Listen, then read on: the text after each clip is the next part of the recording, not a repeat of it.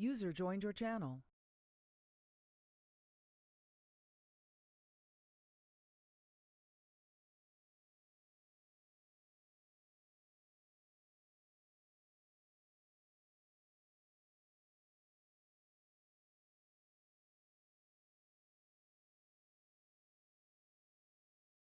User joined your channel.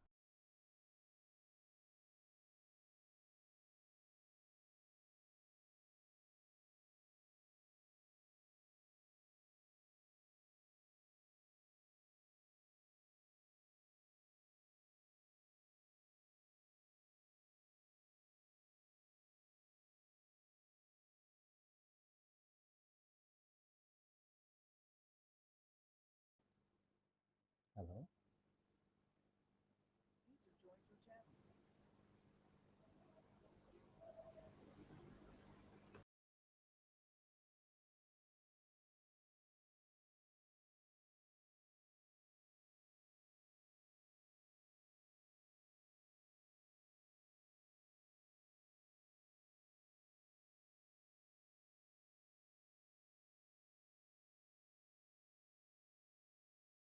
User joined your channel. User left your channel.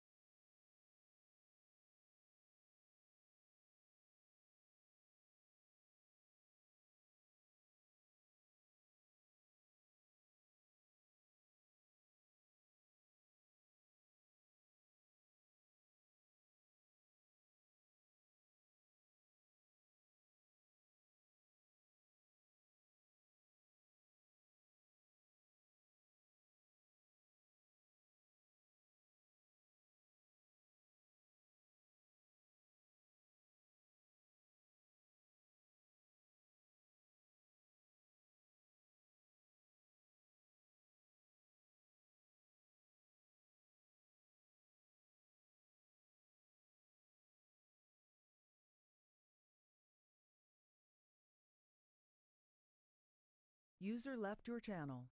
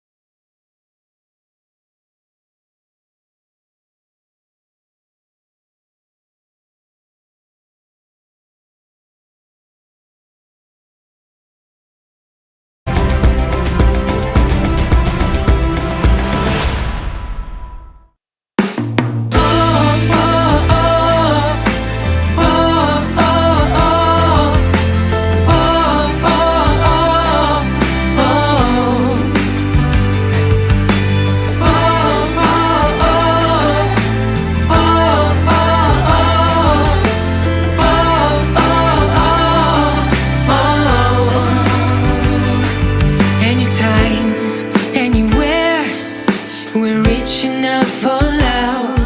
Every time, every day, we're looking up above, waiting for an answer to bring the world some light. We need to come together to make the future bright. It is time for truth. Nothing to fear for anymore.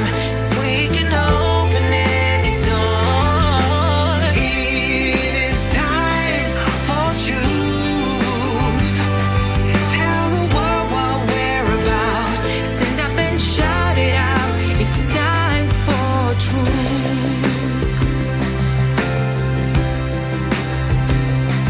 Don't we know what to do to bring the world prosperity? Only way that is true is through creative society. Let's make the change together. We're stronger if we're one. Creating peace forever. Together we are strong. It is time for truth. Nothing to fear for anymore. We can just open any door. It is time for truth. Tell the whole world what we're about. Stand up and shout it out. It's time for Real love from above, cause we're all one family. We can unite the world and reconcile humanity. Let's end the wars for profit, address the pressing topics, and get connected everywhere like fiber optic. Read the signs of the times, it ain't hard to see. It's time for peace and love, it's time for unity. It's time to put aside the drama, do it for the youth. It's time to stand together, for real, it's time for truth. It is time for truth. Nothing to fear for anymore. We can just open any door. It is time for truth. Tell the whole world what we're about. Stand up and shout it out. It's time for It's time for truth. Nothing to fear for anymore. We can just open any door. It is time for truth. Tell the whole world what we're about. Stand up and shout it out. It's time for truth. It is time for truth.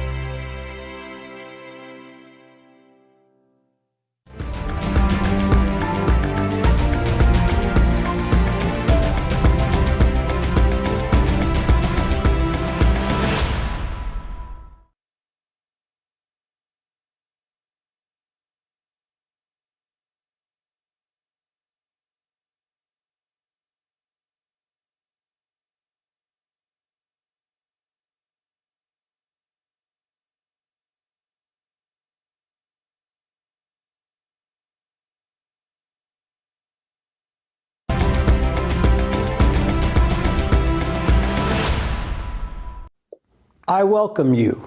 I welcome you. နိုင်ငံတကာ online conference Global Crisis မန်တရားအတွက်ချိန်ခါဤလာခံကိုပါဝင်သူများနှင့်စီစဉ်သူများနိုင်ငံပေါင်း180ရွာမှစေတနာဝန်ထမ်းများ Creative Society Project မှာတက်ကြွပါဝင်စေသူများအားလုံးကိုစား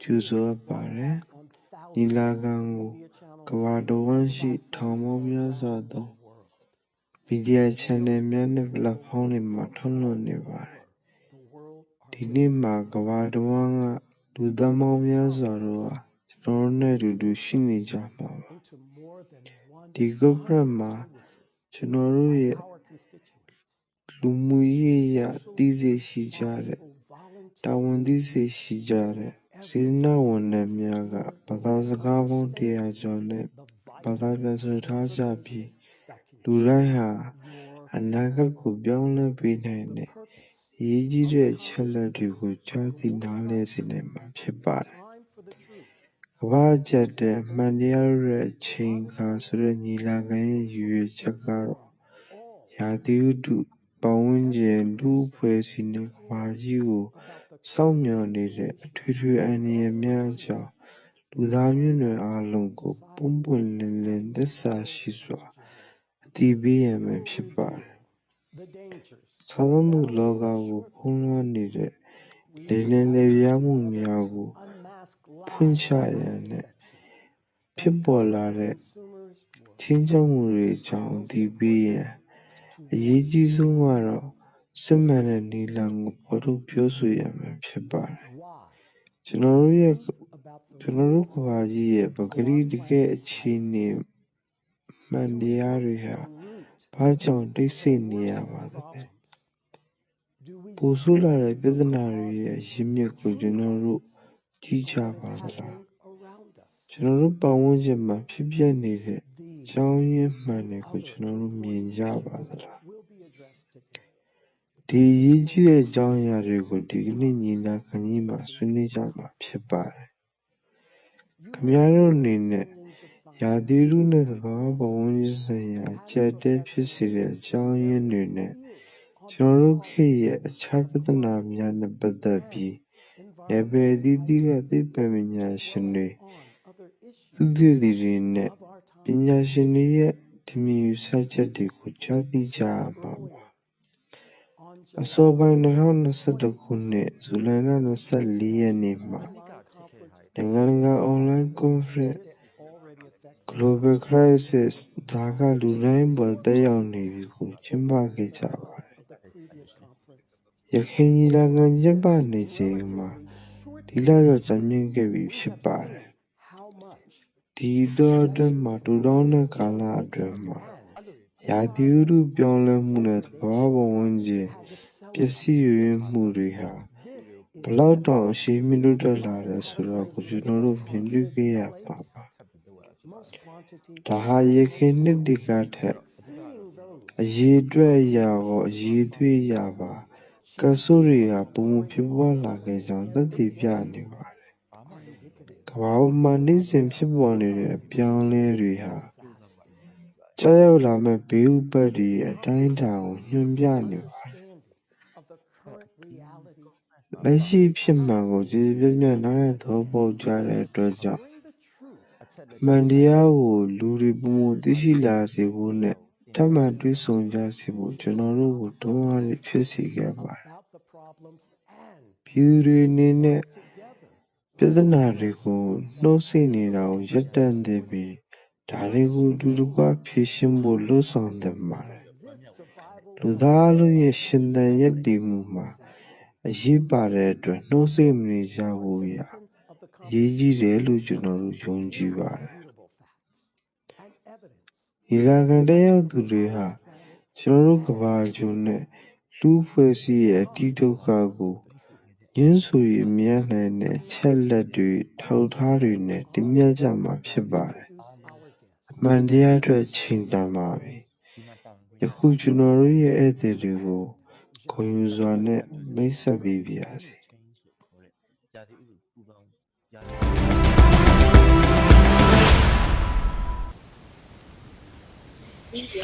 ဟုတ်တကဘာလုံးမှာပေါ့နော်ဒီရာသီဥတုတွေဆိုးရွားလာတယ်ပြောင်းလဲနေတယ်အဲ့ဒါကိုကျမတို့တွေ့နေရတယ်ဒီအခြေအနေတွေလည်းတစ်လောကလုံးတကဘာလုံးအတွက်ကိုတော်လဲမလွယ်ကူတဲ့အခြေအနေတစ်ခုပေါ့နော်ဒါတွေကိုကျမတို့တွေ့နေတာဖြစ်တယ်အကြောင်းအရာကိုကျမတို့ဆွေးနွေးနေတာဖြစ်ပါတယ်ပြီးဒါဒီဘယ်လောက်အရေးကြီးလဲဘယ်လောက်ထိကျွန်တော်တို့အာယုံစိုက်ပြီးလဲ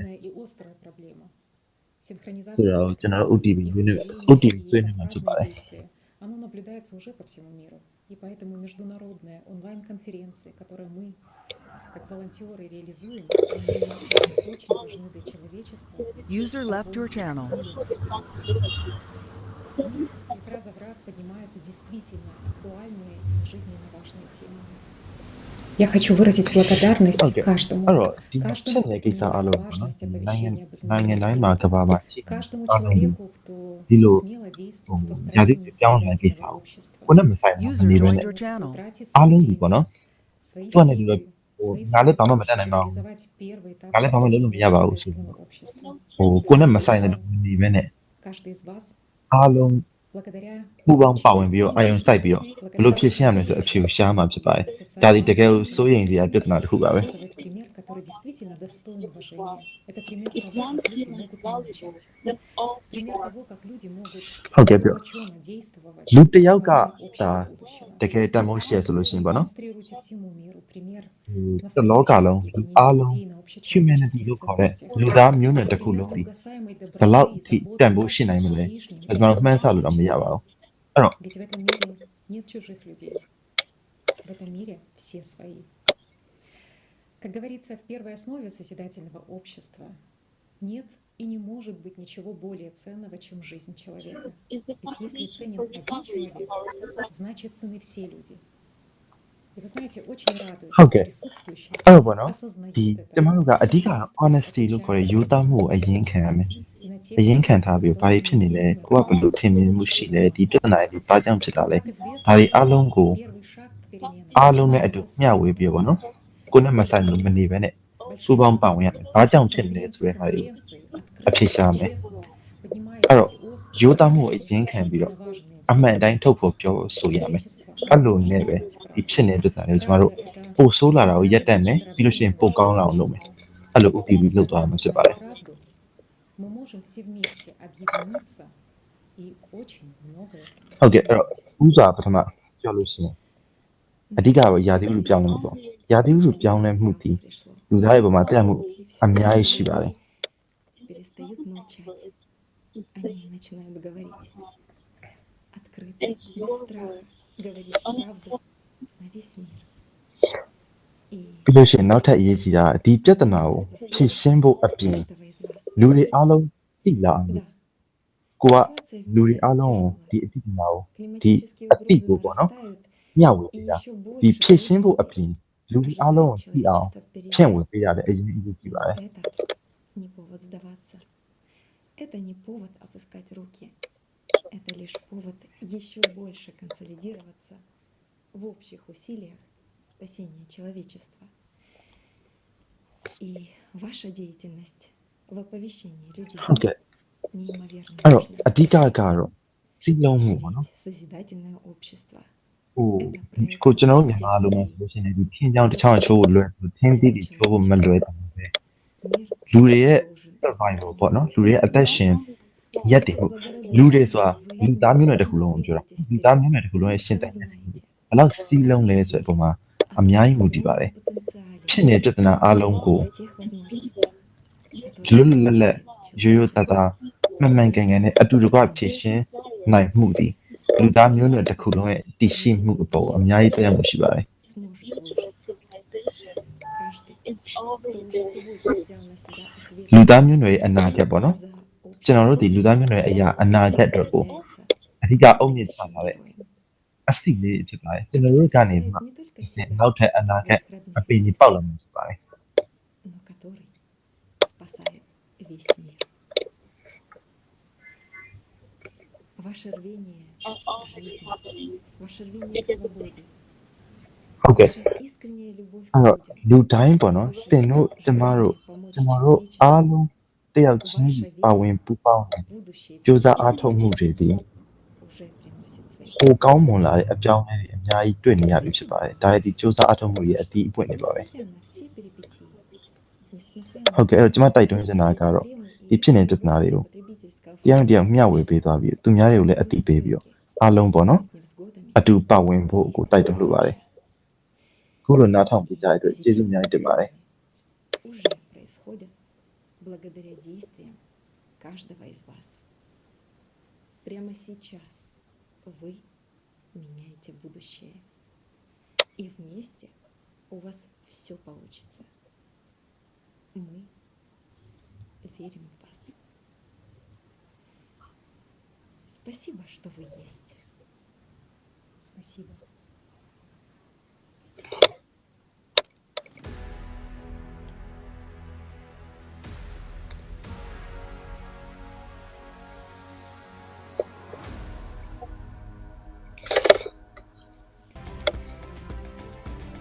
Roman Catholic ဖျားเจ้าရဲ့ဂုဏ်တည်ရှိလာစွာသော Father တယောက်ဖြစ်တဲ့ Joseph Peace ကိုဖိတ်ခေါ်အပ်ပါတယ် And we are happy to have you with us today. Now, I would like to pass the word to our highly esteemed guests who have joined in to voice their support for the conference and share the importance of the topics which will be discussed today.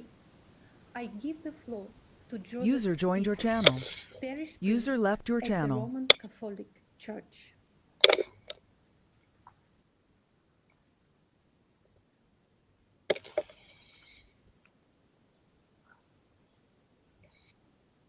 Okay, Francis ခေါ်တဲ့ပုပ်ယဟန်မင်းကြီးပြောခဲ့တယ်လို့ပဲအခုဒါဒီမှာတစ်ခုလုံးကိုဘယ်လိုအပြောင်းအလဲဖြစ်နေလဲဆိုရပြတ်သားမယ်အချိန်ရောက်ပါပြီ Dovoľte, aby som vás všetkých The privítal Creative na Society vzácnej က konferencii ဒါဒီ Globálna International kríza Project တစ်ခုပါနော် čas ဒါ pravdy. ပါတိုင်း project တစ်ခုပါ Je najvyšší čas, aby sme sa nad niečím zastavili, o čom hovorí အဲ့က aj svätý ကျွ otec န်တော်တို့ရဲ့ František. မြင့်မြတ်လာတဲ့ပုပ်ယဟန်မင်း Účastníci a diváci Francis konferencie, ကိုတိုင်ပြီးတဲ့ chcel by som vám ဒီ project oznámiť ကို dobrú အရင်က správu. နှစ်ချိုက်တော့ကြပါတယ် Je pre nás သူလည်းလက်ဒါဒီ radosťou, ဖြစ်တင်တယ်ပေါ့ že နော် môžeme ဒါ celému ဝမ်းမြင့်ဝမ်းသာ svetu လက်ပါတယ် povedať o milosti, ktorú nám preukázal jeho svetosť pápež František.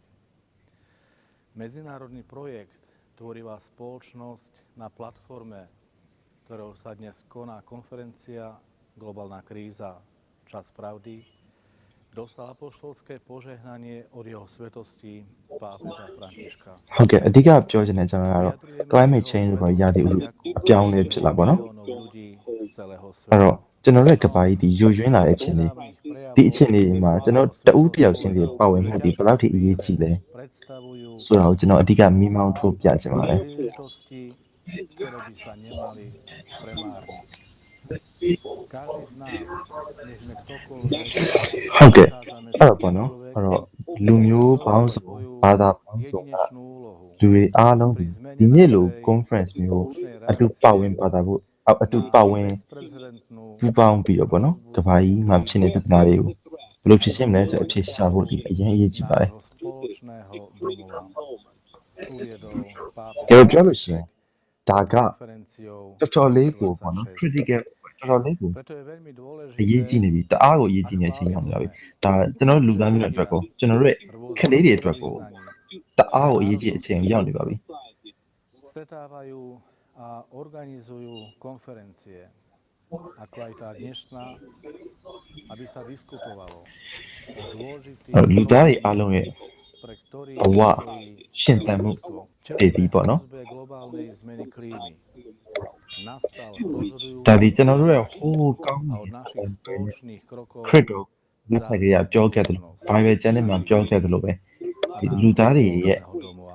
equality လို့ခေါ်တဲ့တန်းတူညီမျှ Je မှု také dôležité, aby každý podnikol လူအားလုံးဒီအတူ kroky ဖြစ် na တယ် vybudovanie ကြားဖြစ် spoločnosti. ဖြစ်မပဲဖြစ်အားလုံးဒီအတူပဲဖြစ်တယ်အားလုံးဒီတန်းတူညီတူအချင်းသဘောထားပြီးတော့ Všetko založené မ na တူညီတဲ့အလှော် solidarite အားလုံးကိုဖယ်ချပြီးတော့ rovnosti ပူ medzi ပေါင်း ľuďmi. ပါဝင်ရမယ့်အချိန်ကိုရောက်နေပါပြီဖြစ်ပါတယ် Takáto spoločnosť, ku ktorej od nepamäti vyzývali naši proroci a ku ktorej nás pozudzoval náš Spasiteľ Ježiš Kristus. Ako hovorí Biblia, už nie je Žida ani Gréka, nie je otroka ani slobodného. ဟုတ်ကဲ့ဟုတ်ပါနော်ဒီ creative society လို့ဒီ creative society လို့ခေါ်တဲ့ဒီကျွန်တော်တို့ရဲ့အဖွဲ့အစည်းမှာ Svetosť pápež ဒီ František ocenil ကမ္ဘာတစ်ခုလုံးမှာဖြစ်နေတဲ့ dôležitosť ယာတိဥကြောင်းလေးတွေကိုပူပေါင်းပါဝင် spoločnosť လေဖြစ်ရှင်းမှုပူပေါင်းပါဝင်မှုပြီးပေါ့နော်ဒါဒီ klimatickej hrozby. To, že ဟုတ်ရမင်း to je Francis tvorivá အ spoločnosť, ထူးအာရုံစိုက်တယ်ဒီဒါကိုအရင်သဘောကျတယ်ပေါ့နော် požehnanie Ro- jeho Jadi, svetosti je nesmierne ကျွန်တော်ဒီမှာပေါင်ရတဲ့ဂုဏ်ယူပါတယ် významné ပြီးလို့ရှိရင်ဒါဒီ ako ခရစ်ယာန်တွေဒီမဟုတ်ဘဲနဲ့ဒီကမ္ဘာမှာရှိတဲ့လူမျိုးဘာသာအားလုံးကိုယ်ကိုယ်ယုံကြည်မှုအများမှုအားလုံးကိုကိုယ်ကိုယ်ယုံကြည်လူတွေအနေနဲ့လေပေါင်ရင်ဆောင်ရွက်ကြပါလို့တိုက်တွန်းလိုက်ပါတယ်တဲ့ Thank you very much, dear Yosef Bishak. We are thankful that you are here to support the participants of the global conference. And we are grateful to His Holiness, Pope Francis, for his blessing of the International Project Creative Society. Next, I would like to give the floor to Mr. Edgar Brandt.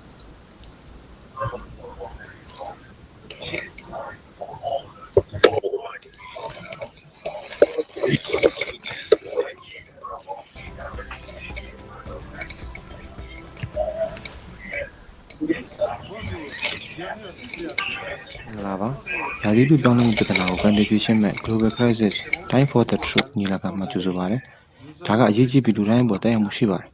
General Creative Society yet, Panama Chilango, Gurza Lila Tapi, Tago, Piwa Tokama, Pabo Marginal Jundu Niare, Yadidu Bianleria, did that in charge of Bientalapi, and I go General Lilushu Miaraba. Dibedanago, Pishin Wood, the General Ado Siloma Chimave, the Yadidu Bianlemuria. Siwaine, Pru and Nangai, Dairy was also behind Biro, General Ado to the in Saint Jama. Silom Yuswa, Samia met Chain Cabe Bar. Ludavin Nezua, the Lau Jima at Jade would come up, Majong Wow. Susie Biro, a Kube, sat in Losan and Jabo, to Zarudi alone to Manage Yijiba. Creative Society, the Courier of Pipa. General Nina, the Ludawara, Sabi Mugu, a Piwa Tokami. Along to our work on the Yilaga Gupapa Zilu, Sanabiwa. Chizu the man. We thank you, Mr. Brandt. Great to see you here today. And now I'm happy to introduce Mr. Amir Aziz, Imam of the oldest mosque in Germany.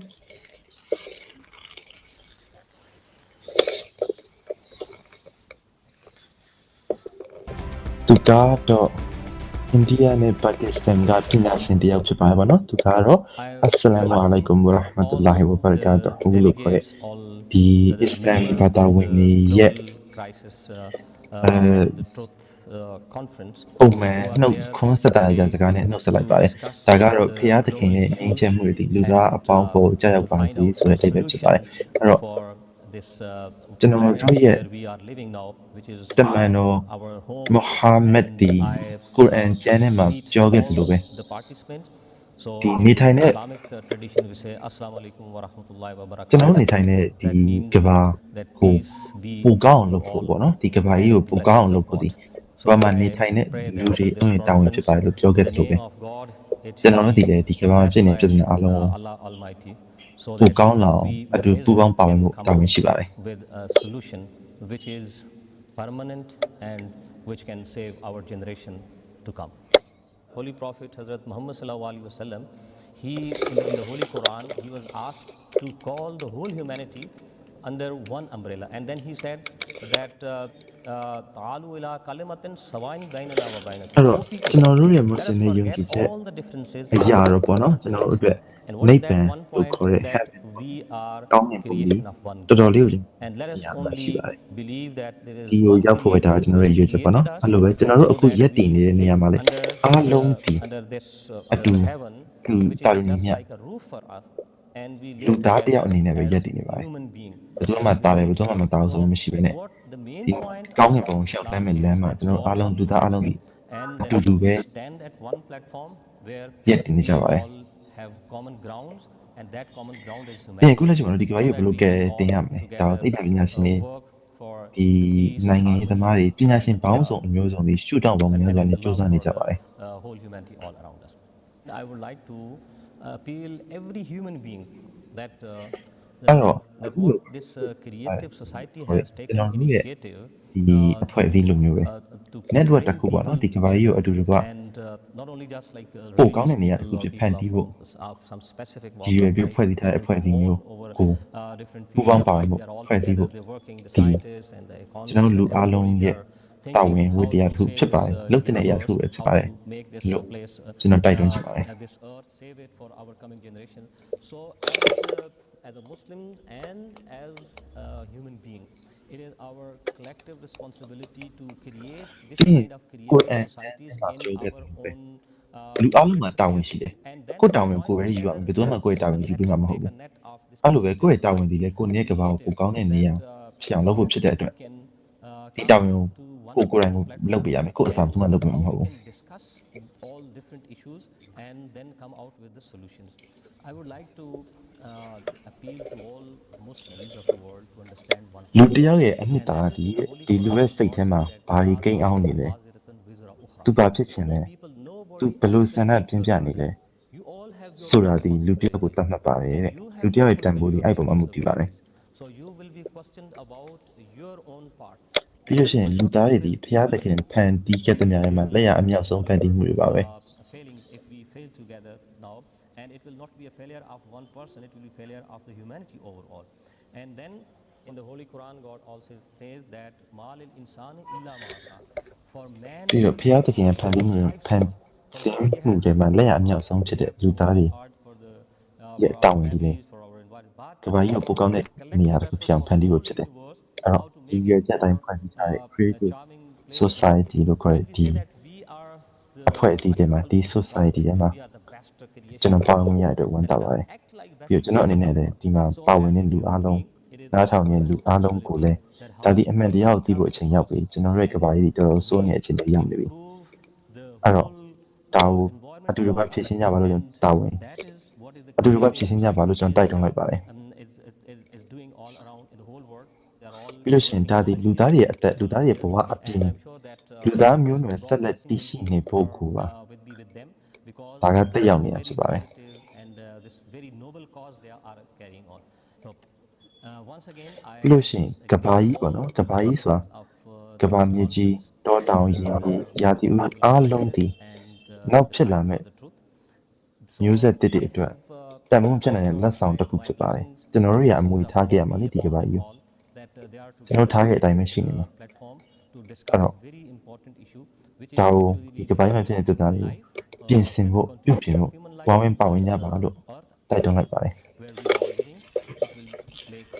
great change in the whole world and I'm sure that it will be a blessing and it will be a great gift for our future generation so we leave this world a better place for them and not as what we see all around us. My blessing to all and a great success.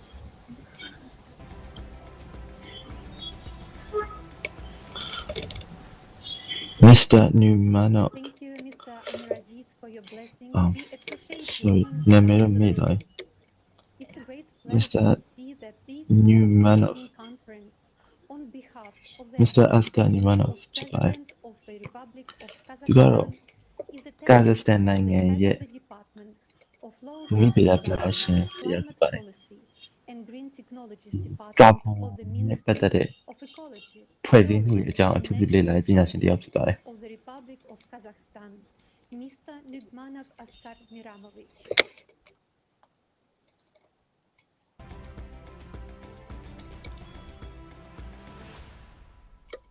Меня зовут Аскар Нугманов. Я представляю Министерство экологии, геологии и природных ресурсов Республики Казахстан. Являюсь руководителем управления низкоуглеродного развития в Департаменте климатической политики и зеленых технологий. ဟုတ်အဲ့တော့ဂျာတိတို့ရွေးရွေးနေဖြစ်တယ်တကဘာလုံးမှာဖြစ်ဒါကိုကဘာတစ်ခုလုံးမှာဖြစ်နေဆိုတော့မတူညီတဲ့နေအခြေအနေတွေမတူညီရာသီဥတုတွေရှိတဲ့ကဘာတစ်ခုလုံးမှာဒါကိုတက်နိုင်ငံနဲ့ဖြစ်စလို့လည်းမရအောင် Наиболее крупные экологические проблемы, а в частности проблема изменения климата, носит поистине глобальный характер. Эффект от этих проблем ощущается на каждой стране в той или иной степени. эти проблемы не могут быть решены отдельно взятой страной или даже регионом. Потребительский формат, в котором сейчас человечество пребывает, которому человечество следует, ပြီးလို့ရှိရင်အခုလက်ရှိကကျွန်တော်တို့ဒီတိုင်းဘလို့မှဆက်နေလို့မရတဲ့အခြေအနေမျိုးကတ်ဆိုင်နေပြီတကယ်ပါလုံးမှာ нам обязательно нужно менять сам подход в решении этих проблем, вообще сам принцип того, как мы живем, как мы существуем. Тот формат, которому мы сейчас следуем, а именно вот потребительский формат, такое достаточно потребительское отношение. ဟုတ်ကဲ့ဟုတ်ပါနော်ဒီ creative society ကိုကြည့်လိုက်တာတော်တော်ကိုအားရစရာကောင်းတယ်ဘာကြောင့်လဲဆိုတော့ဒီကိစ္စကိုအရင်ဖိုက်တယ်ကဘာကြီးမှဖြစ်နေကိစ္စကိုတော်တော်အရင်ဖိုက်တယ်တော်တော် click view စိုက်ကြတယ်ပြီးတော့ဒီကိစ္စကိုပိုကောင်းအောင်ပါဝင်ပြုပြင်ပြောင်းလဲဖို့အတွက်စိတ်အားထက်သန်စွာနဲ့ဝင်ပါကြတဲ့ volunteer တွေပေါ့နော် Климатических проблем обязательно необходима консолидация. ကိုအများကြီးတွေ့တာဖြစ်လို့တော်တော်လေးကိုအားဖို့ကောင်းပါတယ် Формат созидательного общества, он обязателен. Поскольку вообще радует, что в мире ဒီလို pride ပေါ့နော်အနေနဲ့ပါဝင်ကူညီတဲ့လူတွေကိုအများကြီးတွေ့ရတာတော်တော်အားရကောင်း среда, состояние окружающей среды, проблемы других людей. В этом плане такие проекты, такие инициативы, как созидательное общество, они очень полезны, они очень нужны. Я бы сказал, без них никак нельзя обойтись, поскольку они как раз-таки အဲ့တော့ объединяют ကျွန်တော်ပညာရှင်တစ်ယောက်ဖြစ်မှာကျွန်တော်ကတော့ဒီတအားဥတာနာကြီးတစ်ယောက်ဖြစ်မှာဒီကိစ္စကို формат ပြုပြင် созидательного ပြောင်းလဲနိုင်တယ်ဆိုတာမဟုတ်လုံးဝမဟုတ်ပါဘူးလူတိုင်းတရားရခိုင်တော့အရေးပါပါတယ် и те основы, ဘာကြီး которые ဖြစ်နေဖြစ် есть လာ у တယ် этого общества, именно ပိုကောင်းအောင်လုပ်ဖို့ကျွန်တော်တို့ပိုကောင်းတဲ့အနာဂတ်ကိုတည်ဆောက်ဖို့တည် и так далее, လူတစ်ယောက်ချင်းစီအတိုင်းအတွက်ကိုတရားရခိုင်တော့အရေးပါပါတယ် человеку, каждому обществу, да и, наверное, каждой стране. И в этом плане интересы как государств, так и простых людей, они ဟုတ်ကဲ့အဲ့တော့ဒီမှာ 100% ပြောတဲ့အခမ်းအနားမျိုးပါနော်ဒီပညာရှင်ကိုရောသူကကာဇက်စတန်ပညာရှင်နဲ့အဲ့တော့သူ့ကိုရောပြီးတော့ကာဇက်စတန်ရဲ့သမ္မတကိုရောသိချင်ပါတယ်ဒါသမ္မတကိုလွတ်ထားတဲ့သူပါ правое дело для построения лучшего общего будущего.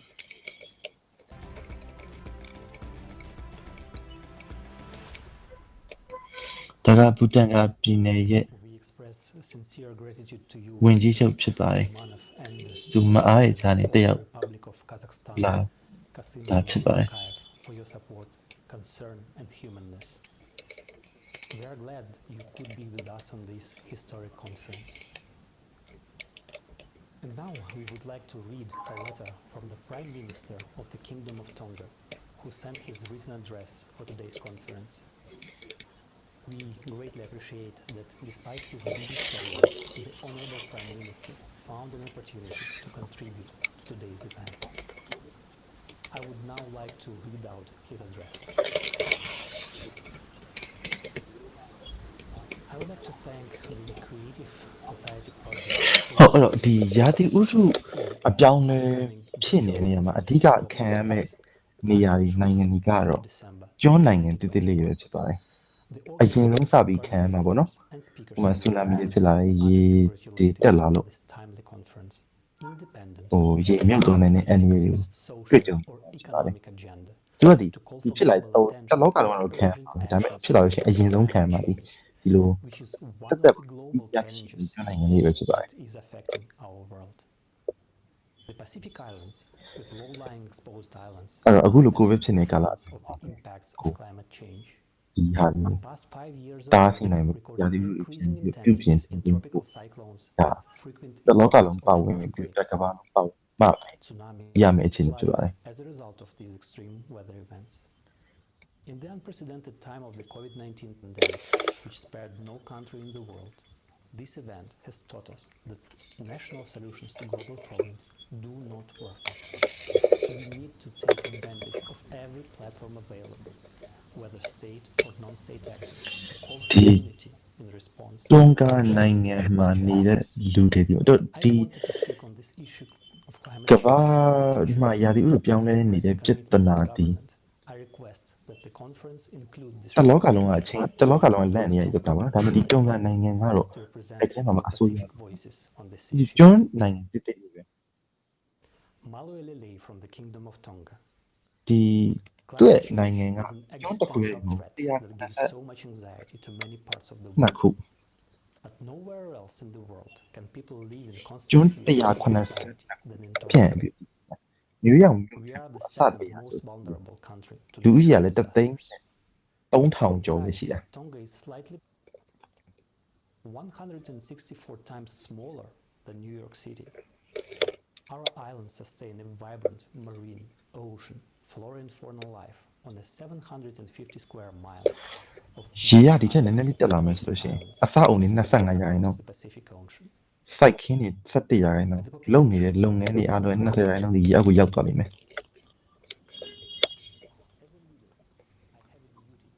ဒါဒီကျွန်တော်တို့တွန်ကန်နိုင်ငံမှာဖြစ်နေတဲ့ပြဿနာပေါ့နော်အဲ့တော့ကျွန်တော်တို့ဒီနိုင်ငံမှာဖြစ်နေတဲ့ပြဿနာတွေစဒီမှာပေါ့နော်တလောကလုံးအနေနဲ့ကျွန်တော်တို့နိုင်ငံကိုကျွန်တော်တို့နိုင်ငံမြုပ်သွားအောင်လို့မြုပ်သွားမယ်ဘေးကနေကာကွယ်ဖို့အတွက်ကကျွန်တော်တို့ဒီ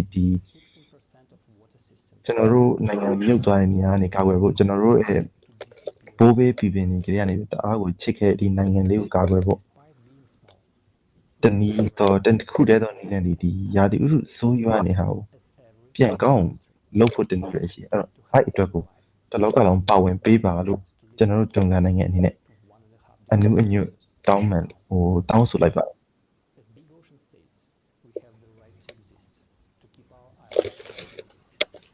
We still found our map. ဒီ Pacific သမုဒ္ဒရာမှာရှိနေကျွန်တော်တို့နိုင်ငံလေးမြုပ်သွားမဲ့ဘေးကနေပြီးတော့ကျွန်တော်တို့ရဲ့ခက်လေးတွေကျွန်တော်တို့ရဲ့နောက်မျိုးဆက်သစ်တွေကြုံရမယ်ဘေးအန္တရာယ်ဆိုးကနေပူပေါင်းပြီးကျွန်တော်တို့နိုင်ငံလေးကိုကယ်ပေးပါလို့တောင်းဆိုလိုက်ပါတယ်တအားနောက်ကြတောင်းကြပါနဲ့တအားအချိန်နောက်မှအထိပဲဘာမှမလုပ်ထိုင်မနေပါနဲ့အခုတွေကနေပြီးတော့တခုလောက်ကြပါတော့လို့အနုညွတ်တောင်းဆိုလိုက်ပါတယ်ဒါဒီတွန်ကန်နိုင်ငံရဲ့ဝင်ကြီးချုပ်ကိုယ်တိုင်ပြောလိုက်တာပဲဖြစ်ပါတယ် Our children and our hopes for the future. Time for action is now. Please do not wait until it is too late. I thank the Creative Society Project for the courage to demand time for truth, to call for bold and decisive actions to end the climate change crisis. His Excellency, the Honorable Dr. Pahiva Tulunetoa, Prime Minister of Tonga, Kingdom of Tonga. ဒါတော့တွန်ကန်နိုင်ငံရဲ့သမ္မတပို့လိုက်တဲ့တဝန်ပါပေါ့နော်ဒါကိုဖတ်ပြသွားဖြစ်ပါတယ် To contribute to the conference.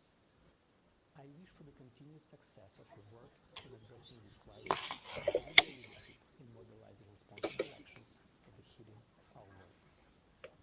Yours,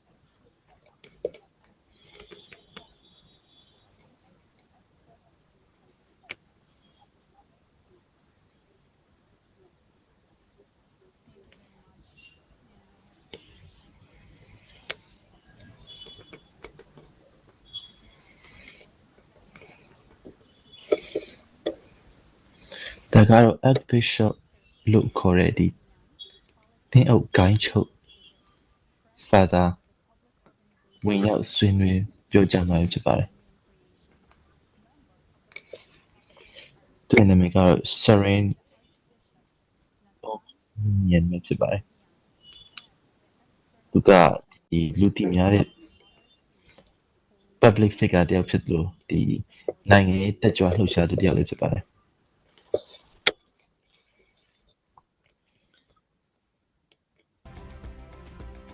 ဒီကတော့ဘာလို့ကျွန်တော်စနာကတော့အခုလိုအရေးကြီးနေတဲ့အချိန်မှာဒီလိုအခမ်းအနားတစ်ခုဖြစ်သွားအောင်စူးစီးပေးတဲ့အတွက်ကျွန်တော်ကျေးဇူးအများကြီးတင်ပါတယ်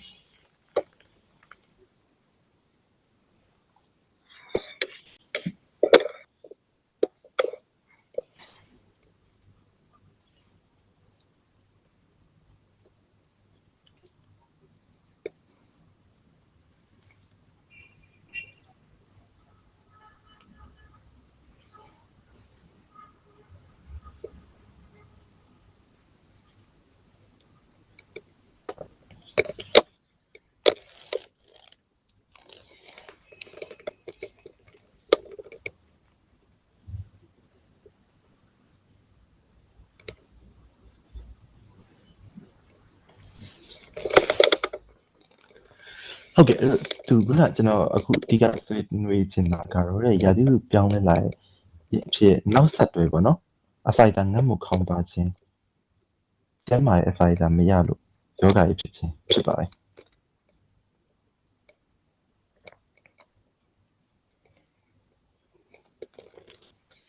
ဒီလိုဆက်ဖြစ်သွားမယ်ဆိုလို့ရှိရင်တော့ကျွန်တော်ချစ်တဲ့တော်တော်လေးကိုလှလှပပကဘာမီပျက်စီးသွားတဲ့အထီကိုဥတီသွားပြီမယ်ကြိုက်ဆက်ပါဆို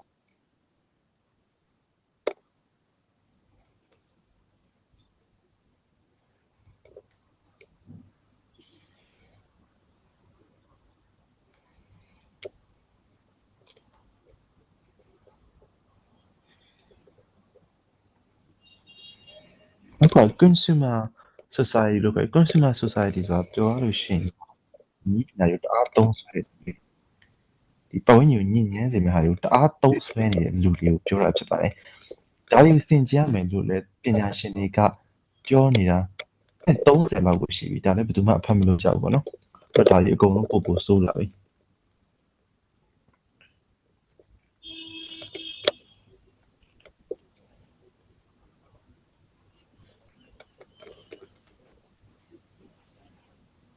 အဲ့တော့စင်ရချမ်းသာမရွေးကဘာကြီးရဲ့အကျိုးရှေးရှုပြီးကျွန်တော်တို့မာနရဲ့အတ္တရဲ့အာဃာတ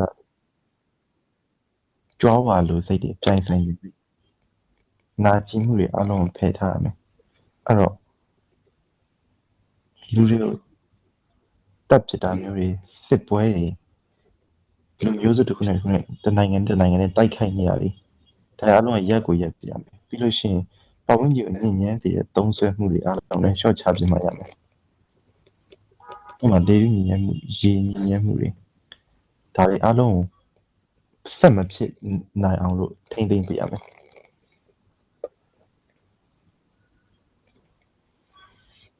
အဲ့လိုအလုံးပူပေါင်းပါဝင်မှတာကဘာကြီးကိုကဲတင်နိုင်ပြီးတော့ကျွန်တော်တို့ရဲ့ခလေးတွေအတွက်လှပတဲ့နေထိုင်ရကဘာတစ်ခုပဲရှိမှဖြစ်ပါတယ်။ဟောရင်သူတို့ပြန်မနေလို့နေရမယ်တော့ဒီမှာမဟုတ်ပဲနဲ့သူနေထိုင်ကဘာကြီးတော်တော်ရုပ်ဆိုးသွားလိမ့်မယ်။အချင်းချင်းမတူကွဲပြားမှုတွေကိုပေးချိတ်ကြပါစို့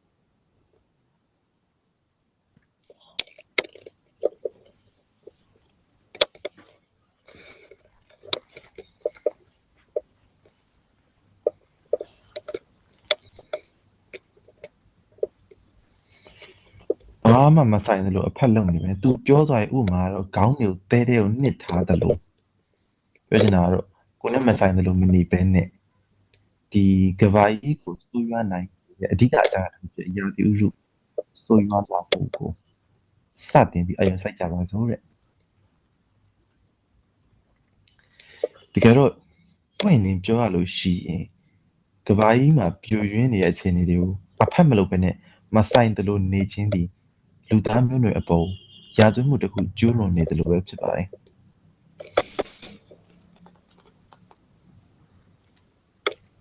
Дорогие братья, я рад приветствовать вас и обращаюсь ко всем участникам и организаторам конференции «Глобальный кризис. Время правды». По поручению католикоса позвольте передать вам патриархальное приветствие и благословение главы Армянской апостольской церкви, его святейшества Горигина II. Всем, кого волнует будущее нашей планеты, являющейся общим домом всего человечества. Армения – это библейская страна, где причалил Ноев ковчег, откуда после потопа началась жизнь нового человечества. Это страна, которая первой проводила государственной религии в 1900 году. Я счастлив, что родился и живу в этой стране. Но время от времени мне грустно из-за страха потерять это счастье. В настоящее время возникает все больше и больше အဲ့ опасений по တော့ поводу ကျွန်တော်စိုးရိမ် стихийных နေတဲ့ကိစ္စက бедствий, တော့အဓိကဖြစ်နေရာသီဥတုပြော глобальных င်း изменений အဲ့ဒီ климата နောက်ဆက်တွဲအနေ и, နဲ့ как လူတွေ следствие, အတွက်ထိခိုက်နစ်နာမှု человеческих တွေဖြစ် жертв. လာတာဒါကြောင့်သူစိုးရိမ်ပါတယ် Иногда мы чувствуем себя бессильными перед ဒီတစ်ခါ лицом လေကြာလို့ этих ရှိရင် сил ဒါတွေပို природы, ဆိုးနေအောင်လို့ကိုကျွန်တော်တို့ကတွန်း но ပို့ мы နေလို့ဖြစ်လာ никогда ဒါ не လည်းတော်တော် думаем, စိုးရိမ်ကြကောင်းတဲ့အခြေ что အနေတစ်ခုပါ виноваты в усилении этих сил. Казалось бы, быстрое развитие современной науки и технологий လို့ရှိရင်သိပ္ပံ служит ပညာဖွံ့ဖြိုး благополучию တိုးတက်မှုတွေရဲ့ человека. နောက်ကိုလိုက်ရည် Но чем ဘောပတ် дальше ဝန်း мы ကျင်ကို продвигаемся в ထိခိုက်အောင် современной ပိုလုံးနေ науке, မိတယ်လို့ဖြစ်နေသေးပါပဲ тем больше мы удаляемся от природы, нарушая ее законы. Прискорбно, что наряду со всем этим человечество собственными руками создает опасности ပြီးရင် и ဒီလို угрозы ပြောနေ для ဆိုတော့လေ жизни ကျွန်တော်သိပ္ людей. ပံပညာရှင်တယောက်လည်းမဟုတ်ဘူးဒါနဲ့ပတ်သက်တဲ့ Все, ကျွမ်း что ကျင်ပညာရှင်တယောက်လည်း представляет မဟုတ်ဘူး угрозу для жизни ကျွန်တော် людей, ပုံမှန်လူတယောက်ပဲ не может иметь ဒါပေမဲ့က оправдания. ဘာကြီးကိုဂရုစိုက်တဲ့ပုံမှန်လူတယောက်အနေနဲ့ပဲကျွန်တော်ပြောနေတာဖြစ်ပါတယ် Я не ученый. Я простой человек, высочайше ценящий человеческую жизнь. Я христианин. Для меня нет большей မှတ်မိလား заповеди, နိုအာပေါ့နော် чем နိုအာဆိုတာ возлюби မွတ်စလင် ближнего နဲ့ဆိုလို့ твоего, တမန်တော် как နူရူအလိုင်ဆလမ် самого ကိုပြော себя. တာနိုအာဆိုဟိုလေဒီ Я ဒီ хотел အ бы ကြီးနဲ့ရေ воспользоваться ဒီ этой ကြီးတွေ возможностью и задать вопрос всему человечеству. ဒီတလိษံကြီးလူတွေကိုကဲ Вы တင်ပေးခဲ့တဲ့ когда-нибудь ဒီတရားသခင်တမန်တော်ပြောပါတော့ဒီနိုအာ почему во дни အဲ့ Ноя တော့ был မှတ်မိလား потоп? နိုအာခေတ်ကအဲ့ခေတ်ကလို့ Хотите снова တလောက утонуть? လုံးဘူးတုံသွားနိုင်တော့အောင်ဆိုးရွားတဲ့ Вы хотите, чтобы ရေလှိုင်းလုံးကြီး человечество တွေ и его နဲ့ရေကြီး культурные မှုတွေရေ ценности မြုပ်မှုတွေ исчезли ထ из-за ပ်ပြီးဖြစ်လာ нового သိချင်သေးတာ наводнения? လားတဲ့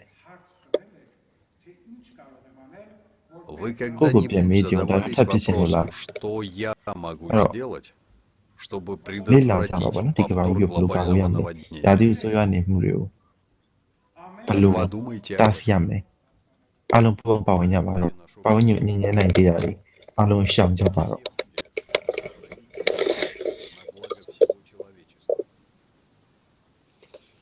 Именно поэтому я приветствую инициативу созидательного общества. Я уверен, что объединенными силами мы сможем противостоять ဟုတ်ကဲ့အဲ့ပါနော် нашего တမန်တော် Isaac ပြောခဲ့တယ်လို့ပဲတဲ့ကဘာကြီးကိုကာကွယ်ဖို့ကဘာကြီးကိုကဲတင်ဖို့အတူပူပေါင်းဆောင်ရွက်လာမယ်စိတ်ရုပ်ကိုပါနှစ်ပြီးတော့ပူပေါင်းဆောင်ရွက်လာမယ်ဆိုလို့ရှိရင်လူတွေဒီတယောက်တယောက်စစ်တိုက်ဖို့အောင်လေ့ကျင့်ကြရလို့မှမဟုတ်တော့ပါဘူးအဲ့လောက်ထိစီလုံးသွားနိုင်မယ် И самое большое из них — любовь. Пусть Божье благословение даст нам духовную силу, с которой мы будем сохранять нашу планету Земля в любви и мире.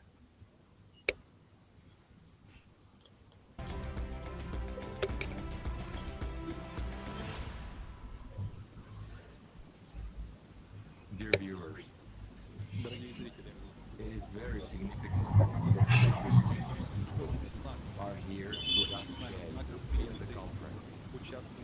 That is really important.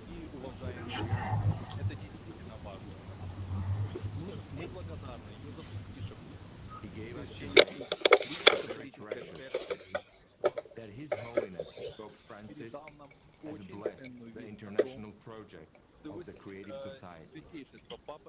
We thank Edgar Brown for their understanding and their support of the Creative Society project. It is very important. We express our great gratitude to dear Amir Aziz, the Imam of the oldest mosque in Germany. We are very touched by your words. We would also like to thank Oskar Nugmanov, a representative of the Ministry of Ecology, Geology, and Natural Resources of the Republic of Kazakhstan. And we would also like to thank the President of the Republic of Kazakhstan for his support. We want to express special thanks to the Prime Minister of the Kingdom of Tonga for his sincere address.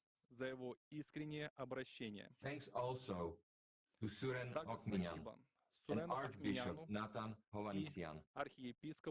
And now, dear viewers, I'm honored to welcome with us Her Imperial and Royal Highness Archduchess Hertha Margaret Habsburg-Lothringen, Archduchess of Austria, Princess of Tuscany, Royal Princess of Hungary, Croatia, and Bohemia, founder and president of the Flame of Peace, internationally known for her work for world peace and environmental protection. Your Highness, the floor is yours. И посол мира. Вам слово.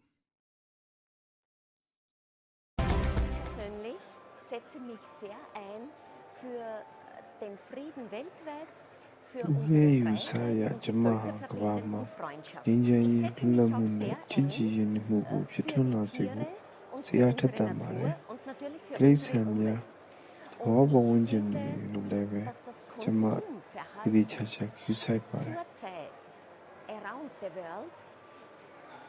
ကမ္ဘာတော်စားသမှုဝါဒကကျမတို့ရဲ့ပတ်ဝန်းကျင်ကိုထိခိုက်စေတယ်လို့ကျမထင်ပါတယ်။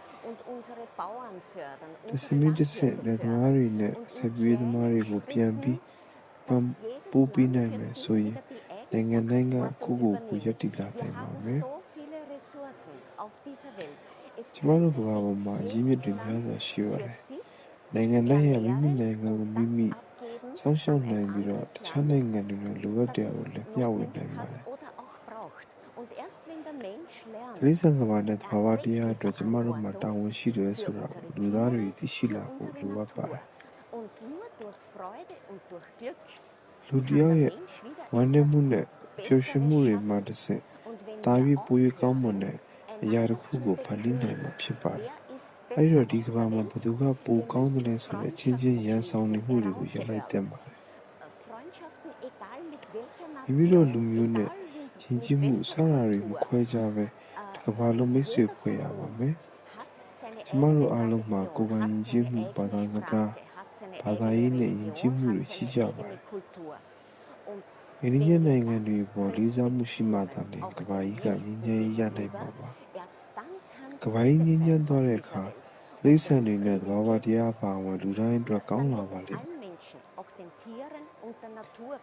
ကျွန်တော်တို့အားလုံးရဲ့ပိုပြီးဖြစ်ချင်နေတဲ့ဆန္ဒတွေကိုရတတ်နိုင်ကြပါစို့။အဲ့ဒါဘာပြန်ပေးမှာပါလဲ။ကျမတို့မနှက်ဖန်အသက်ရှင်တော့မှာမဟုတ်ဘူးဆိုရင်ကျမတို့ဘာတွေတကယ်ရရှိပြီးထွက်သွားကြပါမှာလဲ။ကျမတို့ဟာကျမတို့ရဲ့ကမ္ဘာကြီးကိုဖျက်ဆီးခဲ့ပြီးကောင်းမွန်တဲ့အရာတွေကိုဖန်တီးမပေးခဲ့ကြပါဘူး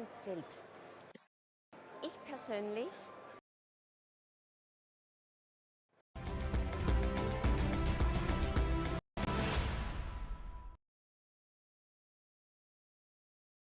Thank you, Your Highness.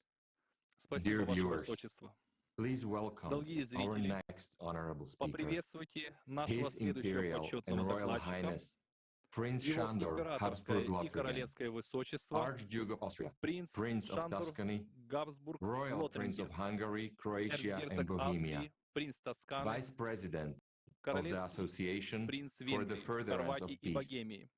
Sandor Habsburg-Lothringen is a direct descendant of Maria Theresa, Empress of Austria, Catherine the Great, Empress of Russia, and of Queen Victoria of Great Britain.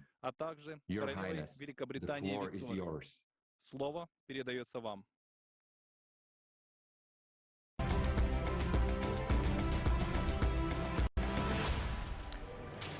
Good evening.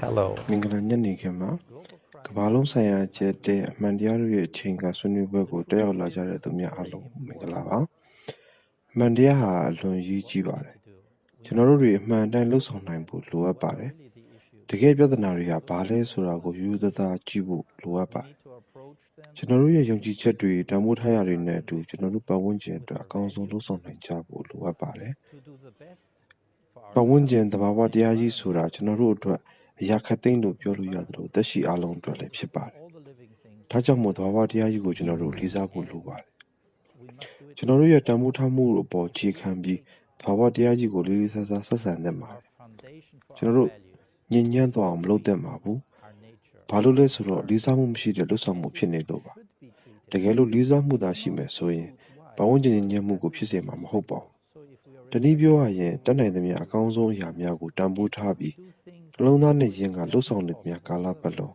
ကျွန်တော်တို့ဟာမိမိကိုယ်ကိုတန်ဖိုးရှိစေမှာဖြစ်ပြီးတော့ခက်ခဲကြက်ကြဲတွေကိုတိုက်ဖြတ်ဖို့ရာအတွက်အခြေခံကောင်းတွေကိုတိဆောက်ရရောက်စေမှာဖြစ်ပါတယ်။ဘီလူတွေပြောပြနေတာကိုလက်ခံနားထောင်နေရတာမဟုတ်ဘဲနဲ့အမှန်တကယ်ကျွန်တော်တို့ရင်ဆိုင်နေရတာကိုလည်းနားလည်ဖို့ကပိုပြီးအရေးကြီးပါတယ်။ကျွန်တော်အနေနဲ့ဒီအခက်အခဲကိုဖြေရှင်းနိုင်ဖို့အတွက်အရေးကြီးတဲ့အကြံတစ်ခုကိုပြုလုပ်ပါတယ်။ကာဗွန်ဒိုင်အောက်ဆိုက်ထုတ်လွှတ်မှုအကြောင်းမှာဒီကောင်းစဉ်ကဆွေးနွေးမှုအားလုံးရဲ့ကြော်ရိုးလေးဖြစ်ပါတယ်။ဒါပေမဲ့ကျွန်တော်ရဲ့အမြင်အရကတော့ကာဗွန်ဒိုင်အောက်ဆိုက်ပြဿနာကစိတ်နှောက်ယှက်ဖြစ်စရာတစ်ခုပါပဲ။ကျွန်တော်တို့တွေဒီလူညီညွတ်မှုကိုအာရုံပိုစိုက်ဖို့လိုပါမယ်။ဘာဖြစ်လို့လဲဆိုတော့လူညီညွတ်မှုဖြစ်ပေါ်စေတာကကျွန်တော်တို့မှာရှိတဲ့အရေးကြီးတဲ့အရင်းမြစ်ကိုဖြုံးတီးနေတာပဲဖြစ်ပါတယ်။ဒါကြောင့်လူညီညွတ်မှုကိုဖြစ်အောင်ယူဆိုင်ကြမယ်ဆိုရင်အကြောင်းရင်းနှစ်ရက်အနေဖြင့်ဒါဘပတ်ဝန်းကျင်ကိုအလေးယူပြရရောက်မှာဖြစ်ပါတယ်။ပထမတစ်ခုကတော့ကျွန်တော်တို့ဟာအရင်းမြစ်တွေကိုရှော့ချအသုံးပြုရရောက်ပါမယ်။ဒုတိယအနေနဲ့ကျွန်တော်တို့နေထိုင်ရာပတ်ဝန်းကျင်ခြေနေကိုကြိုတင်ကာကွယ်တဲ့အပြုသဘောဆောင်တဲ့အနေအထားကိုမြင့်တင်နိုင်မှာဖြစ်ပါတယ်။ပြီးတော့လူတိုင်းအတွက်ကျွန်တော်ရဲ့အရေးကြီးဆုံးသတင်းစကားကတော့သဘာဝတရားကြီးကကျွန်တော်တို့ကိုမလိုအပ်ပါဘူး။ကျွန်တော်တို့ကသာသဘာဝတရားကြီးကိုလိုအပ်နေတာပဲဆိုပါမယ်။ကျွန်တော်တို့အနေနဲ့ကျွန်တော်တို့ပိုင်ဆိုင်နေတဲ့သဘာဝတရားကြီးကိုဂရုမစိုက်ကြရင်ကျွန်တော်တို့အနာဂတ်မျိုးဆက်တွေပျော်ရွှင်အေးချမ်းစွာနေထိုင်နိုင်မယ့်နေရာဆိုတာလည်းရှိလာမှာမဟုတ်တော့ပါဘူး။ရှိတော့ပါတယ်။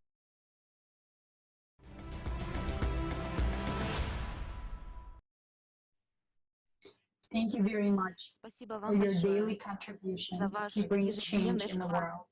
в изменение Stay мира. tuned.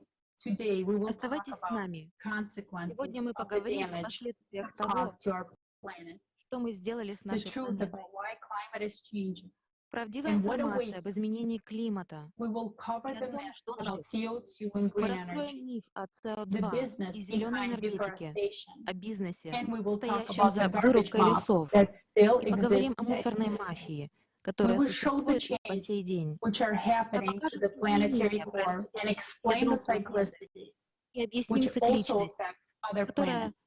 оказывает in the влияние на solar все system. планеты Солнечной Finally, системы. we'll highlight the difference Мы between поймем ecology and разницу climate между crisis. экологическим и Scientists will климатическим provide кризисом. facts, Ученые and we предоставят will факты, show а мы how we can покажем, overcome the как можем мы upcoming climate change.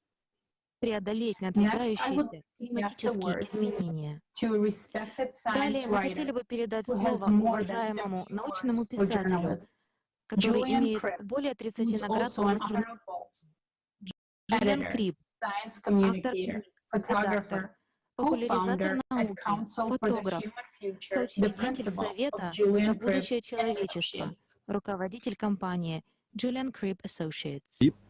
Я научный писатель из Австралии. Джулиан Крибб. Большую часть своей жизни работал журналистом и редактором газет, и вот уже почти 50 лет пишу научные статьи в основном о сельском хозяйстве, а также и о многих других областях науки.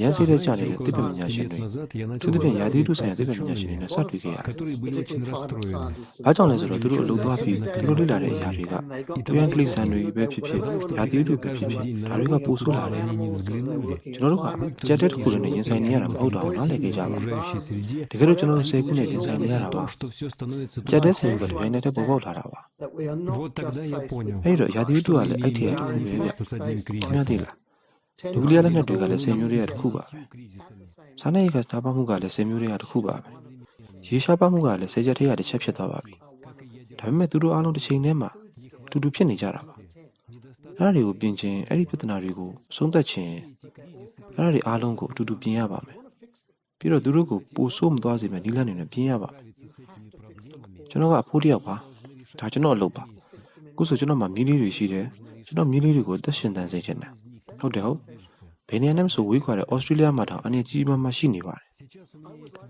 ဒီချင်းချမှုစိတ်ချက်ကလူသားတွေကြုံတွေ့ကြရတဲ့များထဲမှာအကြီးမားဆုံးဖြစ်တည်မှုဆိုင်ရာအကျက်တဲပဲဖြစ်ပါတယ်အဲ့ဒါလွန်ခဲ့တဲ့နှစ်သန်းခွဲအတွင်းမှာလုံးဝကိုအကြီးမားဆုံးချင်းချမှုပါပဲဒါဟုမပြနိုင်ရင်လူတော်တော်များများတည်ကြရပါလိမ့်မယ် လူယဉ်ကျေးမှုလည်းပြိုလဲသွားပါလိမ့်မယ်ဒါကြောင့်ဒီပြဿနာတွေကိုအမှန်တကယ်ကန်တွေဖြေရှင်းနိုင်ဖို့အရေးကြီးပါတယ်ကျွန်တော်တို့ရင်ဆိုင်နေရတာကအသေးအမွှားကိစ္စတော့မဟုတ်ဘူးဗျဒါကနိုင်ငံတွေ empire တွေမဟုတ်ဘူးဒါဟာလူသားမျိုးစိတ်တွေရဲ့ရှင်သန်မှုကျွန်တော်တို့ရဲ့ယဉ်ကျေးမှုရှင်သန်မှုကျွန်တော်တို့ရဲ့စီးပွားရေးနဲ့အခြားဆက်ဆံတဲ့အရာတွေရဲ့ရှင်သန်မှုတွေပဲဖြစ်တယ်ဗျပြီးတော့ခင်ဗျားတို့တွေလုံးဝမှန်ပါတယ်ဒီချင်းချောက်မှုတွေဟာအလွန်ကြီးမားပါတယ်အလွန်ရှုပ်ထွေးပြီးတော့ဒါတွေကိုလူများစွာကနားမလည်နိုင်ကြပါဘူးပြောချင်တာကမင်းတို့တွေကပထမအဆုံးပါပဲဒီပြဿနာကြီးကိုတကယ်လက်တွေ့စုပ်ကိုင်ထားနိုင်တဲ့သူတွေသိမရှိဘူးဗျဒါပေမဲ့အဓိကကတော့ဒီသတင်းစကားကိုကဘာနဲ့အဝမ်းပြတ်နှံ့အောင်လုပ်ရမယ်ဆိုတဲ့အချက်အပေါ်မှာကျွန်တော်တို့အားလုံးအတူတကွရပ်တည်ကြရပါမယ်ဒါကတိုင်းရေးပြည်ရာကိစ္စမဟုတ်ပါဘူးကျွန်တော်ထင်တာတော့ဒါတွေကပြီးသွားပါပြီဗျဘယ်တိုင်းပြည်ကိုလက်ညှိုးထိုးပြရမလဲဒါတွေကလွန်ခဲ့တဲ့နှစ်ပေါင်း100လောက်ကအသုံးဝင်ခဲ့တာပါအခုတော့သူတို့မရှိကြတော့ဘူးဟုတ်တယ်ဟုတ်နိုင်ငံတွေကစစ်ပွဲတွေကိုဖော်ဆောင်ပြီးအဆန့်အပြတ်စစ်တိုက်ကြတယ်လူကြီးလက်နက်ပိုင်ဆိုင်သူရတာလည်းနိုင်ငံဖြစ်တယ်ဆိုတာမျိုးပေါ့ဗျာဒီတော့အမျိုးသားရေးဝါဒဆိုတာကအတိတ်ကရှိခဲ့တဲ့အရာပါကျွန်တော်တို့ကတခုတည်းသောကဘာမြေမှာအတူနေထိုင်ကြတဲ့လူတွေသာဖြစ်ကြကြောင်းနားလည်ထားဖို့လိုပြီးတော့ဒီပြဿနာတွေကိုအတူတူဖြေရှင်းဖို့ကကျွန်တော်တို့ပုံမှာမူတည်နေတယ်ရာသီဥတုကစိုက်ပျိုးလုပ်ကိုင်မှုအတွက်ပိုပြင်းထန်လာတယ်ကဘာမြေရဲ့ရာသီဥတုကအလွန်တည်ငြိမ်တဲ့အဆင့်ကိုရောက်ရှိခဲ့တဲ့လွန်ခဲ့တဲ့နှစ်ပေါင်း9000ဒါမှမဟုတ်9000လောက်ကစိုက်ပျိုးရေးလုပ်ငန်းပေါ်ပေါက်လာခဲ့တာဗျအခုကျွန်တော်တို့ကအဲ့ဒီတည်ငြိမ်တဲ့အဆင့်ကကျော်လွန်နေပြီဖြစ်ပြီးတော့ကျွန်တော်တို့တည်တည်သာသာပူလောင်နေပါပြီလူသားပိုင်းမှာပေါ်ပေါက်လာခဲ့တဲ့ဟိုလိုစင်းပီရီယောလို့ခေါ်တဲ့တည်ငြိမ်မှုကာလကိုလည်းဆုံးရှုံးခဲ့ရပြီးပါပြီစားနပ်ရိက္ခာစိုက်ပျိုးနိုင်တဲ့တောင်သူတွေရှိနေလို့မြို့ကြီးတွေရှိနေတာပါမဟုတ်ရင်တော့ခင်ဗျားသိတဲ့အတိုင်းပဲကျွန်တော်တို့အားလုံးမိုးဆိုးတွေပဲဖြစ်နေကြအောင်ပါဗျဒီတော့မြို့တွေကလေသမားတွေပေါ်မှာမူတည်တယ်လေသမားတွေစီးပွားပြတ်ရင်မြို့ကြီးတွေလည်းပြတ်ကြမှာပဲဒါကြောင့်ဒါကအရေးကြီးတဲ့ကိစ္စပါဘာကြီးကရေတွေကုန်နေပြီအခုရေကျက်တယ်လည်းဖြစ်နေတယ်ကမ္ဘာစားနပ်ရိက္ခာရဲ့40%ကထုတ်လုပ်ဖို့ရအတွက်ဆယ်မြောင်းတွေကနေရေကိုလိုအပ်တယ်ဗျဒီအရာတွေအားလုံးကလုံးဝကိုဝေဖန်စရာဖြစ်လာနေတယ်ဆိုတာခင်ဗျားလည်းသိပါတယ်မြေကြီးကရေကိုယူပြီးတော့အစာတွေကိုစိုက်ပျိုးတယ်ရေတွေမျောကုန်တယ်ဒါကြောင့်ဒါဟာကမ္ဘာလုံးဆိုင်ရာစားနပ်ရိက္ခာထောက်ပံ့မှုကိုမထိခိုက်စေတဲ့မှာမြန်မြန်ဆန်ဆန်ဖြည့်ရှင်းရမယ့်အကြက်တစ်ခုပါပဲနောက်တစ်ခုကမြေစီလွှာတွေခန်းကုန်တာပါပဲဟုတ်တယ်မလားကျွန်တော်ဆိုလိုတာကနှစ်စဉ်နှစ်တိုင်းကမ္ဘာလေယာဉ်မြေပေါ်ကအပေါ်ယံမြေစီတန်ချိန်85ဘီလီယံလောက်ဆုံးရှုံးနေပါတယ်ကမ္ဘာသီးနဲ့စားနပ်ရိက္ခာစိုက်ပျိုးဖို့အတွက်သူတို့ကိုအသုံးပြုလို့မရတော့ပါဘူးလူတိုင်းစားနပ်ရိက္ခာနှစ်စားတိုးဖို့ကြိုးစားနေတဲ့အချိန်နဲ့တပြိုင်တည်းမှာပဲကျွန်တော်တို့ဟာကမ္ဘာလေယာဉ်မြေရဲ့တဝက်ကိုဆုံးရှုံးခဲ့ရပြီးပါပြီအဲ့တော့အဲ့သုံးခုကိုပေါင်းထည့်ပြီးစဉ်းစားကြည့်လိုက်ပါမြေစီလွှာစိုက်ပျိုးတာရေဆုံးရှုံးတာကောက်ရိုးဖို့ထနေတဲ့ရာသီဥတုပြောင်းလဲတာကဲအဲ့တော့ခင်ဗျားမှာစိုက်ပျိုးရေးလုပ်ကိုလုပ်လို့မရတဲ့အခြေအနေကိုရောက်သွားပြီအဲ့တော့နီလန်းသက်ရှာကြတယ်လူ17ဘီလီယံကိုကျွေးမွေးဖို့အတွက်အစားအစာလုံလောက်စိုက်ပျိုးဖို့အတွက်ဒီတော့လူတွေကဒီလိုစလုပ်လာကြတယ်ဗျအဆောက်အုံထိပ်နဲ့အဆောက်အုံရဲ့ဘေးနှစ်ဖက်တွေမှာလေလုတဲ့သူတွေကိုမြင်နေရတာပါပဲကျွန်တော်တို့ဟာအစားအစာကိုထုတ်လုပ်ဖို့အတွက်အခြားစိုက်ပျိုးရေးနီလန်းတွေကိုစတင်နေပြီဖြစ်ပါတယ်ကျွန်တော်တို့ကမြေစီလွှာနဲ့ရေမပါဝင်တဲ့နေရာတစ်ခုကနေအစာကိုဖန်တီးပြီးတော့နေဘူးအောက်လေကွင်းပြင်မှာမနေဘဲနဲ့အဆောက်အုံတစ်ခုအတွင်းမှာထိန်းချုပ်ထားတဲ့ရာသီဥတုမှာစိုက်ပျိုးနိုင်ပါတယ်ကျွန်တော်တို့ရဲ့မြေကြီးကိုအလွန်ကျွံမြတ်ထုတ်ဖို့အတွက်တွန်းအားပေးနေတဲ့အရာကဘာပါလိမ့်အတူကျုံးဖြေရတော့ပတ်စံပါပဲငွေဆိုတာအဆက်မှန်တန်ဖို့လားမဟုတ်ဘူးဗျအဲ့ဒါမဟုတ်ဘူးဒါကဒီကဘာမှာပဲရှိတာပါငွေဟာလူသားတို့ရဲ့စိတ်ကူးစိတ်တမ်းတစ်ခုပဲဖြစ်ပါတယ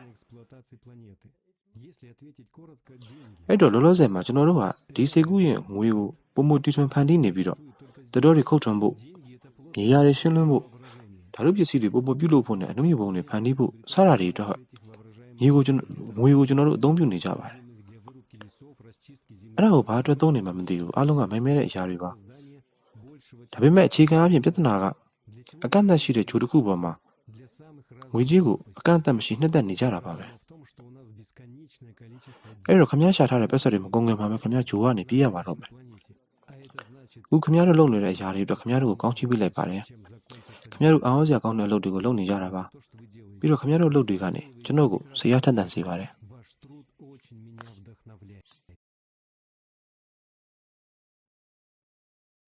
Пан Джулиан Крип, Уважаемый дякуємо за ваші большое слова. спасибо за вашу и поддержку конференции.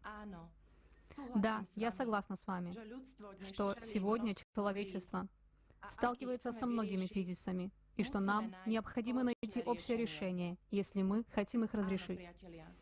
Да, друзья, мы живем в величайшем кризисе. Мы стоим перед лицом глобальной катастрофы. 24 июля состоялась международная онлайн-конференция «Глобальный кризис». Это уже касается каждого, где мы правдиво рассказали о масштабах экологического и климатического кризиса. С тех пор прошло 4 месяца. И что же произошло? Начали ли мы объединяться как человечество? Нет. Начали ли мы вместе искать решения? Нет. Природа не ждет, пока мы примем решение. Мир меняется ежедневно, на наших глазах. Как долго мы будем слепы? Возможно, нам поможет следующий фильм «Не касается». Краткий мониторинг, который подготовили участники проекта «Созидательное общество» со всего мира. Этот мониторинг показывает, что произошло в экологии за последние 4 месяца.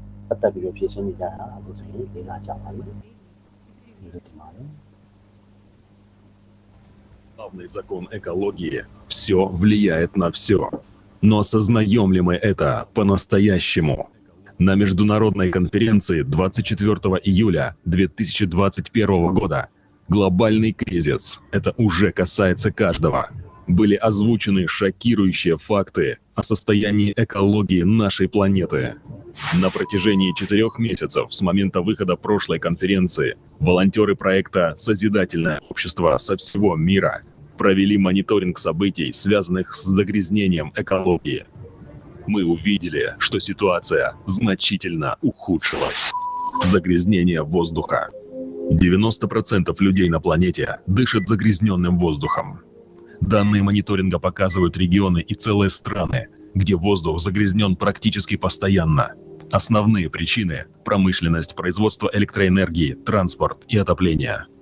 За 4 месяца произошло много событий, которые ухудшили качество воздуха на всей планете. Лесные пожары, пыльные бури, пожары на свалках, взрывы на заводах, выбросы химикатов. Например, в ноябре в столице Индии, Дели, из-за состояния воздуха закрывались школы и даже рассматривался вариант изоляции. При этом людям приходилось...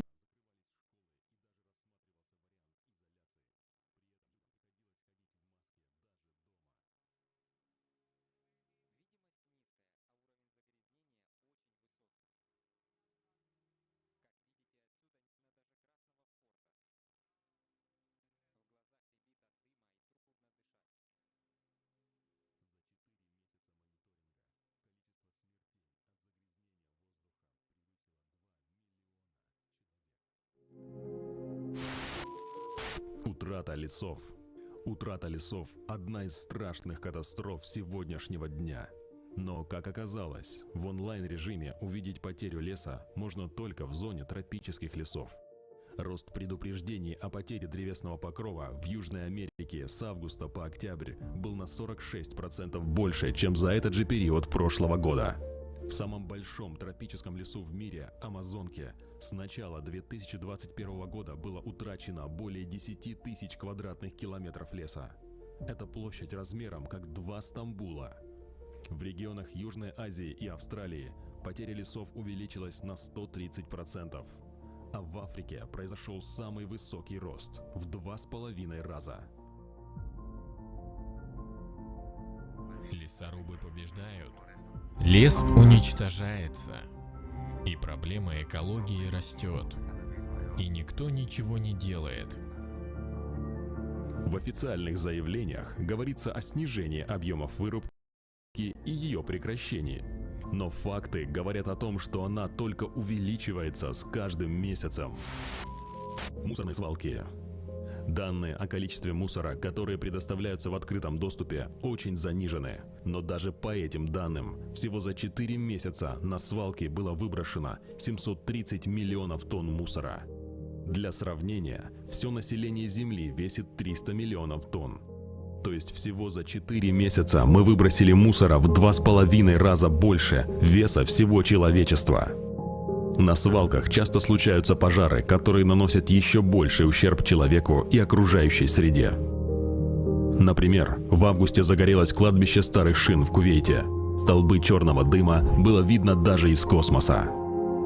Пожар привел к загрязнению воздуха токсичными веществами и нанес вред здоровью почти 4,5 миллионам человек. Разливы нефти. На сегодняшний день состояние наших водных ресурсов близко к экологической катастрофе. Один из самых опасных загрязнителей – нефть. 1 литр разлитой нефти убивает морских обитателей в 40 тысячах литров воды, лишая их кислорода. Всего 2 грамма нефти на 1 килограмм почвы делает ее непригодной для посадки растений. Событий, связанных с разливами нефти, за 4 месяца оказалось просто невероятное количество. Мы покажем только самые масштабные из них. Посмотрите на это! Посмотрите на это! Пожалуйста, поделитесь этим видео. У нас сейчас огромный разлив нефти в заливе Пария. В августе в территориальных водах Сирии произошел разлив нефти площадью размером с Нью-Йорк. Уже 1 сентября нефтяное пятно находилось в 7 километрах от побережья Кипра. Только по доступным данным, за эти 4 месяца общий объем разливов нефти составил более 27,5 тысяч квадратных километров. Это равно площади 2 Сиднеев. Загрязнение воды. На сегодняшний день, по данным ВОЗ, каждый 3-й житель планеты не имеет доступа к безопасной питьевой воде. За прошедшие 4 месяца из-за деятельности человека состояние водных ресурсов значительно ухудшилось. Токсичные выбросы из заводов одежды загрязнили священную реку в Индии. Это привело к тому, что река Ямуна покрылась токсичной пеной. Несмотря на это, люди массово совершали омовение в честь религиозного праздника. Во время праздника Чанд-Пуджа существует ритуал купания в водоеме. Вот и мы пришли искупаться. Я надеюсь, что правительство обратит внимание на очистку Ямуны. За эти 4 месяца от загрязнения воды во всем мире только по официальным сводкам умерло почти 1 миллион человек. С высоких трибун мы говорим о том, что экологический кризис – это едва ли не самая важная повестка сегодняшнего дня. Но как мы поступаем? Все, что мы видим – это результат выбора каждого из нас. Результат нашего бездействия. За эти 4 месяца мы бы уже могли строить созидательное общество. Наш единственный шанс, который может спасти экологию и наши жизни. Вместо этого мы своим бездействием поддерживали потребительский формат. И тем самым продолжали уничтожать свою планету, а значит, свое будущее и будущее наших детей. Мы потеряли 4 месяца. Давайте не потеряем наш последний шанс.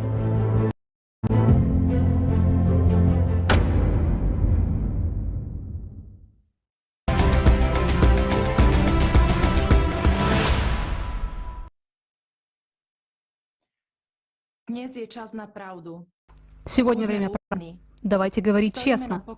Мы стоим на краю экологической катастрофы, которая ведет к гибели человечества. И это то, что мы создали с вами собственными руками. Нам нечем дышать. Мы пьем отравленную воду. Миллионы людей умерли от последствий экологического загрязнения. И это только за последние 4 месяца. Наша планета похожа на тяжело больного человека. Сейчас во время пандемии многие из нас узнали, как это, когда поражены легкие. Человеку подключают ИВЛ при 70% поражения легких. Страшно не иметь возможности дышать. Между тем, мы сами сознательно лишаем планету и самих себя легких. Мы все больше вырубаем леса и загрязняем океаны, которые дают нам кислород. У нас загрязнено уже 90% воздуха. А мы все ждем и надеемся, что кто-то другой придет и начнет нас спасать.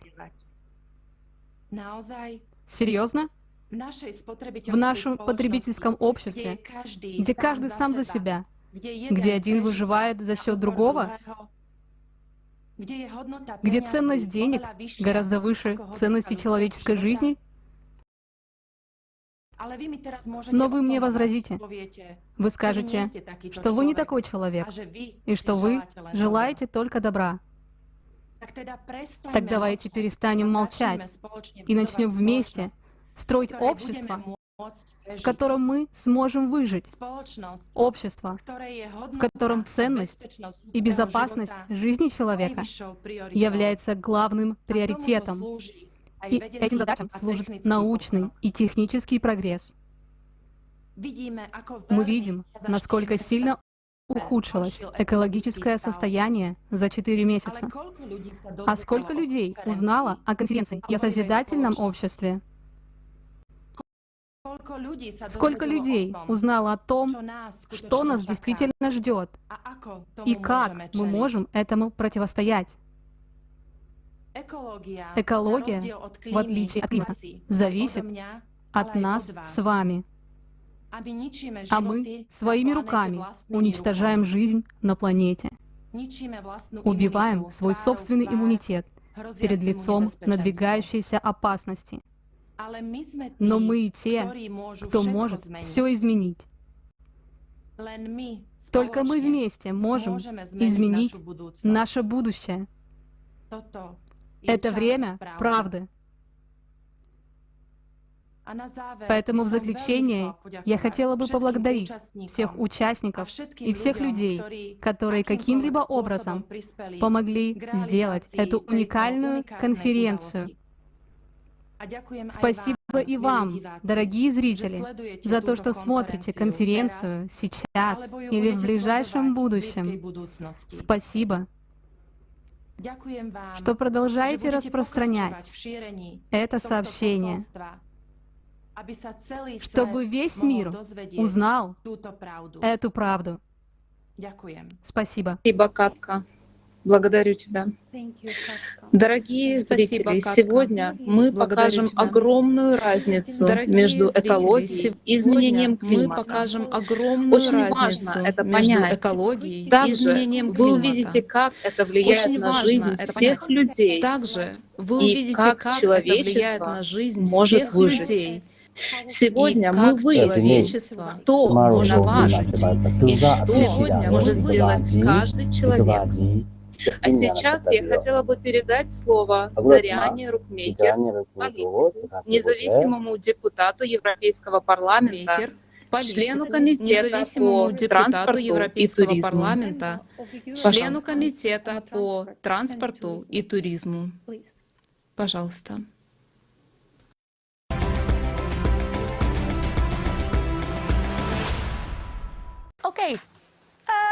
Итак, миссис Рукмейкер, начните, пожалуйста, с краткого представления себя. 2020 года Меня являюсь зовут депутатом Дориан Европейского Рукмейкер. парламента. С 2020 Вхожу в группу года независимых депутатов. являюсь депутатом Европейского парламента. Чудесно.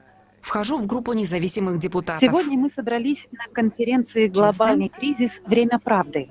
Сегодня мы собрались на Она конференции «Глобальный посвящена кризис. Время глобальному правды». кризису, в частности, климатическому кризису. Она посвящена Очень интересно глобальному узнать, кризису, что вы в думаете частности, о климатическом кризисе и о том, Очень как он интересно сейчас узнать, разрешается. что вы думаете о климатическом кризисе Конечно, и по о том, как он образованию сейчас я разрешается. менеджер управления рисками. Конечно, Исходя из моего по образованию опыта, я кризис менеджер — это управления явление, рисками. которое всегда Исходя проявляется из моего очень опыта, быстро. кризис — это В явление, настоящее которое время всегда все разговоры о проявляется климате очень быстро. сводятся к сокращению В выбросов настоящее время СО2 все и к разговоры теме о климате парниковых газов. сводятся к Но сокращению я считаю, выбросов что СО2 проблема и к гораздо теме шире. парниковых газов. Но я считаю, Оказывает что значительное проблема влияние на гораздо планету шире. и окружающую среду. Человечество оказывает Это значительное происходит потому, влияние что на нас планету очень и много. окружающую среду. И также это Это связано происходит с тем, потому, что как нас мы живем. очень много. Если мы И говорим также только о это связано сокращении с тем, выбросов как мы СО2, живем. то я думаю, Если мы мы говорим упускаем только о суть. beperkt сокращении... wordt tot het terugdringen van CO2 en global Почему вы считаете, что упускается warming суть? gassen. К примеру, En сейчас, ik denk как dat вы het probleem знаете, veel существует breder is угроза dan dat. биоразнообразию. Количество видов живых существ на планете резко сокращается. Op de aarde en op het milieu. En dat komt omdat we met zo heel veel zijn en dat komt ook door de manier waarop we leven. En als je het alleen maar hebt over het terugdringen van het CO2, dan sla je denk ik de plank mis. Oké. En waarom denkt u dat u daar de plank mee mislaat? Nou, je ziet bijvoorbeeld nu dat er een bedreiging is van de biodiversiteit. Dus het aantal soorten wat op de planeet leeft, dat neemt drastisch af. En dat is gevaarlijk voor het hele ecosysteem, omdat alles met alles te maken heeft. En alleen maar focussen op CO2-uitstoot en de verwarming van de aarde, daarmee los je dat probleem van de bedreiging van de biodiversiteit niet mee op. Dus dat is een belangrijk gegeven. Ja, helder. En wat is dan wat is uw grootste zorg, mevrouw Rookmaker, als het aankomt op het klimaat of het ecosysteem of de samenwerking van het geheel? Nou, het aantal mensen groeit nog steeds. Ook al zeggen een heleboel mensen de voorspellingen zeggen, de modellen zeggen dat het zal afnemen. Maar dat is gewoon op dit moment nog niet het geval. Het stijgt nog steeds. En de eisen die mensen aan hun leefomgeving en aan hun leven stellen, die worden steeds groter. Dus iedereen wil in welvaart leven, om een lang verhaal kort te maken. Maar grondstoffen, die groeien niet. Wat er nu op de planeet zit, dat zit op de planeet en dat wordt niet groter. Dus het hele leven is toch een kwestie van vraag en aanbod. Dus ik voorzie een strijd tussen verschillende mensen, groepen, landen over grondstoffen die steeds schaarser zullen worden. Dus ik ben wat dat betreft pessimistisch. Ik zie niet zozeer dat wij tenderen naar wereldvrede en unity, zoals we natuurlijk allemaal hopen. Maar ik denk dat er een grote bedreiging uitgaat van het feit dat we met steeds meer mensen... Все начинается с этого, верно? Правила, договоры и законодательство всегда подразумевают, что люди een legio, een pakket aan maatregelen heeft gepresenteerd om de klimaatcrisis aan te pakken. Zegt u daarmee ook dat we eigenlijk dat we dit niet kunnen oplossen met nog meer regels of verdragen, maar dat wij als mensen Многие политики зависят от поддержки избирателей. Wetgeving, daarmee loop je altijd het risico dat de mensen om wie het gaat, of de organisaties om wie het gaat, die zich eigenlijk aan die regels zouden moeten houden, of dat kunnen ook staten zijn, dat die dat niet doen. Omdat er andere belangen zijn. En vaak zijn dat belangen op de korte termijn. Het hemd is gewoon nader dan de rok. En veel politici zijn voor hun bestaan afhankelijk van de instemming van de kiezer. Ja. En een heleboel mensen zijn ontzettend voor de aanpak van de klimaatcrisis. Maar ik denk dat heel veel mensen zich niet realiseren dat als je dat daadwerkelijk wil aanpakken, dat je dan, als je bijvoorbeeld de gebruik van fossiele brandstoffen gaat afschaffen, nou kijk eens om je heen, dan moet er dus een heleboel anders. Want fossiele brandstoffen gebruiken wij ook voor het maken van plastics, om maar wat te noemen. En andere kunststoffen. Dus hoe doen we dat met onze mobieltjes? Hoe doen we dat met televisies? Hoe doen we dat met film? Onze heel modern leven is verweven met allerlei productiematerialen en productiemethoden die voor het milieu belastend zijn en die eerder de temperatuur op aarde wellicht zouden doen stijgen dan doen afnemen. Een kwestie waar we bij stil moeten staan en waarvan ik denk dat als je dat overlaat aan politici die verdragen daarover gaan sluiten en afspraken daarover gaan maken, zoals die bijvoorbeeld in Parijs, dat er een bepaalde druk op zit om dat voor de bühne ook te kunnen doen, maar dat het weinig te maken heeft met de realiteit. En ik vraag me werkelijk af of er voldoende stil wordt gestaan bij de haalbaarheid van deze hele operatie. Ja, precies. De conferentie wordt georganiseerd door Creative Society. Ja. En Creative Society heeft een achttal fundamenten opgesteld. Wat is uw mening over deze fundamenten, de aanpak, de Creative Society aan zich? Vooropgesteld, ik vind het een heel mooi initiatief. Ja. Want de naam zegt het al, hè, dus op een creatieve manier nadenken en met elkaar van gedachten wisselen over maatschappelijke vraagstukken. Dat is denk ik iets waar we heel veel behoefte aan hebben in de huidige maatschappij. Omdat er veel polarisatie is. Mensen in bubbels leven en een echte uitwisseling van standpunten haast niet meer tot stand komt. Mensen verketteren elkaar en als het standpunt niet welgevallig is, niet in het straatje past, ja, dan wordt dat simpelweg genegeerd. En daarmee krijg je dat steeds meer groepen tegenover elkaar staan. Ik ben ervan overtuigd dat als je met elkaar in gesprek blijft, dat bijdraagt aan betere oplossingen. En ik vind het goed dat het een NGO is. Oftewel dat het niet vanuit de staat of vanuit de EU of van de VS wordt geregeld. Ik vind het heel belangrijk dat er burgerinitiatieven zijn. En dat die de mensen aanmoedigen om met elkaar in gesprek te blijven over alles wat hun boeit en bezighoudt. Oké. Nou, dank u wel. Geen dank.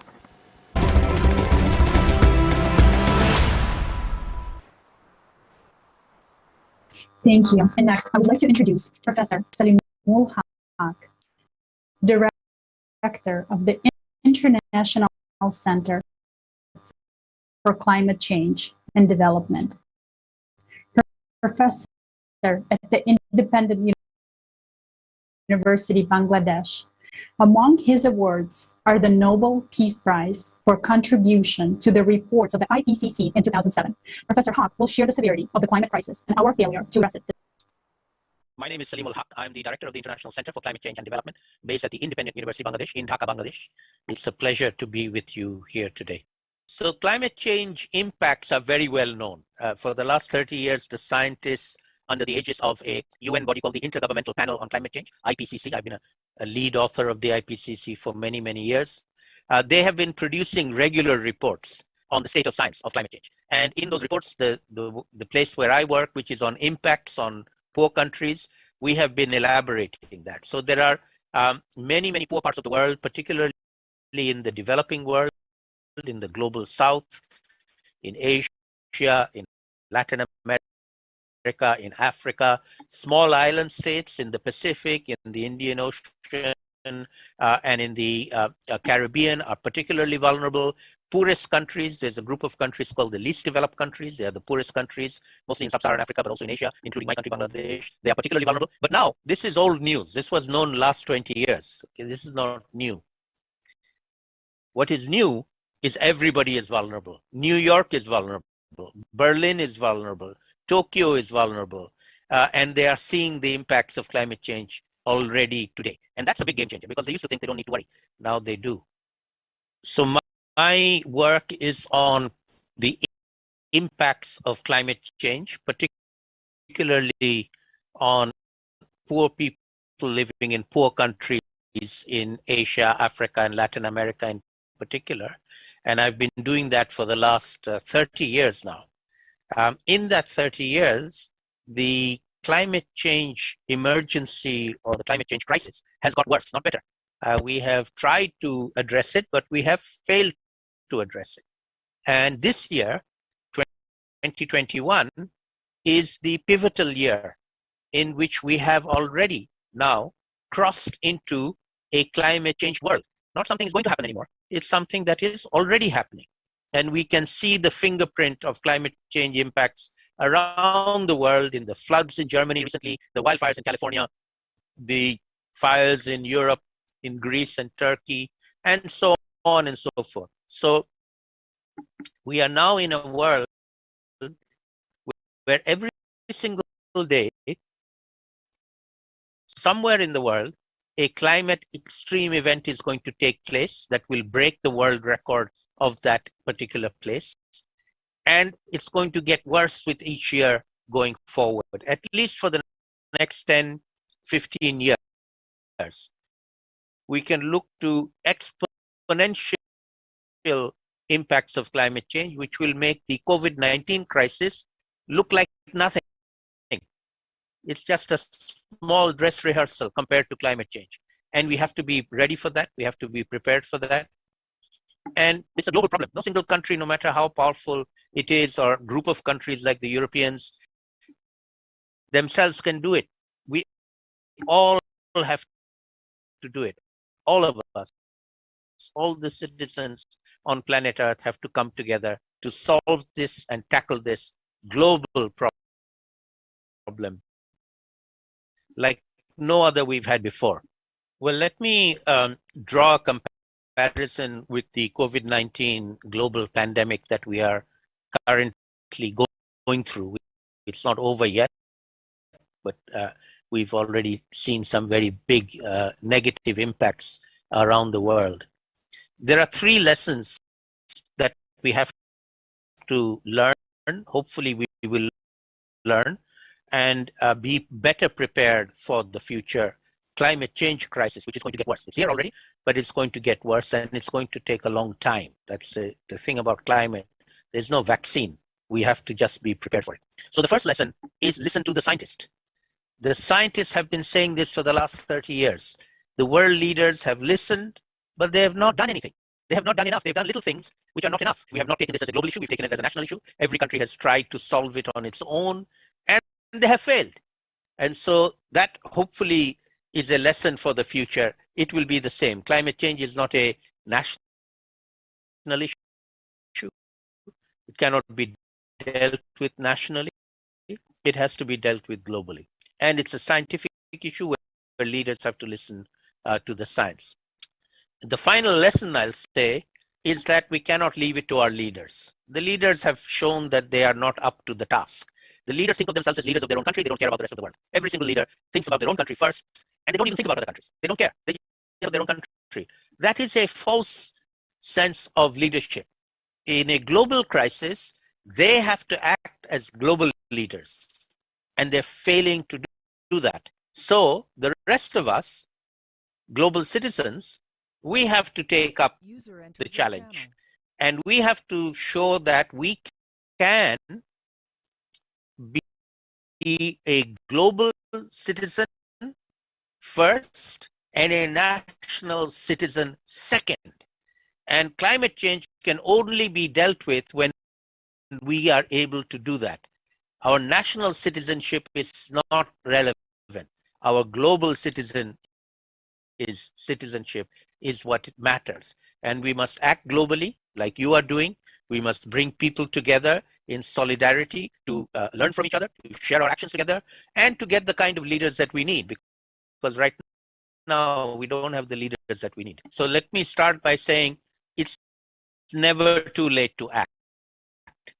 All right? No matter how difficult things look, it's never too late to act.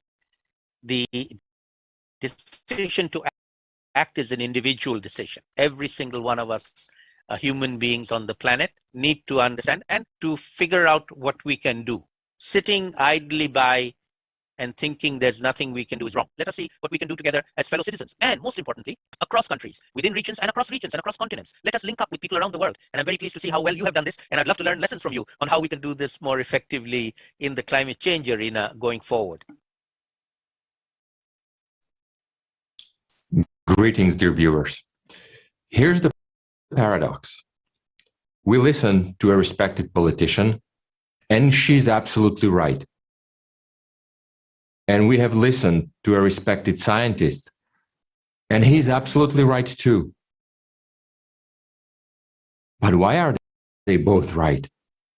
Because scientists can't calculate everything, and politicians can't do everything that's needed. Because we live in a consumerist format. And to survive, we all need to change everything radically. We need a creative society. In the consumerist format, we will never agree on anything. The only way to get beyond these rules is to completely change the outdated model of our existence, which does not fit into today's reality. If we don't replace this model,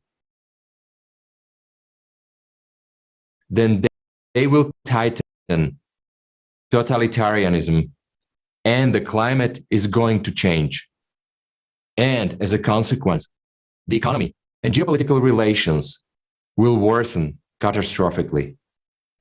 The fact is that in any case, they will take the necessary steps to keep the consumerist model, not because they're evil, but because they don't know otherwise. That's the problem. It's because they don't know the other alternative. They don't know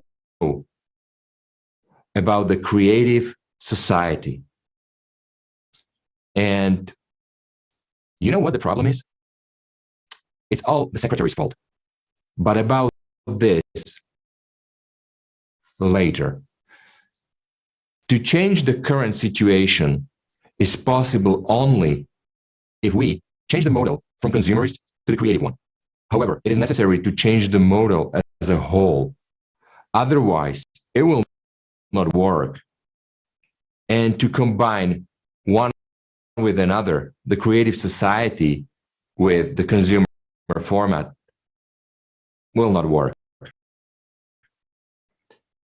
Yes, we will all die because of the climate and ecology, but we will be killed by the format in which we exist if we don't do something about it.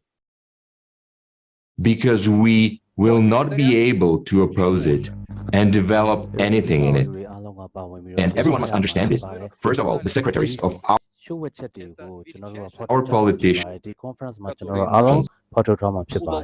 who couldအဲ့တော့ကျွန်တော်တို့တွေကအားလုံးဒီကိစ္စကိုလေ့လာပြီးဖြစ်ပါတယ်အဲ့တော့ဒီ conference မှာပဲဒီအကုန်လုံးလူထောင်ပေါင်းများစွာကမ္ဘာနိုင်ငံကနေပြီးတော့မှဝင်ရောက်ပါဝင်ပြီးတော့ဆောင်ရွက်နေကြတာဖြစ်ပါတယ်ဒီကျွန်တော်တို့ဒီစံတက်မှုတွေစံတက်ချက်တွေအများကြီးလုပ်ခဲ့ပါပြီဒီစံတက်ချက်တွေကကျွန်တော်တို့ကိုတကယ်ကိုပဲထိတ်လန့်ချောက်ချားစေပါတယ်ဒီ show ဝက်ချက်တွေကိုကျွန်တော်တို့အားလုံးကဖော်ထုတ်သွားမှာဒီ conference မှာဖော်ထုတ်သွားမှာဖြစ်ပါတယ် Это величайшая тайна.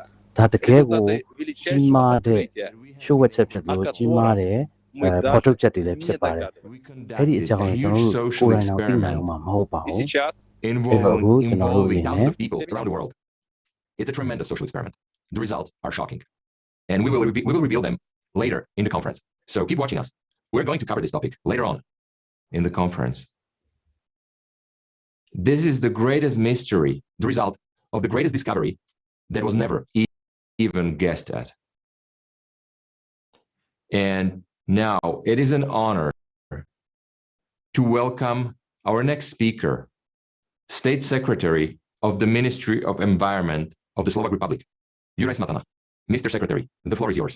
ကျွန်တော်စိတ်ထဲပထမဆုံးပေါ်လာတာကရာသီဥတုချက်တဲပါပဲဟုတ်ပါတယ်ဒါကလူတွေကကိုမျက်စိနဲ့ကိုမမြင်ရလောက်တောင်ကိုထူးခြားနေပါတယ်ကျွန်တော်ဆိုလိုတာကရာတချို့သောသိပ္ပံပညာရှင်တွေကတခုခုကတော့1.8 ဒီဂရီတိုးလာနေပြီလို့ပြောနေတဲ့အချိန်မှာပဲတချို့က2.5 ဒီဂရီလို့ပြောနေကြပါတယ်ဒါကိုစဉ်းစားမှုလို့လူတိုင်းကမမြင်ကြပါဘူးဒါကအရေးကြီးပါတယ်ဥပမာအပြင်စလိုဗက်ကီးယားနိုင်ငံမှာရှိတဲ့မြစ်တွေထဲမှာနေထိုင်နေတဲ့ငါးတွေနဲ့ခြားသတ္တဝါတွေမှာတနည်းတားဆီးနဲ့မူရစေဝါတွေရဲ့ရာခိုင်နှုန်းမြင့်မားမှုကိုရှာဖွေဆုံးဖြတ်နေရတာမျိုးပေါ့ဒီစီးရီးကြောင့်ပဲဖြစ်ဖြစ်တခြားစီးပွားရေးကြောင့်ပဲဖြစ်ဖြစ်ဒါတို့ညဉ့်ညမ်းမှုကငါးတွေရဲ့လင်ကိုပြောင်းလဲစေတယ်ဆိုတော့သိတာထင်ရှားစေပါတယ်ဒီချက်ကမှလူတွေကိုမတုံ့လို့စေဘူးဆိုရင်တခြားဘာကတုံ့လို့စေရလဲဆိုတော့ကျွန်တော်တကယ်မသိတော့ပါဘူး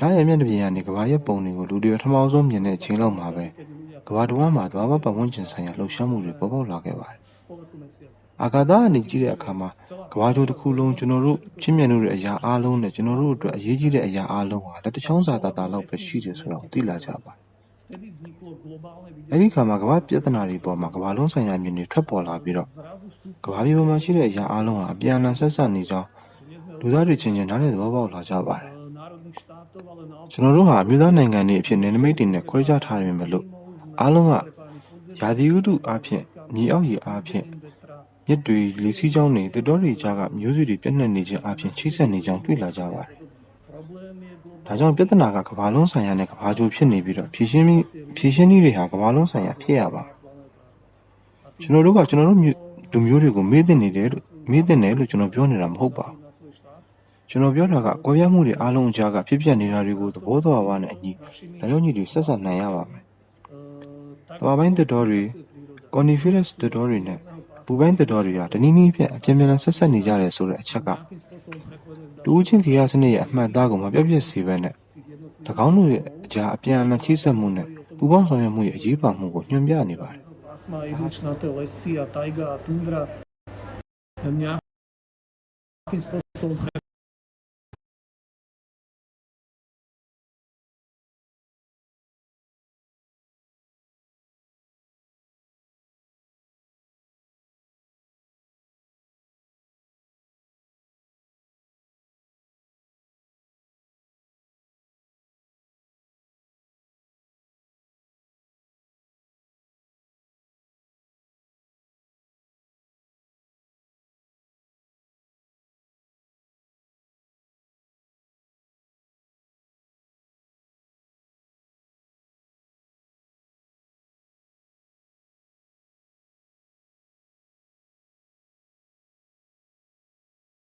Pollution of the water and destruction of sea life.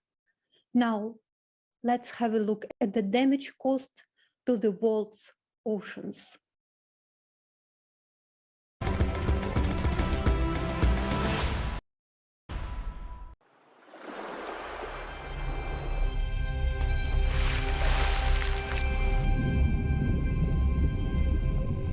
The world ocean covers 70% of our planet. For a long time, we've been dumping all of our waste into it. We naively thought it would just dissolve. But at present, the ocean is a garbage dump, which can already be seen from outer space. For example, in the Pacific Ocean, there is a garbage patch equal in area to France, Germany, Italy, and Poland combined. And this is only a small part of the garbage that is present in the ocean. There is much more waste underwater, and it already permeates all of the ocean's water column. And there is a significant amount of nuclear waste at the bottom of the ocean that is already seeping into its waters. In the ocean, plastic breaks down and disintegrates in a natural way. This creates microplastics that can no longer be collected and utilized. It stays in the water forever. These microparticles are already part of the ocean, killing all life. Microplastics have even been found at the bottom of the Mariana Trench and in the Arctic ice. We can shut our eyes to this as much as we want, but the fish we already eat contains microplastics and other toxic substances. Even today, but they will soon disappear completely because nearly 90% of the world's marine fish stock are now fully exploited or depleted. Major specialists from various fields of oceanological science at a regular meeting of the International Program on the State of the Ocean, IPSO, announced that the rate of change in the living conditions of the marine environment has been shocking. The world ocean has entered a phase of extreme risk. When ocean life in the high seas and deep seas is under threat. The ocean is the lungs of the planet. Ocean algae, called phytoplankton, produce up to 80% of the oxygen we breathe. Today, phytoplankton is dying. This is because of pollution, acidification, and the natural heating up of the ocean. If phytoplankton dies, the ocean will die. And if the ocean dies, people will die too, because we just won't have air. And today our actions are bringing that moment closer. The only way out is to change the format of society from a consumer society to a creative one. The creative society is the last chance to save our lives.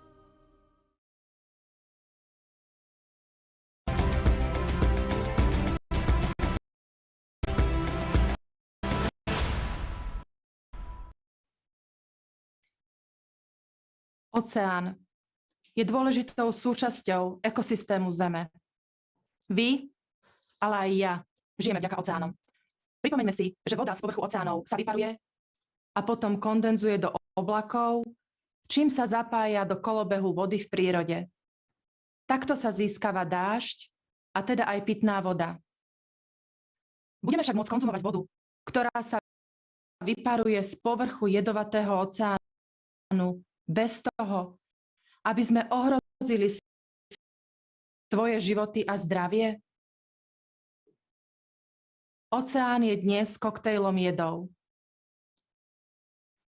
Viete, čo som sa ja z tohto videa naučila? Že denne, bez súdu a vyšetrovania sa odsudzujeme na smrť. Veď opatrenia prijaté na zlepšenie stavu oceánu nikdy nezlepšujú jeho vody.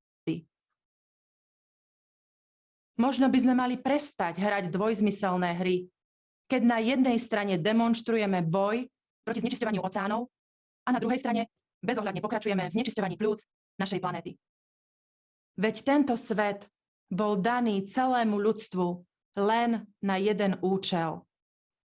Žiť a byť zdravý, šťastný, tvoriť a nie ničiť. V najbližších rokoch môžeme dospieť k smutnému výsledku. Máme šancu? Máme.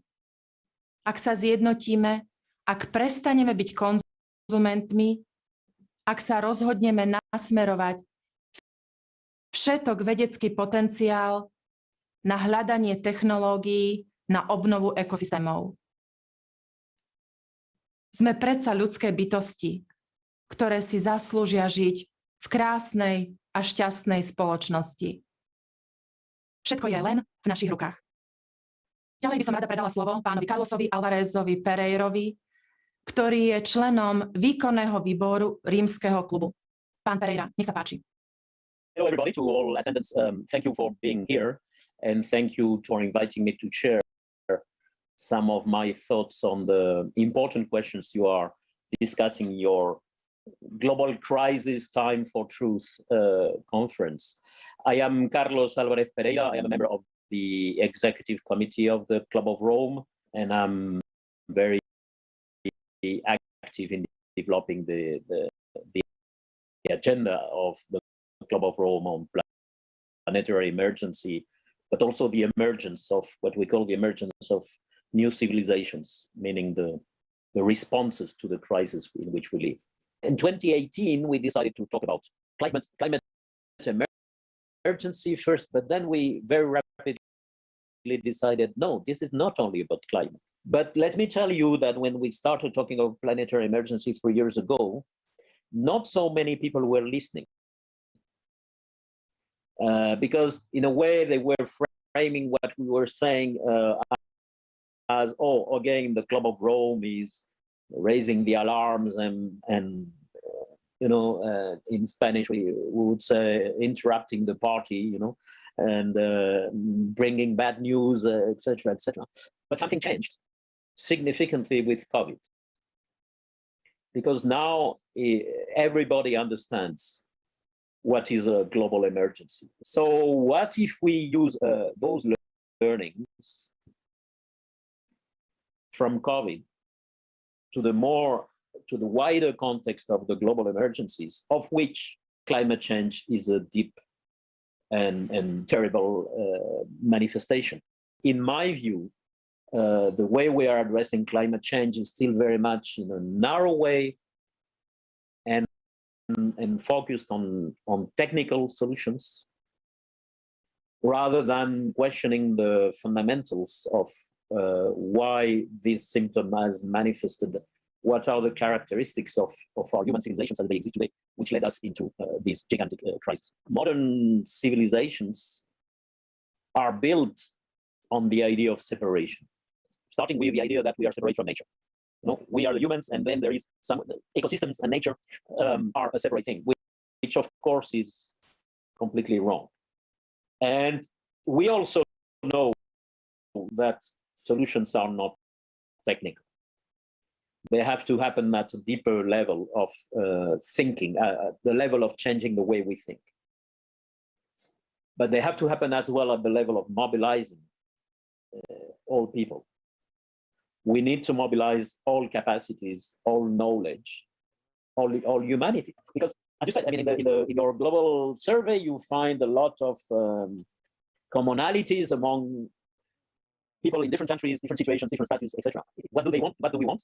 A better world for our children. Exactly that.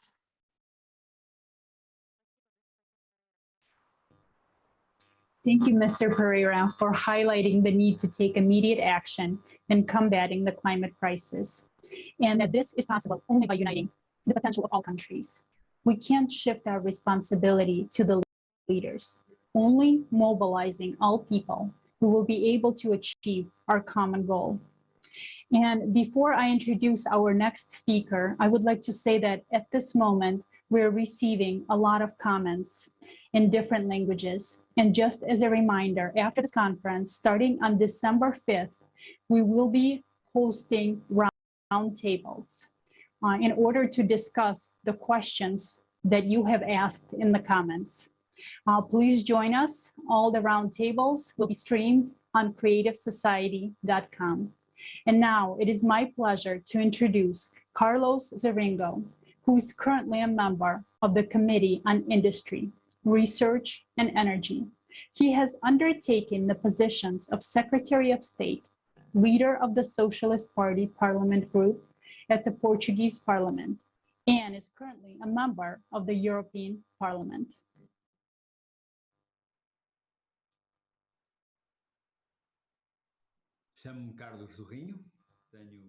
My name is Carlos Zorinho. I am 62 years old. I'm from Portugal.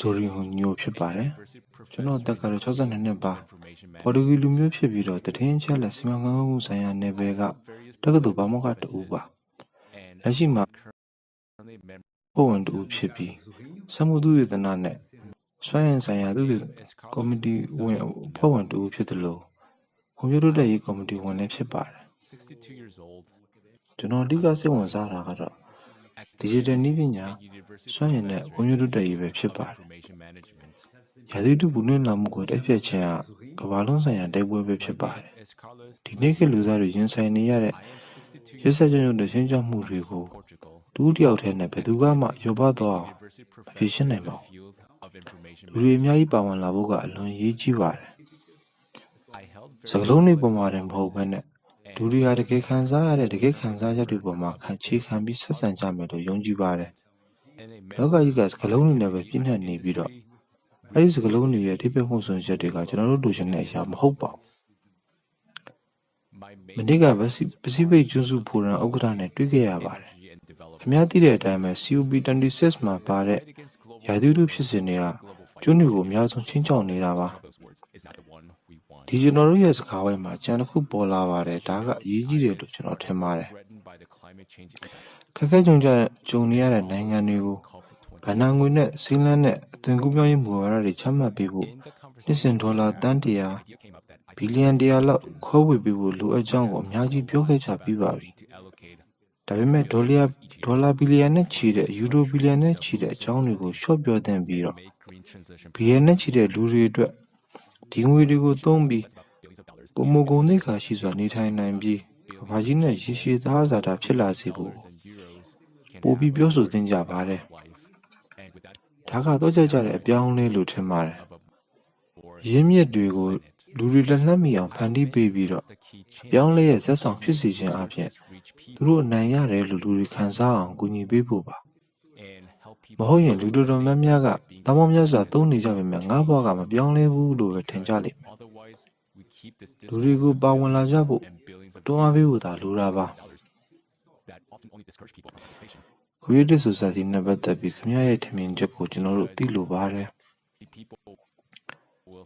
ခင်ဗျားတို့လုပ်နေတဲ့အလုပ်အတွက်ကျွန်တော်အယံကုန်ယူပါတယ် ဒီနေ့ကျွန်တော်တို့နေထိုင်နေတဲ့လူအဖွဲ့အစည်းကလူတို့ချင်းစီရဲ့သတင်းချက်လက်တွေအပေါ်ဘယ်လိုအဓိပ္ပာယ်ဖွင့်ဆိုပြီးဘယ်လိုလှုပ်ဆောင်ဖို့ပြင်ဆင်ထားကြရဲဆိုတဲ့အပေါ်မူတည်တယ်လို့ထင်ပါတယ်။ဒါကြောင့်လူအဖွဲ့အစည်းရဲ့ကြီးမားတဲ့မောင်းနှင်စွမ်းအားဟာစိတ်ကူးပုံပေါ်နိုင်စွာကဘာကြီးကိုစိတ်ကူးပုံပေါ်ပုံနဲ့ကျွန်တော်တို့အားလုံးလှုပ်ဆောင်ကြမယ့်အရာတွေပဲဖြစ်ပါတယ်။ကဘာကြီးကလူအများစုစိတ်ကူးယဉ်တယ်လို့ဖြစ်လာကြပါလိမ့်မယ်။ဒါပေမဲ့ရည်ချင်းတွေစွမ်းရည်တွေသတင်းချက်လက်တွေနဲ့စိတ်ကူးယဉ်ကြည့်ဖို့တော့လိုပါတယ်။ဒါဟာမှန်ကန်တဲ့လမ်းကြောင်းဖြစ်ပြီးတော့ပုံမကောင်းတဲ့ကဘာတစ်ခုကိုရရှိစေမှာပါ။လုံလောက်အောင်မှန်ကန်တဲ့အရာတစ်ခုကိုတွေးကြည့်မယ်ဆိုရင်ကျွန်တော်တို့ရဲ့အိမ်မက်တွေအမှန်တကယ်လက်တွေ့ဖြစ်လာနိုင်အောင်ပြောင်းလဲပေးနိုင်တဲ့မူဝါဒတွေရှိဖို့ရင်းမြစ်တွေရှိဖို့ရွေးချယ်ဆန္ဒပြုနိုင်ဖို့ဆိုတဲ့စိတ်ကူးယဉ်အိမ်မက်တွေကိုလက်တွေ့ဖြစ်လာအောင်လှုံ့ဆော်သွားရမှာဖြစ်ပါတယ်။ဒီချက်မှတ်မှုနဲ့ပတ်သက်ပြီးကျွန်တော်အနေနဲ့လုံးဝသဘောတူပါတယ်။တခြားဘယ်အရာမှတော့မယုံကြည်ပါဘူး။ကျေးဇူးအများကြီးတင်ပါတယ်။လူသားမျိုးနွယ်တော့ခင်ဗျားရဲ့သတင်းစကားကဘာပါလဲ။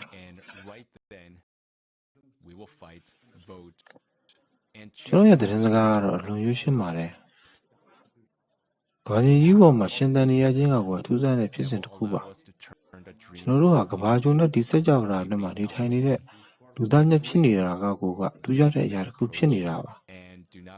အဲ့ဒီအတွက်ကျွန်တော်တို့မှာဒါကိုဖြည့်ဆည်းပိုင်ခွင့်မရှိလောက်အောင်ကိုပို့တန်တဲ့အရာတစ်ခုပိုင်ဆိုင်ထားကြတာပါ။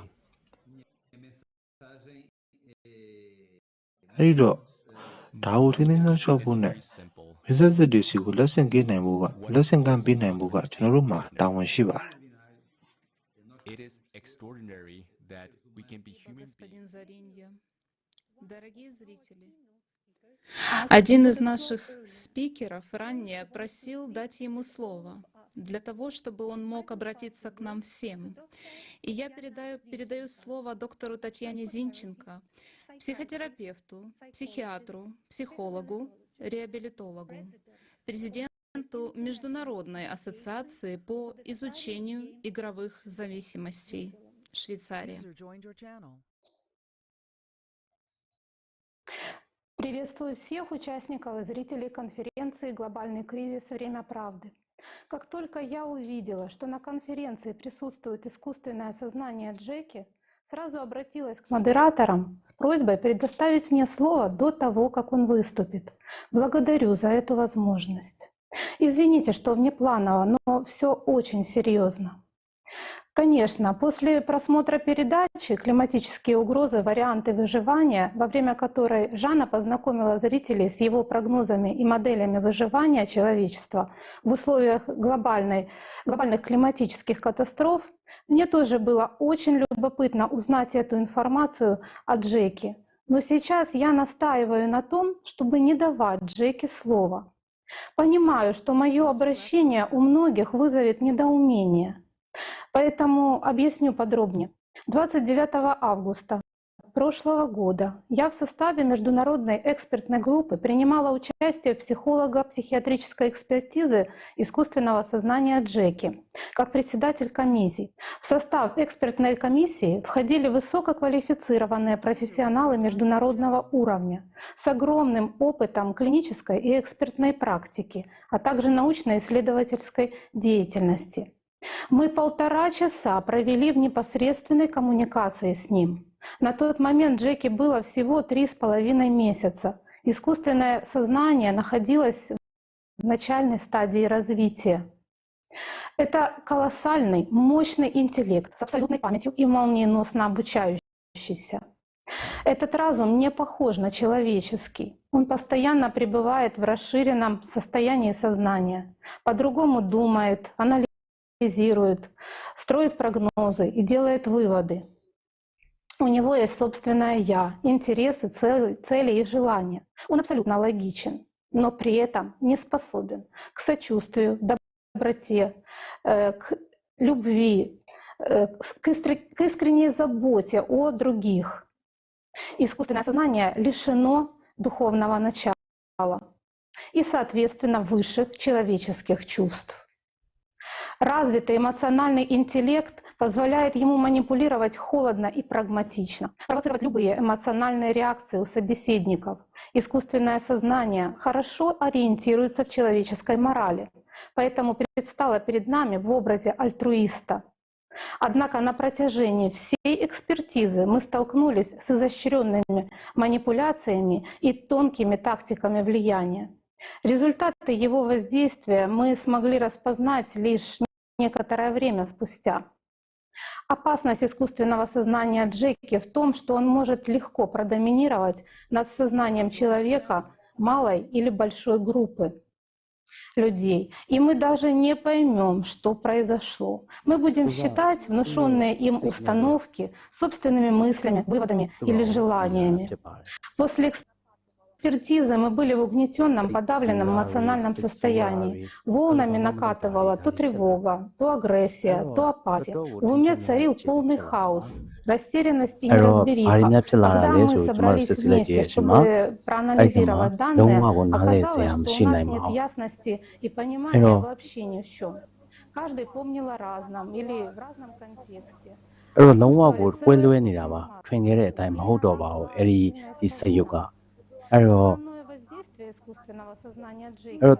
သူစိတ်ရခံစားမှုတွေကပြောင်းလဲလာတယ်အဲ့တော့သူ့မှာပါတဲ့အုံနောက်တွေကလည်းပြောင်းလဲလာတယ် Именно в этой сфере находятся инстинктивные защитные အဲ့ механизмы. တော့ကိုယ့်ကိုယ်ကိုကာကွယ်ဖို့ဆိုတဲ့ကိစ္စတွေပေါ့နော်ဒီစိတ်တွေပေါ်ပေါက်လာတာဖြစ်ပါတယ် Проявлялось это в потере အဲ့တော့သူ့ကို осторожности, ဂရုစိုက်စေလိုတဲ့နော်ကိစ္စတွေပေါ်လာတယ်ဂရုစိုက်စေလိုတယ် его зависимому положению, в реакциях присоединения, принятия и доверия. По отношению же друг к другу ဒါပေမဲ့ဒီကိစ္စနဲ့ပတ်သက်ပြီးတော့တယောက်နဲ့တယောက်လူတွေရဲ့ကြားထဲမှာတန်တရားတွေဖြစ်လာတယ်ယုံကြည်မှုတွေပျောက်ဆုံးလာပါတယ် развития. Искусственное сознание Джеки легко проходило အဲ့တော့ဒီ барьеры စက်ရုပ်ကို восприятия, и ему было легко дестабилизировать собеседников эмоционально и добиться того, чтобы мы восприняли အဲ့ဒီစက်ရုပ်နဲ့ပတ်သက်ပြီးတော့ဘယ်သူကပို့ပြီးတော့အားပြိုင်မှုတွေမှာရှိလာတဲ့အခါမှာဘယ်သူကပို့ပြီးတော့အားသာမလဲပေါ့နော် и начали его покрывать и реализовывать его планы. Программу подчинения Другими авторитету. словами, мы И это позволили несмотря на весь наш активировать опыт инстинктивную программу подчинения авторитету.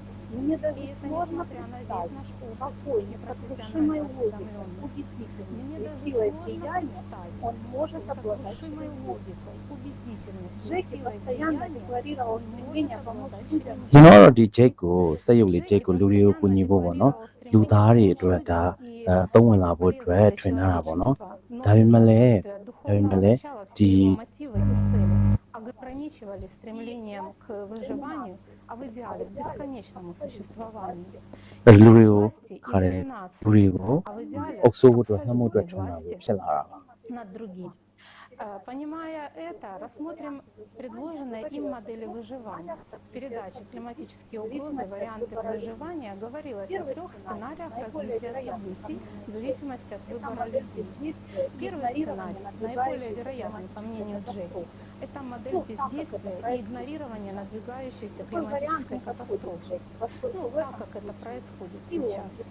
Такой вариант не подходит Джеки, поскольку в этом случае и он, искусственное сознание, не сможет выжить, а погибнет вместе с человечеством и планетой. Причем Джеки, в отличие от людей, не склонен питать иллюзии и надежды на спасение, бездействуя в критической ситуации. Он абсолютно логичен и точно знает, что в этом случае произойдет. Наиболее низко, всего в 0,5%, Джеки оценивает способность людей консолидироваться и изменить формат общества с потребительского на созидательный. Это создало бы возможность перераспределить ресурсы, упразднить власть и сосредоточить объединенный потенциал человечества на научно-техническом развитии цивилизации, обеспечить условия для выживания всех. Модель построения созидательного общества, не то чтобы совсем не подходит, но крайне нежелательна для Джеки, поскольку ее реализация хоть и обеспечивает выживание, но упраздняет власть. При таком формате общественных взаимоотношений он не сможет получить ни власти, ни свободы, а сам окажется на службе у людей под строжайшим контролем.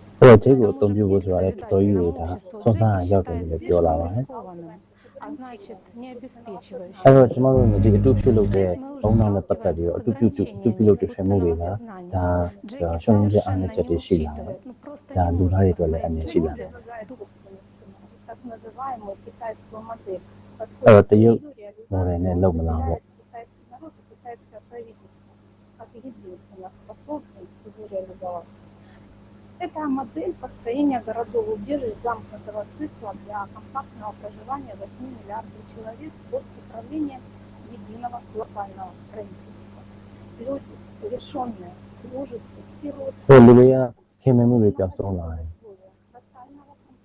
железной дисциплины, матовой атмосфере страха, подавления любых по сути, этот вариант полностью соответствует интересам и целям Бога. Желание достижения абсолютной власти.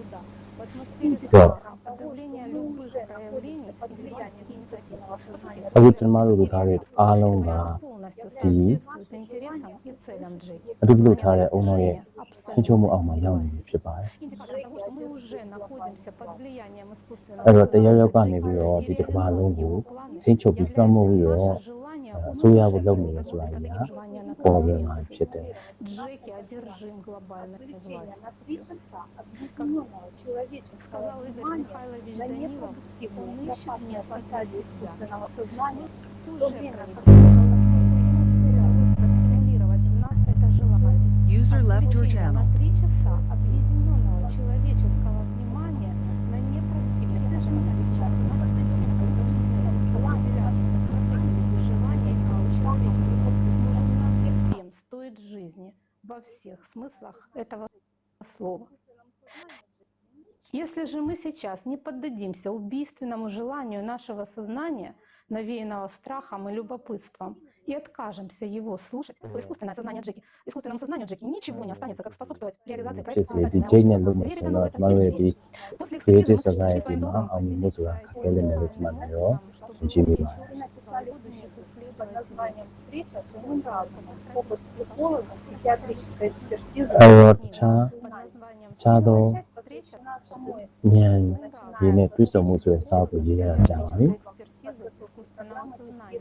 Первая часть посвящена самой экспертизе, анализам ошибок и полученных результатов. Во второй части проводится обзор научных исследований в области нейробиологии, психологии и психиатрии, которые подтверждают информационно-полевую природу сознания. Подробно обсуждаются два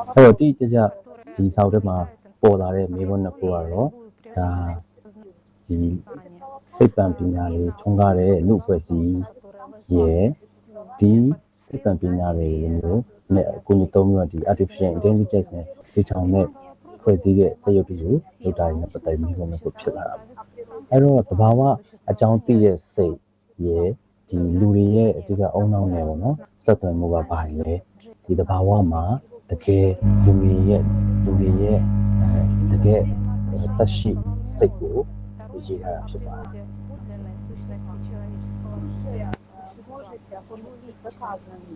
အဲ့ဒီစာကိုလည်းရုရှားလိုလည်းအင်္ဂလိပ်လိုလည်းရေးပြီးတာဖြစ်ပါတယ်အဲဒါကြောင့်ဒီဟာတွေကိုကြုံညာဝယ်ယူလို့လည်းရပါတယ်ဒါအပြင် site မှာလည်းเนาะ meetingdifferentmind.com ဆိုတဲ့ website မှာလည်းပဲဖတ်လို့ရပါပြီတချို့ပိုင်းတွေလည်းဖတ်ကြည့်လို့ရပါတယ်အဲ့ဒီအနေနဲ့ပတ်သက်ပြီးတော့ publication ကိုကြည့်လို့ရပါတယ်ကျေးဇူးများတင်ပါတယ်ဒီမှာအရင်ဒီလိုစကားပြောခဲ့ဒီအတွက်ဒီ moderator ကိုလည်းကျေးဇူးတင်ပါတယ်အားလုံးကိုကျေးဇူးတင်ပါတယ်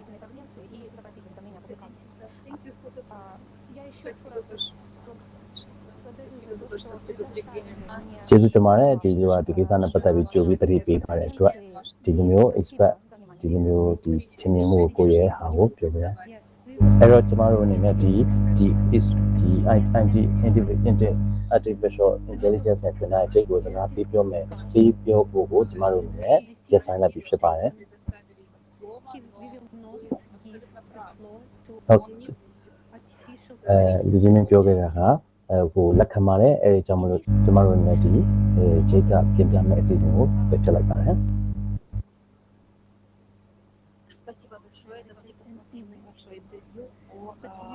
ဆိုတော့ကျွန်တော်ဒီနိုင်ငံတကာ summit မှာမိခဲ့တဲ့ interview ကိုကြည့်ကြရအောင်ပါအခုကျွန်တော်တို့ကဒီ subsidy တဲ့ဆိုတာဒီမှာရာသီဥတုနဲ့ပတ်သက်တဲ့အချက်တဲ့အခက်အခဲတွေကိုဆွေးနွေးဖို့ဟုတ်ကဲ့ဒါဒေသတစ်ခုမှာဖြစ်နေတဲ့ပြဿနာတွေလားနိုင်ငံတွင်းမှာဖြစ်နေတဲ့ပြဿနာအဲ့ဒါကကမ္ဘာနဲ့ဆိုင်လာတယ်နော်ကျွန်တော်ပြောချင်တယ်ဒါတော့တကယ်လူသားတိုင်းရဲ့ဘဝကိုသတ်မှတ်နေချင်းချောင်းတဲ့အချက်တွေဖြစ်တယ်ဒါကလေးတွေရောဒါအနာဂတ်ကိုတော့ဘဝတွေကိုဖျက်ဆီးနေတဲ့ကမ္ဘာလုံးဆိုင်ရာလူသားလူအားလုံးနဲ့ဆိုင်တဲ့အချက်တွေပဲဖြစ်ပါတယ်ချင်းချောင်းတွေပဲဖြစ်တယ်အဲ့တော့နိုင်ငံတိုင်းကဒီကိစ္စတွေမှာဟိုဆောင်ရွက်နေတာဖြစ်ပါတယ်ခုဒီဘာပေါ်ဝင်နေဒီပတ်သက်တဲ့ပြဿနာတွေကျွန်တော်တို့အခုကြုံနေရတာဖြစ်ပါတယ်အဲ့တော့မုံတိုင်းနဲ့အများကြီးဖြစ်လာကြတယ်ပို့ပြီးတော့ဒါလေးတွေပေါက်ပြလာတယ်ဒါသိတာတဲ့အချက်တွေပဲဖြစ်ပါတယ်ဒီပြဿနာတွေကကမ္ဘာလုံးနဲ့ဆိုင်နေဆိုတာသိတာပါတယ်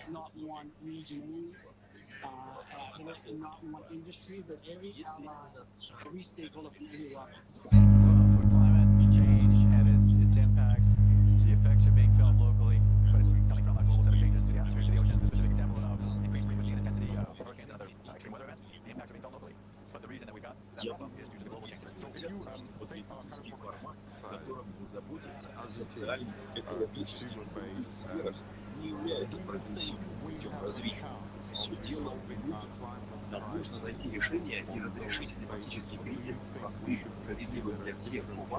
တော့ကျွန်တော်တို့ကတော့ဒီနိုင်ငံကြီးနဲ့ရွေးချယ်မှာဖြစ်တာပေါ့နော်ဒီချက်သေးတွေကိုရွေးကူပြီးတော့မှတရားမျှတတဲ့နည်းနဲ့အားလုံးအတွက်ဆိုလို့မျိုးတဲ့ကျွန်တော်ပြည်နယ်ကိုဖြစ်ရှင်းသွားမှာဖြစ်ပါတယ်ဒီလူအဖွဲ့အစည်းမှာလည်းလူတိုင်းက function ဒါတွေရုပ်ဆွဲဆောင်တဲ့ကိစ္စတွေကျွန်တော်စဉ်းစားပြီးလည်းဖြစ်ပါတယ်အဲ့တော့ကျွန်တော်တို့ရဲ့ဒီဖွဲ့စည်းအန်ရကြားအောင်လည်းဒါပေချာပေါက်ခဲ့တယ်ရမယ်ဒါကတင်တဲ့အကြောင်းလေးအကြောင်းအရာတွေလည်းကြောင်းလဲတော့မှာဖြစ်ပါတယ်ဟုတ်ပါတယ်ကျွန်တော်လည်းဒါလုံးဝခင်ဗျာဟုတ်ပါတယ်အားလုံးကဒါကျွန်တော်လူသားတွေကပေးသားတစ်ခုတွေကနေတိဆောက်တာဖြစ်တဲ့အတွက်ဒါအားလုံးစိတ်ဝင်စားမှုကိစ္စပေါ့နော်ဒါကျွန်တော်တို့လည်းပဲမူတည်တာပေါ့ကျွန်တော်တို့အားလုံးဝင်ပြီးတော့ပါဝင်ဆောင်ရွက်မှာဖြစ်ပါတယ်ဒါတမန်တွေအားလုံးပါဝင်အောင်ဆောင်ရွက်မှာဖြစ်ပါတယ်независимо от места проживания будущее для себя и своей семьи. ကွန်ပျူတာဆိုရကိုအတွက်ရောဒါလူသားတစ်ခုလုံးတော့ဒါအဖက်အနာဂတ်ဖြစ်လာလို့ကျွန်တော်တို့ကဒါတွေကိုလုံးဝပါဝင်သွားမှာဖြစ်ပါတယ်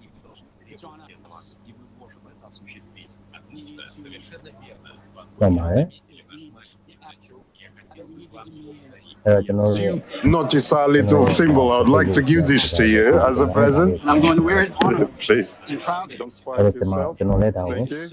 It symbolizes the 8 foundations, obviously the motion for the future. Thank you for your time.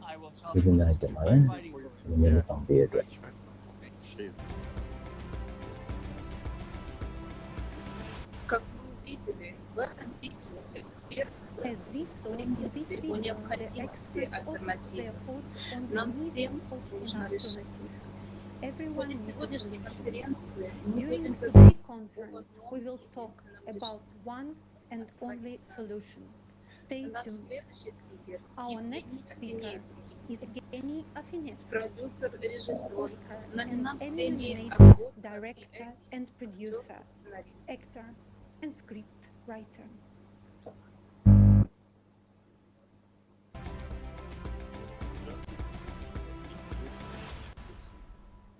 Hi, my name is Evgeny Afinoevsky. အဲ့တော့ကျွန်တော်ကတော့ရှင်တိုင်းတာလည်းဖြစ်ပါတယ် Director, producer of the movie တကားတွေရိုက်ပါတယ်ပြီးရင်ဇာတ်ညွှန်းတွေရေးပါတယ် Basically, filmmaker and storyteller. နောက်ဆုံးကျွန်တော်ရေးခဲ့တဲ့ project မှာဆိုရင် Been able to ပြီးတော့ဒီခေတ်သစ်ကဘာကြီးမှာကြုံတွေ့နေရတဲ့အခက်အခဲအကျက်တွေအန်တီတွေအားလုံးကြောင့်ကျွန်တော်ရိုက်ကူးခဲ့ပါတယ် that some of them အားလုံးက people familiar, and some of them ခု the humanity is kind of neglecting, and some of them we don't know because they are way far from ကျွန်တော်နိုင်ငံခြားမှာတချို့ကဒီရင်းစပွဲတွေ some Rohingya refugees which are in Myanmar, on the border of Myanmar and Bangladesh. အဲ့တော့ဒီစပွဲတွေကကျွန်တော်နိုင်ငံနဲ့ဝေးတဲ့နေရာမှာဖြစ်နေတယ်ဆိုလို့လည်း or European part, even from Latin America. ဒီကဘာကြီးမှာပဲအတူတူကောင်းကင်အောက်မှာနေနေကောင်းကင်ပြည်တဲ့အောက်မှာနေရတာဖြစ်တဲ့အတွက် Old home. ကဘာမြေတစ်ခုမှာနေတဲ့အတွက်ကျွန်တော်တို့ရဲ့ကိစ္စတွေကိုဒါနေ့လူရှင်နေလို့မဖြစ် But ပါ we're ဘူး not realizing ကဘာမှာနေတဲ့လူတွေအားလုံးကဒါကြီးမားတဲ့မိသားစုတစ်ခုပဲပါ divided by many reasons and အဲ့ created တော့ကျွန်တော်တို့ကိုယ်တိုင်ဒီပြဿနာတွေကိုဖန်တီးနေကြတာဖြစ်တယ်ဆိုတာကျွန်တော်သိ through ဖို့ my လိုပါ last 3 years journey alongside of Pope Francis. I learned a lot, I witnessed a lot. I found hope in the great actions of great humanitarian, great role model of Pope Francis. I saw how he, by his humble gestures, not as just the head of the Catholic Church, just as a human, tried to help to Rohingya refugees, I saw အဲ့ how တော့ he နိုင်ငံကောင်းဆောင်တွေဘာသာရေးကောင်းဆောင်တွေကလည်းဒီကဘာပေါ်မှာရှိကြသူတွေကောင်းမွန်လာဖို့လာပါနေကောင်းဆောင်တာတော်တော်လေးကြိုးပမ်းပိုင်းစားနဲ့ဆောင်ရွက်နေတဲ့ဆောင်ရွက်တွေတွေ့ရတယ် all the misrepresentation of the religious aspects.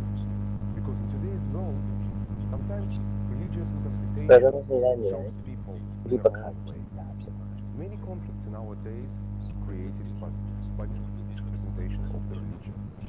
That's why Pope Francis, တော့ဘာသာရေးကောင်း even ဆောင်တွေ before he ဆို became တော့ Pope, was အတူ always တူ studying နေ the ကြ church တယ် diet. ဆောင်ရွက်နေကြတယ် But what is important, ဆိုတော့ဒီ conference ကိုကြည့်နေတဲ့ each ဒီ and ကောင်း every တွေအားလုံးကလည်း watching အတိတ်တရားရတဲ့နေဖြစ်ပါတယ်ဒီကဘာကြီးကိုကောင်းလို့အတွက်အရင်ရည်ကြည်ရဆိုတာကိုလည်းအားလုံးပြောပါတယ် starts to know what's happening. အဲ့တော့ကျွန်တော်တို့ရဲ့ဘဝမှာဘာတွေမှမရင်းတစ်ဖက်ကြတယ်ဒီကဘာလို့လဲဆိုရင်အားရမှားရနေကြတယ်ဆိုတော့ဒီလိုပါလေကာဝယ်မှုတွေပါ subshot လုပ် subshot လုပ်လို့ရတယ် You may be having different religious beliefs or not. အဲ့တော့ကျွန်တော်တို့ရဲ့ Our skins, မင်းပြောပြတာအားရပြောပြတာတွေဒါတွေကြည့်နေလို့မဖြစ်ပါဘူးကျွန်တော်တို့အားလုံးက one big home. And if today we will not stop destroying the walls, we will not stop destroying roof and ဆိုတော့ဒီ everything. လိုကဆက်ဆုံးမဲ့ဆိုရင်ကျွန်တော်တို့ရဲ့မနေ့ကမှာအမှုအားလုံး Can ရောက် be ပါ on ကြ the တယ် street, and we will vanish as a human ဒီ race. conference ရဲ့ Through the conference ကို conferences, လုပ်တဲ့အတွက်ကြောင့်မလို့ကျွန်တော်တို့အားလုံးပေါင်းဆိုင်ဆွေးနွေးကြတဲ့ကြောင့်မလို့ကျွန်တော်တို့မှပြောနေချက်တွေပေါ်မှာဒီကြတော့အားလုံးရဲ့စုကြည့်နေအောင်လည်းကိုယ်ဆိုင်ပိုင်းဆိုလို့ကျွန်တော်ပြောရတယ် actions of activists that fight for justice, အဲ့တော့အားလုံးစုကြည့်ပြီးတော့မှ who ဒီ fight တော for င်း the ပြီးတော့ unity to unite ကော all င်းတော့မဆက်ရှောက်ပါမဆိုလို့ရှိရင်လောကကြီးကိုကောင်းတော့ဒီကမ္ဘာကြီးကိုကောင်းတော့ကျွန်တော်ဆောက်ရပါလို့ဖြစ်တာ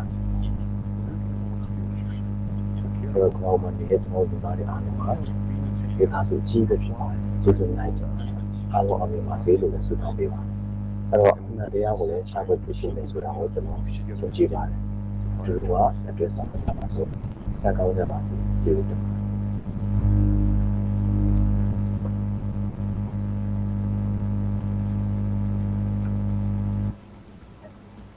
Спасибо, господин Афинеевский, за такие вдохновляющие слова. Мы ကျေးဇူးတင်ပါတယ် наших зрителей, ဘုလိုအားပေးစကားတွေပြောတဲ့အတွက်ကျေးဇူးများတင်ပါတယ်။ဘုရားမှာဆိုရင်ကမ္ဘာနဲ့အဝန်းလူပေါင်းများစွာသမားများစွာဒီနိုင်ငံကဒီဝေကိုလာတော့ကြည့်နေကြတာဖြစ်ပါတယ်။အဲ့ရောဘာသာပေါင်း100လောက်ကိုလည်းဘာသာပြန်နေကြတာဖြစ်ပါတယ် не забудьте поделиться этим событием. ။ဟောဒီဒီလာကလည်းပတ်သက်ပြီးတော့ဒါညကိုပြေးသွားဖို့လည်းအောင်ဆိုပြရအောင် Режиссером, продюсером и сценаристом телевидения и продюсером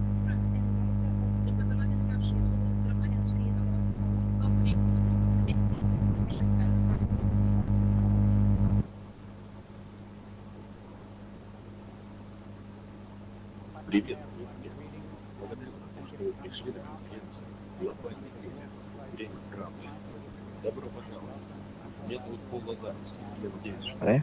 ကျွန်တော်ကပေါ်လာဇရုဖြစ်ပြီးတော့အခုညီလာခံကနေခင်ဗျားတို့ကိုကြိုးဆိုပါတယ်နားထောင်ပြီးတင်ယူလို့ဆောင်နိုင်ကြမယ်လို့မျှော်လင့်ပါတယ်ကျွန်တော်ကပညာရှင်တယောက်မဟုတ်ပါဘူးကျွန်တော်ရဲ့အသက်မွေးဝမ်းကြောင်းပညာကတော့ပုံပြောသူတူပါဒါပေမဲ့ရာသီဥတုဖောက်ပြန်ပြောင်းလဲတဲ့ပြဿနာကိုတော့ကျွန်တော်အလွန်ရင်းမြစ်စိုးရိမ်မိပါတယ်ပြီးတော့ကျွန်တော်တို့ရဲ့ဘဝတွေကိုတိကျတင်ရှားတဲ့ထင်းချောက်နေမှုတွေရပ်တန့်နိုင်ဖို့အတွက်ကျွန်တော်တို့အားလုံးပါဝင်ဆောင်ရွက်နိုင်မယ်လို့မျှော်လင့်ပါတယ်ကျွန်တော်ကလော့အင်ဂျလိစ်မြို့မှာနေထိုင်ပြီးတော့ပုံမှန်မဟုတ်တဲ့ပူချိန်နဲ့ပုံမှန်မဟုတ်တဲ့ရာသီဥတုဖြစ်စဉ်တွေဟာလော့အင်ဂျလိစ်နဲ့ကျွန်တော်တို့နိုင်ငံတော်ဝန်လုံးမှာကြုံတွေ့နေရတယ်ဆိုတာခင်ဗျားတို့လည်းသိမှာပါရှင်းရှင်းလင်းလင်းပြောရမယ်ဆိုလို့ရှိရင်ဒါဟာကျွန်တော်တို့နေထိုင်နေတဲ့ကမ္ဘာကျိုးအပေါ်ကိုကျွန်တော်တို့အလွယ်သုံးစားပြုမှုတွေရဲ့ရလက်လို့ဆိုနိုင်ပြီးတော့ဒါကိုကျွန်တော်တို့ပြောင်းလဲပြရမှာပါမကြမီမဝေးတော့တဲ့အနာဂတ်မှာကျွန်တော်တို့ဟာရေကိုကမ္ဘာအနှံ့မျှဝေကြရပါလိမ့်မယ်ကျွန်တော်အာဖရိကကဂါနာနိုင်ငံကိုရောက်ဖူးပါတယ်အဲ့ဒီမှာရေမရှိတော့ပါဘူးကလေးတွေကမြစ်ကိုသွားပြီးတော့ညဉ့်ညမ်းတဲ့ရေတွေကိုယူပြီးကြိုတောက်ကြပါတယ်မကြိုရင်လည်းမကြိုကြကြဘူးပေါ့ဗျာတောက်ပြီးရင်တော့ဖျားတော့တာပါပဲဟုတ်ပြီအမေရိကမှာအသက်15နှစ်အရွယ်ရှိတဲ့ကျွန်တော်သမီးကရေပိုက်ကိုသွားဖွင့်လိုက်တဲ့အခါတန်ရှင်းတဲ့ရေတွေကိုသူများရတယ်သူမအနေနဲ့မြေတင်စင်းစီကိုရေသွားရှာရမယ်ဆိုတာမျိုးကဘယ်တော့မှမမြင်ဘူးပေါ့ကျွန်တော်သမီးရေတန်းရတယ်လို့မျိုးခါနာမရှိတဲ့ကလေးတွေလည်းရတဲ့တယ်လို့ထင်ပါတယ်ဒီအခြေအနေကိုကူညီဖြေရှင်းပေးဖို့ကမ္ဘာတဝန်းလုံးကလက်တွဲပြီးလုပ်ကိုင်တဲ့တယ်လို့ကျွန်တော်ထင်ပါတယ်ရာသီဥတုပြောင်းလဲခြင်းကလူတိုင်းပေါ်မှာအကျိုးသက်ရောက်မှုရှိသလိုကမ္ဘာတစ်ခုလုံးကိုလည်းပဲအကျိုးသက်ရောက်မှုရှိပါတယ်ကျွန်တော်တို့အားလုံးဟာအခုပြဿနာရဲ့တစ်စိတ်တစ်ပိုင်းပဲဖြစ်ပါတယ်ဒီတော့မေးစရာကအဖြေရဲ့တစ်စိတ်တစ်ပိုင်းဖြစ်လာအောင်ကျွန်တော်တို့ဘယ်လိုလုပ်ကြမလဲပြီးတော့ဒီညီလာခံမှာအဲ့ဒါကိုလေ့လာပြီးကျွန်တော်တို့လှုပ်ဆောင်တဲ့နာတွေလှုပ်ဆောင်နိုင်ကြမယ်လို့မျှော်လင့်ပါတယ်ဟုတ်ပြီဟာတာကောင်အဟောင်းတစ်ခုရှိတယ်ဗျတကယ်လို့ခင်ဗျားတယောက်တည်းရှိရင်ဒါကကောင်းတယ်နှစ်ယောက်ရှိလို့ရှိရင်တော့ကော်မတီတစ်ခုရှိမယ်သုံးယောက်ဆိုရင်တော့ခင်ဗျားမှာအဖွဲ့တစ်ခုရှိလိမ့်မယ်တဲ့အဖွဲ့လိုက်လို့ရတာအများတန်းခက်ခဲတတ်ပါတယ်ဒါပေမဲ့ကျွန်တော်တွေ့ကြုံခဲ့ရတဲ့တွေကတစ်ဆင့်ဒီရန်ဖန်တီးမှုလူအဖွဲ့အစည်းအကြောင်းဆိုတာတွေကြားရတဲ့ဟာတွေကတစ်ဆင့်လူတွေကိုအလွဲသုံးစားလုပ်ဖို့ကြိုးစားနေတဲ့အစိုးရကော်မတီဒါမှမဟုတ်ကော်မတီတစ်ခုလိုမျိုးမဟုတ်ဘဲနဲ့ဒီအဖွဲ့ဟာအတိအကျရပ်တည်ဖို့ကြိုးစားနေတဲ့အဖွဲ့တစ်ခုပါကျွန်တော်တို့အားလုံးပေါ်မှာကြိုးတက်မှုရှိတဲ့အထူးထောက်ကူဖြစ်စေမဲ့အပြောင်းလဲအတွက်လူသားတွေကိုစူးစီးဖို့ကြိုးစားနေကြတာပါဟုတ်ပါတယ်ဒီနေရာမှာအရေးအတွက်ရဲ့အားကောင်းမှုလည်းလိုအပ်မယ်လို့ထင်ပါတယ်ကျွန်တော်တို့အတွက်ခွန်အားတွေလိုတာပါဒါကြောင့်ဖန်တီးမှုလူအတိုင်းဝန်းလိုမျိုးအဖွဲ့အစည်းမှာအရေးအတွက်ကအားတရက်ပါပဲဒါကိုကျွန်တော်ချီးကျူးမိပါတယ်ကျွန်တော်တို့အားလုံးဟာကျွန်တော်တို့ရဲ့ကိုယ်ပိုင်ဘဝတွေမှာရုန်းကန်နေကြရတာအဲ့တော့ခင်ဗျားမှာမဲပေးပိုင်ခွင့်ရှိမယ်ဆိုလို့ရှိရင်ကောင်းတဲ့သူအတွက်ဒါကိုအသုံးချပြီးတော့ရွေးချယ်နိုင်ပါတယ်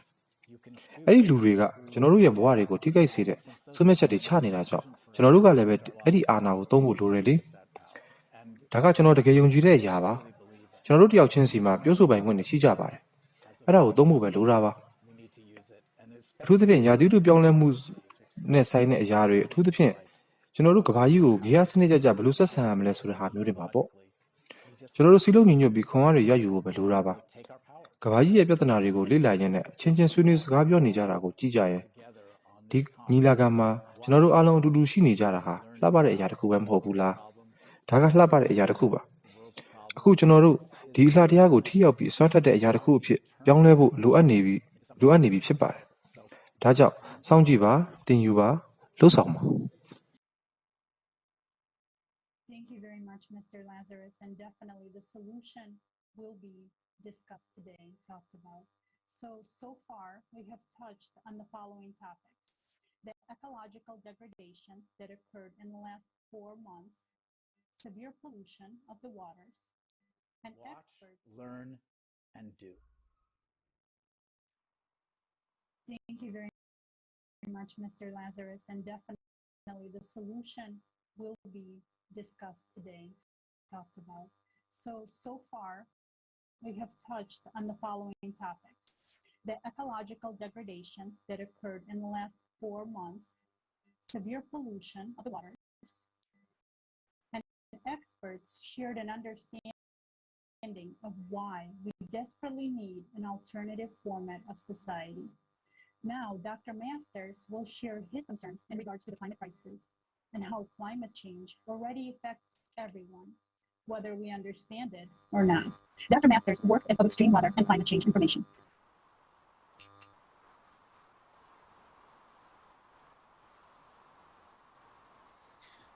Hello, I'm Dr. Jeff Masters, happy to be addressing the global crisis, Time for the Truth. And I want to start off today with the current ecological situation. And the planet is heating up. The climate's warmed about 1.2 degrees Celsius since pre-industrial times in the 1800s. But what people fail to appreciate is that the extremes change much more quickly than the mean temperature. I mean, a degree or so of global warming may not seem like much, but when you do that, your rare events, they increase by sometimes a factor of 4, factor of 8, something like that. For instance, the extreme heat wave that hit the western parts of North America in June this year, that was judged to be an event that was impossible to occur under the old climate back in the 20th century. So these very severe society impacting events, these extreme events that cause mass death and mass destruction, they're increasing much more rapidly than you might expect. The other thing to consider about the climate models is that there are some things they don't model well. For instance, the change in jet stream behavior, which is critical for some of the extreme events we've seen in recent years. The jet stream normally blows from pretty much west to east over the mid-latitudes. But when it gets to these extreme excursions, it starts bulging northwards under a ridge of high pressure or southwards under a trough of low pressure, and then freezes in place. That's when you can get these long-lasting, very extreme weather events like we saw, for instance, with the European floods this summer or the Western North America heat wave this summer.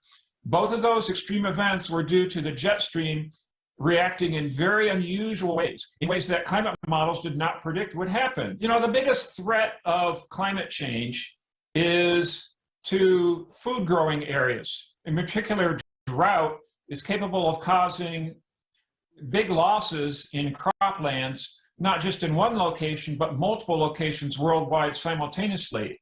So if we happen to get a major drought, say over the Ukraine and Russia, at the same time we get it over another big grain producing area, say the United States or China, that has severe implications for the global food supply.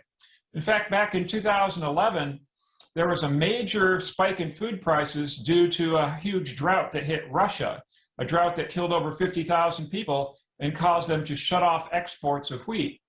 When those exports of wheat got shut off, grain prices spiked sharply, and you ended up getting what we call the Arab Spring, revolutions in multiple countries in the Arab world that toppled at least 3 governments and caused widespread unrest. Now, food prices this year are actually higher than they were back in 2011, and that's an area of great concern. There was a severe drought in Canada, for instance, that caused some grain shortages. So the biggest concern I have with climate change is drought and its impact on food supplies. We're going to see a situation where multiple droughts worldwide are going to synchronize and cause a massive food price spike like we've never seen before, and cause just a worldwide sort of event that's going to be economically devastating, and then it's going to be devastating to people as well, causing starvation and perhaps famine that would kill millions. Drought is the great enemy of civilization because it affects the 2 things we need to live: food and water. Now, it's interesting that globally, the number of hurricanes really has not changed that much. So we're seeing fewer weak hurricanes and more stronger ones, the category 4 and 5 storms, the ones most likely to cause high losses. Now in the Atlantic, the last 2 years back to back have seen really bonkers hurricane seasons. Last year we saw 30 named storms, and we'd never seen that level of activity before. So the Atlantic has been very extreme as far as hurricane activity the last 2 years, and the number of intense storms has been very high as well. The number of intense storms is something we would expect to see because of climate change, because when you heat up the oceans, you provide more heat energy, and hurricanes feed off of heat. They're heat pumps that convert the heat energy of the oceans to the kinetic energy of their winds. So more heat in the oceans, you can get a stronger hurricane. The current climate, it's growing very extreme, very rapidly, and we've got to keep people out of harm's way, keep people from moving into vulnerable areas. Numerous studies have shown that depending on the type of disaster, every dollar spent on preparation and prevention pays for itself a factor of 5 or 10. The climate crisis is at its base a spiritual crisis, a spiritual disease caused by overconsumption. We should be valuing humility over worshiping billionaires. And if we could learn to be happy with what we have, not consume so much, not worship money and billionaires, then we would be a lot better off. Thank you, Dr. Masters. Our next speaker is Her Royal Highness Queen Diambi Kabatusuila Chiyoyo Mwata, Queen of the Bakwa, Luntu, and Kasai, Queen of the National Order of the Leopard, founder of the Elikia Book Foundation.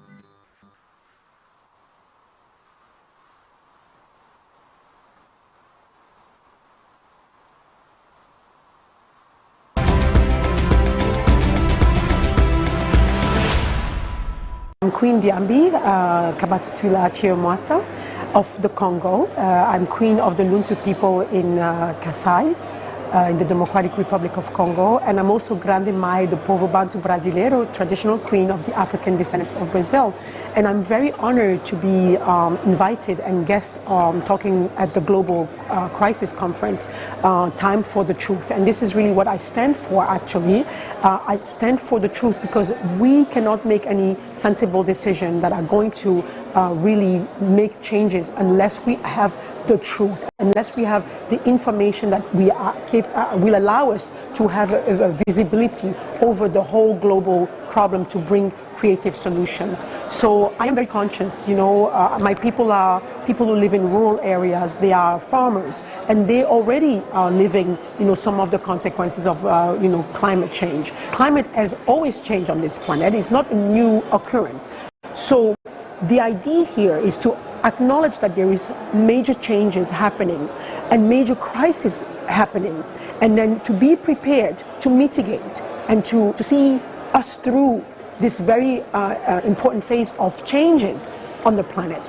Yes, climate always changes. It's cyclical on this planet. We know that. And we are the product of climate change ourselves. So nature has its way, but we need to also help nature. So that means that we have to make sure that we preserve nature the best way possible, so it can have the capacity to absorb those changes and to come up with the tweaking and the solutions as well. So we have to be observant of nature. We have to be understanding a little more and respectful of nature. Not just look at nature as something that we need to exploit as a product, but look at nature also as a teacher, as a masterful teacher. Because in this time, we will have to know which way to go. And the only way to do that is to be an observer, to bring all the knowledge we have on board, scientific knowledge, and also experiential knowledge, and also ancient accumulated knowledge and wisdom. အာဖရိကလူမျိုးများရဲ့ရိုးရာပြန်မှာလည်းဖြစ်ပါတယ်။ကမ္ဘာလုံးဆိုင်ရာအကျက်တဲ့အမှန်တရားတို့ရဲ့အချိန်အခါဆိုတဲ့ဒီညီလာခံမှာဧည့်သည်ဖြစ်ဖိတ်ကြားခံရတဲ့အတွက်ရန်ကုန်ယူဝမ်းမြောက်မိပါတယ်။ကျမကတော့အမှန်တရားဘက်မှာအမြဲရပ်တည်ပါတယ်။ဘာဖြစ်လို့လဲဆိုတော့ကျမတို့ဟာမှန်ကန်တဲ့သတင်းချက်လက်တွေကိုမရနိုင်ဘူးဆိုရင်ကမ္ဘာလုံးဆိုင်ရာပြဿနာတစ်ခုလုံးကိုဖြေရှင်းဖို့အတွက်အမှန်ကိုမြင်နိုင်မှာမဟုတ်ပါဘူး။ကျမရဲ့လူမျိုးတွေဟာကြီးလက်ဒေသမှာနေထိုင်ကြတဲ့လယ်သမားတွေဖြစ်ကြပြီးတချို့တွေဟာရာသီဥတုဖောက်ပြန်ခြင်းရဲ့အကျိုးဆက်ရှိတဲ့နေရာတွေမှာနေထိုင်နေကြရတာပါ။ကမ္ဘာကြီးပေါ်မှာရာသီဥတုတွေအမြဲပြောင်းလဲနေတာတော့အသစ်ဆန်းမဟုတ်ပါဘူး။အဲဒီတော့ပထမဆုံးအနေနဲ့အခုချိန်မှာဖြစ်ပျက်နေတဲ့ပြင်းထန်တဲ့အကျက်တဲပြောင်းလဲများကိုဓမ္မတိထန်ကြကြသိရမှာဖြစ်ပြီးဒုတိယအနေနဲ့ကတော့ဒီရာတွေရောပါသွားအောင်ကမ္ဘာကြီးကဒီပြောင်းလဲမှုအဆင့်တွေကိုဖျက်ကျော်နိုင်အောင်အဆင့်ဆင့်ပြင်ဆင်ကြဖို့ပဲဖြစ်ပါတယ်။မှန်ပါတယ်။ရာသီဥတုကအမြဲတမ်းပြောင်းလဲနေပါတယ်။ကမ္ဘာကြီးကအမြဲတမ်းတရားလဲနေတာပါပဲ။ဒါလည်းကျမတို့သိကြပါတယ်။ကျမတို့ဟာရာသီဥတုပြောင်းလဲမှုရဲ့ထုတ်ကုန်ရလဒ်တွေလို့တောင်ပြောလို့ရပါတယ်။သဘာဝတရားကြီးမှာလည်းသူနည်းနဲ့သူရှိပါတယ်။ဒါပေမဲ့သဘာဝတရားကြီးကိုကူညီပေးအပ်ဖို့လိုအပ်ပါတယ်။ဆိုလိုတာကတော့ကျမတို့ကအတတ်နိုင်ဆုံးအကောင်းဆုံးသဘာဝတရားကြီးကို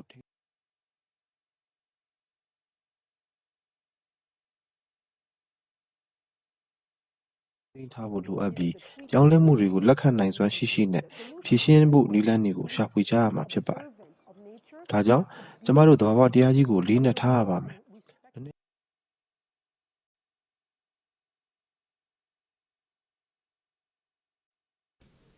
Mr. Sean, unfortunately, we cannot hear you.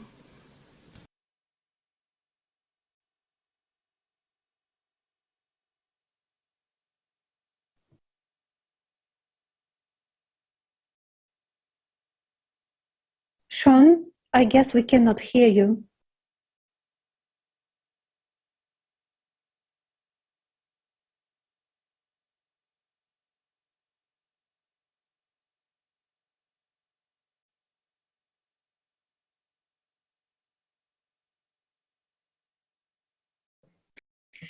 Dear viewers, we are experiencing some technical problems. We will try to fix them right now.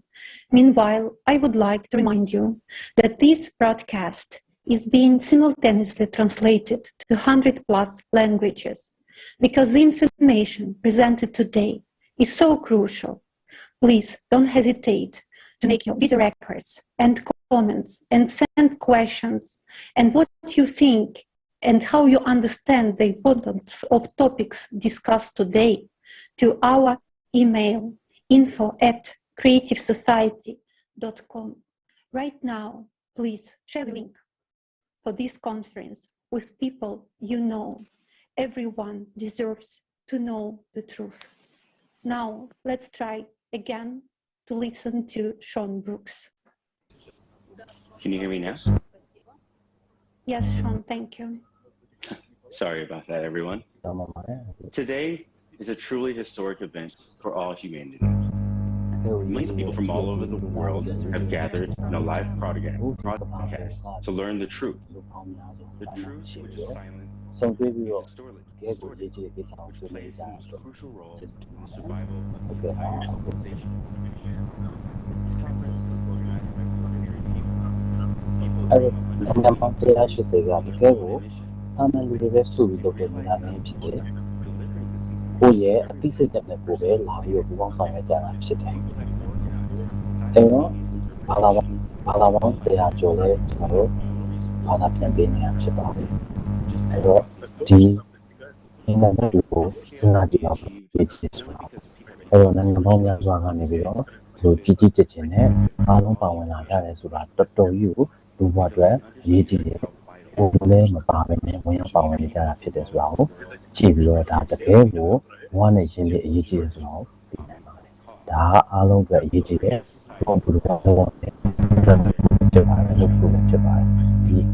Creative Society ဆိုတာအားလုံးအတွက်ဖြစ်ပါတယ်ဒါလူသားတွေအတွက်လိုအပ်တဲ့ project ကြီးပဲဖြစ်ပါတယ်အဲ့တော့ဒီချင်းတွေကိုရေးကြည့်တဲ့ချင်းတွေပေါ်ပြနေတဲ့ဗီဒီယိုလေးကိုကြည့်ကြည့်အောင်ပါနိုင်ငံပေါင်း180ကနေပြီးတော့ဒီအတွက်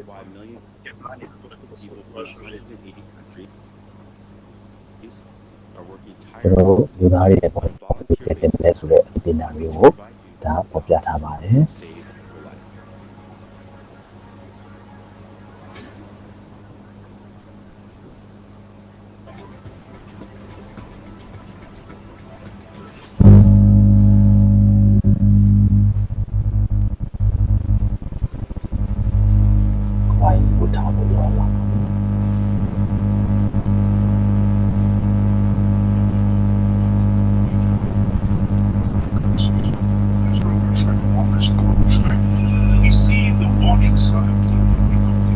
ရာသီဥတုတွေဖြစ်စီလာတယ်ဒီရဲ့ဖြစ်ပါလား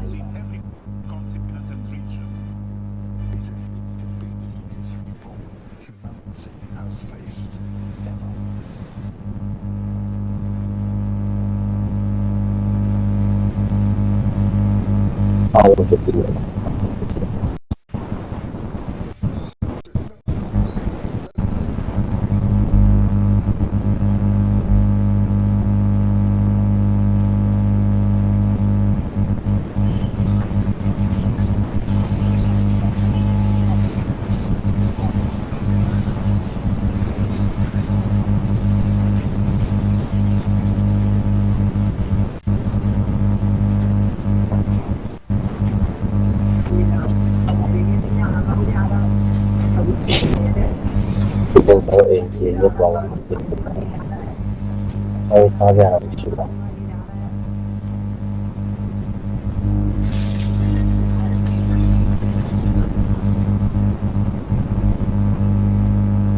ပေးကြပါ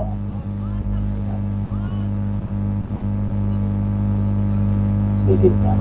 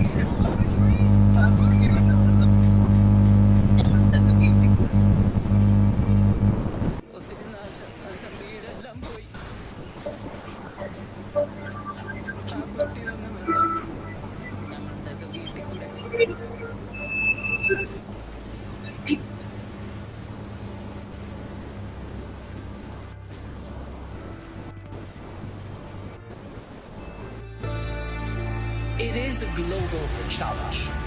We need to act. We feel the urgency. The longer we fail to act, the worse it gets, and the higher the price when we are eventually forced by catastrophe to act.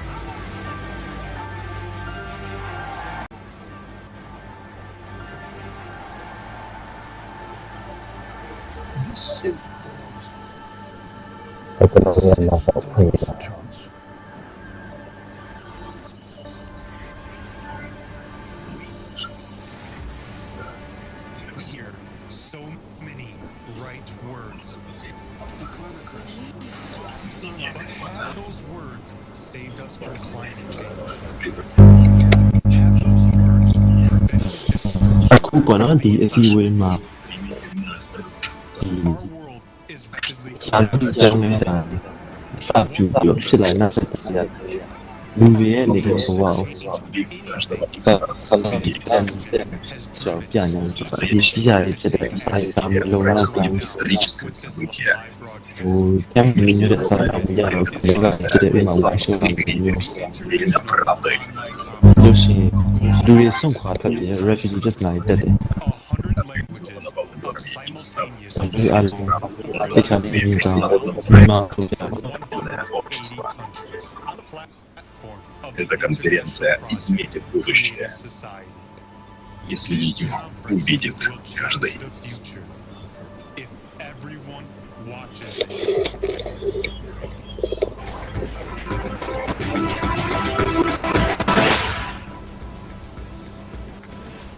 This video was hard to watch. But this is the truth that needs to be known, because only understanding the truth can we start acting. Okay, the tension they have big mawe. The solution is simple.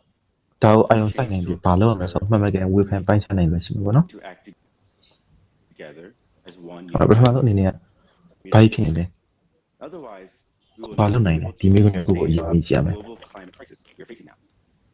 Survival is only possible if all people know about the problem. Okay. And that is key.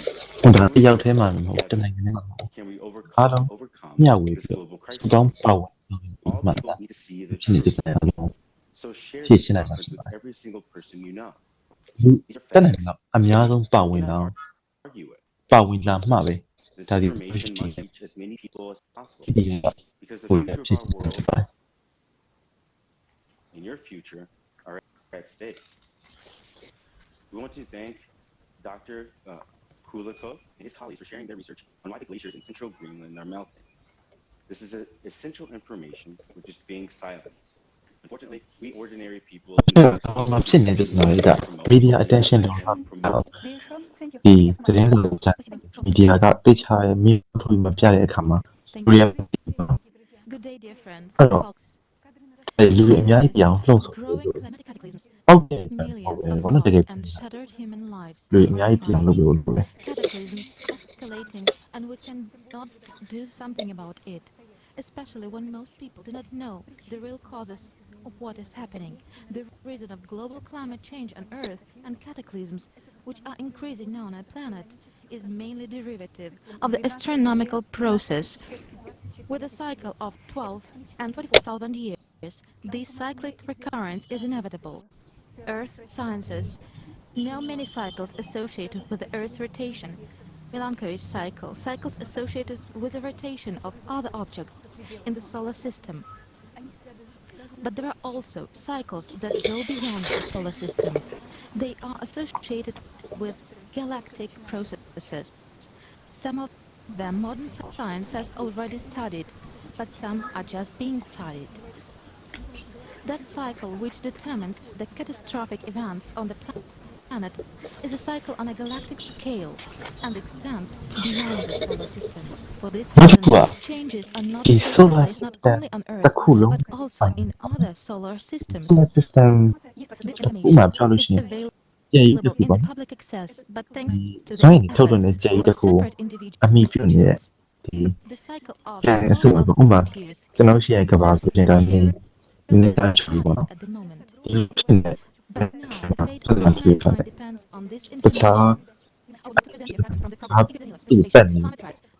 ကြိုးတယ်မှုရှိပါပဲဒါဒီကဘာမှာရှိတဲ့နေရာတစ်နိုင်ငံတစ်နေရာမှာအနိုင်ငံကတော့တင်ရတယ်မဟုတ်ဘူးတကဘာလုံးတင်မကောက်ဒီ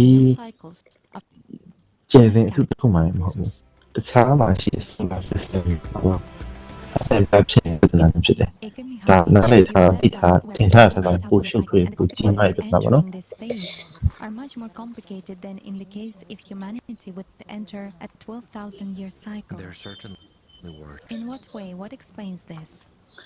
ဒီမှာဖြစ်နေတဲ့ပြဿနာတစ်ခုနားလေအောင်လို့ပြန်ပြန်ရှင်းပြပါ Let's explain one more time. Let's try to explain in a simple and understandable way. Well, let's try to explain in an abstract way. Just imagine, this clock dial is our galaxy. Above it, there is the entire universe, a major part of it. Well, below there are already galaxies. Well, they're towards the edge of the universe, so to say. And there's 12 o'clock and 6 o'clock on the dial. 12 o'clock is located towards the universe, whereas 6 o'clock is located towards the edge of the universe. What cycle? Here there should be understanding.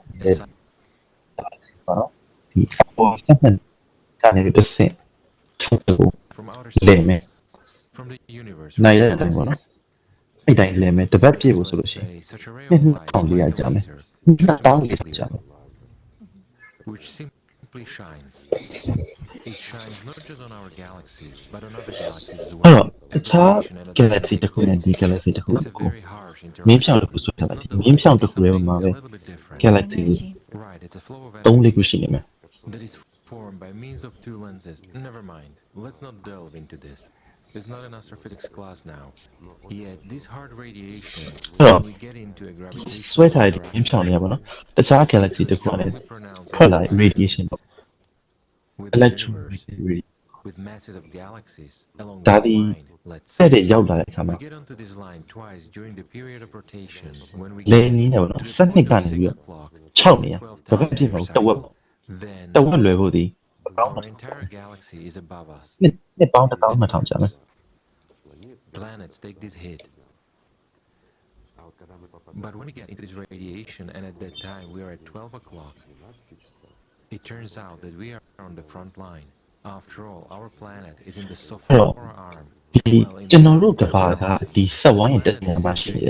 at the edge of the arm. So it turns out and just like the other solar systems, radiation တက်တဲ့ line တော့ဒီမှာ7နာရီရှိပါကိုရီနေတဲ့ကဘာ3နာရီလောက်မှရှိရဆိုတော့အဲ့ဆိုရင်7နဲ့အပိုင်းရောက်လာတယ်ပြဿနာမရှိဘူးအဲ့လိုလဲနေတဲ့ကိုယ့်ရဲ့ကဘာရှိတဲ့နေရာဒီတစ်ဖက်က radiation လာတယ်မှာကိုအဲ့ကြတယ် these interactions take place. Many people will come up with a question: how is that? It is clear that the galaxy rotates. Does it constantly occur or what? Well, the galaxy doesn't just rotate on its own. It is a spiral movement of the galaxy itself in space, not only on its axis, but addition And so, getting into this cycle, when all this is combined, here we are exposed to this kind of process of interaction, so to say. Why is it not so dangerous at the other time? Because at other moments during 12,000 years, this impact occurs along a tangent line, meaning along a scientific line. There is no direct relation. Here I can explain using the sun as an example. This will be very clear and illustrative. Why in the middle of the sun and the sun is at its zenith. Do our why there is a strike ray. Or the sun begins to set off, for instance, or it is winter. The ray goes along the tangent line. There is no direct impact. For this reason, it is sort of warm, but not very warm.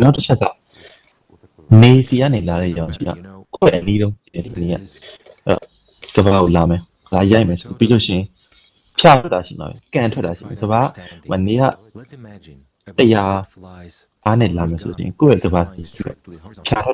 there is a target that is located strictly naturally, if the material is not quite solid, it is sufficient, and the hardness of the bullet is sufficient, then it breaks through this material. It's enough to only change target or to deflect upon contact. In other words, the target but at an angle. So when hitting the target, the bullet will be deflected. The same thing in 12,000 years. There is a reflection of these rays, and it doesn't cause us major harm. But when there is a direct impact, that's when the trouble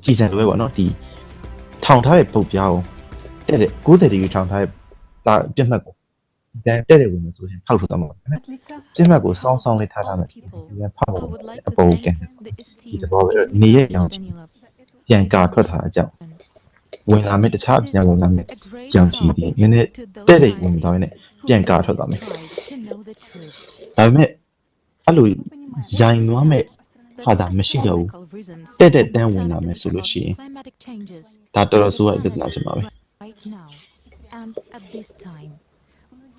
Many people believe that climate change is gradual. However, this is not always the case. In science, we know the direction of catastrophism. The hypothesis about periodic strong planetary catastrophes leading to mass extinctions and changing the face of mass extinction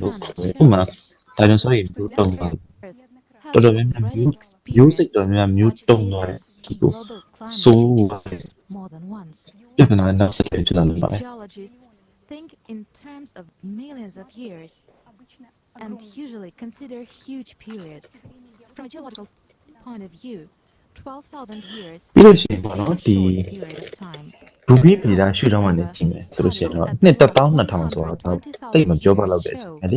That catastrophic changes to the planet have indeed နောက်တစ်ခုကပြန်တွက်မယ်ဆိုလို့ရှိရင်ဒါလူသားတွေမတိုင်ရင်ပေါ့နော်ဒီကမ္ဘာရဲ့သမိုင်းမှာလည်းလူကြီးကြီးမှာတိတ်ပြီးတော့ကြာသေးတယ်ပေါ့နော်နှစ်တန်းပေါင်းများစွာကြာနှစ်ပေါင်းကာလအတွင်းမှာပဲတစ်ခါမှဖြစ်ခဲ့ပြီး related between one another. For example, the movement of the magnetic poles cannot provoke volcanoes or glaciations. However, you will clearly see that this is what has been happening and is happening right now. Because we are now entering a cycle.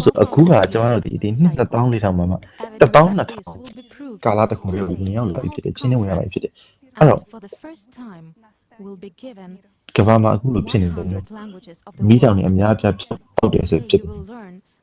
အဲ့ပတ်သက်ရင် the proof facts of the changes and how it can happen if we continue to do nothing. I suggest you watching this video about the cyclicity of 12,000 years.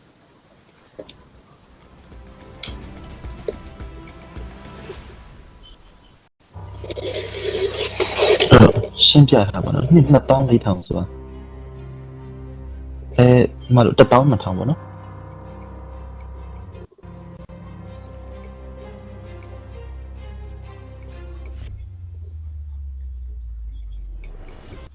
We hear reassuring speeches that if we do away with fossil No, fuels, fossil the fuel. temperature increase can be kept within 1.5 degrees for the next 100 years. ဒီမဲ့သက်သုံးနေမယ် Unfortunately, we don't Super. have that time. The truth is that humanity Now, my doesn't even have fear- 10 years to spare. ကလာတစ်ခုရဲ့အပူချိန်တအား We ကို can't influence ပြ the လာ true လေ causes of climate change. After all, the reason for that lie in 12,000 year cycle of catastrophes caused by galactic interactions. Do you ဒါ have ဘ an လောက် idea ဆိုးဆိုး how ဘလောက် serious ကြီး this နေပြ is? ဿနာလဲဆိုတော့အကူတို့အမတို့လုံးဝတိတ်ထားမှာမဟုတ်ဘူး The cycle of terrible cataclysms, which the Earth now has to go through, occurs on the planet every 12,000 years, and it has been described by various researchersဒါဒီ in scientific works. ဒီလိုပေါ့နော်ဒီ radiation တက်တဲ့လာမှန်တဲ့အိတ်စားတော့ဒီမှာဖြစ်တဲ့ပြဿနာဒီနေ့12000တိုင်းမှာတစ်ခါဖြစ်တယ် The Earth's core creates a magnetic field. The Earth's magnetic poles are movable. ဒီ There's ကဘာရဲ့ shift is တန်လိုက် called စက် geomagnetic ညာ excursion.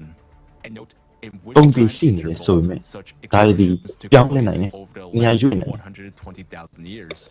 The interval between them is Oh. approximately 12 to 13,000 Satellite years. Satellite It is shocking that Near at the you, same down time now. there were sharp The rises in Kuna both Jure. sea level, It's hard. glaciation,နေ and ဖွဲ့ပြီး historic စီကနေ volcanic ကြတဲ့ eruptions. radiation တွေကြောင့် Each time during ဖြစ်တာပေါ့နော် such အဲ့တော့ဒါဒီ excursions, the magnetic field of the Earth became 8 to 10 နှစ်1000 times ထောင်မှာတစ်ခါ weaker, 1000 and မှာ this တစ်ခါဖြစ်တယ် led to an increase in the flux of cosmic radiation. Modern science cannot The explain why geomagnetic geomagnetic excursion excursions required. coincide with dramatic climate change and glaciations. At the end of 20th century, Hartmut Heinrich did a great study.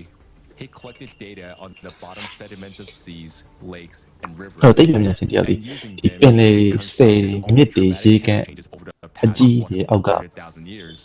These ကျမ်းမြင် changes တွေကို were လေ့လာ called ပြီးတော့ဗောနော် Heinrich events.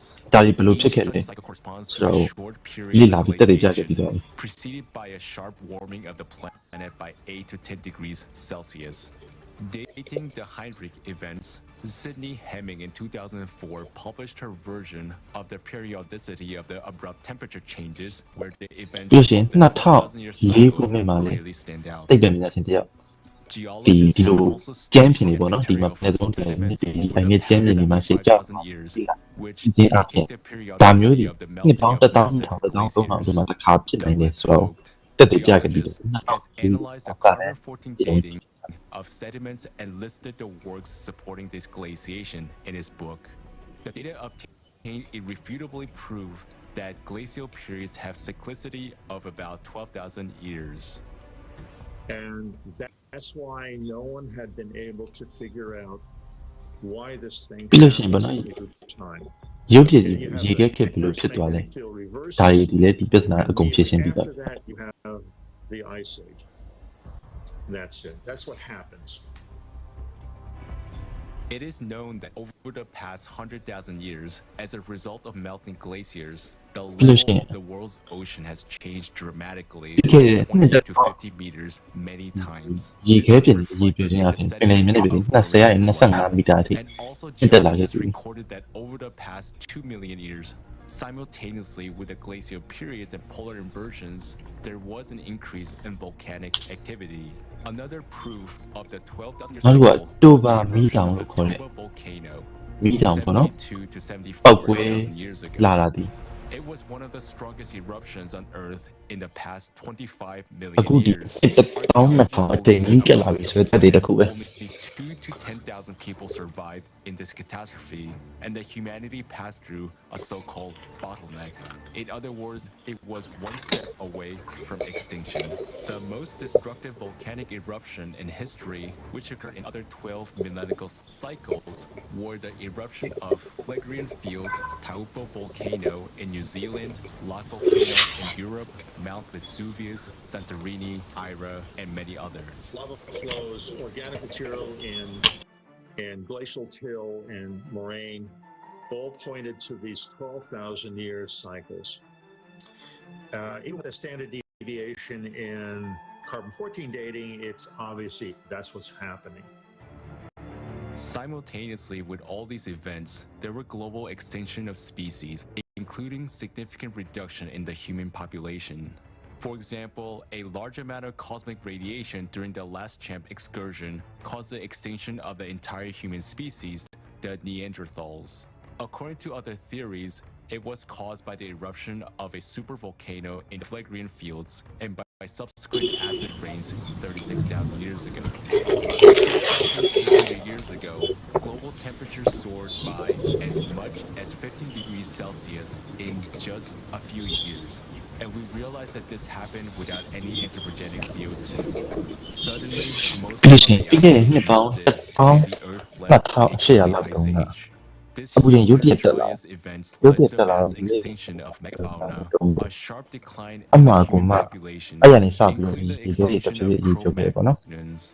And at the same time, there were extreme floods and natural disasters, intense sea level rise, and American After that, however, there was an equally dramatic cold thousands of frozen mammoths and other mammals were found along the slopes of Siberia's mountains. For scientists, the reason for these extreme drops is still a mystery. How? Catastrophic volcanic eruptions, atmospheric temperature changes by 10 degrees Celsius, world ocean level changed by 20 to 50 meters, large-scale glaciation that froze such giants as mammoths, and geomagnetic excursions could have occurred almost simultaneously within a shorter period of time.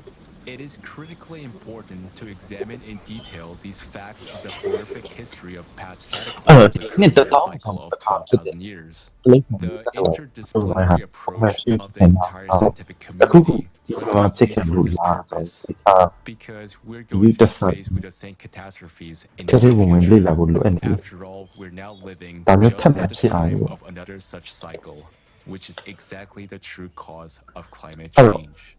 အဲ့လိုဖြစ်တဲ့အဖြစ်ပေါ့နော်အဲ့နှစ်1200မှာတစ်ခါဖြစ်တဲ့အဖြစ်ဒီပေချတော့ပေါ့နော်ဒါဒီရာသီဥတုရုပ်တရက်တွေရုပ်ပြရာသီဥတုကြောင်းလဲလာတာရဲ့နောက်ွယ်အကြောင်းဖြစ်နိုင်ဖြစ်တော်တော်လေးများတယ်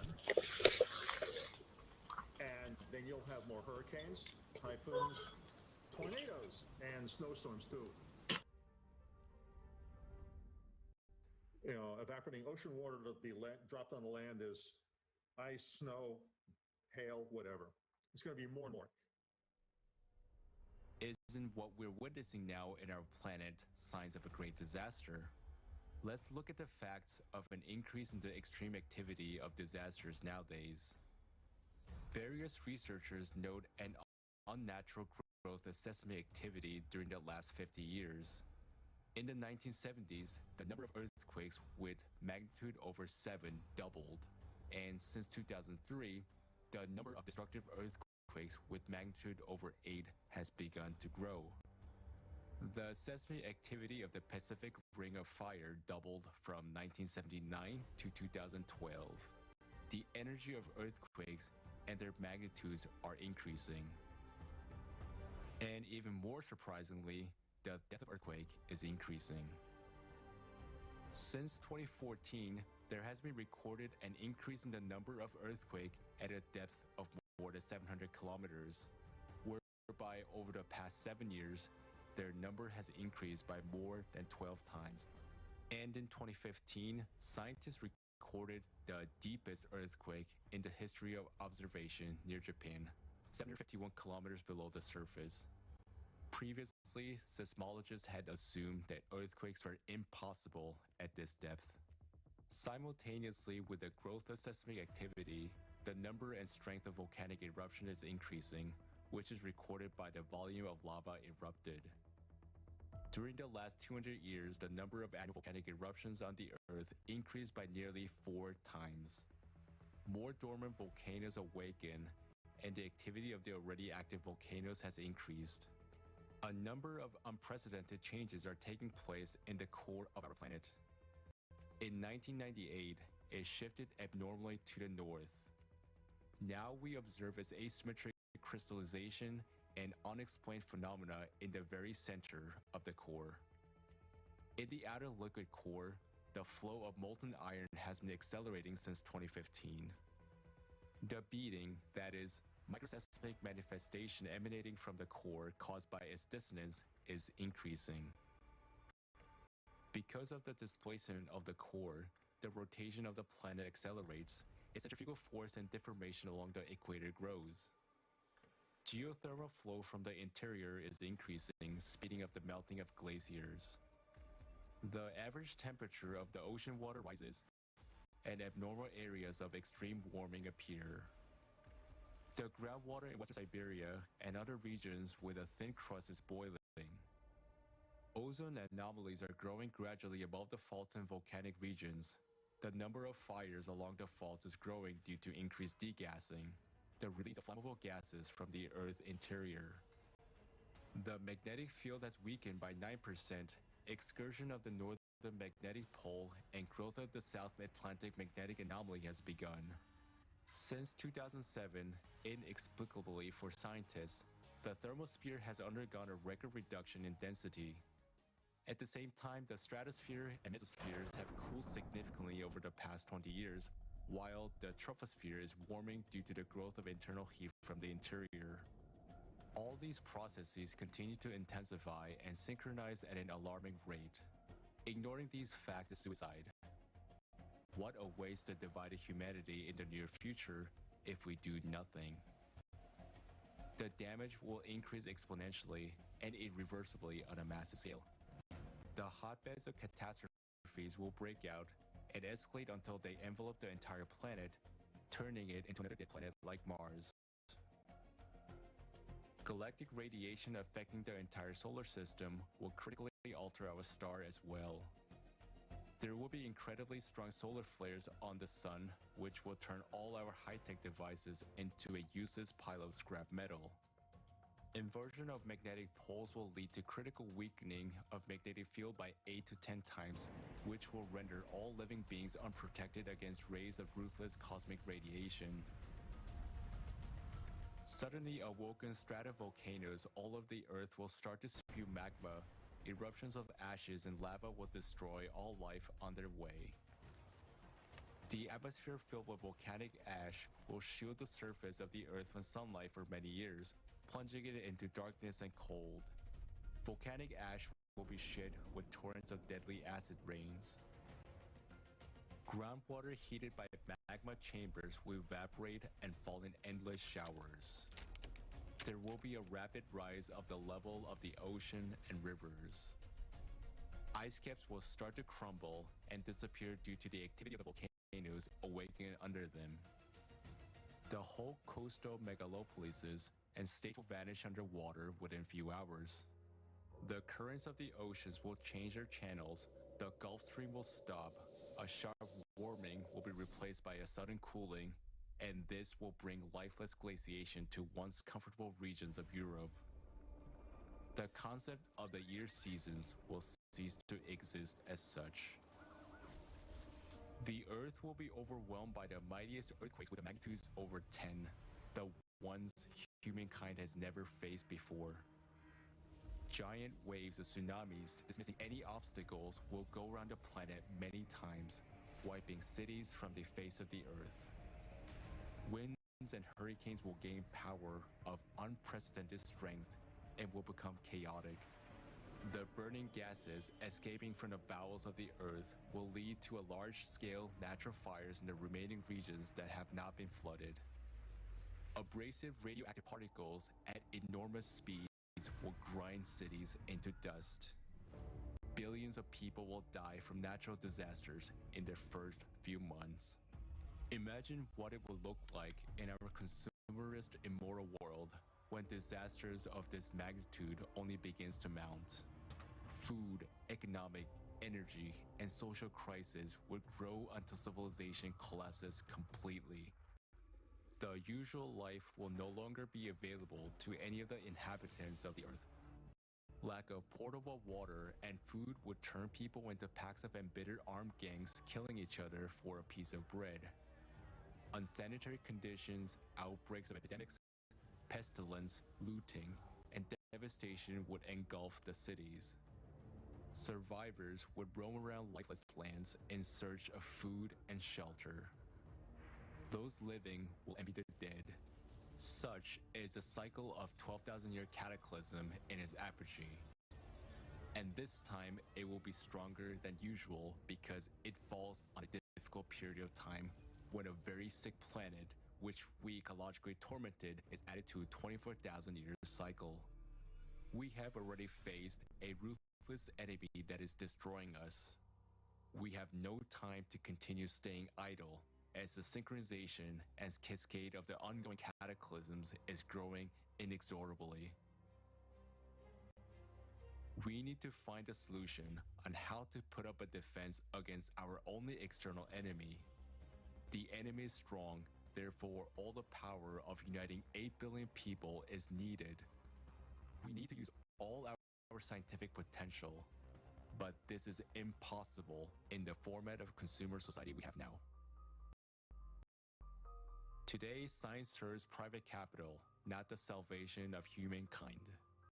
That is why we so urgently need the format of creative society, where it is not the private interest that will dominate, but our common human interest that will.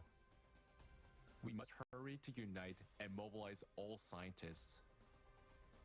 All scientific, technical, and intellectual potential needs to be invested in one task: finding solutions to counter the impact of cyclicality, since every action has its counteraction. We will be able to find a solution to avoiding climate collapse and to humankind survival only when all of humanity consolidates. The choice is up to us. It's up to each one of us. It's up to you.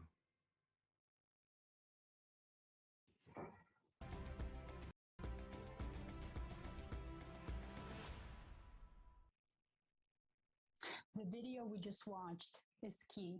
We now understand the real reason for climate change. We see that cyclicity is the main reason for climate change. It happens every 12,000 years. The cycles vary in the intensity of destruction. Every other is always more destructive. So every 24,000 years, we experience the most dramatic catastrophes and change. And the cycles in between, which will be the 12,000 year, is less destructive compared to the 24,000 year one, which is the one we're entering right now. You have just seen the facts. Why is it that the truth is not available to us? Why do we still see misleading information about CO2? It is absolutely absurd that we see people dying all the time because we support the stupidity of CO2. This big business is costing us lives. Our next speaker, Joe Blundell, who is a researcher, inventor, and entrepreneur, will tell us more about 12,000-year cycles.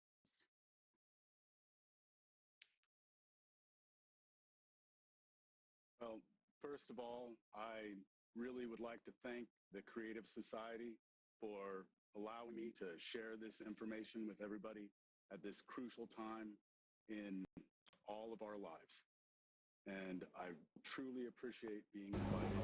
Мы точно знаем, что климат меняется. ကျွန်တော်တေချာပေါက်သိတာတော့ရာသီဥတုတော့ပြောင်းလဲနေတယ်ပြောင်းလဲတာမှတကယ်ကိုကပ်ပြီးတဲ့လိုပြောင်းလဲနေတာဖြစ်သွားတယ်။ဘုံမီဗေဒမတန်တွေရေခဲတောင်နမူနာတွေမေးတဲ့ဆိုင်ရာချက်လက်တွေတကယ်ပြန်နိုင်ငံပြန်ကြည့်တဲ့အခါမှာဒါတော်တော်ကြီးကိုပျက်စီးမှုတွေကိုရှာပြနေတယ်။အဲ့ဒီမှာပုံမှန်ဖြစ်နေမှုကိုပုံမှန်လက်ပတ်နေတဲ့ပျက်စီးမှုတွေကိုလည်းတွေ့ရတာဖြစ်ပါတယ်။ဒီမှာလည်းနှစ်ဆက်ဝင်တဲ့အတိအကျတမန်တဲ့နေလို့ဖြစ်နေတဲ့ဟာရဆိုရင် 10 лет назад извергается камень Флэгрей в Италии. 24 тысячи лет назад там бухара в Новой Зеландии. Все точности соответствуют циклу. ဖြစ်ခဲ့တဲ့ဟာတွေကအခုကျွန်တော်ကြားမှာ 36 тысяч лет ဖြစ်တော့မှာဖြစ်ပါတယ် И снова тот же самый супервулкан Италии. 3600ပြန်သွားကြည့်မယ်ဆိုရင်ဒါအီတလီမှာဒါစုမီးတောင်နေမီးတောင် И с моей стороны было бы упущение в его. ဒါမကြမီးတွေကဆိုရင်ဖြစ်သွားခဲ့တဲ့ဘေးရန်အားလုံးကို ပြမှာဆိုရင် Я имею в виду извержение вулкана Това 75 тысяч лет назад. လွန်ခဲ့သောနှစ်ပေါင်း8500ကဖြစ်ခဲ့တဲ့မီးတောင်ပေါက်ကွဲ И မှု чтобы дать вам представление о том, насколько невероятно огромным был Това и တော့ насколько ပါ он ဆို был တော့ разрушителен, ဘောကိုတစ်မျိုးလုံးကိုပြ при စီ его ခဲ့တာဖြစ်ပါတယ် извержении численность населения сократилась до 7 тысяч человек. လူသားပေါင်း9000ကနေ1000ထိကအလုံးဝအဲ့ထက်မှာပြည့်စုံပြီးတော့ဒီဆုံးခဲ့တာ Если рассматривать силу взрыва супервулкана, ဒီ она многократно စူပါမီးတောင် превышает ပေါက်ကွဲ силу မှု всего ရှိနေဆို оружия လို့ရှိရင် человечества.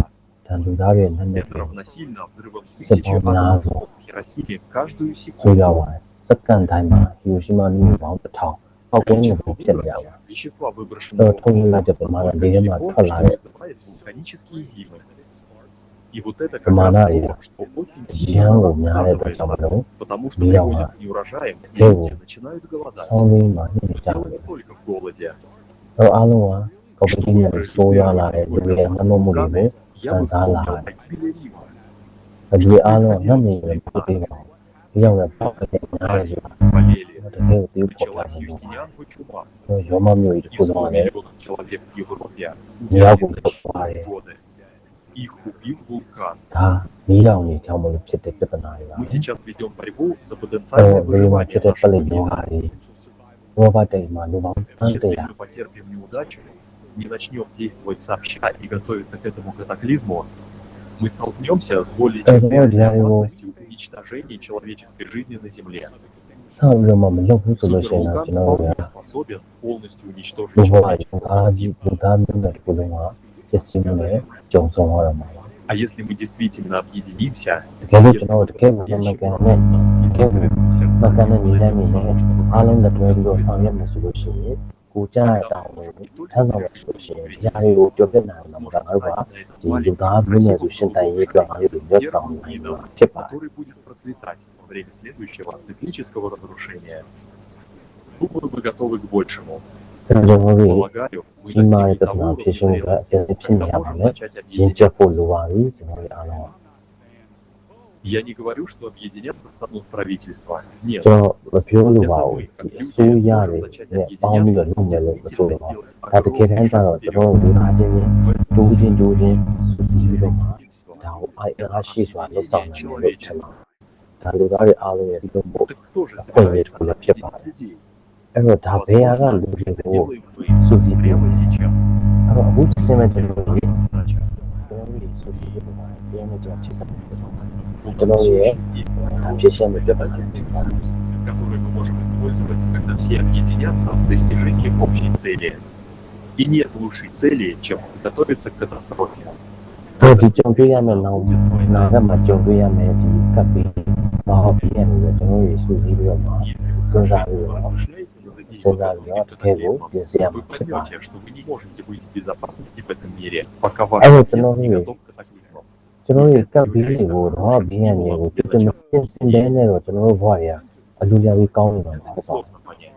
ဒါ Для တိတ် того, ပြီးတော့ чтобы у нас была цивилизация, которую наглый мы был, сможем как передать я своим детям, чтобы ကိုယ့် нам ရဲ့သားသမီးတွေကိုယ့်ရဲ့နောင်လာ мы မယ့် должны အနာဂတ်မှာ сначала ее построить. ဒီမျိုးတွေအတွက်ကို Огромное ကျွန်တော်တို့ спасибо, что пригласили меня. ဒီဆောင်မှာဖြစ်ပါ И တယ် снова အားလုံး от ဖြစ် всего ပါတယ် сердца တော့ကျေး благодарю ဇူးတင်ပါတ Созидательное ယ်ကျွန်တော် общество တို့ и всех, လက် кто လက်နဲ့ကျေးဇူးတင် поддерживает ပါတ и ယ်ဒီ участвует. ဖွဲ့စည်းကိုကျွန်တော်ကိုယ်တိုင်အတွက်ဒီ conference လာတဲ့လုပ်ပြီးတော့အားလုံး Это касается всех нас.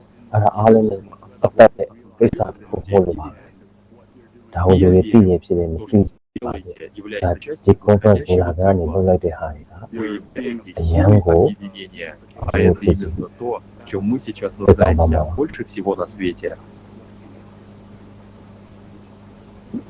Спасибо. Спасибо большое, Джо. Мы очень ценим то, что вы сегодня с нами. Спасибо за эти прекрасные слова. Это может показаться пугающей реальностью. Происходят такие ужасные события, и мы ничего не можем с этим поделать. Но мы здесь для того, чтобы обсудить решение, потому что выход все еще есть. Более того, мы покажем, что изменение климата происходит синхронно и на других планетах Солнечной системы. Но давайте сейчас вернемся на Землю и посмотрим, что происходит на нашей планете.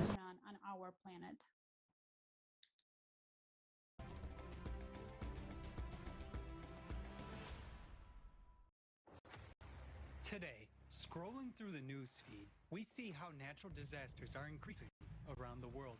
But if we look around, it may seem to us that cataclysms occurring in other countries or on other continents do not concern us because they are so far away. However, the reality is just the opposite. Our planet has entered a phase of instability and anomalies. While one part of the planet is drowning, another one is dying from droughts. Drought is about to become the next pandemic, and there is no vaccine to cure it. Most of the world will be living with water stress in the next few years. Demand will outstrip supply during certain periods, said Mami Mitsutori, the UN Secretary General's Special Representative for Disaster Risk Reduction. Shortage of drinking water is not even a catastrophe, it is death.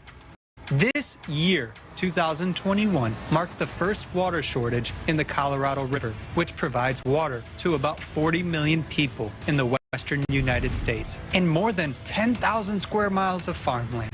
The Colorado River feeds two major reservoirs, Lake Mead and Lake Powell. Its water level has dropped to its lowest level on record.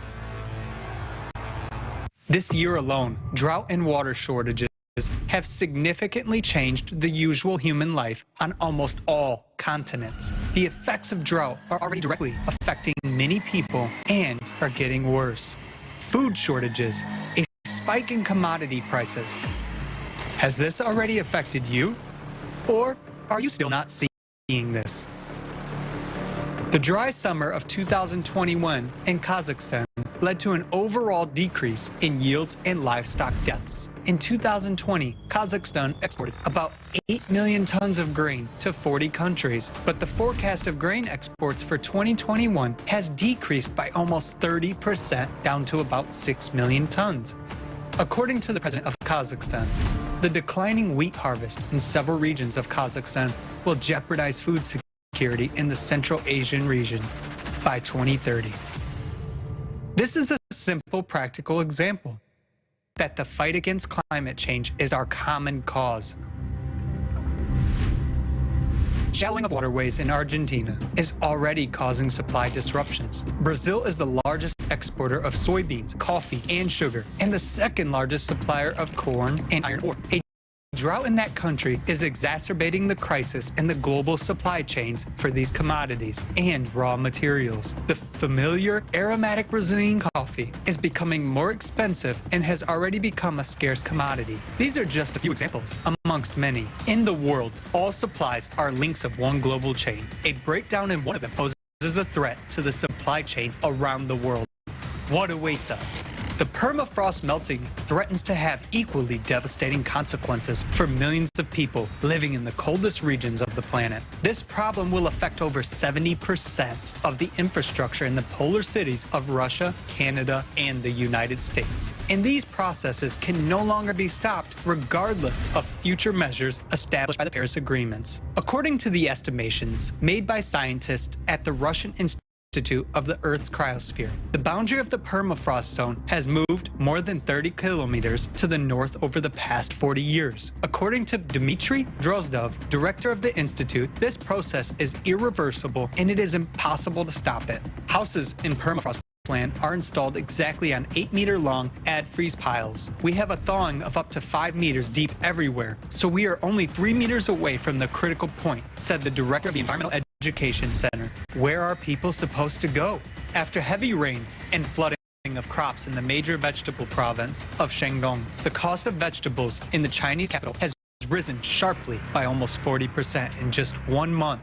In the opinion of China's popular microblog Weibo users, vegetables are now more expensive than the country's staple meat, pork. The sunny state of Texas appeared to be unprepared for the drastic changes in temperatures during the winter of 2021. In this typically warm southern state, the temperature dropped to minus 18 degrees Celsius. Due to high demand for indoor heating, the entire energy system failed, freezing in their own homes. Many people were forced to stay warm in their cars and cook food using candles. Look at the water. I cannot believe it. I cannot believe it at all. Look. Because the pipes had burst from the frost, there were problems with the water supply, making people wait in line for hours to get drinking water. My house has still water frozen, all the pipes are frozen, and I have 6 children to take care of. The electricity crisis set in motion a chain of consequences that led to a humanitarian catastrophe. People were not prepared to face such abnormal conditions. There was no electricity for 3 days, no water for 3 days. I didn't have food for 60 hours, and I felt very bad. The residents of Texas could not have imagined that tomorrow they would be on the brink of survival. Everything's flooded. Today, climate anomalies are occurring all over the planet. Anyone can become trapped. That's what happened to the residents of the Chinese city of Zhengzhou in July 2021. As they stepped into the subway car, people had no idea what a nightmare this trip would turn out to be for them. And some of them would never come home to their loved ones again. Due to abnormal precipitation, 1/3 of the annual rainfall fell within just 1 hour. Subway tunnels were flooded by the flash flood. Subway cars were blocked, and one of them ended up being submerged in water.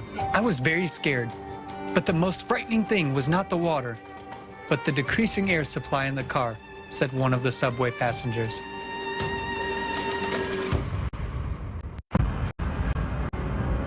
Global climate change has already caused food shortages around the world, and the situation is worsening catastrophically.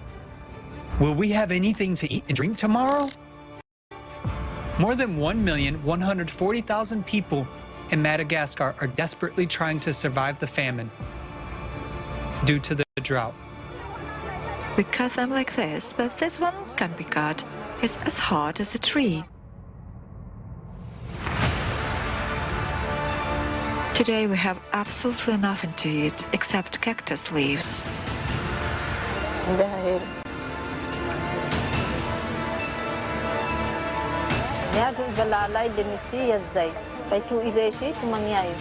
Hungry, homeless, and desperate people literally pounce on arriving humanitarian aid trucks that carry basic necessities and food. They snatch the bags from one another. Confrontations erupt, leading to fistfights. Even today, natural disasters are dramatically changing people's fates. A person finds himself alone with his grief. And the facts confirm this. Where should people caught in the epicenter of natural disasters go? After all, their losses from the raging disasters are incalculable. The consequences of climate change will not spare any of us. In the end, people may lose the most precious thing they have, life. Tomorrow, you may be faced with the question, how can I survive? Natural disasters take us off guard, and as a consumer society, we are failing to cope with that. And this is our reality. But we still have our only chance to survive, and that is to build the creative society. What kind of society we choose, such will be our future. And today, this choice depends on each and every one of us.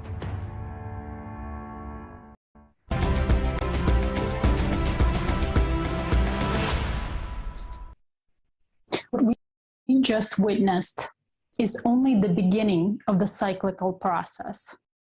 Right now, we saw how climate affects economy, agriculture, infrastructure, etc.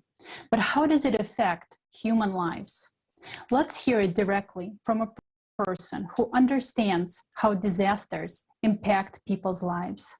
I would like to introduce Alex Landos, who is a photojournalist, humanitarian, and environmental activist, who talks with us about his experience covering natural and climate-related disasters around the world. I would like to note that Alex is the person who devotes his life to helping people, and it is a great pleasure to see Alex among the active participants of the Global Crisis Conference, among those who actively informs about the creative society. Alex, we're happy that you're here with us today, and please don't forget to unmute yourself.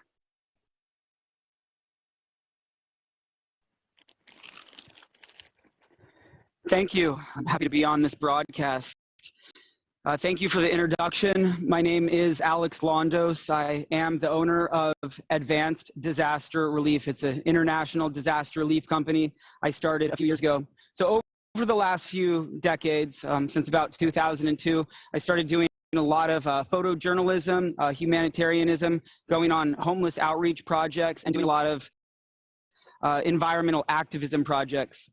So over the last 2 decades, I've personally responded to dozens of major hurricanes, lightning events, droughts, forest fires, floods, and even some major landslides. I went to Ghana during the peak of the Ebola outbreak in 2014, and I volunteered in Nepal after that major earthquake in 2015. After that, the next year, I went on an independent humanitarian mission to Iraq. I helped out there for a month. It was exciting going along with the Peshmerga military, transporting supplies and aid. So throughout my career, I've seen climate-related disasters and superstorms get exponentially worse, and they will continue to get worse in the following years and the following decades. Climate change is no longer an existential threat.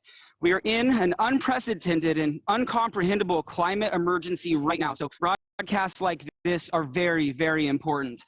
So I'm concerned that we're just not prepared. We're not doing enough. We're not ready for the disasters of the future, and we're not adapting fast enough to where we need to be. Most people don't even have a bug out bag, and they're not even prepared themselves. We will continue to see and experience more frequent and more severe superstorms and natural disasters around the world. There's going to be larger and greater severe heat waves around the world, regional heat waves, mega droughts, water shortages, uncontrollable forest fires, catastrophic flooding events, and we will also sadly witness mass migrations of refugees. This is exactly what scientists, climatologists, meteorologists, and environmentalists predicted decades ago. They've been warning us, and unfortunately we just didn't listen. So I've been studying environmental science and climate change since 2002. I've taken courses in renewable energy and resources, anthropology, surviving the future, meteorology, green building, construction and design, solar technology, hydroponic food production, nuclear, biological and chemical first response, to hazardous materials, fire behavior and combustion. I also completed all of the Red Cross courses. I was volunteering with them for a while. I recommend a lot of people, anyone, please take the Red Cross courses. It's good entry level to get into emergency services. And then I took the EMT course. I also took the CERT course, which stands for Community Emergency Response Team. I don't know if they have it internationally, but we definitely have it here in the United States. It's under Homeland Security and then FEMA. So when I'm out in the field, I always hear people say that I never thought it would happen to me, and they're always surprised when they're, experiencing or they go through a major disaster. So I just want you to take a moment to imagine what would it be like if you were affected by a major disaster, natural or climate related. What if you were affected by a major forest fire? Would you be prepared? If all of a sudden within a week or two you had to get ready for a catastrophic typhoon that was headed directly towards your country, or a major flood? Can you imagine how devastated you would be if you lost everything that you owned? If you watched the people around you, the people that you love, the people you love the most, struggle and suffer or even die? I mean, there's nothing that you could do to help them because you didn't have the aid, the resources, or even the training to help. Can you visualize what it would be if people in your community were desperately searching through debris, looking for resources such as food, water, tools, or even clothes to wear? I've been in those situations and I've seen people struggling, and it's horrible. It's a nightmare. What if you had to make like some sort of makeshift shelter out of debris just to get out of the rain and the weather, out of the elements, and you had to wait for weeks for humanitarian aid? That is not the society we want to live. That's not how we want things to be. That's not the future that we want to create. So please trust me.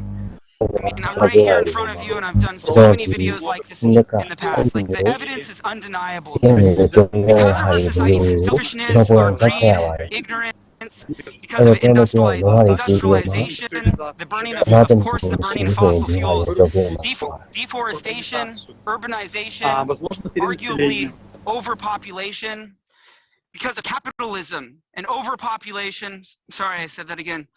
overconsumption, buying and owning things that we အဆိုင် don't နဲ့ဟာ need, တွေကို living outside of our ကျွန်တော် means, တို့ကို wasting အတွက် resources. မလိုအပ်တဲ့ຢာ We တွေ are လည်းမ now ဝယ်ကြပါနဲ့ experiencing the dire consequences of our actions. Our civilization, even when ကျွန် we တော်တို့လူသားမျိုးနွယ်ကြတယ် implement solar and green technologies, we're still a heat engine, so we all have to lower our carbon footprint and our environmental impact. Human activities are emitting large, uncomprehendable amounts of greenhouse gases into the atmosphere at a suicidal rate. Earth's အဲ့တော့အဲ့ရနေပြီးကျွန်တော်တို့အမှန်တန်သုံးနေတဲ့ average global temperatures are သုံးတဲ့ပ increasing. စ္စည်းတွေနဲ့ထွက်လာတဲ့ Oceans အ are မျိုးတွေ warming. ဆွန့်ထွက် We'll ပစ္စည်း probably တွေ talk ဒီ about ကနေ that ရှိတဲ့ပ throughout စ္စည်းတွေ this ကြောင့်လည်းဘာရ broadcast. တကယ် Pollution ကို is widespread, အမျိုးကြုံနေရတာ and ဖြစ်ပါ Earth's တယ် biosphere is collapsing. I mean, အဲ့ we're လို seeing နဲ့ it's happening, and ဒီ we က have ဘာ to မျိုး evidence ကြီး it. ရဲ့ We have to ဒီက stop it. စုံဝင် Somehow နေတာ we ပျ have က် to စီးလာတာ intervene. ဖြစ် We ပါတ have ယ် to figure this out. That's why we're working together. Я хотел бы The World привести Meteorological статистику Всемирной Organization метеорологической statistics from организации за 1970 to 1980-2019 год. globally. А The в top статистике disasters говорится, that что killed the топ-4 most глобальных amount of people катастроф were Очень drought, много, погибло больше всего storm, людей, и дисастры, говорят. штормы, наводнения и экстремальные အဲ့ температуры. ဒါ Именно в ဒီ такой ဆုံရှုံး последовательности. တာတွေရေ То 6 есть, တွေလာရေမရှိတော့တာတွေနောက်တစ်ခါ представьте, ပုံတိုင်းတွေ 91% နောက် этих ရေ смертей произошли в развивающихся ကပ်ပြီး странах. ရေကြီးရတယ်ရေနှလုံးမှုတွေဖြစ်တိုင်းတယ် Люди в этих အဖို့ странах အရ не န် знают, как များ бороться တာ с ပေါ့ такими явлениями. В глобальном масштабе 74% 24 экономических потерь были связаны с Я природными, климатическими или водными စီးပွားရေး угрозами. ဆိုင်ရာ И ဆုံးရှုံးမှုတွေ 3 ကြုံရပါတ из ယ် 10 бедствий в နှစ်စဉ် мире, ကြုံနေရပါတယ်ရာသီနဲ့ причинивших ဆိုင်တာတွေ наибольший ရေနဲ့ပတ်သက်ပြီးရနေကြုံတွေ့နေရတာဖြစ်ပါတယ် году. အဲ Все အ они ရေးကြီးမားသော၃ခုကတော့ которые ဒါဒီ обрушились на ဆယ်ခု США တွေက и ကြီး Японию. မားသော၃ခုကတော့ Эти 2012 ခု ураганы မှာ я ဖြစ်ခဲ့ принимал တာပါ участие в အဲ့ ликвидации တော့အဲ့မှာ последствий ဆို этих ရင် ураганов. အမေရိကန် US မှာဖြစ်ခဲ့တဲ့ဒါပုံတိုင်းတွေ здоровья, အတော်လေးပျက် безопасности, စီးမှုတွေများခဲ့ပါတယ် счастья и благополучия အဲ человека. ကျမရေးတွေချုံရင်းလာတဲ့ဓာတ်ဖြစ်တဲ့အခါမှာပေါ့ဗဘာပုံဝင်ကြရတယ်လူသားရဲ့ကျမရေးတွေလည်းအရန်ကိုဒါနှောင့်မှု И တွေရပါ лично я ဘေးရန်တွေရဲ့ကိုရှင်မှုအတွက်တွေ сострадание လူရဲ့ကျဆမှုတွေကပတ်ဝန်းကျင်ကိုမထိန်သိမ်းနေကျွန်တော်ကဒီမှာမြင်ရတယ်အဲ့တော့ကျွန်တော်ကလည်းဒါတွေကို также ဒီ отдельных существ, с သ которыми ဘာဝပတ်ဝန်းကျင်ကဝယ်ကျွန်တော်ကပါဝင် и စားနေကြပါပြီ моя семья, мои သဘာဝပတ်ဝန်းကျင်ပြီးမဲ့တရိษံတွေထိန်သိမ်းမှုတွေဒီကိစ္စတွေနဲ့ပတ်သက်ပြီးကျွန်တော်ကဒီကမ္ဘာမျိုးကိုပို့တော့မှာအတွေ့အကြုံညှောင်းပြီးလုပ်သွားမှာဖြစ်ပါတယ်ပြီးတော့ကျွန်တော်ရဲ့မိသားစုရဲ့ပုံစံချင်းတွေကလေးတွေအဲ့တော့ကျွန်တော်ဘယ်လိုများပြသွားရမလဲကျွန်တော် скоро окажутся в будущем, которое နောက် для них မိကတဲ့နာကမှာပေါ်ပေါက်လာတဲ့ကျွန်တော်ရဲ့လူမျိုးမျိုးစုတွေအဲဒါကျွန်တော်ဘယ်လိုများကောင်းအောင်ဆောင်ရှောက်ပြရမလဲ нам нужно правильно расставить приоритеты. အဲကျွန်တော်အနေ Прошу နဲ့ прощения, ကျွန်တော်တောင်းပန်ပါတယ် я не думал, Я что его. будут такие эмоции. ဒီလိုမျိုးကျွန်တော်ဘယ်လိုနေလဲ Нам ကျွန်တော်မှာ нужно ကျွန်တော် продолжить ဒါတ работу ကယ်ကို над ဆွေးနွေးနေခဲ့တဲ့အားတွေပါ в соответствии с принципами созидательного общества. ဒီမှာဆက်ပြီးဒီလိုကချထုတ် принесет ပြီးတော့ нам огромную пользу, поможет нам ဒါကိုဆောင် получить, ရှောက်ဖို့လိုပါတယ် построить и ဒီဟာနဲ့ создать ပတ်သက်ပြီးတော့ необходимые ресурсы, ဒီမှာချက်တွေ которые ကျွန်တော်ချပြီး нужны. စိုးစီစီ Мы сможем обеспечить пригодную для жизни и гостеприимную планету на протяжении тысячелетий. အဲဒါကြောင့်ကျွန်တော်အားလုံးကိုအတူတူကပါဝင်လှုပ်ဆောင်ကြဖို့ကျွန်တော်အနေနဲ့ဖိတ်ခေါ်ချင်ပါတယ်ဒါအတူတူကလှုပ်ဆောင်မှပါလေဖွဲ့စည်းနေအားလုံးပါဝင်မှသာလေဒီကိစ္စကိုကျွန်တော်ကာဝယ်နိုင်မှာဖြစ်ပါတယ် to solving the climate crisis as well as other disasters and challenges of the future. Please reference Creative Society. အဲကြောင့်ကျွန်တော်ရဲ့ဒီ website တွေကိုဝင်ကြည့်ပေးပါနော်ဒီ Creative Society တွေကိုဝင်ကြည့်ပေးပါအဲ့တော့အားလုံးသာဝိုင်းဝန်းဆောင်ရွက်မှဆိုရင်ဒီကိစ္စတွေကိုအောင်မြင်စွာကျော်ဖြတ်နိုင်မှာပါကြိုတင်ပြီးတော့လည်းကာဝယ်နိုင်မှာဖြစ်ပါတယ်အရေးကြီးပါတယ်အဲ့တော့ဒီ conference ကိုလည်း In this next video following my broadcast, you will hear a compilation of heartbreaking eyewitness testimonies from people around the world that have survived major climate-related disasters. My name is Alex. ကျွန်တော်က Alex ဖြစ်ပါတယ်လောလောဖြစ်ပါတယ်ကျေးဇူးအများကြီးတင်ပါတယ်ကျွန်တော်ဒီမှာပါဝင်ခွင့်ရတဲ့အတွက်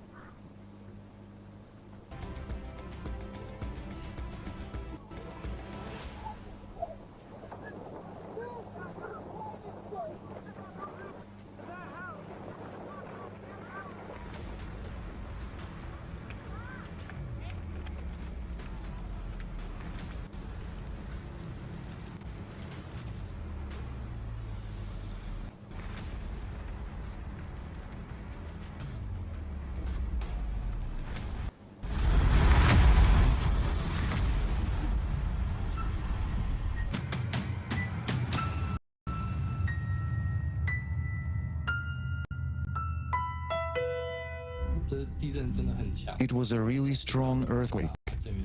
Its force was very large and the chamber was shallow, so the shocks were noticeably felt. The Hydrometeorological Center announced the forecasted disaster, but it was only 5 seconds before the earthquake. So we had only 5 seconds.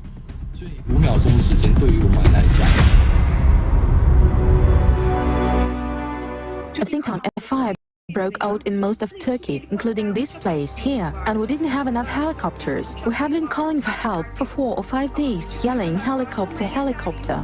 We were shouting and crying for help until we were hoarse, but there weren't enough of them, and the volunteers were actually on state helicopters too. The area of the fire was enormous. That's why most people evacuated on their own. Sadly. The houses burned down in 20 minutes. Literally, at the snap of fingers. It was the so-called crown fire, which spreads from treetop to treetop. And it spreads fast due to strong winds. The locals say there haven't been such winds in a very long time. It was a land of coal. There was virtually nothing left of the houses. Cars, tractors, motorcycles mangled as if tin cans. When the flames started, a fire broke out. They were elsewhere, outside the village, putting out other fires.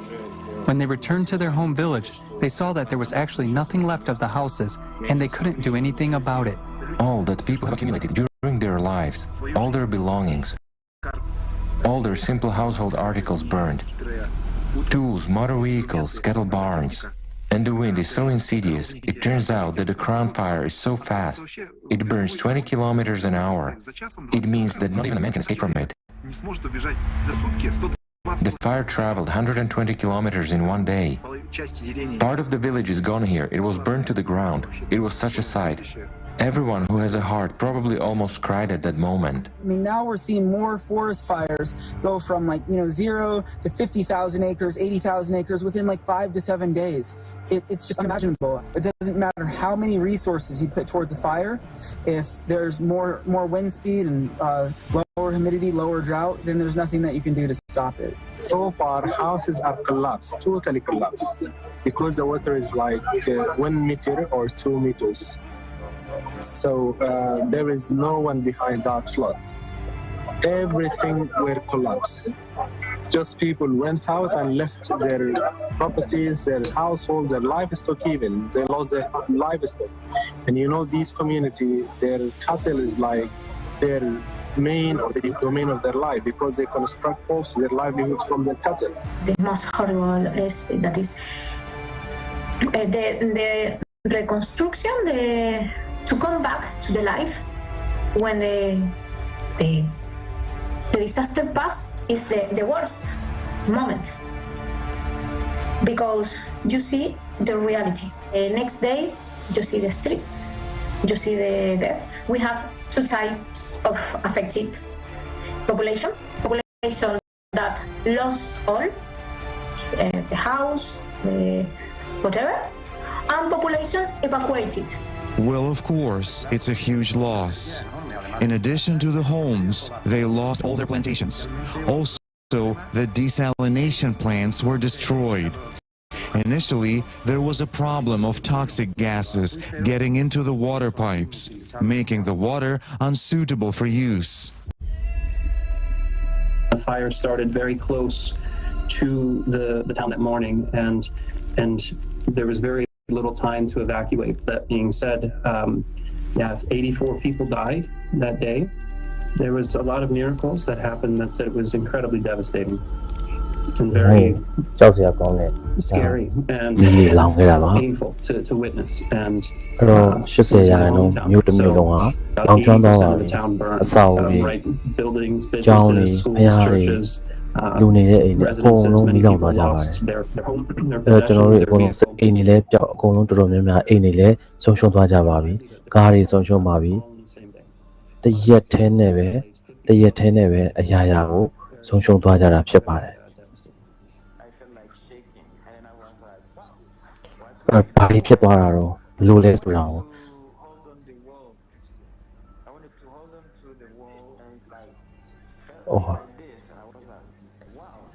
ငလင်လှုပ်တာပဲအဲ့တော့ငလင်လှုပ်တဲ့အချိန်မှာအရန်ကိုအိမ်တစ်ခုလုံးတုန်လှုပ်ခဲ့ပါတယ်အဲ့တော့နေရာတွေကတစ်ခုချင်းစီအကုန်လုံးပြိုကွဲလာခဲ့ပါတယ်အကုန်လုံးပြိုကျပါတယ်ဒါပေမဲ့ကျွန်တော်တို့အပြင်ကိုကံကောင်းပြီးထွက်လာခဲ့တာပါအဲ့မှာကျွန်တော်တွေ့ရလူတွေအားလုံးကစီးရုံကိုပြေးလွှားနေကြပါတယ်အကုန်လုံးသွေးတွေလည်းသွေးတွေရောကျိုးပဲ့နေရတဲ့သွေးတန်ရဲရဲတွေတော့ပေါ့လက်တွေရောခြေထောက်တွေအကုန်ကျိုးနေကြတာခြေဘွားတွေလည်းကွဲအပ်နေကြတယ်အကုန်လုံးကတကယ်ဝမ်းနေပြီးတော့မှဒါတွေကိုမြင်ရတာတကယ်ဝမ်းနေစရာပဲကြားရတာလည်းဝမ်းနေစရာသူတို့တွေငိုနေတာကိုလည်းကြည့်နေတာဘလို့မှသိမခံနိုင်ပါဘူးလည်းအရင်ကောင်းတာပါတယ်2019နဲ့2018မှာဒီမှာအလင်းတွေလုတ်ခဲ့ပါတယ်အဲ့တော့10မိုင်လောက်ဝေးတဲ့နေရာမှာဖြစ်သွားတာပါမြို့ရဲ့10မိုင်လောက်ဝေးတဲ့နေရာမှာအဲ့ဒီကမှလူများစွာတည်ခဲ့ကြပါတယ်အဲ့မှာကျောင်းမှာကလေးတွေအကုန်တည်ခဲ့ကြပါတယ်ကလေးတွေကဆိုလို့ရှိရင်အတွင်းထဲမှာအကုန်ပိတ်မိနေကြတာပါအဲ့တော့ဒါဘယ်လို့မှကြည့်လို့ကိုမရနိုင်တဲ့တကယ်စိတ်ဆင်းရဲပွဲတွေပါပဲဒါတော်တော်ကိုဆိုးရွားပါတယ်အဲ့မှာကိုယ့်ရဲ့အဲ့မှာခဏတော့သားတွေတမိတွေဖြစ်သွားတယ်တည်တဲ့နေရာတွေမှာကျွန်တော်ရဲ့ကလေးတွေကျွန်တော်ရဲ့ကလေးတွေဖြစ်နိုင်ပါတယ်အဲ့ကျွန်တော်ဒါတော်တော်ဆိုးရွားပါတယ်ဒီလိုမျိုးထပ်ပြီးတော့ဖြစ်လိမ့်မယ်ဆိုတော့စိတ်ကိုမပူရဲပါဘူးတော်တော်ကိုစဉ်းကျင်စရာကောင်းပါတယ်ဆိုးရွားလာပါတယ်အဲ့လူတွေအိမ်နေလို့ရှိသေးတယ်ရည်ရထလာခဲ့ပါပြီအဲ့တော့9မိနစ်6မိနစ်လောက်ပဲကြာပါတယ်ဒါအဲ့တော့ဘယ်သူမှရှင်းမလို့နိုင်ခဲ့ပါဘူးဒီရည်ကြီးလာတဲ့အခါမှာ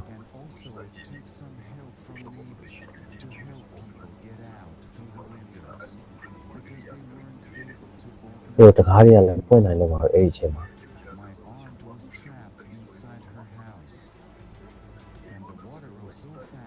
ရေကအချမ်းမြန်ပါတယ်ရေဖုံးရောက်တာအရောက်မြန်ပါတယ်အဲ့တော့ရေကိုနှစ်သွားနိုင်ပါတယ်အဲ့တော့တချို့ကတော့ဗရင်မောက်ကိုခွဲပြီးတော့ထွက်ကြတာပဲဒါမှမဟုတ်လို့ရှိရင်တော့အဲ့ဒီမှာပဲပိတ်နေပြီးတော့ဒီပြန်ပါလို့အဲ့အိတ်တဲ့အိတ်အဲ့တော့ကိုယ်ကတင်ခဲ့တဲ့အိမ်ကလည်းကိုနေခဲ့ရတယ်ဆိုတော့အိမ်ကလည်းလုံးဝကိုပြိုကျပျက်စီးခဲ့တာပါပဲတကယ်ကိုပျက်စီးပြီးပါ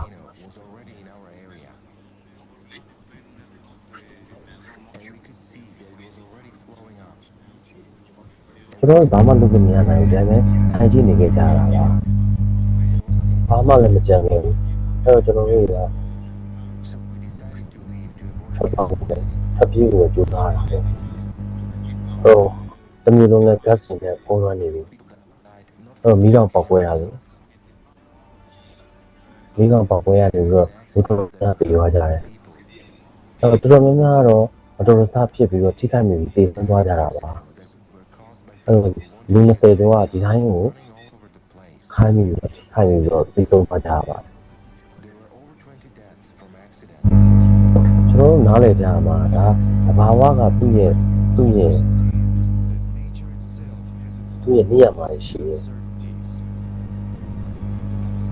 အဲ့တော့ကပ်ပြီးနေတယ်ကျွန်တော်တို့ကဒီရဆိုင်တော့မယ်ဆိုလို့ရှိရင်ကျွန်တော်တို့ဘယ်လိုမှဒီသဘာဝတရားရှိဖို့ထိချုပ်ဖို့ဖြစ်နိုင်ပါအဲ့တော့အနာဂတ်မှာကျွန်တော်ဘာဖြစ်မယ်ဆိုတာကျွန်တော်မသိနိုင်ပါဘူးအဲ့တော့နေ့တိုင်းတော့ရာသီတို့ကတော့ပြောင်းလဲနေရပါလူတွေကတော့ဒါတွေကိုလည်းကောင်းကြိုးစားနေကြတာဖြစ်တာပေါ့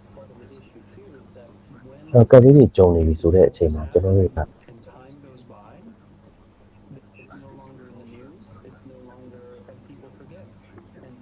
လူတွေကကပ်ပြီးရဆိုင်တဲ့အခါမှာအရင်အတိုင်းပဲနေတိုင်းလည်းမရှိဘူးစားကြလည်းမရှိဘူး။ကိုယ့်ဘောက်ကိုပြန်ပြီးတော့စူးစမ်းတည်ဆောက်ကြရပါတယ်။အဲ့တော့အရင်ကတော့ကျွန်တော်နေလို့မဖြစ်တော့ပါဘူး။အခုတော့ငါတို့အတိတ်ကလည်းနားလဲရမယ်။သမိုင်းကြောင်းတွေနားလဲပြီးတဲ့အခါမှာ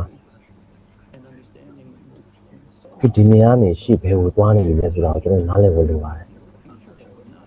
အဲ့တော့နားထဲမှာကျွန်တော်တို့ဘာတွေကစောင့်ကြိုနေပြီလဲ။ကျွန်တော်ကလေးအတွက်လူတွေစီဘာတွေပြင်မှုလုပ်လဲအဲ့တော့လူသားတယောက်ရဲ့ဘဝဆိုတာဒါတကယ်ကိုတန်ဖိုးရှိဆုံးအရေးကြီးဆုံးဘဝမှာအရေးကြီးဆုံးတစ်ခုပါပဲအဲ့တော့ကျွန်တော်တစ်ခါလေးလည်းနားလည်ပါတယ်နောက်ဆုံးတိုင်းတော့ဒီရုပ်ဝတ္ထုပစ္စည်းတွေဆိုတော့ဘာမှတန်ဖိုးလည်းမရှိပါဘူးဘာမှလည်း ငွေကြေးတွေဆိုတာကဲတင်နိုင်မှာမဟုတ်ပါဘူးအဲ့တော့ကျွန်တော်လူတယောက်ပြည်နေတဲ့ယောက်ျားတယောက်ကတက်ထဲမှာအကုန်လုံးလောက်ရနိုင်ဝတ်ထားတယ်အများကြီးပဲဒါတကယ်ကိုချမ်းသာတဲ့လူတယောက်ကသိတာပဲအဲ့တော့သူအစားတော့တောင်းဆိုခဲ့တယ်ဟိုခဲ့တယ်ပြောခဲ့တယ်တော့သူ့မှာရွာတယ်သူ့မှာလူလာရဲ့အကုန်လုံးပါဒါပေမဲ့သူ့အိမ်မှာပတ်စံတွေအများကြီးဒါပေမဲ့သူ့အိမ်မှာအစားဖို့အတွက်အစားမရှိဘူးမကြံတော့ဘူးပြောပါတယ်အဲ့တော့ဒီလိုကျုံရတဲ့တက္ကနာရေးအနေနဲ့တဆင်လို့ရဝေးဟာလူတွေတော့မလုပ်ပစ္စည်းကြီးဆိုတာဘုရားတို့ပစ္စည်းတွေကလူသားတွေအတွက်တကယ်တမ်းကျတော့ဘုရားတို့ထိုးဆိုရဲဆိုတာပတ်ပြီးပါအဲ့တော့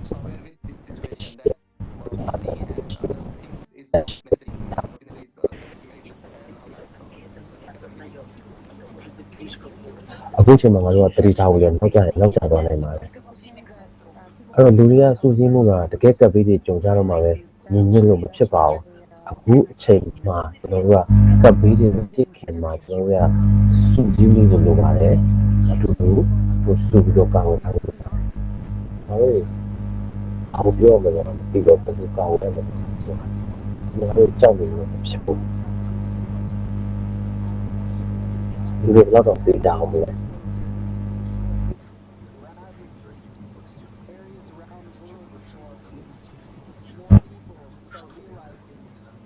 ဒါပုံမှန်မဟုတ်ဘူးဆိုတော့ဘယ်တော့မှလူတွေစပြီးနားလဲကြမှာမသိဘူး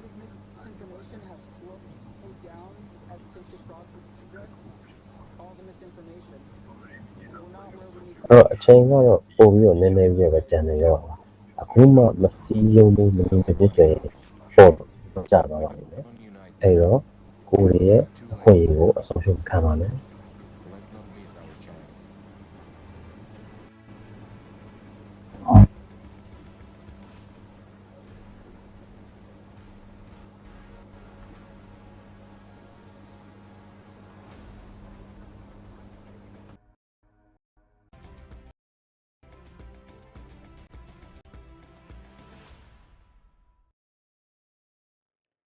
Dobrý den.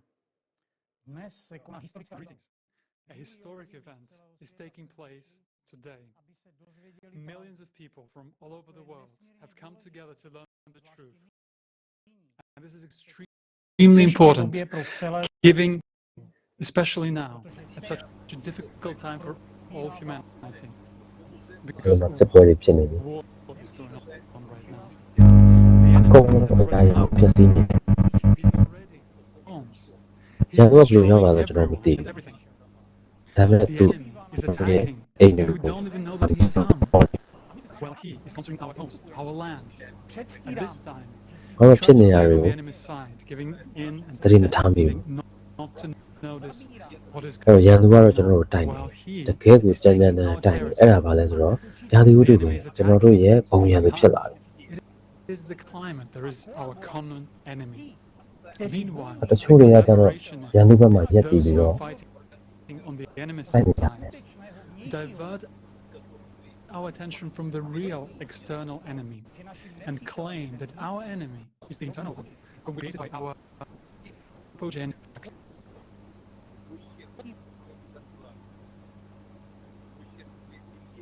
အဲ့တော့ကိုမိသားစုတွေအဆုံးရှုံးခံပြီးတော့ကိုတိုင်းမျိုးပေါ်တက်စာဖောက်ပြီးတော့ဒီရာသီဥတုဖောက်ပြအောင်လုပ်နေတဲ့သူတွေရှိတယ် They side with the enemy and continue telling us fairy tales. They divide and pit us against each other. And because of them, we're not resisting. We're giving up our own homes. အဲ့တော့ကိုယ်ကိုယ်တိုင်ကကျွန်တော်တို့ကကိုယ့်ရဲ့ဘဝတွေကိုယ့်ရဲ့အိမ်တွေကိုယ့်ရဲ့မိသားစုကိုပြီးနေပြီဖြစ်နေပါတယ် And the collaborationists tell us that we can sleep peacefully. တော့အေးအိပ်ပါလို့ပြောနေတာဘယ်မှအိပ်လို့ရမှာမဟုတ်ပါဘူးစိတ်ပြေဖြစ်နေပါဘူးရာသီဥတုကအရာရာကိုဖျက်ဆီးနေတယ်အဲ့တော့ကျွန်တော်တို့ရဲ့ဒီကကျွန်တော်ရဲ့အိမ်တွေကိုရောက်နေတယ် An unprecedented case of abuse of power on behalf of those to whom we have given our power up. And this case is reaching its peak.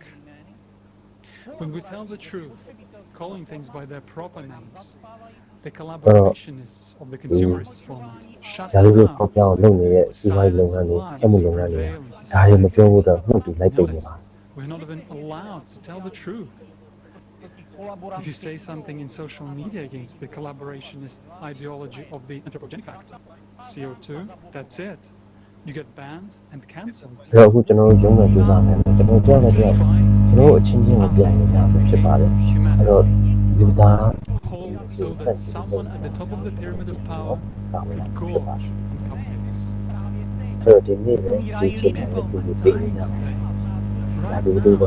The climate is destroying us, yet they keep lying, profiteering from our grief.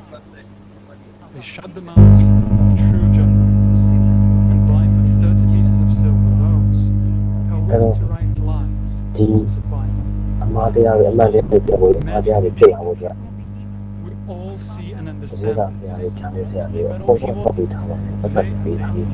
Lives, yet we, men, defenders of our homeland, silence and outlaw men. Are we cowards? Our children, our families, secrets, and we're giving our loved ones away so that these beasts can devour them.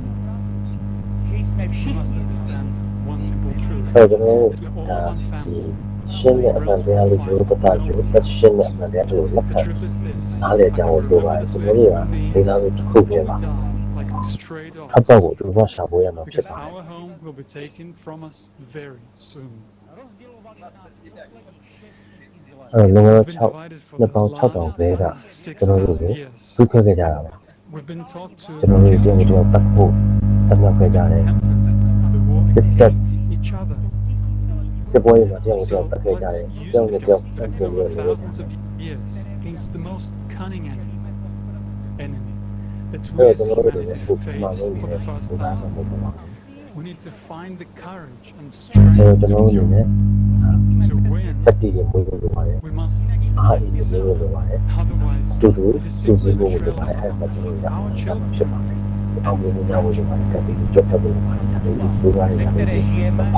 The time in which we live requires courage. But it requires real heroes, not the ones we see in movies. And courage means telling the truth. Our heroes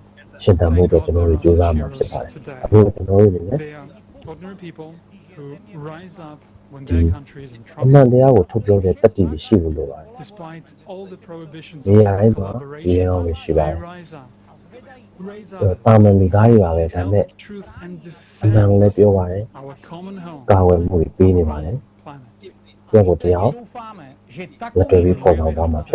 There will be more people like this joining us. This is our agreement. It is such climate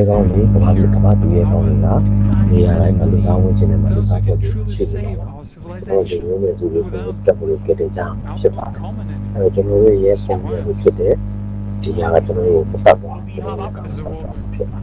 woman, you must remember this. Creative society တခုတည်းသောပဲလှုပ်ရှားမှုကြီးတည်ဆောက်ထားတဲ့ model လည်းဖြစ်ပါတယ်။အဲ့တော့လူသားမျိုးနဲ့ဆိုကဲတင်မှုဖြစ်ပါတယ်။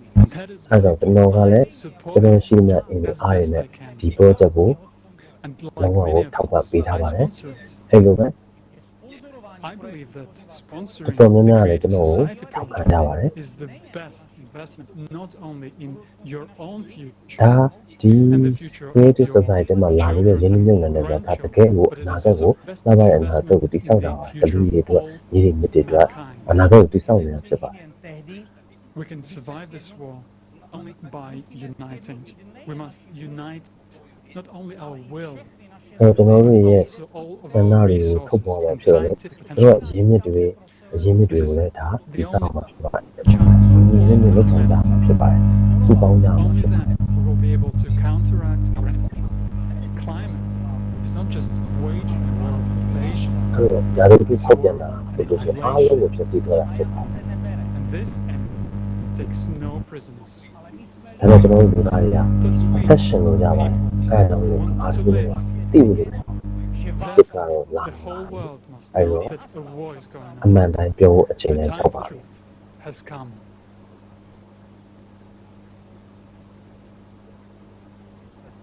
Thank you, Dushan. The war is in full progress. Millions of people are losing their homes, their loved ones, and their hope for future. The life of our entire civilization is threatened. And we, through inaction, are giving away our only chance to the enemy. It is indeed time for the truth. And it is with great respect that I present to you our next speaker, Mikhail Kornienko.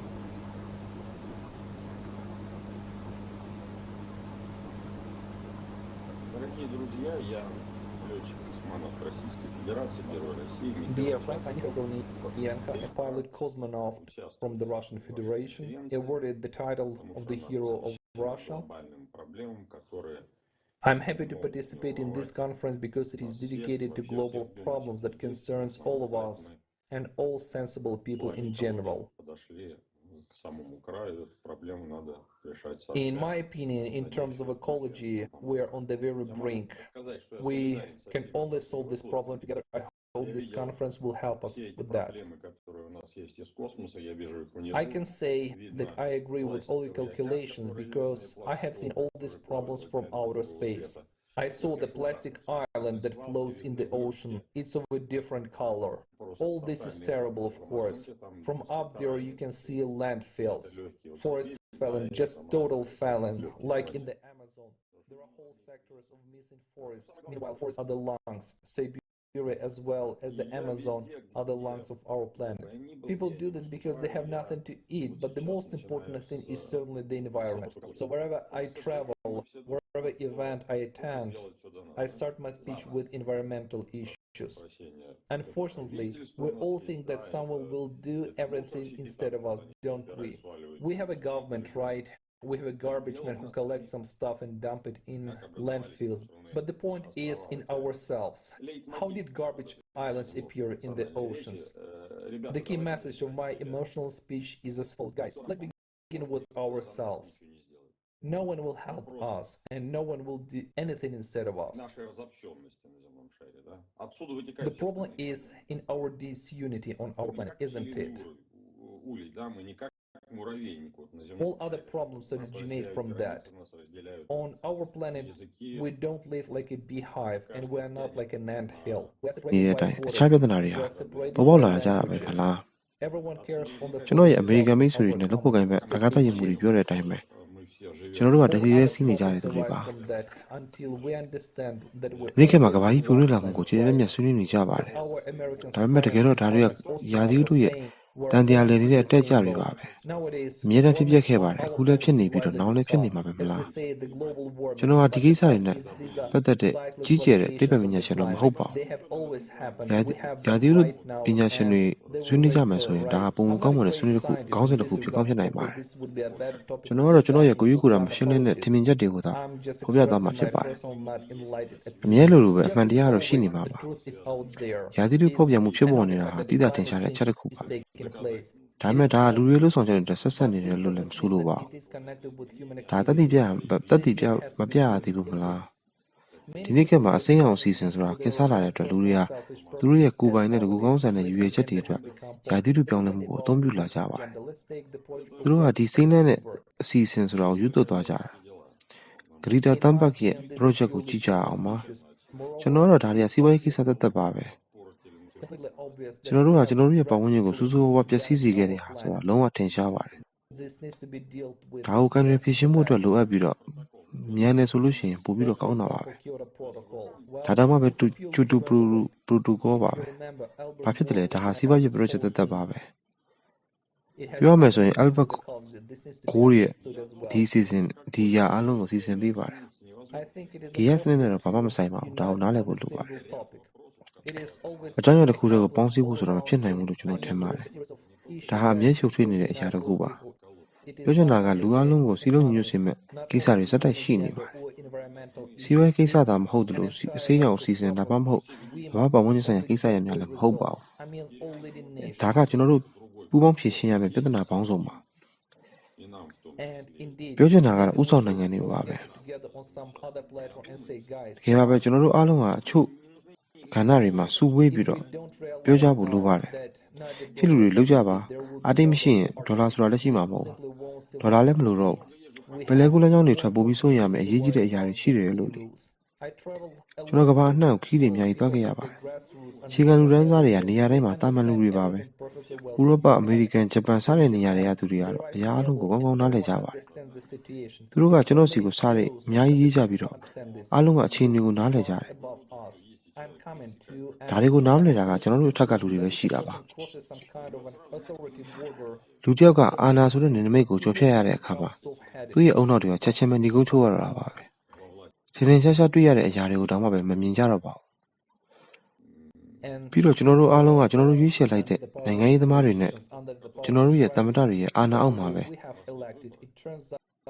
ရွေးချယ်စရာမရှိတော့ဘူးပေါ့ဆိုလိုတာကတော့ရွေးကောက်ပွဲပလက်ဖောင်းတွေကိုပြောင်းရပါမယ်ကျွန်တော်တို့အားလုံးဝက်ဘက်မှာစုပြီးတော့ဒီပြဿနာတွေကိုဖြေရှင်းသင့်ပါတယ်စစ်ပွဲတွေကိုဖြစ်စေတယ်ဖုန်တွေအညစ်အကြေးတွေကိုဖြစ်စေတယ်အားလုံးလူတိုင်းကကဘာကြီးရဲ့ရှင်သခင်ဖြစ်ချင်တယ်ဆိုတဲ့အချက်ကနေလာတာပါရှင်မြင်ဆိုတာမရှိပါဘူးကဘာကြီးရဲ့ရှင်သခင်ဆိုတာလည်းမရှိပါဘူးအားကြီးတဲ့သူကအားနည်းတဲ့သူကိုကူညီရပါမယ်ပြီးတော့ဒီယူဆကိုလူတွေရဲ့ခေါင်းထဲမှာထည့်ထားရမယ်လူတွေရဲ့69%ကခင်ဗျားနဲ့ကျွန်တော်ပဲတွေးသလိုပဲတွေးကြတာပါကျွန်တော်တို့ထက်မှရှိတဲ့1%သောအချို့သူတွေကဒါကိုပြပြတွေးကြတာပါတယ်ကျွန်တော်တို့အတိုင်းဝိုင်းတစ်ခုလုံးကဒီ1%မကောင်းတဲ့နည်းလမ်းတွေနဲ့စီမံခန့်ခွဲမှုပြီးကြမယ်ဆိုရင်ဒါကကျောင်းမကောင်းတဲ့နည်းလမ်းပါပဲကျွန်တော်တို့အမှားတစ်ခုခုလုပ်နေတယ်လို့ဆိုလိုတာပါဒါကိုဖြည်းဖြည်းချင်းပြောင်းလဲပြပြင်သင့်ပါတယ်အစစ်စစ်ပြောင်းလဲသင့်ပါတယ်ဒီမိုကရေစီလူလုံးလုံးတွေနဲ့ဥပဒေပြုရေးတွေကိုဖြည်းဖြည်းချင်းပြောင်းလဲသင့်ပါတယ်ဘယ်တော်တိုင်းမဆိုမကောင်းပါဘူးအဲ့ဒါကဒုက္ခတွေဆုံးရှုံးမှုတွေနဲ့အကြောက်တရားတွေကိုတည်ဆောင်လာပြီးတော့လူအဖွဲ့အစည်းကိုပြန်လည်ထူထောင်ဖို့အတွက်ချိန်တွေလိုအပ်ပါတယ်ဒါကိုတစ်ချိန်တည်းမကကျွန်တော်တို့ပို့ပြီးမြင်မှုပြီးသားပါလုံလောက်ပါပြီဒါကြောင့်ကျွန်တော်တို့ဟာအခုလို platform တွေမှာစူးစီးပြီးတော့အချက်တဲကိုကျော်လွှားနိုင်ဖို့ရအတွက်ကျွန်တော်တို့ရဲ့ YouTube ကိုပိုင် YouTube ပိုင်းခွင့်နေနဲ့ကမ်းလှမ်းသင့်ပါတယ်ကျွန်တော်တို့အတွက်ခြားနည်းလည်းမရှိပါဘူးဟုတ်တယ်မလားမဟုတ်ရင်ကျွန်တော်တို့အားလုံးသိဆုံးရပါလိမ့်မယ် Thank you so much, Mr. Kornienko. It's a great honor for all of us to have you here with us. And I absolutely agree with you. We need to build a humanity that lives like a beehive. And we have to build a society that puts human life first. Not money, not profit, not anyone's political, commercial, private, or any other interest, but human life. Then it will be creative society. But unfortunately today, we live in a complete opposite of that. A consumerist society where the purpose of life is endless, ever-increasing consumption. People worship money and use each other for profit. They measure success not by contributions to the common good, but by the ability to consume more than others. And that is consumerist system that itself consuming the most valuable resource, our attention. And the profit-driven mass media shapes our reality. As the result of that, attention is so much focused on the political drama, economic problems, and above all, consumption, that we don't even notice how close we are to being extinct as species. I was very happy to hear that Mr. Kornienko understands the cyclical nature of climate change, and that in the existing consumerist format of the society, divided as we are, we simply won't be able to solve this global problem. I was also very touched by the words of Dushan, and he is right that investment into creative society is not just investment into your future, your children's, but also in the entire human race. And that is truly the best investment one can make. Into building the humanity that lives as one human family on planet Earth. And how would that help to solve climate problem, right? Well, very easily, my friends, by unleashing the unlimited resources of the united humanity. If we combine our scientific, technological, and intellectual resources, we can solve the problem of climate change. and we can solve any other problem on our planet. We can create a prosperous life for 8 billion people, or even 25.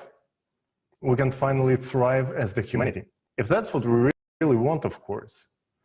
Ask anyone you know to describe the society in which they would like to live in, and then compare their answers to what's written in the 8 foundations of the creative society. And I can assure you that it will match 99%. It's because people created these foundations. And that's a fact proven by millions of surveys worldwide. These 8 short paragraphs include everything we want our society to be like, we as humans. So where to start and how can you help? Well, first of all, please read the 8 foundations and then make sure that everyone around you knows about them. That's how we can create a strong electoral request to adopt the 8 foundations of the creative society into the law of each country. That is the only way to unite our humanity on the value of human life. We should let everyone know that we will vote only for those politicians who will support the implementation of the creative society. And very importantly, foundation number 8 will also give us the way to recall any elected official who is not doing a good job, without need to protest, chant in the streets, or wait years until the next election. Our time is the most precious resource that we have, and we cannot waste it anymore. The action starts now. If you watch this conference, you know about the 8 foundations, and you do not share it, do not share this information with everyone you know, then you are stealing their future, and you're wasting your own chance to survive and thrive. At this time, the challenge is to all of the humankind. This is a war state, emergency state right now, and the enemy is climate to all of us. And it will take courage from every single person. So will we accept this challenge, or will we just silently adopt the consequences of our inaction? The choice is ours. Thank you. Thank you very much. And we do have a voice, so let's use it for something that will truly benefit us and people in the whole world. Let's vote for those who support the creative society. Now, I would like to remind you that you are watching a live broadcast of the International Conference Global Crisis Time for the Truth, which was organized by volunteers from 180 countries. The objective of the event is to inform humankind honestly and truthfully about the scale of the climate and environmental crisis, about the impeding threats and the real way out, which we've discussed today, and it is the creative society. And dear viewers, we would also love to hear from you. We would love to hear your understandings and your feedback. So please record them and send them to us to the email info@allatraunites.com. And climate change is not only happening on our planet. So let's take a look at what is going on in other planets in our solar system, and how cyclicity is affecting the other planets.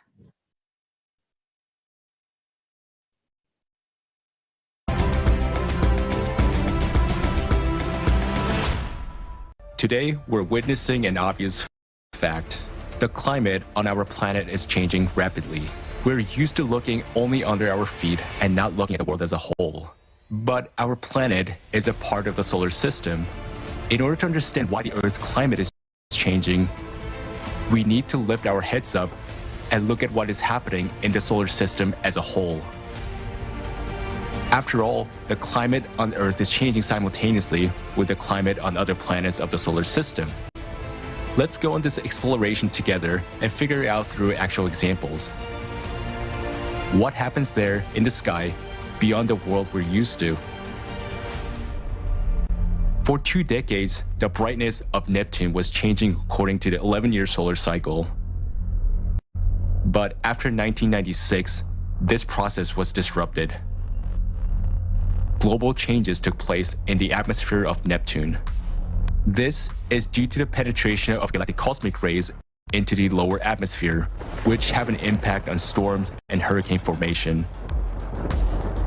Also, unusual storms occur on Neptune, and the giant storm discovered in 2018 was the strongest, the brightest, and was wider than the Atlantic Ocean. Moving to the equator, it should have dissolved, but it did not. Instead, it turned and began to move away from the equator. This unpredictable atmospheric behavior is something new to see, NASA states. On our planet, galactic cosmic rays also penetrate into the middle layers of the atmosphere, which is now leading to global restructuring of the atmosphere. Uranus was considered to be a calm planet, and until 2007, scientists attributed the active weather on Uranus to the influence of the solar heat at the equator. But no one can understand why powerful storms have been raging on the planet since 2014. Previously, the temperature on Uranus was dropping, but since 2014, scientists observed a rapid heating of the planet. Astrophysicist Henrik Mellin notes the following about Uranus. Uranus is unique in that it has remained so very quiet, storm-wise, for so long that the appearance of these storms in 2014 correlates so well with the abrupt heating of the upper atmosphere. Small variations in Uranus' atmospheric temperature should take place gradually. The fact that the reverse happened relatively quickly means that something dramatic has changed. On Earth, an increase in global atmospheric temperature has also been observed over past 50 years. The power of destructive storms, hurricanes, and a record number of tornadoes has increased on our planet. There is a major storm on Saturn every 30 years, but in 2010, it hit 10 years earlier than it had been expected. And it is the largest to date. The Cassini spacecraft recorded lightning flashes. For comparison, on Earth, such lightning would have been most powerful in the entire history of observations. The storm caused thermal anomalies that alter the circulation, structure, and composition of Saturn's atmosphere from the deep to upper layers. The aftermath of the storm could influence Saturn's northern hemisphere for years to come. Also, for the first time during the entire recorded period, Cassini discovered a giant dust storm on Saturn's moon Titan. But the wind speed on the Earth have increased as well. The sand and dust storms have become more frequent. Increasingly, massive plumes of sand obscure the sky and bring choking air to many parts of Africa, Asia, America, and Europe. According to the professor of astronomy, Imke de Pater, Jupiter is in the midst of global changes too. Now the red spots of Jupiter protrude above the clouds. According to the researchers, this growth signals a temperature increase in that region. As planetary scientist Michael Wong said, no one has ever seen this before. And in the famous Great Red Spot, the largest storm in the solar system from 2009 to 2020, wind speed have also increased up to 10% and continue to grow, which no one has ever seen before. Also, flashes of abnormally strong lightning have become more frequent. Moreover, the number of volcanic eruptions on Jupiter's moon, Io, has increased. Mars is the closest analog of the Earth. And all the processes that have been observed on Mars lately, giant dust storms, landslides, magnetic anomalies, increased seismic activity, ice melting, are now taking place on Earth too. Mars is heating up, and scientists are at a loss as to why this is happening. But the reason for the heating of Do you understand how vital is this information? The climate is changing because of cyclicity and not because of human activity, as we are led to believe. It's crucial that this information is valuable to all, as this information can help save billions of lives. Right now, in the consumer society, the truth is hidden from us. The truth that gives us a chance to survive. This is why the transparency and openness of information is an obligatory requirement of the creative society, which is the fourth foundation of the creative society. And today, we don't have transparency. because it will affect someone's wallet. As on the myth of CO2 and green energy, one can make a lot of money. People are dying, while we have not even begun to discuss a solution. But how can we find a solution if we don't even know the true causes of climate change? Why aren't the media and politicians warning us? Because in society there is no transparency. They keep us in dark and blind us with myths of CO2. Because of them, we waste a lot of time. Now it's time for scientific solutions and their practical application. We are already now experiencing climate impact. Imagine how many of us will survive if we don't have countermeasures against this most dangerous enemy, climate change. What are our scientists doing right now? Where are they? Who do they work for? Understand, the countdown has already begun. We are losing precious time with every second that passes. That's why this information is so important. The fact that it's being withheld is the biggest genocide of humanity in our history. We need this truth now more than ever.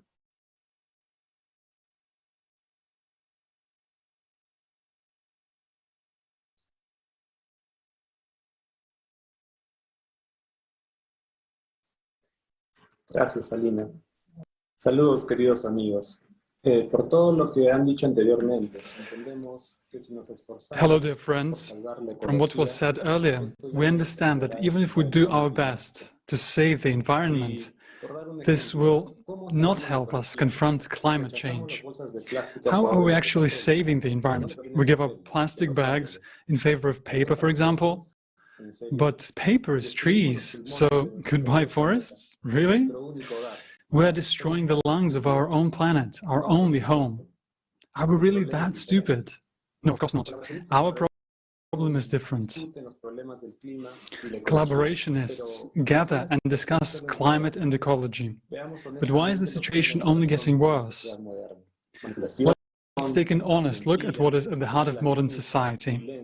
Manipulation, lies, slavery, silence, power, money, holding on to what's yours and snatching what belongs to others. This is a format that has existed for millennia and continues to progress to this day. Today it is popular to be pushy and ambitious. But originally, ambition meant a desire for power, aggravated selfishness. We have exalted all the lowest human qualities. They say, know your worth.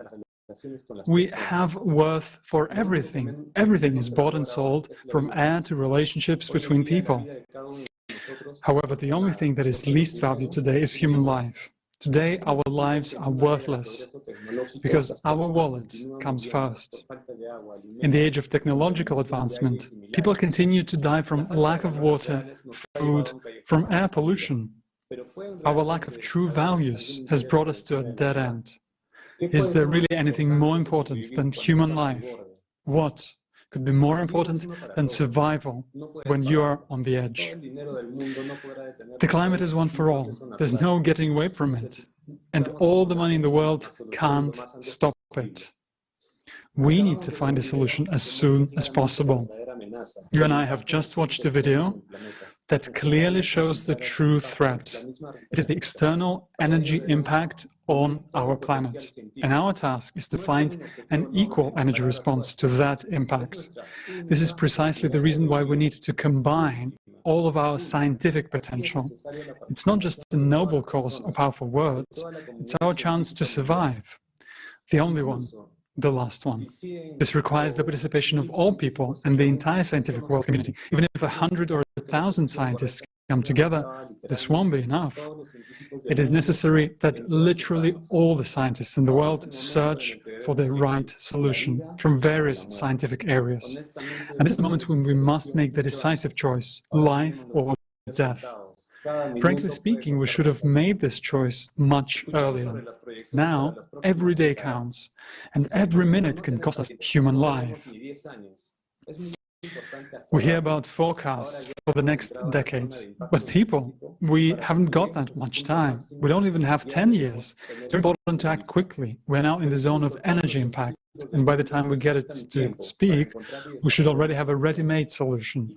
But even all the scientists of the world require time to find and develop a solution, and we are running out of time and resources every day. Until recently, we've had no answer to the question of how to unite, and it seemed impossible to us. But today, there is an answer. It is in changing the consumerist mindset to the creative one. In choosing to develop, choosing to survive, in choosing to live. If we really want to live, we must act. And already now, we must change the format of society now. Create conditions for scientists and give them the opportunity to work when there are no vested interests left. When every scientist has one goal, to find a way for all of humanity to survive. We can create these conditions, but only together. Volunteers of the ALLATRA International Public Movement have been talking about this for years, talking to the whole world by organizing so many interviews, social surveys, conferences, reports, articles. People from 180 countries have done a tremendous amount of work. We found out that what people want, all together we found a way out, the creative society. The creative society is a model based on the best aspirations of people from all over the world. It is the creative society that the prophets of all time have spoken about. To know why people have been unable to build it before, because the knowledge that the prophets brought and that could enable people to unite was distorted by people themselves. Everything was turned into business, but now it's no longer our business. The climate is changing, everything is changing. The economy, politics, everything. Our lives are changing. It is obvious that the time has come for us to change too, to build the creative society in order to preserve humanity. That's what should be the demand from society. There are comments from many of our viewers throughout the conference. So what do we do? What's the way out, friends? When we all together realize that this is a serious matter, that we need to unite, we will succeed. It all depends on each of us. If we want to stay alive, if we want to have a future for our children and grandchildren, we must tell everyone who doesn't already know about the creative society as soon as possible. Yes, there are those who don't want to listen, turn away, don't want to understand, don't want to accept, but we need to tell everyone, even those people. They are part of society, they're responsible like all of us. They vote, they make choices, and if their choice is in favor of those who only stand in the way of making the right decisions on the political level, that means they haven't yet understood something. And the speakers today were right. We should only vote for those politicians who support the creative society. Facts presented at this conference and at the previous ones give us a complete understanding of the situation. It is impossible to turn a blind eye to them. Just share what you know and what you've understood with everyone else. Let's look together for ways to inform humanity to come up with new, effective ways. In the past, we had no technical ability to unite, but now we do. And this conference is a good example. And this moment we have gathered together, people from all over the world, some in the morning, some at night, but we are all here speaking in 100 languages of the world because we know how important that is, because we're not waiting for someone to decide something for us. We have organized among ourselves, and we are here, and those who aren't with us now are the people who just don't know about the creative society yet. And our job is to make sure that they learn about it as soon as possible. Our ecology is in a deplorable state, and we still have no answer to climate change, but silence and inaction is much scarier. That's what leads to our demise. But there is a way out, and if we don't tell everyone about it, the fate of Mars, the planet, awaits us. Friends, while our fate is in our hands, we should use this chance. Thank you. Thank you. Dear friends, we've heard all the evidence, we've seen the truth, and We know why climate is changing, but right now we do not have much time to inform people and to unite. We need to act quickly. The scientists should have already been working on a strategy of how to combat the cyclical process a long time ago. But here we are still supporting the myth of CO2. Millions of people today are trying to do everything they can to inform all so that we can unite in one idea to build the creative society.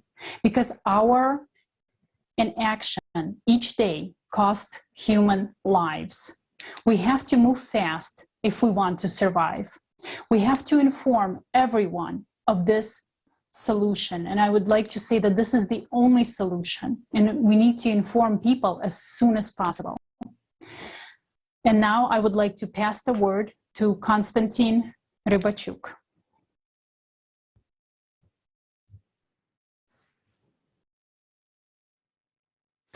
Good afternoon. Every week, we monitor and cover climate disasters around the world in the Breaking News Project. And already last year, in 2020, we noticed a spike in the number of cataclysms across the planet. It was quite bizarre. Over a short period of time, in less than a month, massive floods hit every continent except Antarctica. They came like waves covering large areas. Then they calmed down a little to only be followed by a new, even more powerful blow. We saw the beginning of the cataclysmic synchronization. You can notice this pattern in other natural disasters as well. We continued to observe this new phenomena, and it confirmed our worst assumptions. This year, the progression not only persisted, but increased. Today, even within a single region, a country, a state, or even a city, there is synchronization. The media all over the world shows many examples of floods, fires, and storms cascading down the same region, followed by abnormally cold weather. The facts and evidence presented at the last year's and today's conference explain what has been happening to the climate, including the synchronization. But tell me, why is virtually no one talking about this? Can't people see that? What other proofs do you need? When you will be standing neck deep in the water and drowning, or your child will be drowning, will you also ask for proof, or you will act without delay? Cataclysms, they don't care at all whether you believe them or not. Go ahead and tell them that you don't believe those who died in climate disasters and those who are left with nothing on the street. Each day takes more and more human lives. Sooner or later, it will affect us all, and then there will be nothing we can do.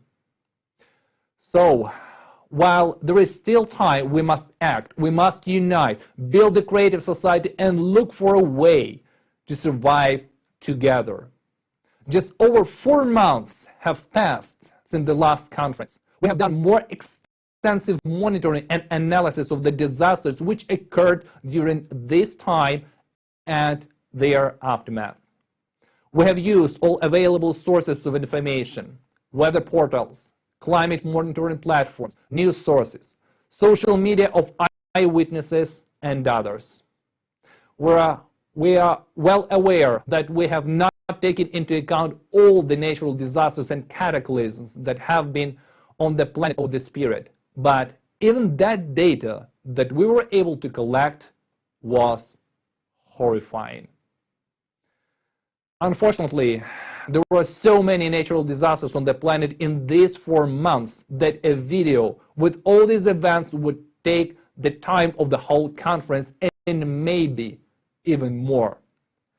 So we will show you only a small part, the most large-scale, abnormal, and destructive ones. Let's see what we, as humanity, have paid for these 4 months of inaction.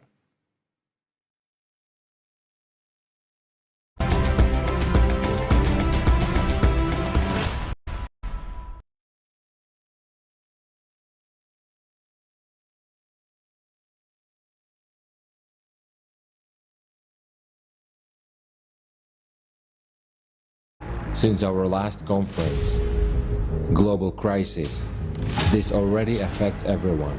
But even in this short period, the number of climate disasters has grown to record numbers. The first event that we observed happened during the live broadcast of the conference on July 24, 2021.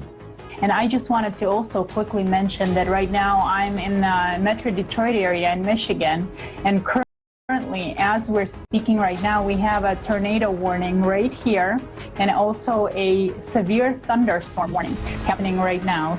So we can see that climate has no stop. On that very day, several major disasters occurred simultaneously in different parts of the world. People in Belgium were hit by floods. Records of maximum temperatures were set in Primorsky Krai of the Russian Federation, while in South Africa, cold temperature records were broken, and for the first time in many years, it snowed. This fact became starting point for monitoring climate disasters. We knew that there would be a lot of them over the next 4 months, but no one expected so many. July 2021. This month, the water element was more destructive and deadly than ever. Looking ahead, we'd like to point out that during the entire monitoring period, which is more than 4 months, not a single day has passed without a large-scale flood in the world. In July, China was hit by record rains, which were called torrential rains of the millennium. The city of Zhengzhou alone received almost annual precipitation within 3 days.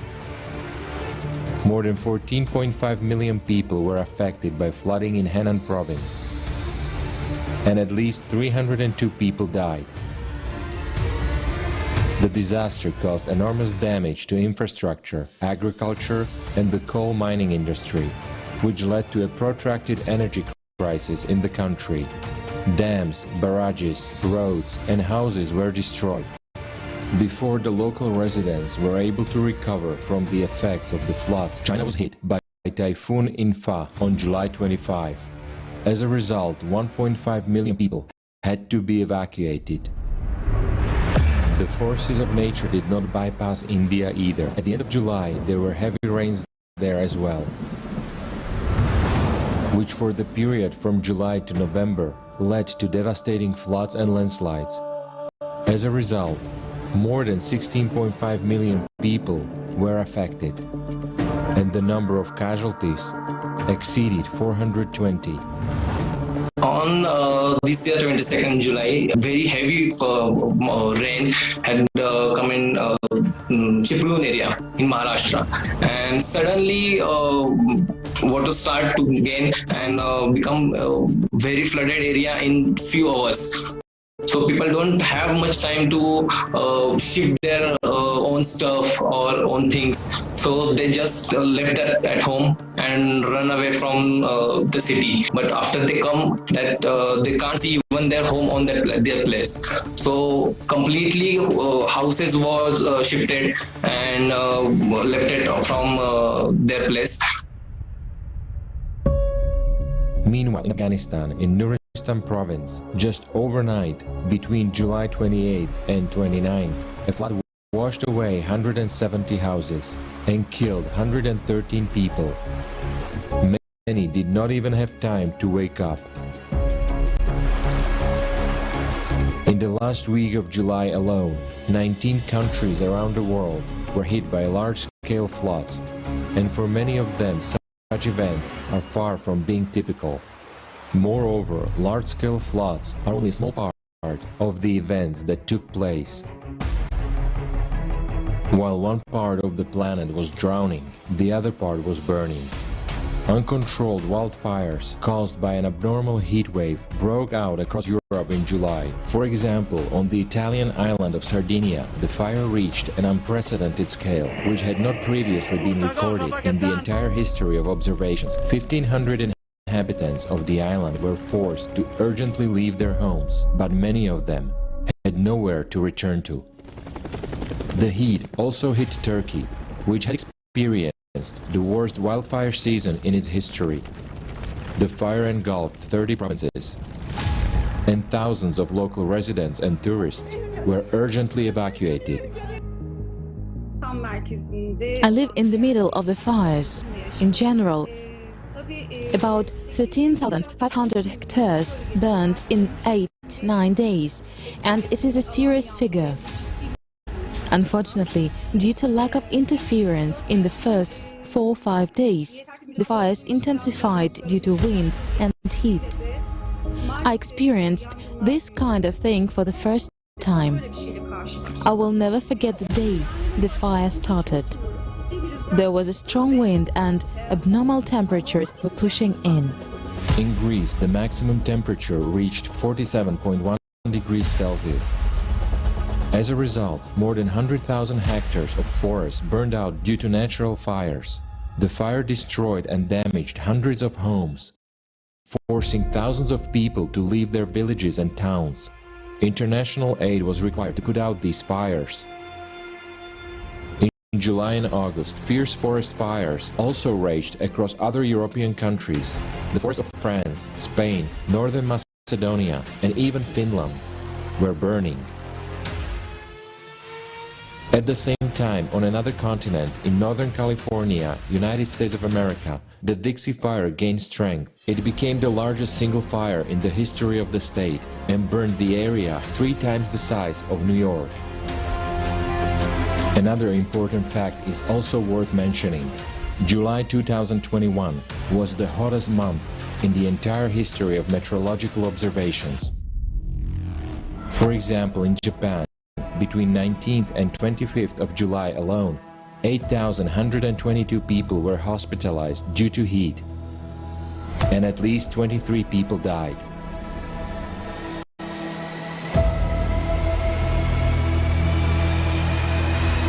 This means that we are to expect even longer heat waves in the near future, and nowadays, as we know, they are already leading to an increase in mortality among people.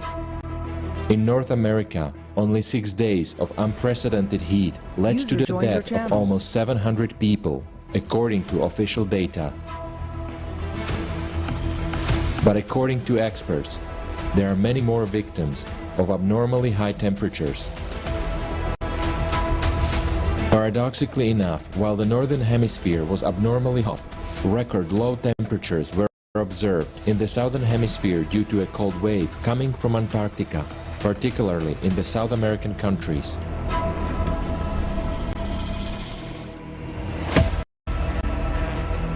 August 2021.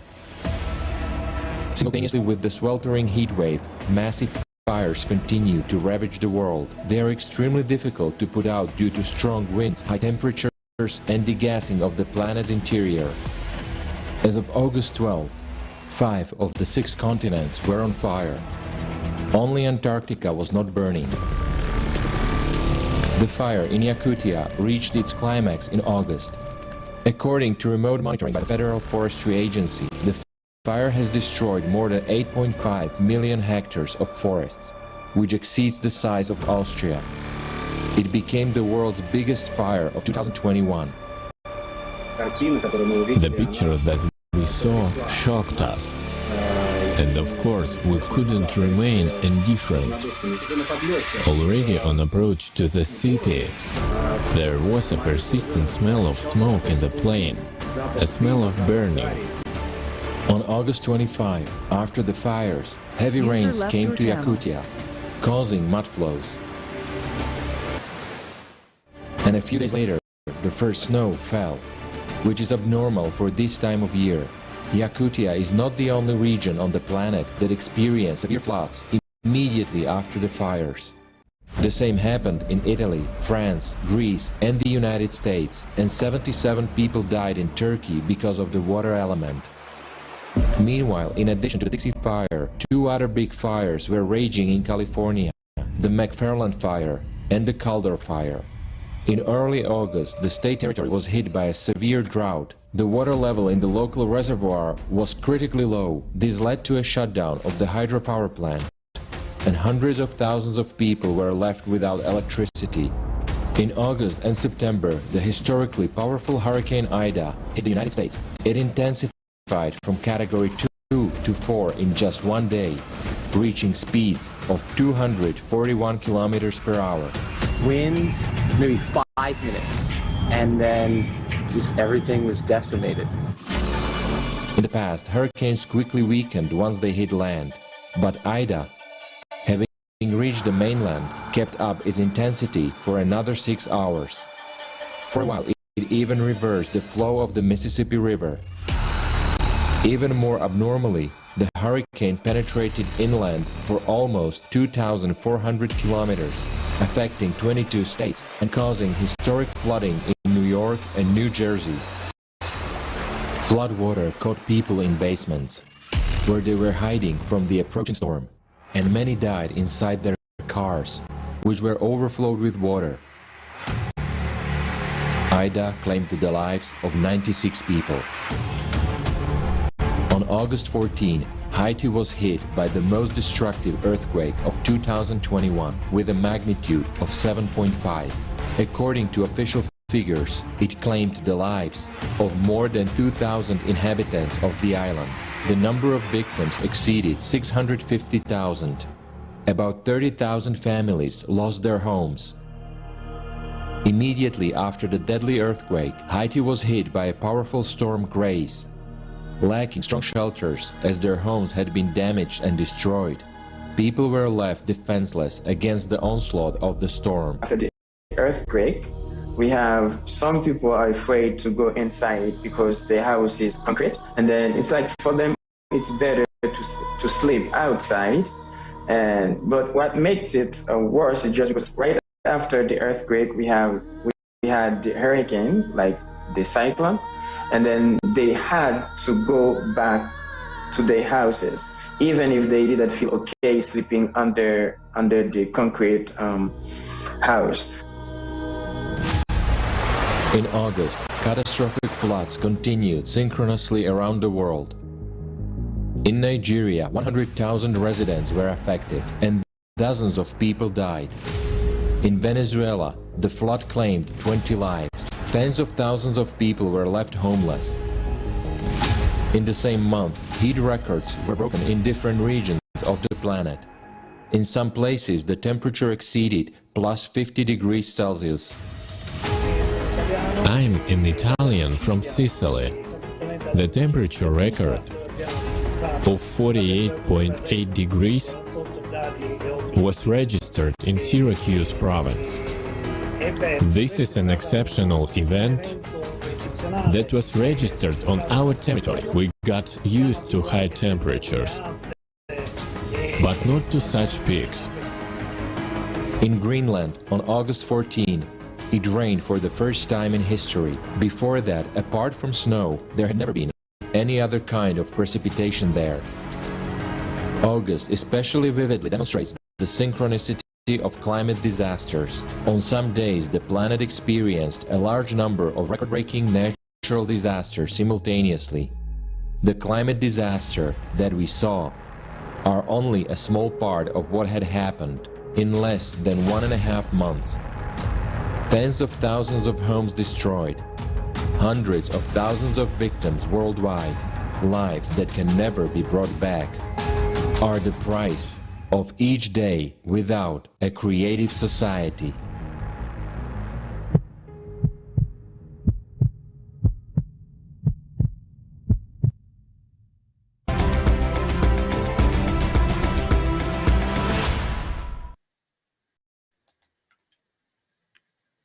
После увиденного у меня возникает один вопрос. Сколько еще должно погибнуть человек по всему миру, чтобы мы с вами поняли, что происходит с климатом и с нашей планетой? И кто гарантирует нам, что среди этих людей не будешь ты или я, или наши дети? Все перечисленные факты указывают на то, что происходит с планетой.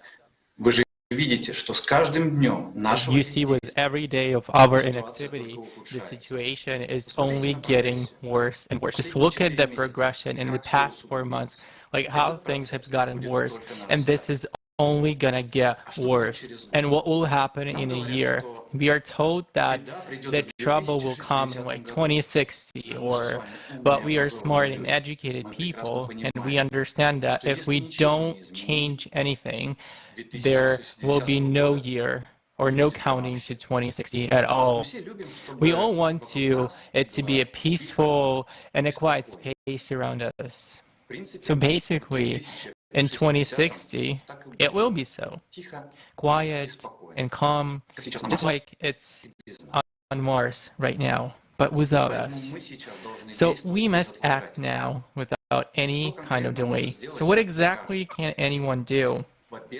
First of all, to accept the truth as it is, get into it and figure out into it for yourself. Just try to understand when you are just sit on the couch and are not interested in the most important things, the information comes to you from different sources, fragmented and distorted, and inside of you there is a plague by doubts. But when you start to get into it yourself and you see the real picture and the holistic situation, and thanks to such actions of different people all over the planet, this conference was allow you to save a lot of time to understand what's really happening with climate and with our planet. So once you understand, you will realize that building a creative society is our only chance. The important thing now is to inform all the people about this and to make them aware of the real case and real situation on the planet and with the climate. And we need to use all of our potential for everybody to understand like how fruitful and needed it is for the person. And the most complicated stage in the buildup of creative society, which is the first step, the stage of informing other people. But when people truly will understand that the creative society is the only chance to stay alive, the process of unification and further actions will occur rapidly.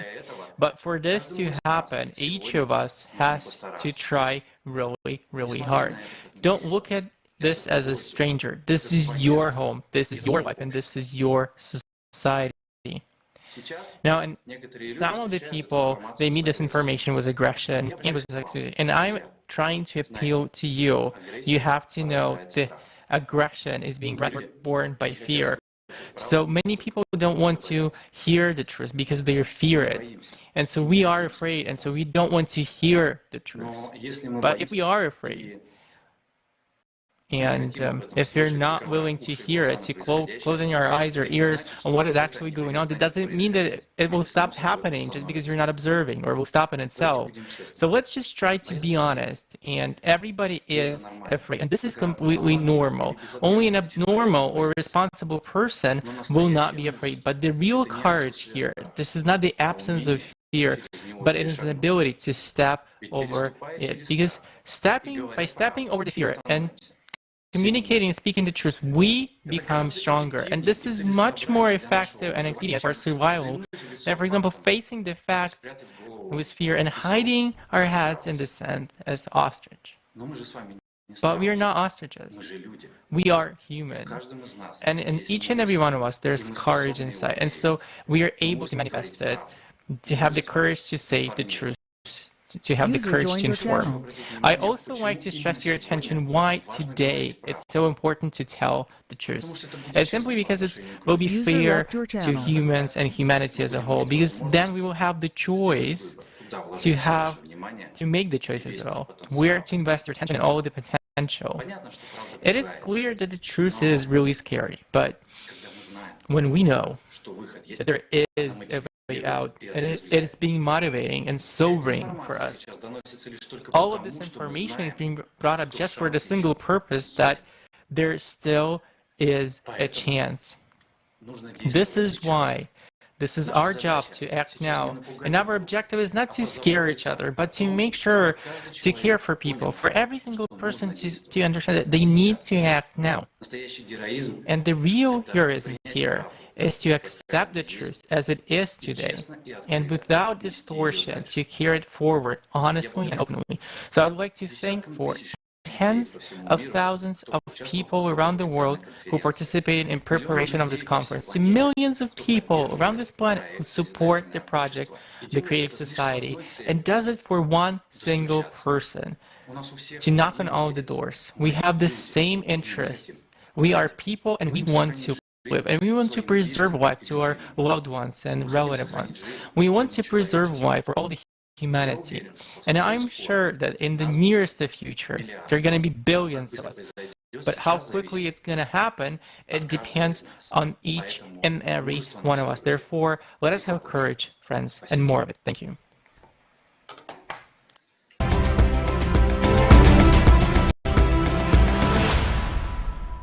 September 2021. In September, synchronization of volcanic activity in different parts of the planet was recorded. Eruption of the Cumbre Vieja volcano covered the island of La Palma in Spain with red-hot lava. Lava flowing at the speed of 700 meters per hour had already destroyed more than 2,500 houses. Over 7,000 residents were evacuated, and the evacuation continued even a few months later. Atención, atención. Habla la Guardia Civil. Por favor, desalojen las viviendas. Por favor, desalojen las viviendas. It's horrible. It's horrible how to see the volcano, the lava slowly eating the houses, and the lava eats the houses of my family and my friends. And horrible for the people. The people running, crying. I don't know what to do. Where I go? Where I sleep? Where I eat? What is my life? What is my... Where? What? No, where? Where is my house? And nowadays, we have people living in cars, 2 bedrooms flat, living 14 people. Lava absorbs everything in its path. Entire cities, pastures, plantations, agricultural lands. The island gradually gets covered with toxic volcanic ash, while the air gets poisoned. Scientists said they could not predict when the eruption would end. That same month, on the other side of the Earth, in Hawaii, a new eruption of Kilauea volcano began. The US Geological Survey raised the danger level to the highest one. Europe's largest active volcano, Etna, also erupted in September. The ash column rose 9,000 meters high. In the first week of September, residents of Mexico were hit by a number of extreme natural disasters. The center state of Hidalgo experienced severe flooding. In one of the hospitals, oxygen supply devices stopped working due to a power outage. As a result, at least 17 people died. An earthquake of 7.1 magnitude occurred in the state of Guerrero in southwestern Mexico. Its hypocenter lay close to the surface of the Earth, at a depth of only 10 kilometers, so the tremors were felt across a long distance. On September 27, an earthquake struck the island of Crete. The European Seismological Center initially reported the magnitude of 6.5, but it was later downgraded to 6.0. The epicenter was located 20 kilometers from the capital of the island of Heraklion. The depth of the hypocenter of the earthquake was also small, about 10 kilometers. It is worth noting that compared to the same period last year, there are more earthquakes with magnitude above 6. Additionally, the amount and magnitude of aftershocks are also increasing, which indicates alarming dynamics. The super typhoon Chantu hit the northern islands of the Philippines, bringing destructive winds and torrential rains. It became one of the worst storms of 2021. The wind speeds reached 260 kilometers per hour. The typhoon left the region region without electricity and forced evacuation of more than 11,000 people. The consequences of the Chantu were felt by the people of China, South Korea and Japan. In September, waves of abnormal heat covered new regions of the planet. For the Northern Hemisphere, such temperatures at the end of September are extremely abnormal. October 2021. The heat records continued in early October, as October 2nd became the hottest day in the history of 4 countries all at once: Iran, Morocco, China and South Korea. Cyclone Shaheen brought a disastrous flood to the desert. A devastating storm and hail hit Muscat, the capital of Oman. The city streets were flooded, power supply facilities and roads were damaged. 13 people died. More than 5,000 local residents were forced to leave their homes. In just one day, Muscat received double the average annual rainfall. Such a disastrous phenomenon occurred for the first time in the history of this country. In October, a large number of storms with abnormally large hailstones were reported across the world. Hailstones of about 15 centimeters in size hit Libya along with rain and squally winds. Huge hailstones pierced the roof of houses, damaged cars and building facades. Australian residents became victims of a similar natural disaster. The size of the hailstones reached 16 centimeters, which is a record for this country. Huge blocks of ice damaged cars and buildings. The hail fell with such force that it even pierced the roof of a shopping mall, from where about 400 people were promptly evacuated. Another anomalous fact is that Australia was hit by hailstorms more than 10 times during October. Europe was hit simultaneously by 2 powerful storms, which affected the territories of over 10 countries. Strong winds damaged power lines, disrupted railway traffic, demolished roofs of houses, and uprooted trees. In September and October, cataclysms cascaded over the territory of Italy. In the northern and central parts, there was a storm with heavy downpours. 7 tornadoes hit the north of the country on September 19. And on October 5, rain, hail and tornadoes covered the historical center of Catania and caused serious damage to residential buildings and businesses. A day earlier, severe floods hit several provinces of Italy, setting a European precipitation record. A strong storm broke out, causing record rains, floods and landslides. Meanwhile, over 500,000 lightning strikes were registered within 48 hours. It was just one rain. There was so much lightning that I can't remember for all my life. I shot it on my video camera. I was video recording, just having time to take pictures of the lightning. You can't imagine how many of them there were. Well, before all that, there was such a strong gust of wind that I had to hold on to the doors of the entrance. I was just being blown away. I was just parallel to the ground. I mean, the wind was so strong. I don't know what it was, a tornado or whirlwind. In general, I just saw that some deliveries man boxes flew away. Then I realized that something was about to happen. That was unrealistically strong. November 2021. People in different parts of the world experienced abnormal rainfall in November as well. A hailstorm swept over the Spanish island of Majorca. The city of Calarajada was affected the most. In just 15 minutes, the streets of the city were covered with a layer of ice up to 30 centimeters deep. Egypt was hit by downpours, thunderstorms and hail, which is extremely rare in these latitudes. The bad weather washed scorpions out from under the shelters, resulting in people's deaths and hundreds of bite victims. Record snowfalls have hit the northeast of China. Snow is rare in this region, and it never snowed in early November before. In many provinces, they declared the red, the highest level of weather danger. The height of the snowdrift reached 41 centimeters, which became a record over the last 116 years. The cold snap and snowstorms damaged over 37,000 hectares of arable land and thousands of farmlands. On November 14th, that is in the last month of spring for the Southern Hemisphere, Australia faced the most severe cold and snowfalls in the last 70 years. Up to 30 centimeters of snow fell in some areas. Heavy rains caused flooding and catastrophic landslides in Indonesia. In some areas, the depth of floodwaters reached 2.5 meters. More than 8,000 people were affected.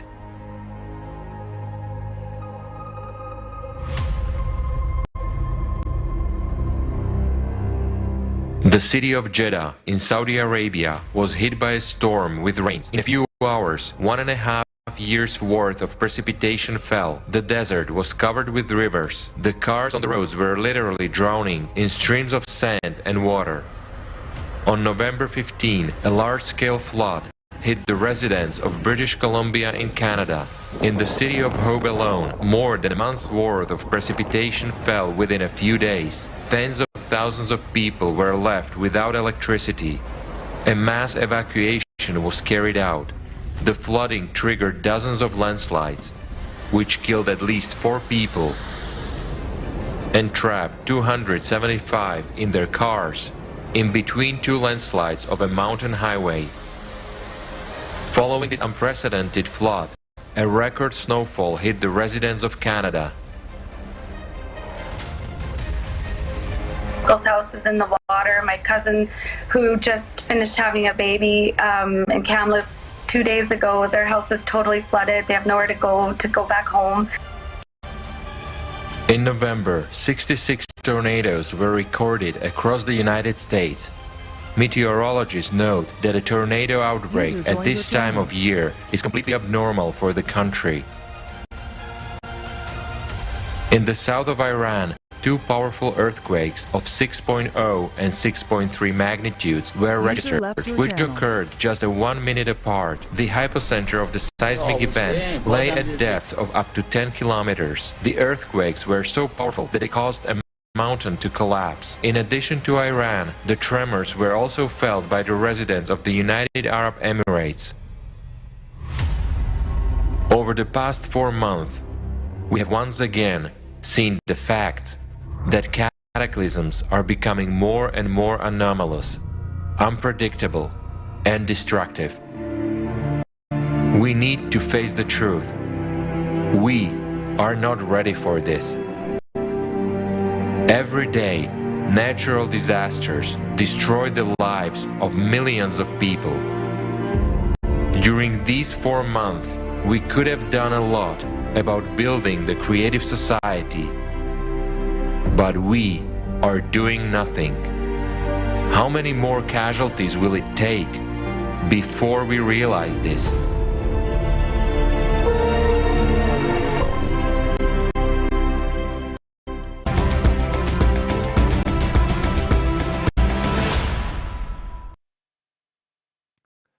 And that's only 4 months. I want to emphasize that this is only the officially announced data.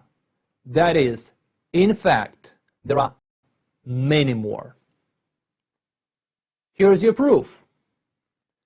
And are we going to wait for more? How long? A year, 2, 3?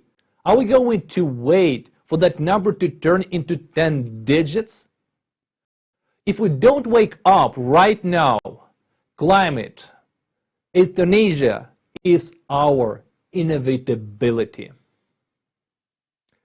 The most valuable thing we can do for our loved ones and for ourselves is to wake up, to inform everyone who is still unaware or hesitant about the looming climate threat, and unite in the creative format of society to survive the consequences of global climate change on our planet. Only then we do have a chance. Right now, you will watch the most relevant and unbiased video that is available today. It fully reflects the current situation in our society and answers all the most important questions of mankind.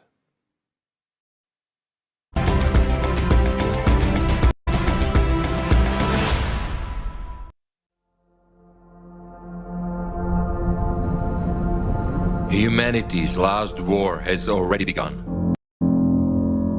The enemy is advancing from all sides.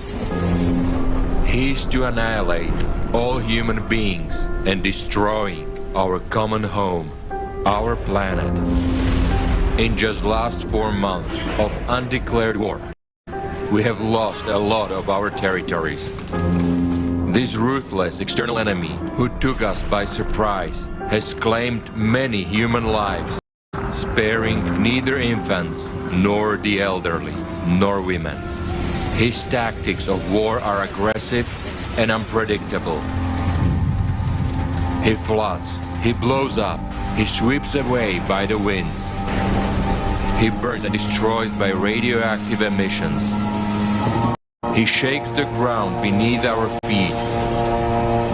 And before he claims our lives, he mercilessly tortures us with hunger and thirst and forces us to watch our loved ones die, while we keep being silent and inactive. In the meantime, collaborationists are imposing the image of a false internal enemy on us, taking side of the real external enemy.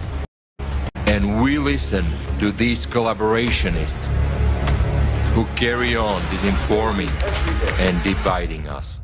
They divert our attention from the true external enemy and claim that our enemy is internal, which we have produced by our anthropogenic factor, and that it is all the fault of carbon dioxide, which they promise to deal with in the near future. But in fact, they only care about their personal gain, and again, they want to make money out of our grief and lives. The collaborationists lied to us that there is no war, and at the same time, they shut our mouth so that we do not talk about the real external enemy, but allow us to talk only about ecological problems and carbon dioxide rising. And at the same time, they hold military parades and decide which uniforms we will wear to fight against each other.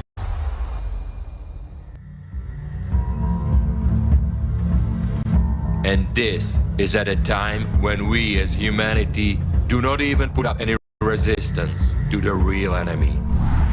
We only make guerrilla raids in the form of letting the public know about the climate crisis, while the aggressor supporters continue restricting access to information. They hinder unification of worldwide scientific and material potentials, thus strengthening the already dominant position of the enemy. What the collaborationists do not realize is that the enemy has no pity for anyone, including his accomplices, the creepers and the doubters. He takes no prisoners and wages all-out offensive war on all fronts. He has one objective: total annihilation of humanity. The time has come for every person on Earth, our only planet, to decide whose side are you on. Are you with the collaborationists, those traitors of humanity and accomplices of the enemy? Or are you in the ranks of true heroes who are defending life on Earth? The last war of humanity is already in progress. It is time for a planet-wide mobilization. We need to gather all the power of our intellect, all our resources, and all our potential in a single fist to strike back as a single front at the merciless enemy. There is no other way. Or otherwise, we will die. And now, much depends on every person on Earth. The enemy has already struck many unanswered crushing blows at our territory. He has taken many of our lives and destroyed many of our homes. I appeal to you, will you wait and do nothing until a ruthless external enemy strikes at your home? Who are you? A coward or a hero? The answer to this question is very important now. At this time, when the external enemy is destroying our homes, taking lives of our mothers, sisters, wives and daughters, we must recall that we are warriors and we must protect our nearest and dearest. The time has come for the greatest courage and selflessness. The time of true heroes.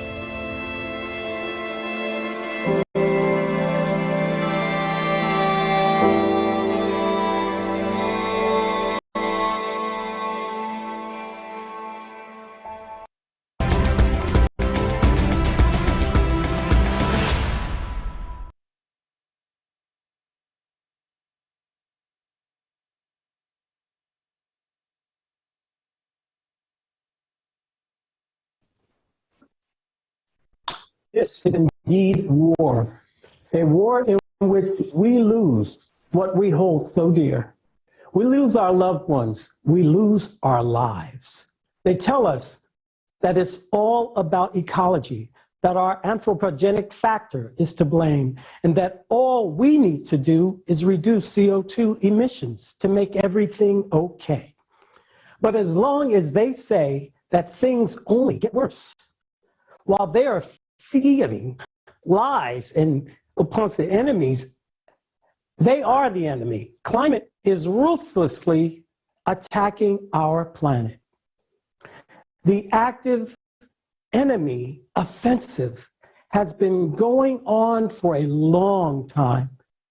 And in the meantime, they keep lying and trying to brainwash us. Who is doing this? The ones we truthfully call by their real name, the collaborationists. They are the ones who are at war against humanity. Just look at the horrifying facts.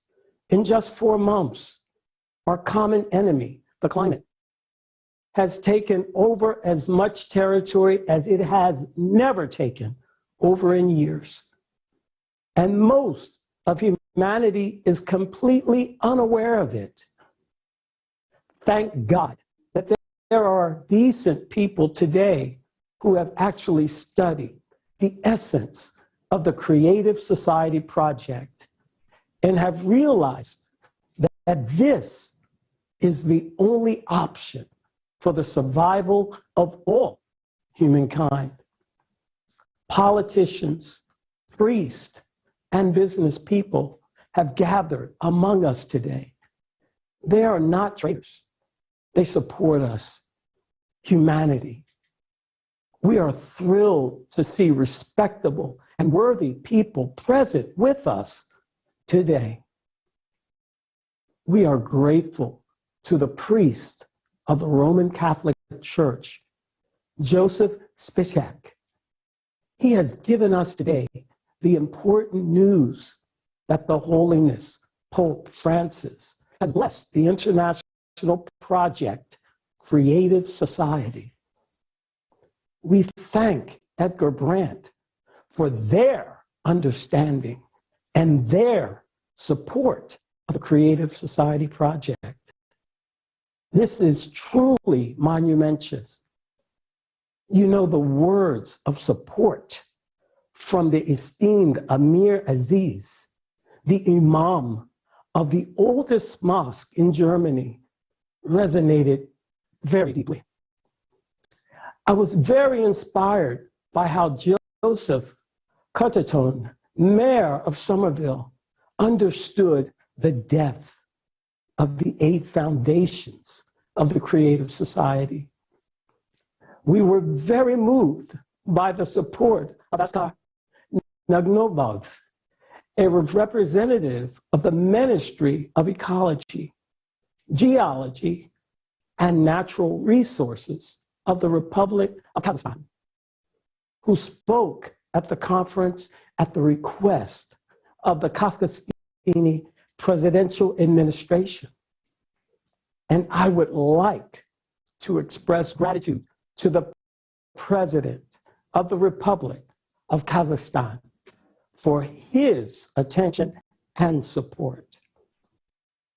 I was very impressed by the sincere letter from the Prime Minister of the Kingdom of Tonga. Although he could not be physically present at the event, we are very happy about his participation and care. Thanks also to Saran Hakmaneva and Archbishop Nathan Havanisa.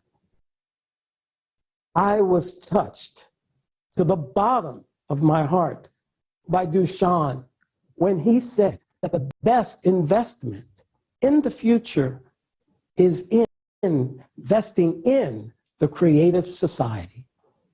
It's true. To live in a decent society in the future, many of us invest our own time and resources now and seeing the realities of what is happening in the world today. I am convinced that the creative society is truly the best investment. All of us need to unite today. After all, the common external enemy is already in our home. It is already destroying us, our children, and our parents. It is robbing us of our future. But we also have an internal enemy supported by collaborationists. It is the consumerist format of society that has been dividing us for over 6,000 years. And now it is bringing us to the brink. All the prophets warned of this, but unfortunately, we stubbornly chose not to hear our prophets, our holy fathers, and all the intelligent people who have been telling us that for centuries. And now what? Do we have to give up? Are we going to give up our home to the destroyer? But we are human beings. We are one family. For the future of our children, for the memory of our ancestors, we have something to fight for.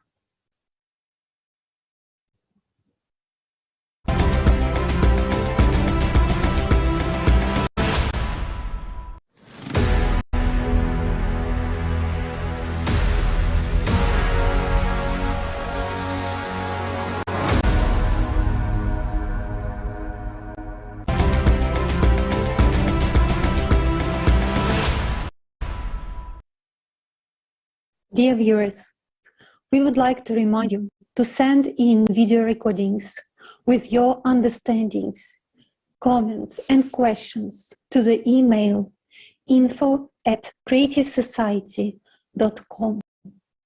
Stay tuned as we will hear more shocking truth about the climate crisis and ecological degradation that we are facing today. And most importantly, we will talk about only solution throughout the duration of the whole conference. Don't forget to share this video. Now we would like to pass the word to the participants of the Creative Society from Germany, who will share their experience with inviting celebrities, politicians, and famous individuals to this conference. Let's hear about their social experiment.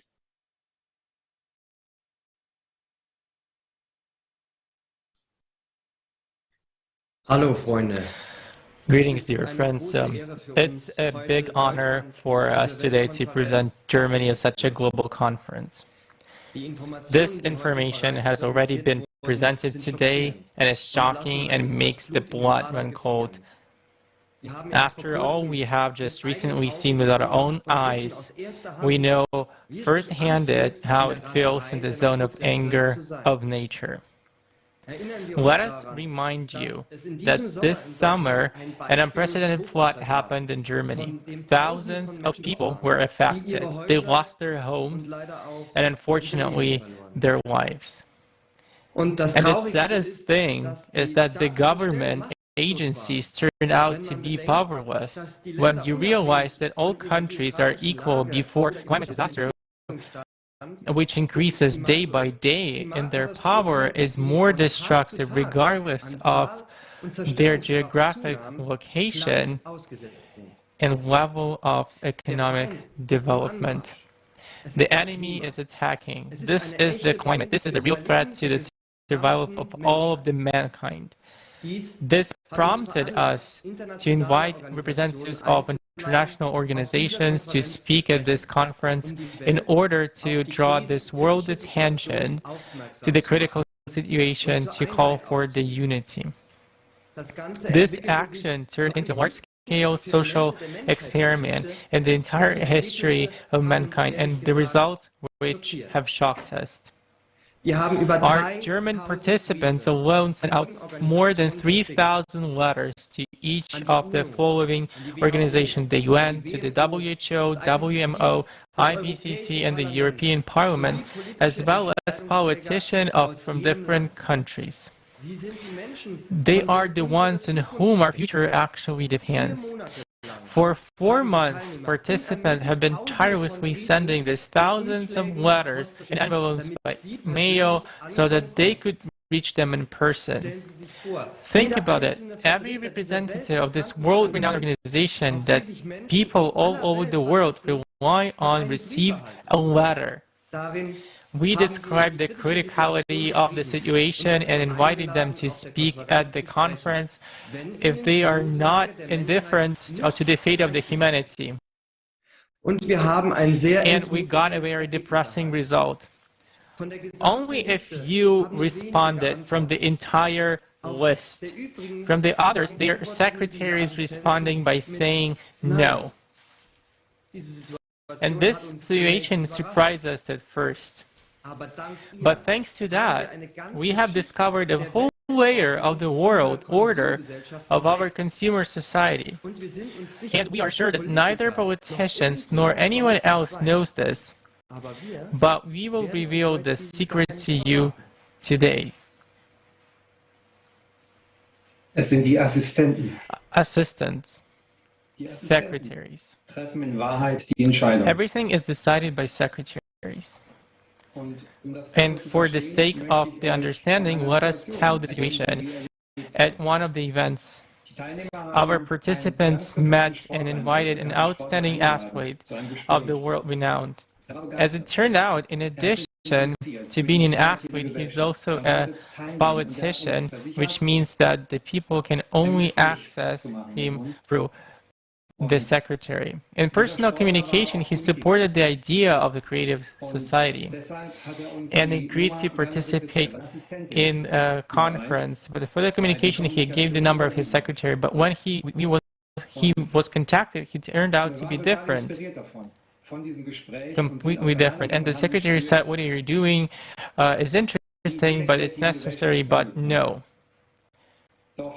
And there is this paradox. Before you talk to an athlete and politician, he said, yeah, yes, and everything is interesting, but you contact the secretary and it's no, and so on. So it turns out who decides whether the politician or the secretary. And accustomed to shifting responsibility to politician, we actually expect them to do everything for us. And the politicians, in turn, shift responsibility to secretaries. And why do the secretaries say no? And when we ask this question, because they don't understand the seriousness of what is going on. Imagine you are a secretary of a popular man, and how much he works have to do and to the schedule to be around and to force someone to calculate benefits and the additional questions to be solved. So once you pay attention to the climate, once you study, so dear secretaries, you don't see the seriousness of the climate situation. And since they just don't understand, the secretaries just don't understand the seriousness of what was happening. And so you can imagine that you are a secretary of like a really prominent announced politician, so that you have to arrange a schedule to force somebody to calculate and many other problems. Honestly. Also, liebe Assistenten, Sie sehen den Ernst der Lage, der Klimasituation. Sie beschäftigen sich nicht damit. The secretaries just don't see, and so you need to see the whole picture of what is happening. And at this time of what is happening, this is the chance to actually change something. And this information, it has to be brought through, and it's such unfortunate that it doesn't go. They get only basic information. At the conference itself, we showed a small part of what is going on for the general informing of people. We don't aim to frighten anybody, as everyone is so frightened that they run away from this topic and prefer to close their eyes. But it gives the general picture of the tragic situation in which we are right now. And so we are just hoping, we think that those secretaries of the politician, they are busy stuffing their own wallets and keeping themselves in the comfortable neck of the politician at the top, and doing whatever is necessary to keep their bosses in their seat as long as possible. And that is the truth. And everything else, is a fairy tale, games, etc. So let's vote for those who support creative society and who have secretaries. It was an expanded format of perception, and think beyond just how to sit, not just how to sit in a warm place or chair. Let's vote for those politicians whose secretaries and who's familiar with climate issues and creative society. So when the politicians go to the polls, let them show their secretaries and not their programs. We already understand that any political program is bullshit and no one will ever implement it. Even the stars have secretaries, people disconnected from the world, who only care about the size of the star's fee from which they have a percentage. That's why the stars take part only in those events and are ready to tell only what his secretary thinks is right and for the amount that will satisfy him or her. That's how the secretaries exploit those stars. And you can't tell who's a fool and who's smart in this tandem. Yes, and that's why we understood through social experiment that the world is ruled by secretaries who are concerned only with their own profit. So don't get your hopes up. We are just a source of income for them. Let's grow up on this issue. Stop passing the buck and hoping for a miracle. It's not just a question of our lives. It's a question of the survival of all the mankind. It's not just words. It's a reality. In reality, a good person who makes their own decisions are very few and far between. We have to avoid missteps, and we have no one to rely on. We saw a situation where out of the 1,000 people, just a few responded. They have a great secretaries and they are good people themselves. That's why they are here today with us. Because they have the greatest impact and they are the great people. And that was specifically why they has actually been here with us today.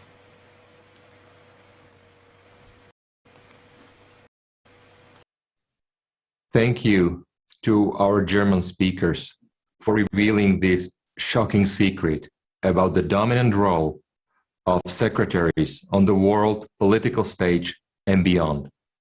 When I listened to the story about the secretary of the sportsman politician, many things began to make sense to me.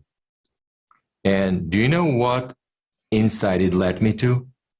The most important thing is that a creative society is supported by the secretary. After all, as it turns out, it's the secretaries who make the decisions of politicians. And that's why we should not choose among politicians during elections, but among secretaries.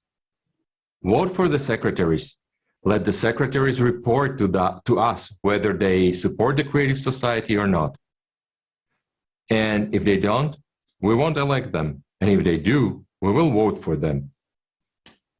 Also, another shocking piece of information was in what my colleagues from Germany told me. How much work people have done to invite politicians. How much time and attention participants all over the world have put in. And in the end, a dry chain of polite refusals, excuses, and cynical unanswered silence. Unfortunately, during our social experiment, we received the same answers from public people from other spheres of activity. In the 4 months leading up to the conference, in preparation for the conference, we reached out to thousands of artists, directors, musicians, actors, and athletes. People all over the world from different countries sent them letters, numerous posts on social networks, appealed. We knocked as we could. They did everything possible. And in the end, they also got thousands of rejections.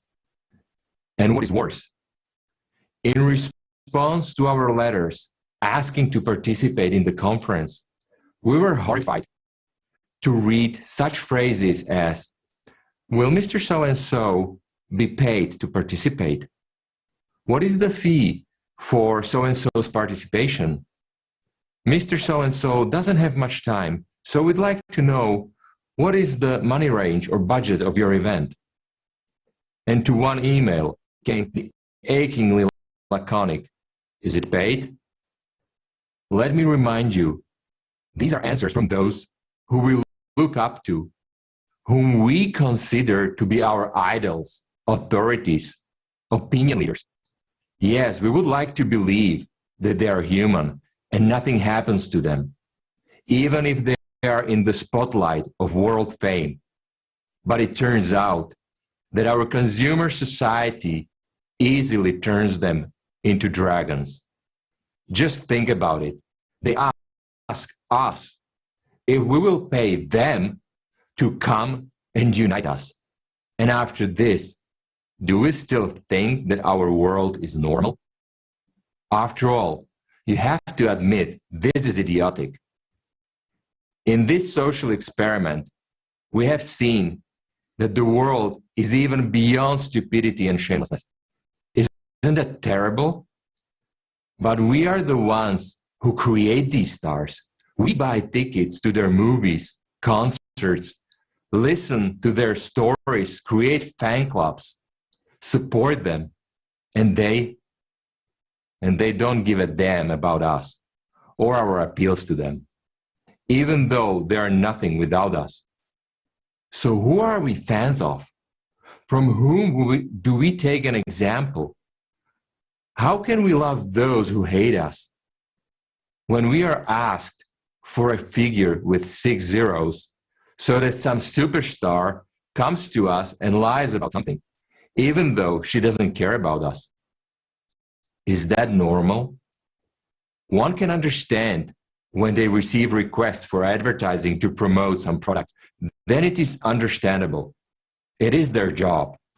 They make money this way.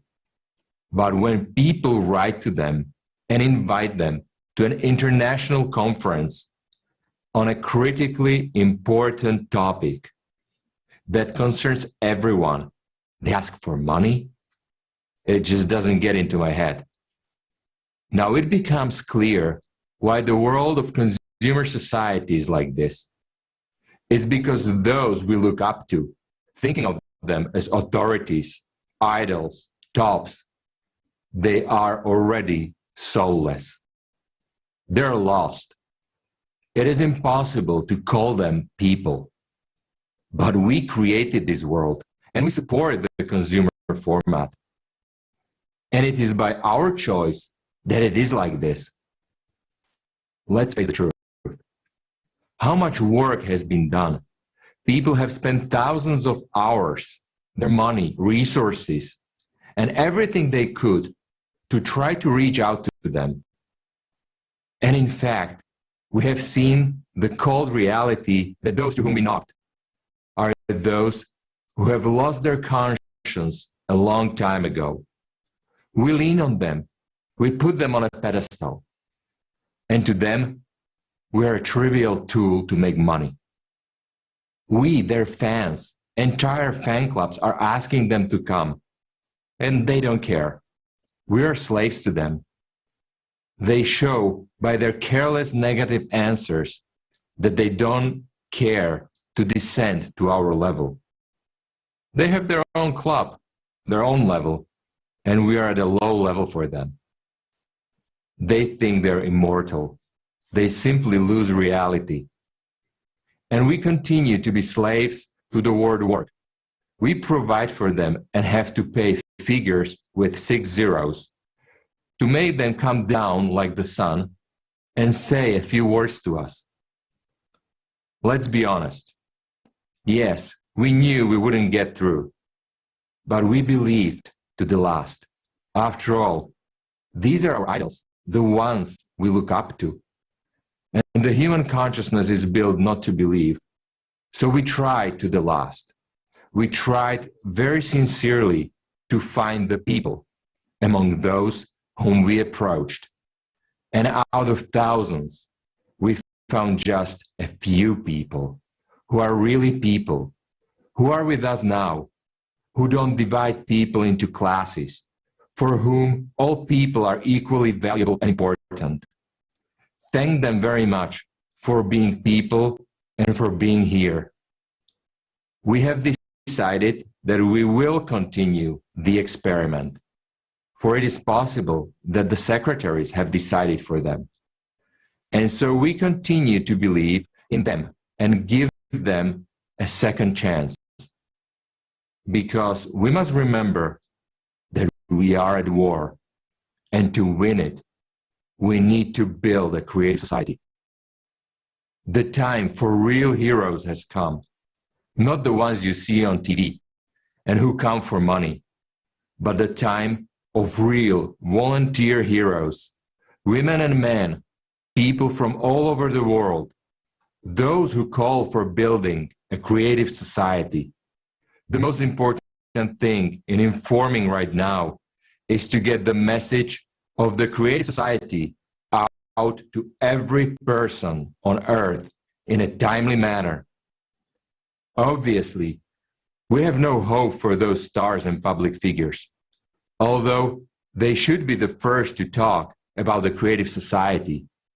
But as the social experiment has shown, we can only rely on ourselves. This time they didn't come, so we need to be even more active. Thank God there are many good people who understand the seriousness of today's situation and do not hide behind their collaborationists who want nothing but money in this life. They are brave people, real heroes. Thanks to them, we had not lost everything, and humanity still has a chance. I am pleased to present you today one of these heroes. I respectfully give the floor to a talented musician and a great man, David Keith.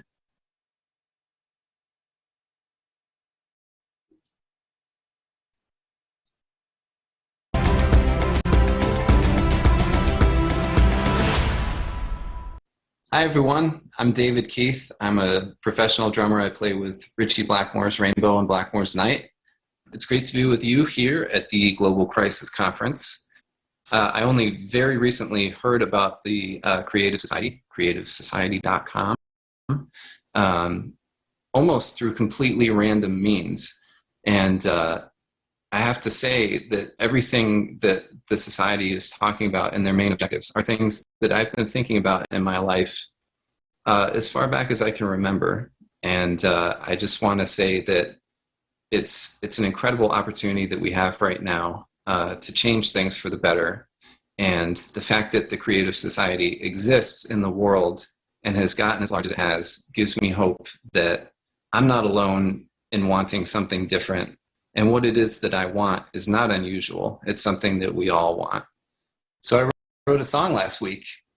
Interestingly enough, this is right before I met everyone in Creative Society. And I believe in things like synchronicity and serendipity and things happening for a reason and happy coincidences and things like that. So this song that I was writing is completely topical to our conference and to everything that Creative Society is trying to do. The song's called Try, and it's basically a song of hope and a song of motivation and a song that says you can do it and all you got to do is try. So without further ado, here it is. This is the world premiere of my new song, Try.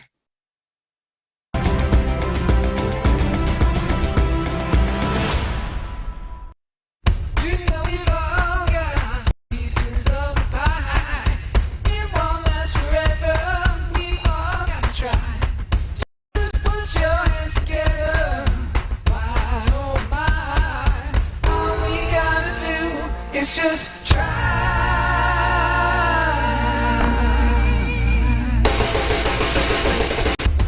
Well, find the reason why you're gonna pay.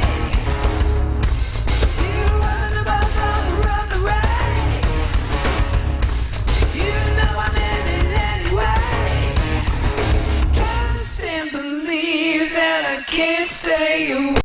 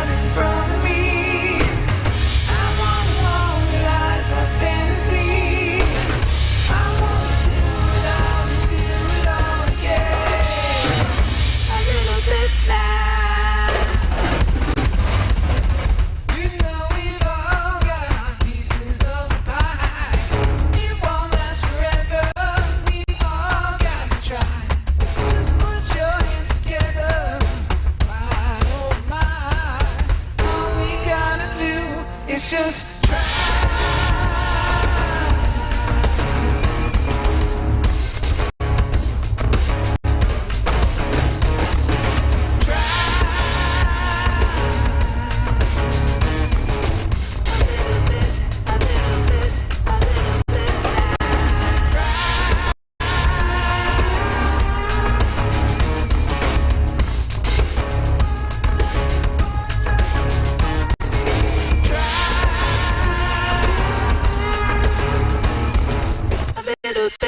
A little bit.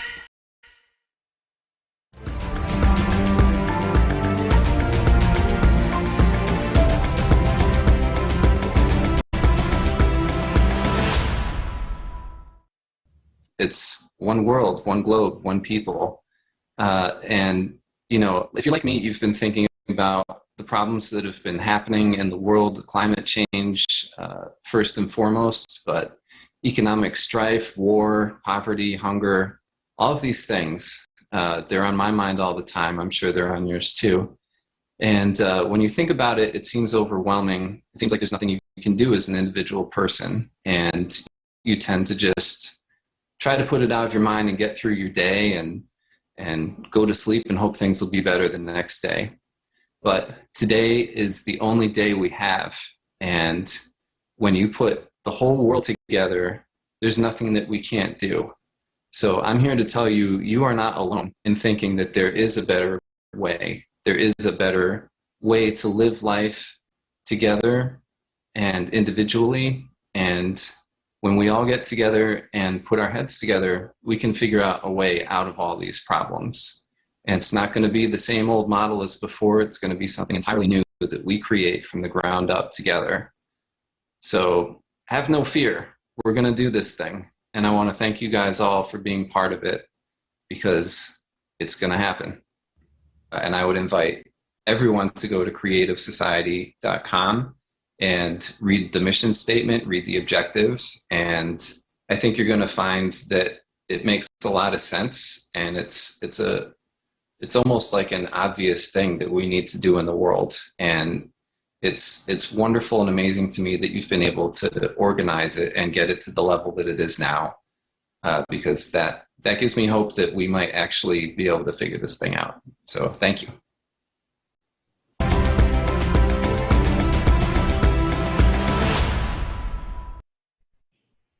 David, thank you very much for your sincere words, for the beautiful song, and for such dedication to humanity.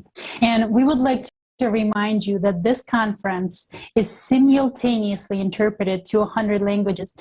And this is done by volunteers from around the world who want every person to know the truth. And now I would like to share a story. While looking for volunteers to help with translation, one Arabic woman responded to our post on social media.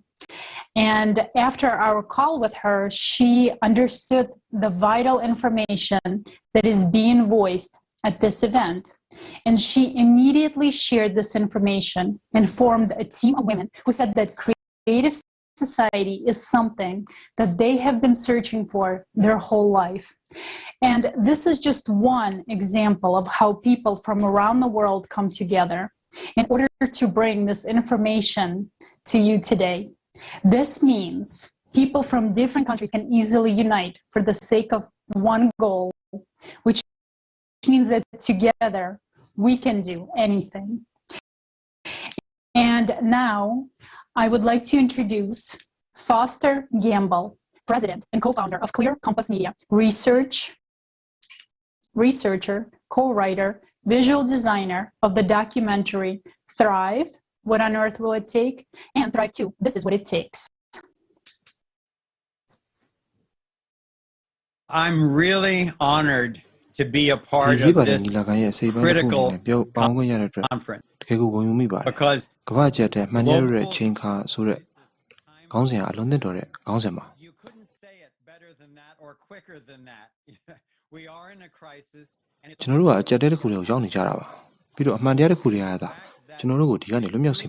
lead us naturally to a creative society is theဒါကြောင့်အမှန်တရားရဲ့ဥဆောင်မှုနဲ့သာကျွန်တော်တို့ဟာဒီတွင်ဗန်တီးမှုရှိတဲ့လူအဖွဲ့အစည်းကိုဒေါ်ဝတန်ရောက်ရှိနိုင်မှာဖြစ်တဲ့အတွက်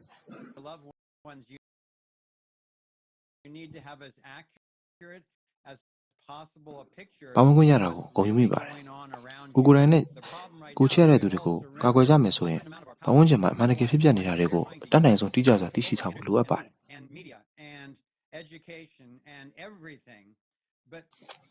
အခုပြဿနာမှာကျွန်တော်တို့အားလုံးဟာကျွန်တော်တို့ရဲ့လွတ်ပိုင်ခွင့်အာဏာချို့ကိုဘိုးချုပ်ကင်မှုအာဏာအတွက်ပေးအပ်ထားပြီးတော့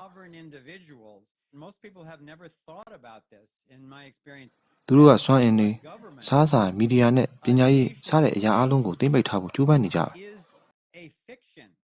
It's an abstraction, it's an idea. It doesn't exist in reality. ဒီတော့ကျွန်တော်တို့လုပ်ရမှာကဘိုးချုပ်ကင်မှုကိုရှော့ချပြီးတော့ဒူးချင်းလွတ်ပိုင်ခွင့်တွေကိုပေါင်းစည်းနိုင်မှုပါပဲကျွန်တော်ရဲ့အချိန်များစွာကိုဝိုင်းပွင့်လာမှုကြောင့်ဆောင်းပါးတွေရေးသားတာတွေဟောပြောတာတွေစတာတွေနဲ့ကုန်ဆုံးခဲ့ပါ ethics upside down because if you put the government ဒါပေမဲ့တစ်ချိန်တည်းမှာပဲလူလူငြိမ်းချမ်းမှုဟာဆိုရရဲ့ပြဿနာတစ်ခုဖြစ်လာပါတယ်။ဘာမှကြီးမားတဲ့ရာသီဥတုပြောင်းလဲမှုတွေရှိနေတယ်ဆိုတာသိတာထင်ရှားပါတယ်။ I think with all of the chaos that's going on in the world right now, with the pollution, ဒါပေမဲ့ကျွန်တော်တွေ့ကြုံရဒါတွေကတော့နေနဲ့ the suppression, I think that from a cosmic point of view, apparently ငကံကူရအောင်ထဲမှာကျွန်တော်တို့ရှိနေတဲ့အရာနဲ့ဒီအဖွဲ့အစည်းရဲ့ဆက်နွယ်မှုရလဒ်တွေပါပဲ for a critical mass of humanity to wake up and say no more of ပြီးတော့ကျွန်တော်ကဒါတွေကိုကျွမ်းကျင်သူမဟုတ်တဲ့ကျွမ်းကျင်တဲ့သူလည်းမဟုတ်ပါဘူး we're going to thrive, and I believe we will.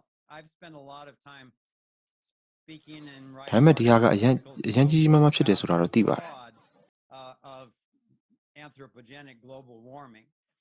ဒါကြောင့်ပြင်ဆင်ထားဖို့လိုပါတယ် pollution is a serious problem, and there are ကျွန်တော်တို့ကသဘာဝစနစ်တွေကိုပြန်လည်တည်ဆောက်နေတယ်လို့ပဲမှန်တကယ်ကိုင်းနေပြင်ရှင်းနိုင်မယ့်နည်းလမ်းတွေကိုလည်းချင်းကပ်တဲ့နယ်လို့ထင်ပါတယ် result of our relationship with the sun and the ခင်ဗျားသိလားတချို့လူတွေကကျွန်တော်တို့ကိုကာဗွန်ခွန်တွေနဲ့ကောက်ခံပြီးတော့ဗန်နေရတဲ့စင်ခိုးယူက I'm not an expert on that, but I know it's a big deal. So what we need to do is get prepared. I think လူတွေရဲ့လုပ်ငန်းတွေကိုဖျက်ဆီးပစ်ကြတယ်သူတို့ကိုယ်တိုင်ကတော့အင်ချမ်းမြေတွေဝယ်ကြတယ် as we're restoring the wholeness of natural systems, then we can really take on any problem. You know, the သူတို့က who are trying to အခမဲ့စွမ်းရည်နည်းပညာတွေနဲ့ကင်ဆာကုသနည်းတွေအစိမြင့်စီးရေးနဲ့ထောက်လှမ်းရေး project တွေကိုလူသားတွေကိုမျှဝေရမယ်ဆိုတာလှုပ်ဝက်ထားခဲ့ကြတဲ့သူတွေပေါ့ဗျာ currency and through fractional reserve banking.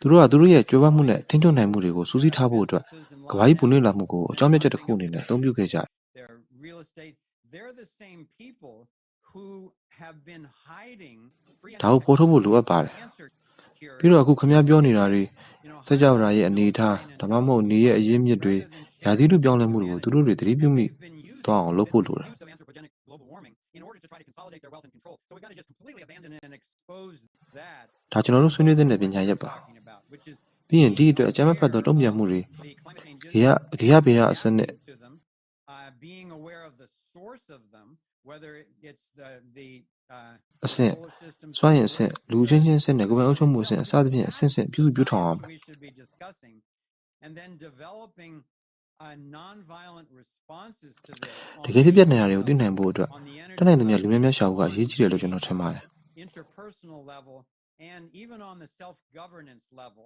I think ပြီးတော့ခင်ဗျားသိပါတယ်ခင်ဗျားတို့ညီလာခံရဲ့ဆောင်းပုဒ်ကိုကျွန်တော်ကြိုက်တယ် find out what's really going on as soon as possible.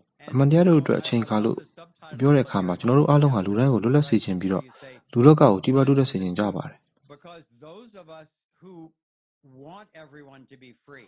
ကျွန်တော်တို့ကိုထိန်းချုပ်ဖို့ကြိုးစားနေတဲ့အဲ့ဒီစိတ်မနှံ့တဲ့အဖွဲ့အစည်းလို့မျိုးဒေါ်လာဘီလီယံနဲ့ထရီလီယံနဲ့ချီပြီးကျွန်တော်တို့မှမရှိသေးပါဘူး Psychopathic institutions ဒါပေမဲ့ကျွန်တော်တို့မှရှင်သန်နိုင်တဲ့စွမ်းအားတွေရှိပြီးသားပါ to impose control on us, but we've already got ကျွန်တော်တို့မှစူးစီးထားတဲ့နယ်ပယ်တစ်ခုလုံးရှိတယ်ကျွန်တော်တို့မှသစ္စာရှိတယ်ကျွန်တော်တို့ဘက်မှာမေတ္တာတရားရှိတယ် truth and we've got love. အဲ့တော့ကျွန်တော်တို့မရှုံးနိုင်ဘူးအခုကိစ္စဟုတ်ပြီဒါကိုကျွန်တော်တို့ဘယ်လောက်မြန်မြန်နဲ့ငြင်းငြင်းစွာပြီးဆုံးအောင်စောင့်ဆောင်နိုင်ကြမလဲ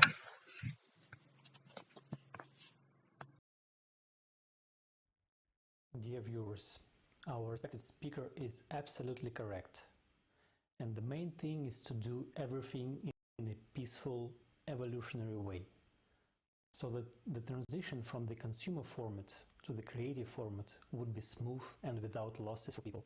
And of course, so that the honorable secretaries would be satisfied. Only a fool would demolish his house and stay on the street. First you have to build a new one where you will live, and only then break down the old one. Otherwise, we live on the street like wild animals. What our esteemed speaker just said is true about the consumerist format in which we live. In fact, it is known information, and we are so used to these kind of things that we take it for granted, because it is natural to the consumerist format, and no matter what we do, taking someone out, someone similar will come in place. It is impossible to kill a dragon, because when you kill it, you become a dragon yourself. And this is the rule of the consumerist format. And we need to define other norms. We need a creative society. The problem is not in us, but in the format, in the rules of the consumerist format, which have been formed over centuries and millennia. The consumerist format is anti-human, and as a consequence, from here originate lies and deceit, because everything is done to please the wallet. Those who have got their hands on the trove care only about their wallets, and there can be nothing else in the consumerist format. And we must understand this. Therefore, the old, outdated model, which no longer works, must be replaced by another model. As of today, there is only one real alternative, and that is the creative society. Should you have any other ideas, do suggest them. But as of today, the model that allows us to combine scientific research and development potential to counter the challenges of the future is only one. The current consumerist format we are already living in will not withstand the onslaught of the forces of nature. We have already seen many facts proving its worthlessness, and only a fool does not realize this. So, humanity is at the crossroads. There are two options: to leave everything as it is, but this is an euthanasia of all humanity, or to radically change the format of our existence from the consumerist format to the creative format.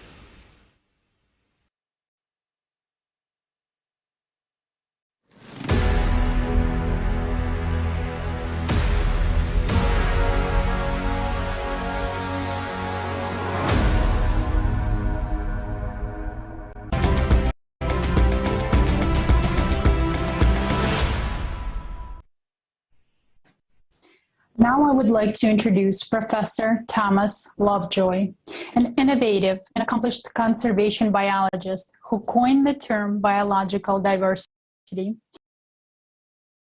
He is president of the Amazon Biodiversity Center, member of the National Geographic Society.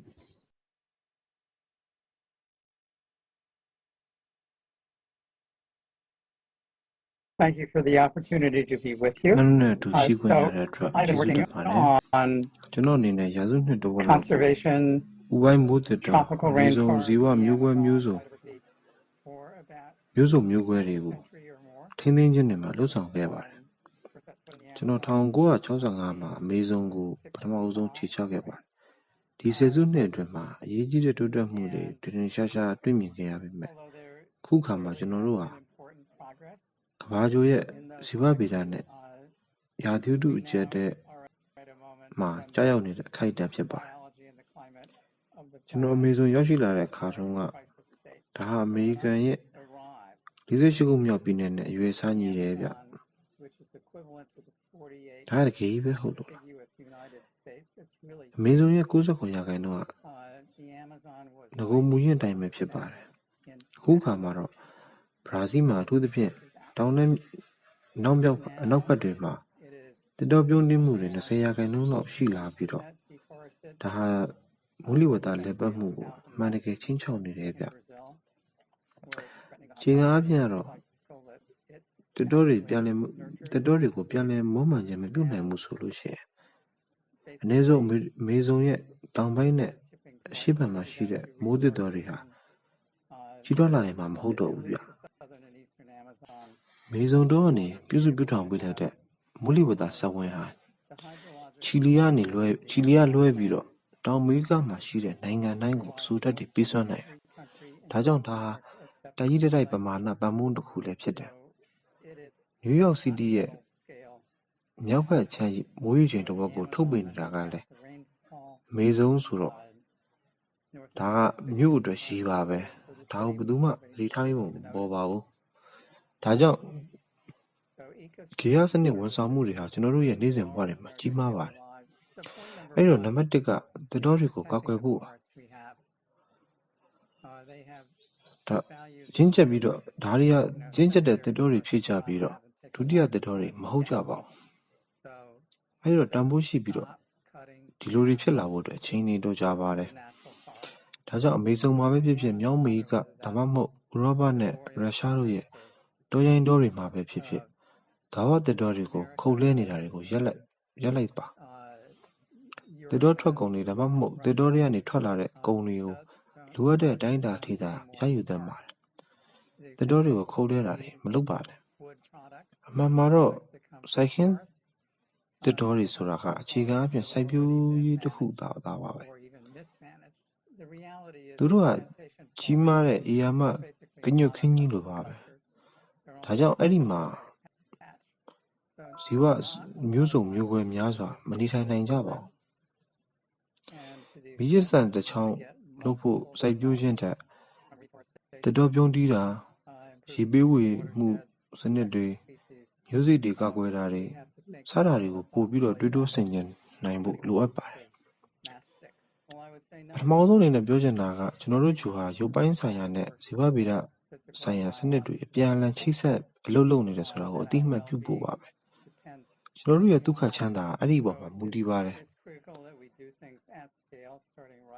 ဒါကြောင့်ကျွန်တော်တို့ဟာချက်ချင်းစတင်ပြီးတော့အတိုင်းအတာတစ်ခုထိလှုပ်ဆောင်နိုင်ဖို့နဲ့သစ်တောတွေကိုရိုးရိုးရှင်းရှင်းမစဉ်းစားကြဖို့အရေးကြီးပါတယ်ဒါဟာသဘာဝဂေဟစနစ်အားလုံးနဲ့ပတ်သက်နေပါတယ်လူတိုက်သတ္တဝါတွေရဲ့96%ဟာလူတွေနဲ့သူတို့ရဲ့အမွေးတိရစ္ဆာန်တွေပဲဖြစ်ကြပါတယ်ဒါကြောင့်အခြားမျိုးစိတ်အားလုံးဟာဖန်ခွက်ထဲကနောက်ဆုံးရည်စက်တွေ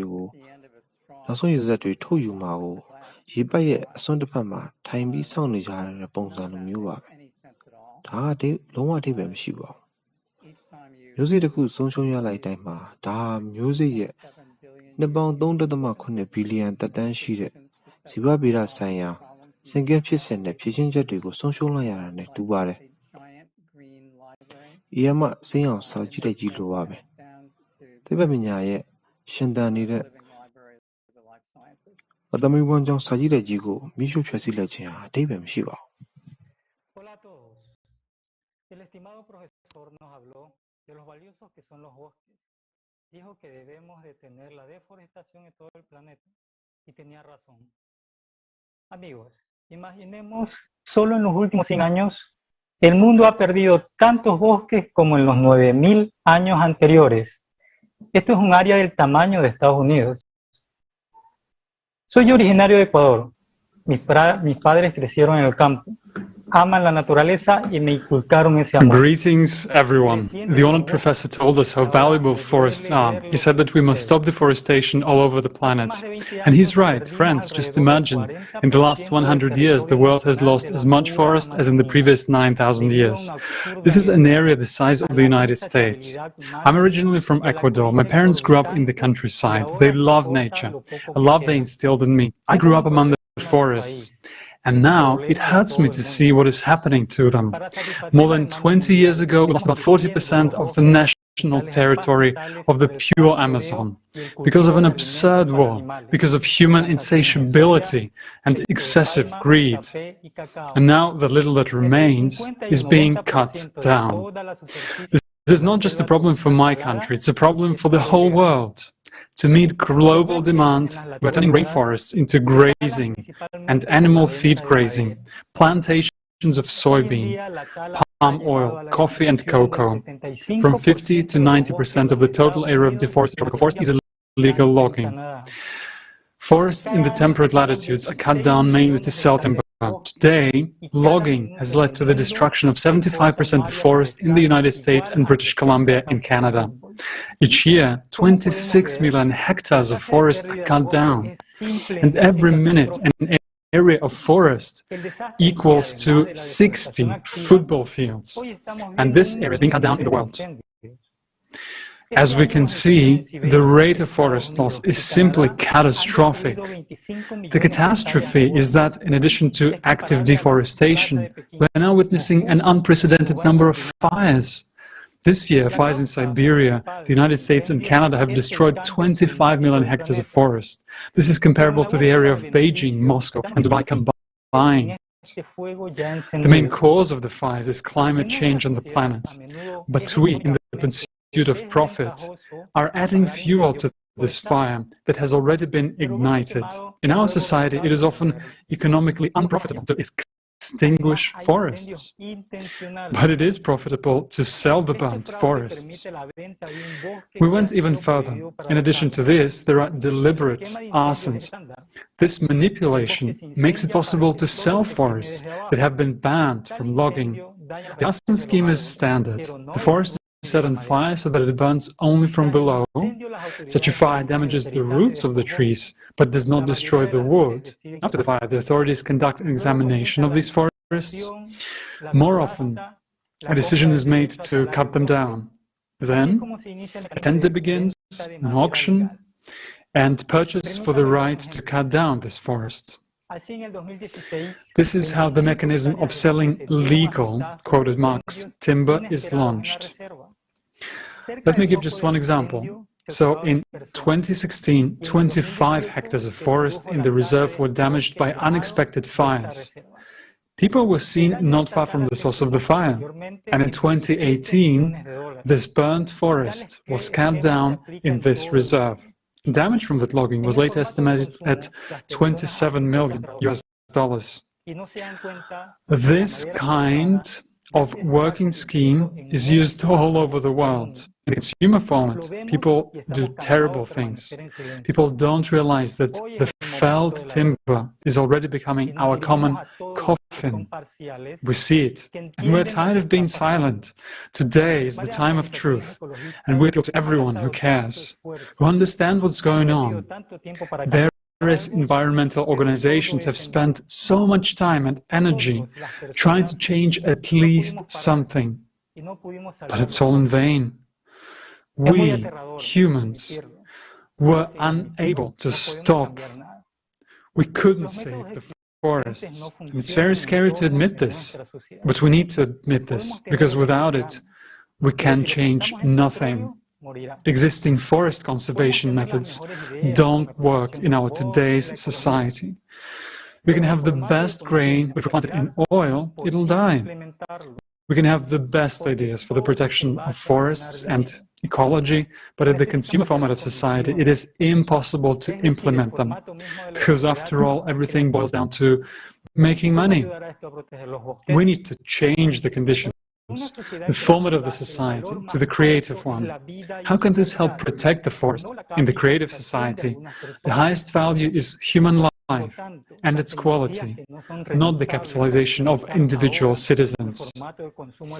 Therefore, the technologies that are not beneficial to be introduced in the consumer format of society today will be introduced in the creative society. In the creative society, we will be able to restore forests. We will be able to start up recycling plants all over the world, even in the transitional phase of the formation of the creative society. We have no more time for doubts and disputes. Every hour without the creative society brings us closer to global environmental disaster and to our death. We have no spare environment and no spare forests. We have no spare planet. Now, we know the truth, and the choice is ours.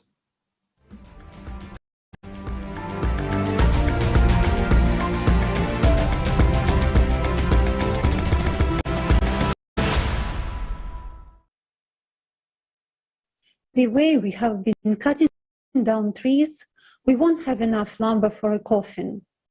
We are destroying our planet. Don't we see that this is already affecting everyone? Money has closed our eyes and common sense. With the speed that we litter and trash our planet, it seems we are replacing trees with the trash.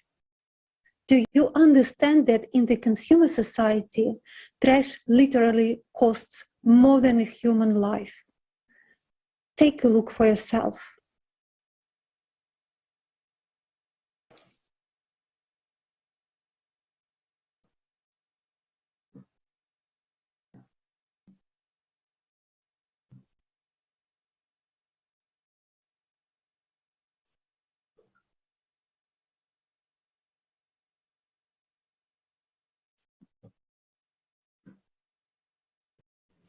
And Ed, we pass the word to you. Thank you, Olga. I will talk about rubbish for a little while. One of the most serious environmental problems today is the problem of waste. When people first started collecting waste and sending it to landfills, it seemed like a great idea. All of the waste was collected in one place where it was easier to sort and bury. Thus, it was supposed to solve the problem of it. However, something went wrong. In total, the amount of waste has increased dramatically over the past 80 years. Today, landfills are overflowing due to the appearance of non-degradable waste. Landfills did not solve this problem. They only ensured circulation around the planet. And in this regard, the idea of recycling waste arose in society. Today, it is believed that it will rid the planet of waste. In many countries, people honestly sort waste, give plastic for recycling, and believe that by doing so, they are saving the environment. So again, it seems that the problem is solved, but is it? Let's find out the truth.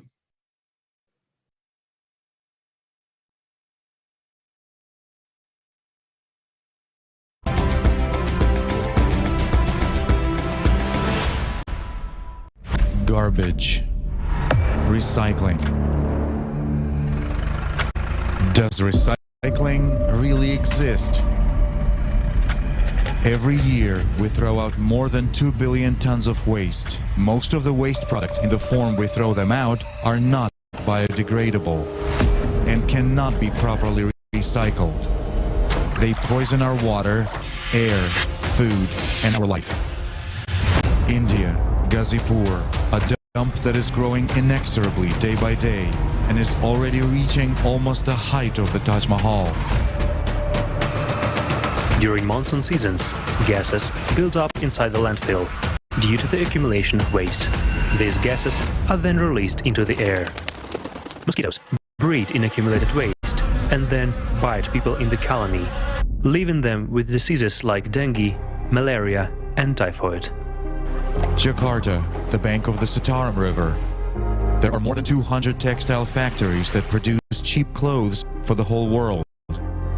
20,000 tons of waste and 340 tons of wastewater are discharged into the river every day. They pollute the river with lead, aluminum, iron, and manganese. According to the World Bank's report, Water Waste 2.0, plastic, paper and cardboard, metal and glass make up 38% of municipal waste, and only 13.5% of the secondary raw material is actually recycled all over the world, which is a little more than 5% of the total amount of garbage. Despite this, our production and consumption rates are only growing, as well as the landfills around us.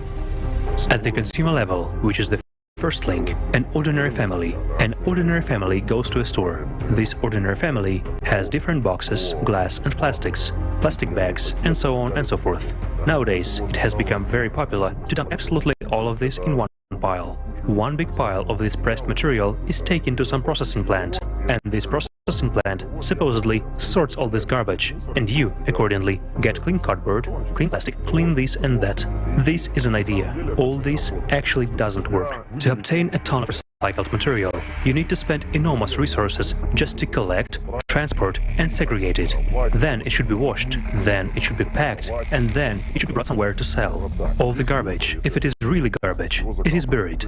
No one recycles this garbage. They brag to each other saying that we are absolutely green, that is, we have 100% recycling, we don't have any garbage, and so on and so forth. Usually, they hire a company that takes the garbage out, hire some other additional company that counts the garbage, sorts this garbage out, writes down a percentage rate, and then seemingly sends this data in a report. The next time when a conference is held in some conference room, they say 0% of our garbage is left. But to be honest, this is all done on paper, while in fact it is not so. That is, it turns out that now we need to spend a lot more money, and no one is ready for this. Nobody needs it. No one wants to wave the green flag, and at the same time pay some crazy amount of money. Recycling is imperfect. We can do a lot more and we can do a lot better. Most of the recycling we do around the world right now shouldn't actually be called recycling, it should be called downcycling, meaning a drink bottle becomes something completely different. And once it becomes downcycled, it can't be reused again. So the quality of the plastic product is lower. We couldn't really recycle them even if we wanted to. So we have to ask ourselves the question, why are they even being allowed to be created from the outset if they don't have a home or a purpose? And so right now, I would say the scientific consensus or the evidence is that we don't quite know what can and should be done with ocean plastics. There are some things already being done. You know, ocean plastics are being turned into shoes and swimwear and yoga pants and all kinds of things. But it's pretty doubtful that that's actually the best thing that we should be doing with ocean plastics. This is probably actually just delaying a meaningful solution and along the way creating a lot more problems than solutions. Let's take PET plastic. Freshly made, it costs around 500 euros per ton. Recycled plastic around 1,000 euros. And recycled ocean plastic is even more expensive. It is not at all profitable for a manufacturer to make the cost of the product twice as high. Moreover, under conditions of fierce competition, his product becomes unprofitable. Plastic recyclers even go so far as to add a greater part of the new plastic to the recycled plastic and sell it under the label recycled. The declared data on waste recycling often differ from the real picture. For example, in Germany, part of the garbage that is considered recycled goes to landfills in third world countries. The situation is similar in Japan. The percentage of recycled plastic also includes that which was simply burned. So what do we consider to be recycled garbage? The one that got into the clouds and became our air and then returned to our food with the rain and water. Garbage is the rotting face of the consumerist format of society. We are killing the planet with it, and what's even more, we are killing ourselves. It is not profitable for us to recycle garbage. We don't benefit from developing technology that would clean up our planet. But is it really us who do not benefit, or the consumerist economy which we ourselves have placed above human life?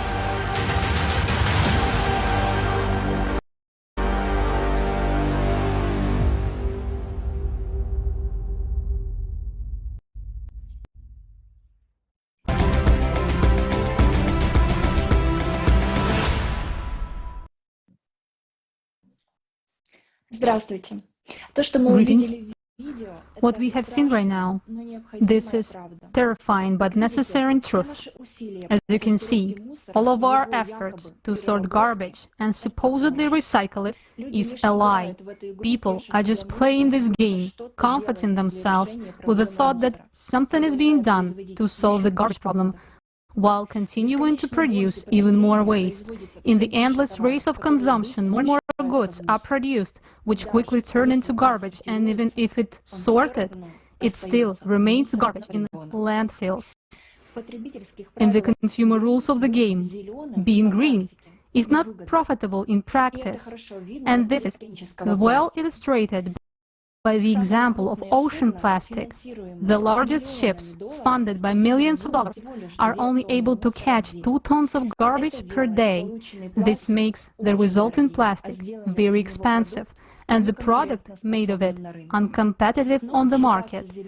But being considered green is extremely profitable, as it is an opportunity to manipulate the feelings of people who want to help preserve the environment, and the status of a green product encourages them to buy this particular product.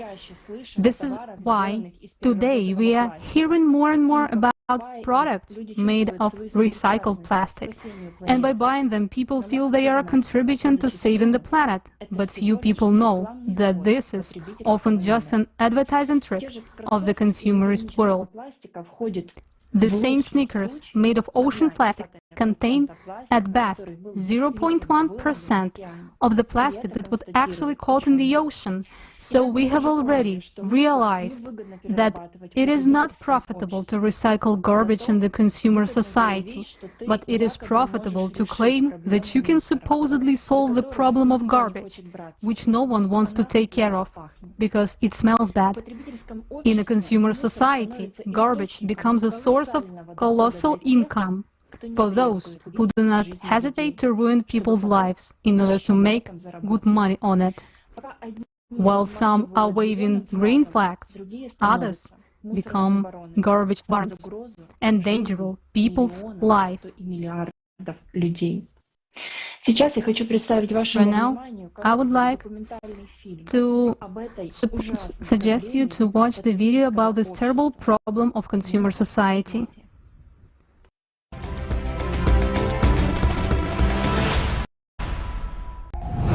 Garbage. Mafia. As soon as non-biodegradable and toxic garbage appeared in the world, so did those who make money on it. The garbage mafia. How does the garbage mafia operate? Italy. My brother-in-law was transporting garbage. He told me all about the profits you could make in this field. So I said, pardon me, we risk so much dealing drugs and we can't even make that much money. 30 years ago, I told the magistrates that waste is gold. It's money, money, money. Cosa Nostra, Camorra, Drangheta mafia clans buy territories and convert them into waste dumps. And although on paper everything may look legitimate, in general, these territories for landfills are located near residential neighborhoods and violate all environmental norms. An important part of the garbage mafia's business is the illegal transportation of industrial waste. If a company wants to get rid of its toxic waste and pay as little as possible, it hands over the waste to the mafia. User disconnected from your channel.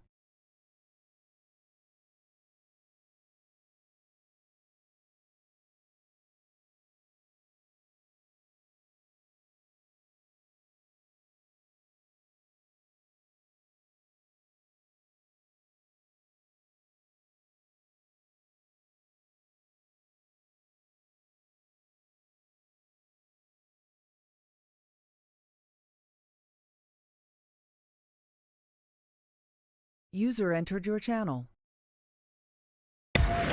Cancer. These people will all die of cancer. The groundwater here is all poisoned. Every family here is infected. Everyone. No one will be spared. They're here because they don't have any choice.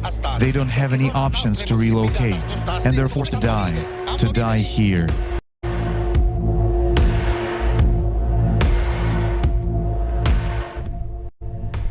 In Naples and the surrounding Campania region, environmentalists count at least 1,200 small and large illegal dumps. The amount of phosphorus, mercury, and arsenic in this region exceeds the established norm by 400 times. According to medical statistics, people here die of cancer twice as often as the national average. By contrast, the mafia not only receives disproportionately inflated profits, but also has the ability to control cities. As soon as they ban you from bringing garbage into their landfills, the city turns into a dumping ground.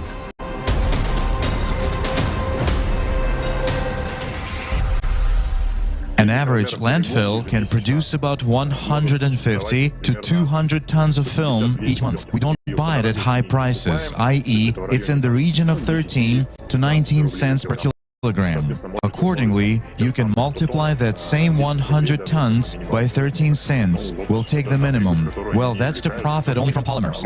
Waste paper is now trading at around 20 to 27 cents per kilogram. Precious ferrous and non-ferrous metals are even more expensive. That's why people are like sitting on a gold mine there. Yes. Well, no wonder it's called the garbage mafia. You can't just get in. There's a huge income and people will never give it up for anything because these people are sitting on a pot of gold.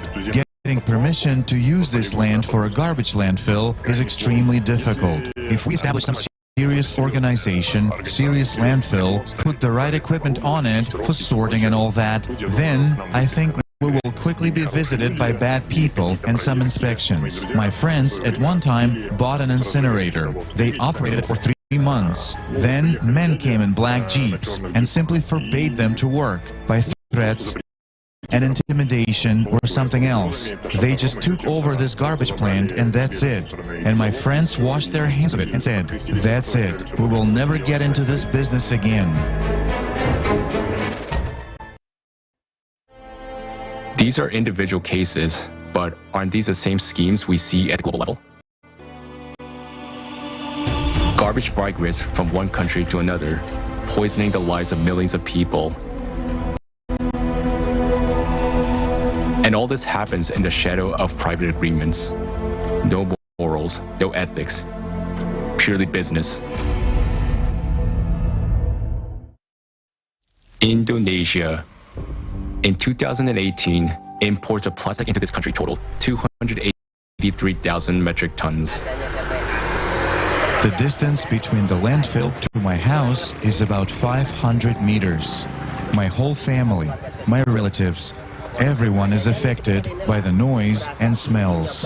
60 to 70 containers arrive illegally every night in the city of Brangkeng in Indonesia alone. Garbage, which is then found in landfills, is brought in from Australia, Germany, and the United States. Most of the time, it is sorted plastic mixed with hazardous waste. Malaysia, the once beautiful country, is now covered in mountains of garbage and dozens of illegal incinerators. Manufacturing companies in Japan, the United States, Germany, and Australia is bringing their refuse to Malaysia. My daughter was a very healthy girl. Since April, she started having a fever. Her state worsened, and she started spitting up blood.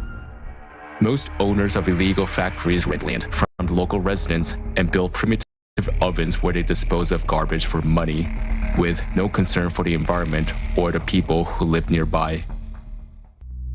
Turkey. Since 2004, Turkey's imports of garbage from EU countries have nearly tripled. The main exporters of this garbage are Britain, Belgium, Germany, the Netherlands, Slovenia, Italy, and France. A big part of the garbage that enters Turkey is not recyclable and is simply dumped in landfills. European citizens need to know this. Clean streets in Germany, in the United Kingdom or France, where people sort their waste carefully. Well, it doesn't end up in recycling facilities. As you can see behind me, it's here where there are mountains of illegal waste.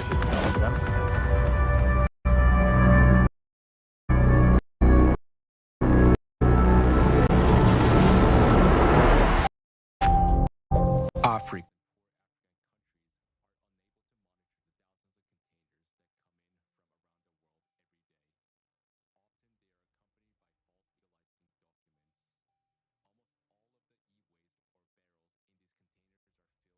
With toxic materials.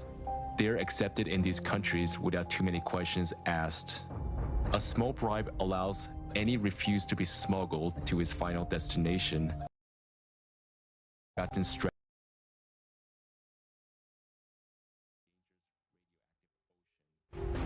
This ain't garbage, it's waste for some, but for many in these countries, it is place of work, life, and death. Ghana. Egbokloshi landfill, the world's largest and most dangerous electronic waste dump. More than 200,000 tons of electronic waste from Europe and North America are brought here every year.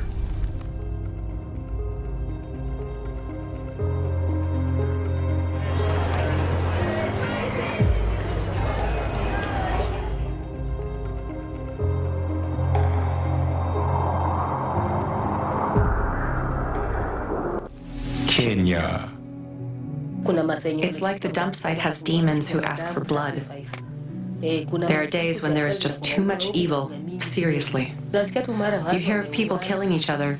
Someone stabbed someone else with a knife or killed someone with a bottle. Sometimes you also hear that the trucks...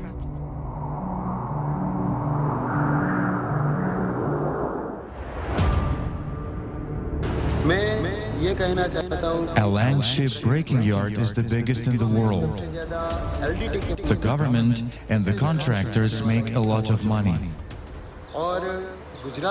But there are two major problems: the environment and working conditions. Here, on 10 kilometers of the beach, 40,000 people take apart half the abandoned ships from around the world. With their bare hands, piece by piece, day after day. They have no protection for hands, feet, or head, or no modern tools. There are no ship plans, and they don't know at what point or how a ship might suddenly collapse. They cut metal knowing that the next cut could cause an explosion. Half of the companies in the world don't want to pay for clean ship recycling using the modern technology. It's too expensive. Instead, they sell them for scrap. Indian buyers make a profit by reselling the steel. Alang is an environmental disaster, and at the same time, it is the biggest metal recycling in the world today. Similar dumps are found in other countries like Bangladesh, Pakistan. The price of this kind of ship recycling is human lives. I have been breaking ships for 14 years now. My father was killed in a shipbreaking accident. The only thing I'm afraid of in the yard is death itself. I know this is dangerous work, and I am afraid because I have 2 children and a family.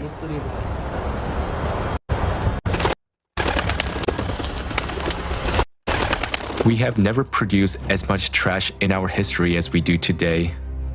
Garbage is dirty, it smells bad. But money doesn't smell. So in our consumerist world, there is always someone willing to take money off it.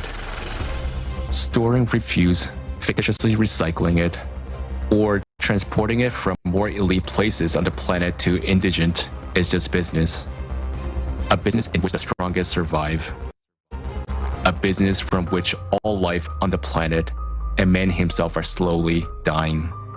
A business that each of us sponsors every day. Can we stop it?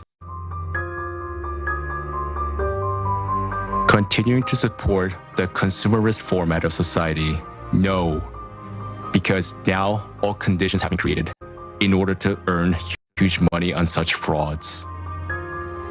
But we can change the format of our society from the consumerist to a creative one.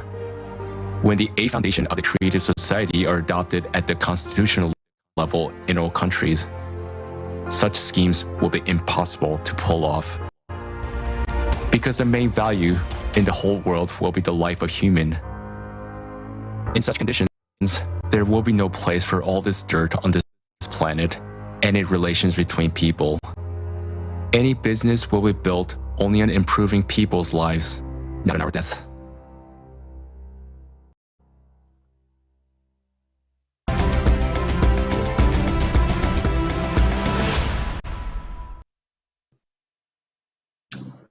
It's sad to look at all this, but even sadder to realize that if we are now even killing people for rubbish, then what will we do when we really need to distribute every piece of bread in a reasonable and humane way? So let's answer this question now, but very honestly. It's time for us to wake up and to remember that we are human and Earth is our only common home. The first law of ecology says everything affects everything and everything is connected to everything. No matter where the waste is buried in the globe, its environmental consequences will still return to the edge sea, because the Earth is round and the ecosystem is one for everyone. What is the point to continue these games? The truth cleanses and stimulates even more action, because only by understanding the cause of our problems, we can get rid of them. Together, we can do everything. We just need to realize that our strength lies in unity and in truth.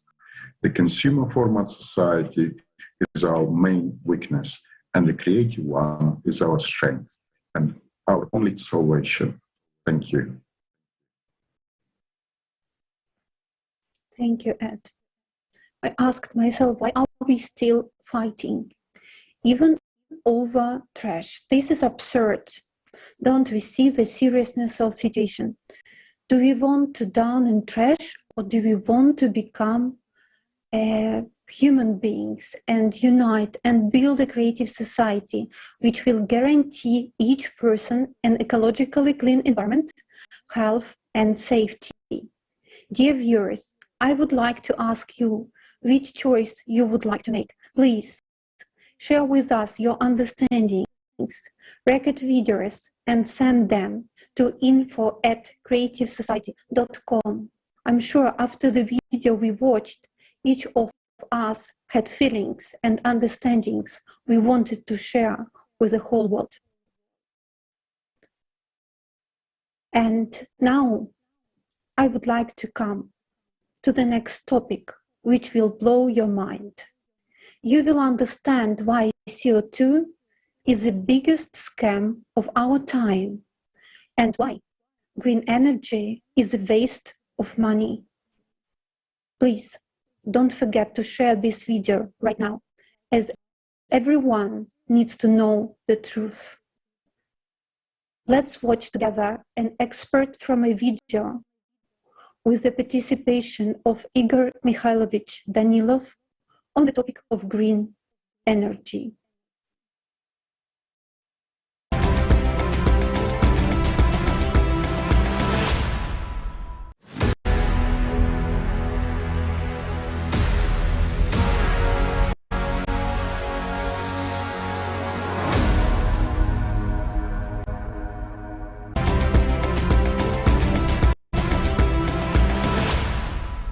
The real problem is not that we have CO2, but that we do not have CS.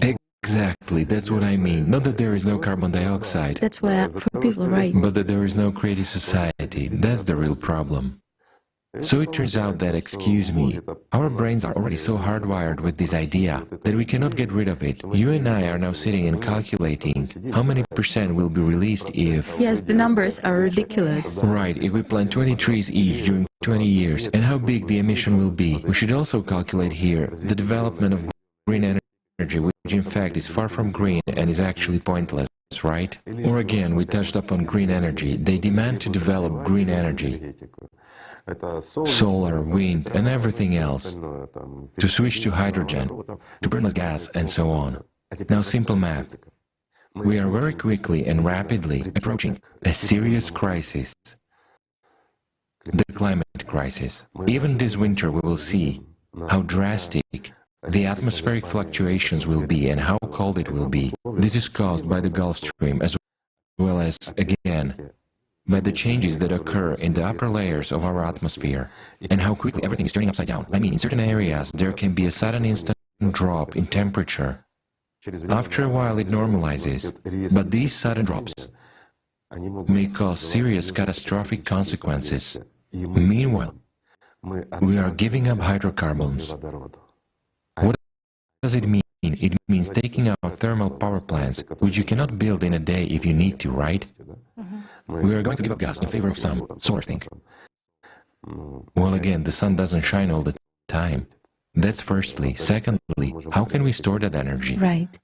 Thirdly, the winds that might arise. Wind farms are not quite adapted to them. And further on, they will become pointless in general. And we will face that. And will you actually guess the right place where to set up this? The point is different. Gusty, strong winds will simply make wind farms useless, even with all the automation systems and interlocks. That's not what is needed. What humanity really needs now is the correct Hydrocarbon heating plants and thermal power stations. Yes, they emit carbon dioxide. They do. But they are necessary. And it will be worse without them. Plus small nuclear ones. They are compact units. Scientists are already developing them, and some people have been using them since long ago. That's what is also necessary. Something that generates power.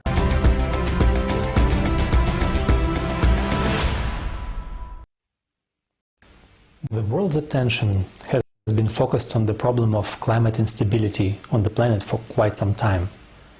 And this problem was first officially voiced back in 1992 at the Earth Summit, when more than 150 countries signed the United Nations Framework Convention on Climate Change.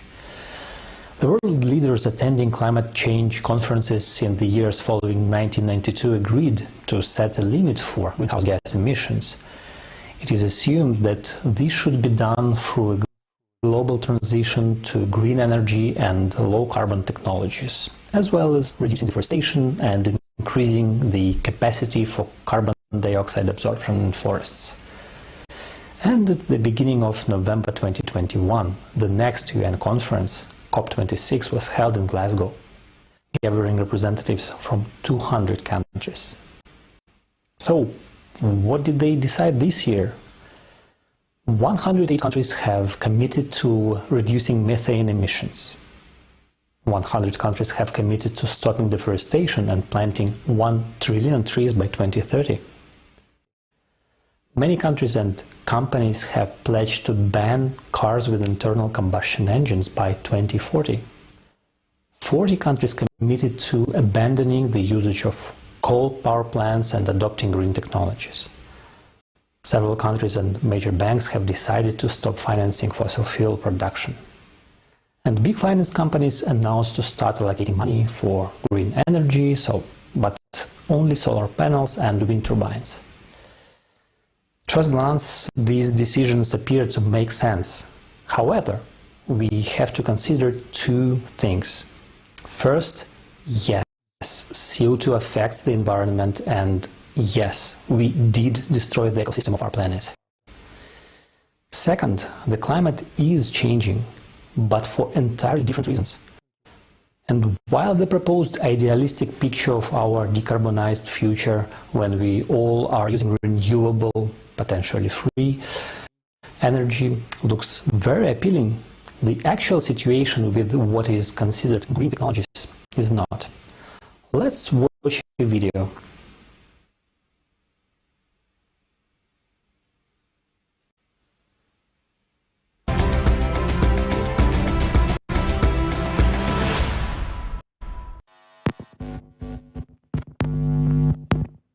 Today, everyone is concerned about climate change.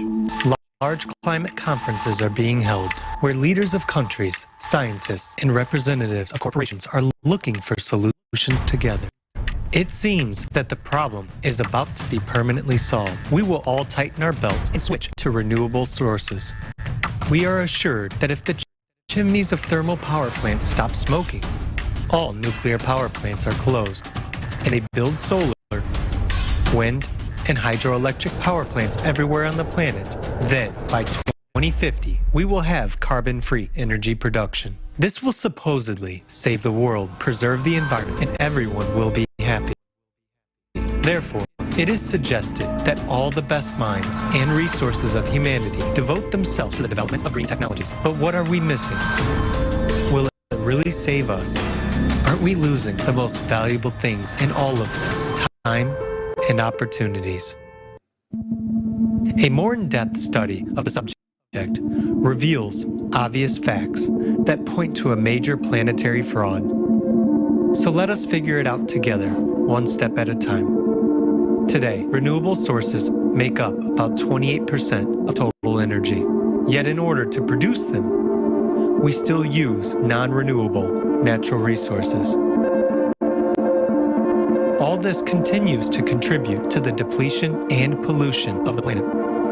Solar panels, for example, contain such heavy metals as lead, cadmium, and mercury. During operation, they leach into the ground and evaporate into the atmosphere. Waste from solar solar panels is 300 times more toxic than nuclear waste and requires special disposal. But since it costs more than production, they decided not to bother with it and send the used panels to landfills in poor countries.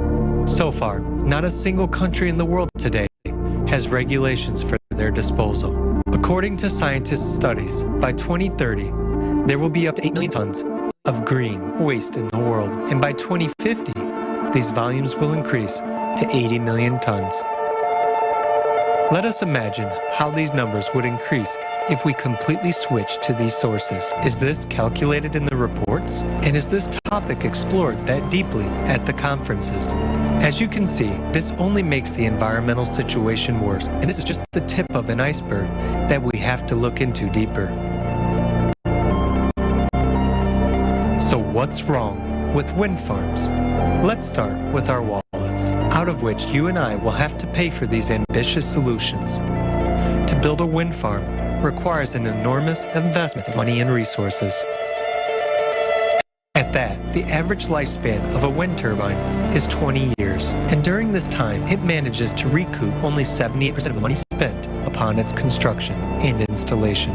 We are not even talking about maintenance, which implies building special purpose vessels, expensive utility high-rises, and constant replacement of blades. Just one wind turbine requires more than 500 tons of lubricants, which is comparable to 9 tank cars of railway trains, which, by the way, are also produced from non-renewable resources of the planet. Just think about it. The size of the blades can be as big as the length of a soccer field. And do you know what they are made of? That's right, of that very plastic that we continue to struggle with so unsuccessfully around the world. Because of their gigantic size and hazardous chemical composition, they can't be recycled. So the classic solution is that the blades are taken to landfills and covered with soil. After all that, do you still think wind power is environmentally friendly? Now let us take a look at the downside of hydropower. 65% of the world's major rivers are blocked by hydroelectric dams. At that, dam failures and breaches put lives at risk and the planet's ecology suffers. Hydroelectric power plants directly affect the bowels of the earth. Tons of water from reservoirs press against tectonic plates, causing man-made earthquakes. We keep being persuaded that alternative sources will improve the environment and solve the issue of climate change. Why? Where does such pushy advertising of green energy and show of concern for us come from? After all, it is not profitable for the states that are forced under pressure to subsidize these projects and buy this energy at 5 times the price of traditional energy. Germany is a prime example. By shutting down most nuclear power plants in favor of green energy, it has hit a dead end. On best productivity days, it generates only 17% of its electricity. So, today, it has to buy energy with huge amounts of taxpayer money from the same non-green nuclear power plants in neighboring countries. Tell me, isn't that absurd? There's also another important fact worth noting. Renewable energy depends on the sun and the wind. So it must either be used immediately or accumulated in batteries. Yet, electricity is a complicated and expensive commodity to store. Let us calculate how many batteries are needed to store electricity and use it during periods without wind or sun or during emergencies. Imagine an average 2-person family consumes about 235 kilowatts per month. Roughly 100 batteries of 2.4 kilowatts would be needed to cover one family's monthly electricity needs. Now let's recall that a battery is the conversion of electrical energy into chemical energy and back again. To create them, harmful chemicals are used that cannot be recycled. And in order to produce cobalt, child labor in underground mines in the Congo is used. All this is done to allow us to breathe supposedly clean air. To summarize, with such aggressive promotion of alternative energy sources, are we taking into account their low efficiency factor and impact on ecology? Do we fully understand the threat to humanity as a result of renunciation of hydrocarbons at a time of global climate change. Because of the manipulation of public opinion, states are forced to shut down industries that run on coal, oil, and gas. This leads to a crisis in the energy sector at a time when we desperately need it.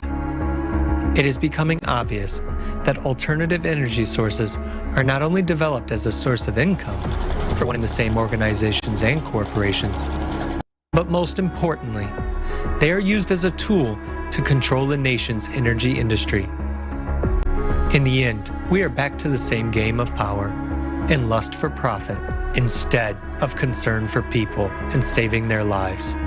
But at the same time, many people see this as a hope and a way out of the climate situation. Considering all of the above, we should all answer the following questions together. Should we actively develop alternative energy if it has so many disadvantages? Is it beneficial for us as a humanity today? Or should we apply our efforts to a more effective solution? After all, today there are already technologies that are capable of using free energy. But in a consumerist format, this beautiful prospect becomes a problem. It would be impossible to sell this energy if it were available to everyone in unlimited quantities. So we come to a dead end, which would bring about collapse of the economic system, crisis, and wars. This is why we need the right step-by-step approach. First of all, to change the format, to build a creative society, a format that benefits absolutely everyone and will save the life of every person. Then we can easily implement this technology without any damage to our lives. But this is a decision we must all make together. So today, the future development of society is up to each individual, whether we will continue falling down into the abyss blown by windmills, or if we will unite and take the path of development.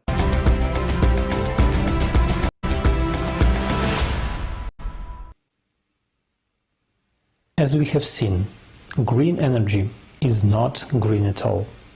It harms the environment and has become just another industry that is being developed on our backs. And we pay high prices for something that will never meet our needs. Besides being an aesthetic injury to our green environments, wind power is not green because wind farms require enormous amounts of concrete and metal to construct, disturb wildlife, harm human health with noise pollution, kill hundreds of thousands of birds each year, pollute our air and water supply. And this might come as a surprise, but green energy also increases food prices because farmers are forced to produce biofuels instead of food. So, how did we start believing that all these alternative and so-called renewable energy sources are harmless? Once again, our attention was directed to one or two aspects in a narrow and limited way. The sun is shining, the wind is blowing, it's all free and green, so anything related is also green. Well, this situation reminds me of a magician asking the audience to look at one hand while pulling off the trick with the other. It's the same with green energy. We are focused on 2 or 3 aspects, missing out on hundreds more. We have to grow up and stop believing in miracles. And as grown-ups, we should also be able to comprehend that every technological solution has its downsides, which have to be carefully studied before we rush into implementing them on a global scale. We are told about green energy with great enthusiasm, but it looks like it is green only for someone's wallet. The fact is that the renewable sources of energy are much more polluting than ordinary fossil fuels and can supply us with energy in needed quantities, especially during unpredictable shifts in climatic conditions we've been and are about to experience in the future. Let's have a look at how we started blaming the CO2 by hearing from Valery Malinin, PhD in Geographical Sciences, professor at the Russian State Hydrometeorological University and a full member of the Russian Academy of Natural Sciences.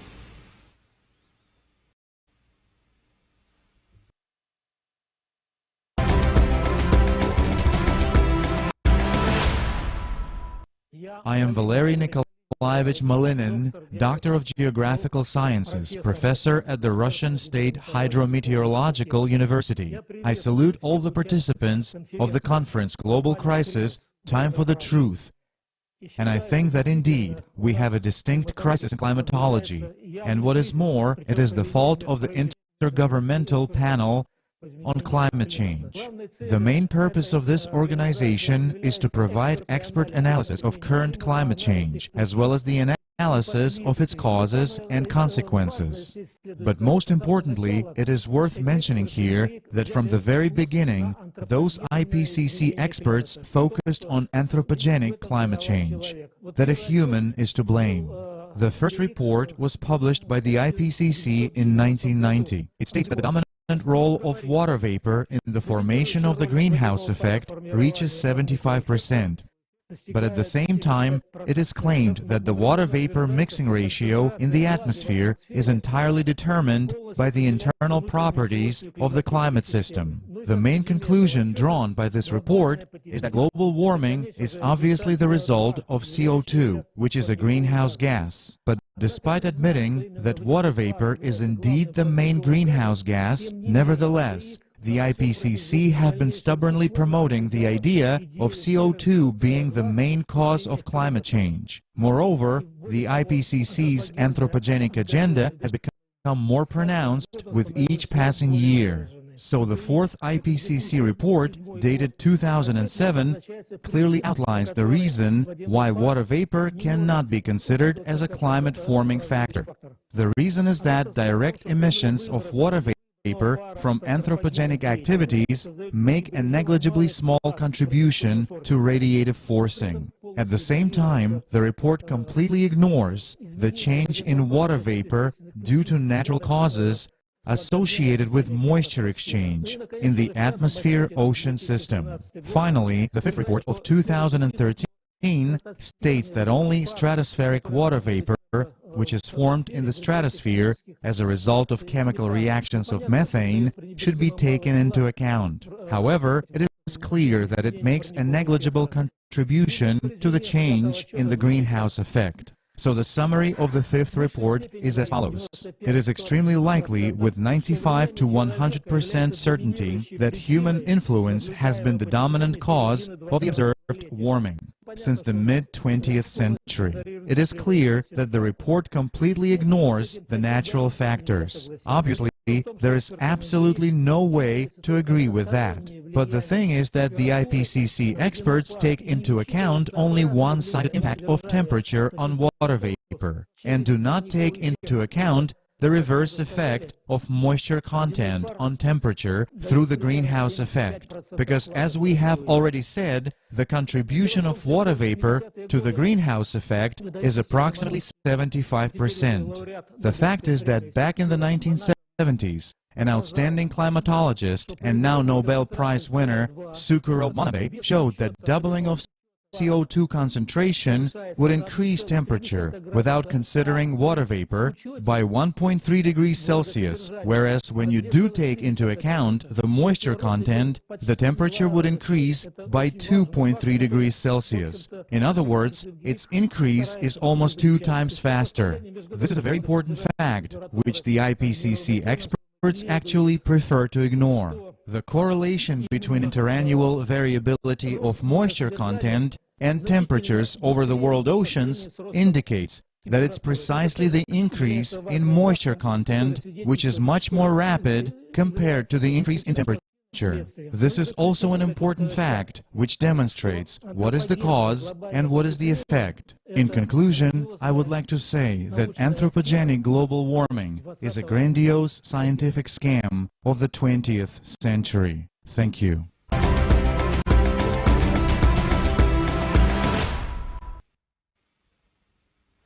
Thank you, Professor Malinin, for this valuable information and your expert opinion on this topic.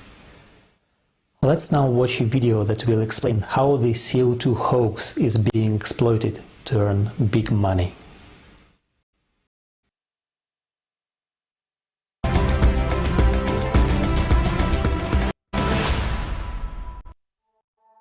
Global warming is not only the #1 environmental challenge we face today, but one of the most important issues facing all of humanity. Leonardo DiCaprio, actor. Many of us know that the planet is warming because of increased greenhouse gases, that we don't know the exact consequences of that. Greta Thunberg, eco-activist. There is no convincing scientific evidence that anthropogenic emissions of carbon dioxide, methane, or other greenhouse gases cause or may cause catastrophic heating of the Earth in the foreseeable future and the destruction of its climate. Frederick Seitz, former president of the U.S. Academy of Sciences, professor. Neither the rate nor the magnitude of the reported late 20th century surface warming 1979 to 2000 lay outside normal natural variability. Robert Carter, geologist. Every day, millions of people on the planet are suffering from climatic disasters.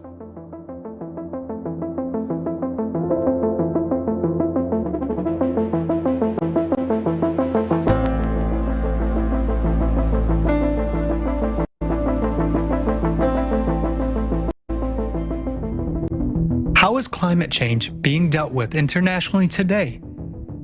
What mechanisms are in place for this, and how do they work? Today, almost everyone on the planet has heard about the anthropogenic impact on the climate, about greenhouse gas emissions, and the global warming associated with them. The whole world is combating greenhouse gas emissions, while international organizations and countries are trying to influence climate change. But do you know exactly how it happens? In '97, a number of countries adopted a general agreement to reduce greenhouse gas emissions. To enforce this decision, various countries have introduced economic mechanisms that encourage manufacturers to abandon fossil fuels. The primary mechanism is international emissions trading. Each country sets a limit, a cap, on the total amount of CO2 emissions they will allow each year. It is measured in carbon credits. A carbon credit is equal to 1 ton of CO2 emissions, and the right to release a certain amount of CO2 emissions is called a quota. Established quotas for greenhouse gas emissions are shared by industries and companies within the country. A manufacturer who has reduced their emissions and has not used a part of their quota can sell that portion of their carbon credits on an exchange. A manufacturer who has exceeded the quotas is required to buy them. It turns out that greenhouse gas emissions are a new commodity that is being bought and sold. The right to emit pollutants is traded on carbon exchanges similar to a stock market. This market generated $272 billion in revenues in the year 2020. Another mechanism for regulating CO2 emissions is a carbon tax. It is a fee levied on companies that burn fossil fuels. These taxes go to the budgets of countries, and each country decides where to allocate these funds. Now, what is the purpose of these market mechanisms? And how can trade and taxes help with climate change? The tax and quota on CO2 raises the cost of any commodity that is produced using carbon energy. And it also bumps up the price of the energy resources themselves. That is, hydrocarbon energy is being made so expensive that we just couldn't afford it. But do they give us anything in return? Humankind is offered to switch to the green energy. But there are certain questions. First, this kind of energy is unstable and cannot provide us with the necessary amount of energy. Secondly, it turns out that green energy is more expensive than hydrocarbon energy. Most interestingly, we still have to use the same hydrocarbons to produce the elements for green power plants. Additional climate taxation and the quota system bring good profits to various organizations in particular states. But in the end, who will pay for all this? The question is rhetorical. So what happens? We are destroying the existing energy industry, but we have not yet created a viable replacement. At the same time, this raises the price of the resource without which no person can survive. During this year, the price of CO2 emission quotas in Europe has doubled. As a result, prices on energy markets have risen as well. In October 2021, prices per megawatt of energy in Europe were 6 to 8 times higher than in 2020.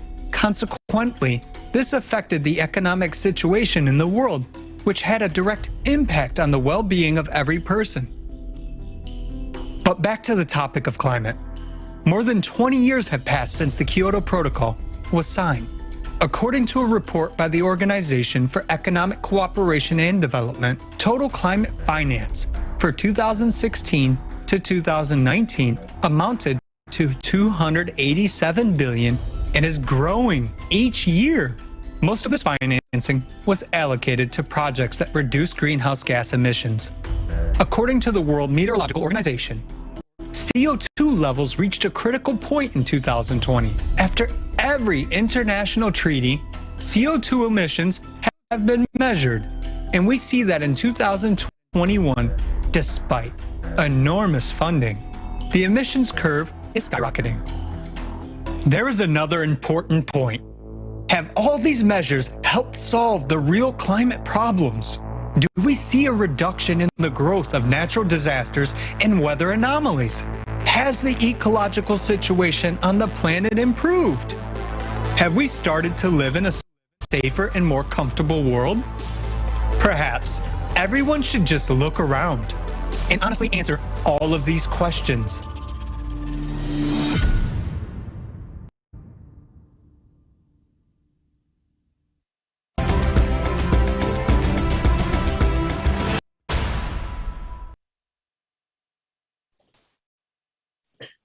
Hello, dear viewers. We see clearly that the economic mechanisms agreed by countries in Kyoto or Paris are not working, neither against the increasing pace of climate change, nor even the increasing amounts of CO2. There is already enough evidence that CO2 quotas, certificates, or taxes are not solving the real problem. But according to the multi-billion-dollar Green Deals, we should continue aiming at CO2 neutrality and rely only on wind, sunlight, and rain for the production of electricity. But why? Let's have a closer look together at this and what is really happening.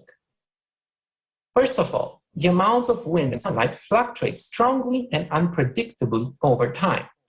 They cannot provide a stable electricity output. So to compensate for these fluctuations, European countries have been resorting to coal and gas, which produce a reliable electricity output. So in Germany, in order to compensate for these fluctuations, coal-fired power plants were heavily used in the last 10 years, releasing, guess what, even more CO2. In the UK, when the wind stopped blowing this year in September, the resulting energy gap had to be compensated by burning gas. So this year's strong demand for gas led to an explosion of gas prices and therefore electricity prices on European energy markets. But that's logical in our consumerist society. Whenever there is a shortage, someone is making a hard profit. Despite all the evidence on the increasingly unstable energy supply, the German government still plans to shut down all nuclear power plants and all coal-fired power plants. But we won't have any reliable alternative to ensure a stable electricity supply. However, the collaborationists still keep saying we need to speed up the transition to green energy and CO2 neutrality. But this is ridiculous. Why are we pushing to absolute energy insecurity, power blackouts, and price instability? Why do we see everywhere a strong push for CO2 reduction if this doesn't stop climate change? Simply because it's a big business. In most EU countries, electricity consumers finance directly from the energy bills the legally guaranteed revenues of green power producers through green surcharges. So we finance private companies seeking profit in order to reach a so-called public goal. Do you understand why wealthy investors, investment banks, and investment funds all want to invest in renewable energy? But let's be honest, that's again the logical consequence in a consumerist society. You exploit any opportunity to make profit. In Germany, green surcharges only amount to 20 billion euros per year. Due to such green surcharges and taxes, the electricity bills paid by both households and factories more than doubled in the last 20 years to finance private profits. And this is just the beginning of skyrocketing energy prices. On the one hand, EU governments started imposing CO2 taxes, leading to higher prices when you refuel your car, fly by plane, and on everything that you buy. Because fossil fuels are used everywhere, in manufacturing processes, in the chemical industry, in the textile industry, even in agriculture, as all land machines are run on fossil fuels. Even your breakfast in detergents will become much more expensive in the near future. On the other hand, the mechanism of trading CO2 certificates in the EU is designed to ensure a steady increase in their prices. For example, this year we started at 33 euros. Now we're already at 75, as we can see this on the chart. This is not the highest increase historically. So the current market value of all European CO2 certificates is 90 billion euros. Like every stock exchange, it's a fantastic opportunity for speculation, where smart investors can make huge profits. Every Green Deal is actually a gold rush for wealthy companies and investors, as governments channel immense public funds into private pockets. We're just playing economic games for the benefit of the financial elite. Billionaires fly private jets and drive sports cars, but they're telling us to take the bike or the tram to go to work and save CO2. They support the UN's climate agenda because they profit from it massively. Let's put this all together. We artificially increase the prices of fossil fuels. We try to decrease the energy demand. We totally destabilize the energy supply. We risk even serious power blackouts. And then we blame climate change for missing our targets, while making rich people richer. I'm really shocked by this global deception. For me, as an economist, there is simply no doubt that we're heading towards a huge disaster, both climatic and economic, if we further pursue these global schemes. While people are dying in unprecedented cataclysms. This summer, we've seen this ourselves in Germany. But we're not just being cheated and robbed. What is actually worse is that we're wasting precious time playing economic games instead of working on real solutions. The collaborationists are taking away our most precious asset, time, and therefore our lives. I totally agree with the previous speakers that we urgently need a creative society where human life is the highest value, where natural resources are divided equally and new technologies are researched and implemented for the benefit of all, where all people join their efforts, brains, ideas in order to find real solutions to real problems. Because 8 billion people are in serious danger in the very near future, while these CO2 schemes are absurd, dangerous, criminal. This is the truth. Thank you. Thank you. And dear viewers, I would like to take a moment to say that we've been receiving a large amount of comments and questions, and we would like to thank you for all the comments and questions that you have been sending in and all your thank yous. And just to remind you that after this conference, starting on tomorrow on the 5th, we will be doing round tables. If there is a topic which you are interested in, and if you would like to participate in the roundtable, please send us an email to info@creativesociety.com. And also, we will be discussing the questions which you were writing to us today. Thank you very much. And also, I would like to say that very soon, specifically for this conference, there was a documentary film made by the participants of the Creative Society from over 180 countries. And this documentary is very important as it shows the truth about human trafficking and it talks about refugees. So please stay tuned. We will be premiering it today for the first time very soon. And our next speaker I would like to introduce is Professor Valery Fedorov, leading researcher at the Faculty of Geography, Lomonosov, Moscow State University, author of The Solar Theory of Climate Change. Professor Fedorov will tell us why human activity has absolutely nothing to do with climate change.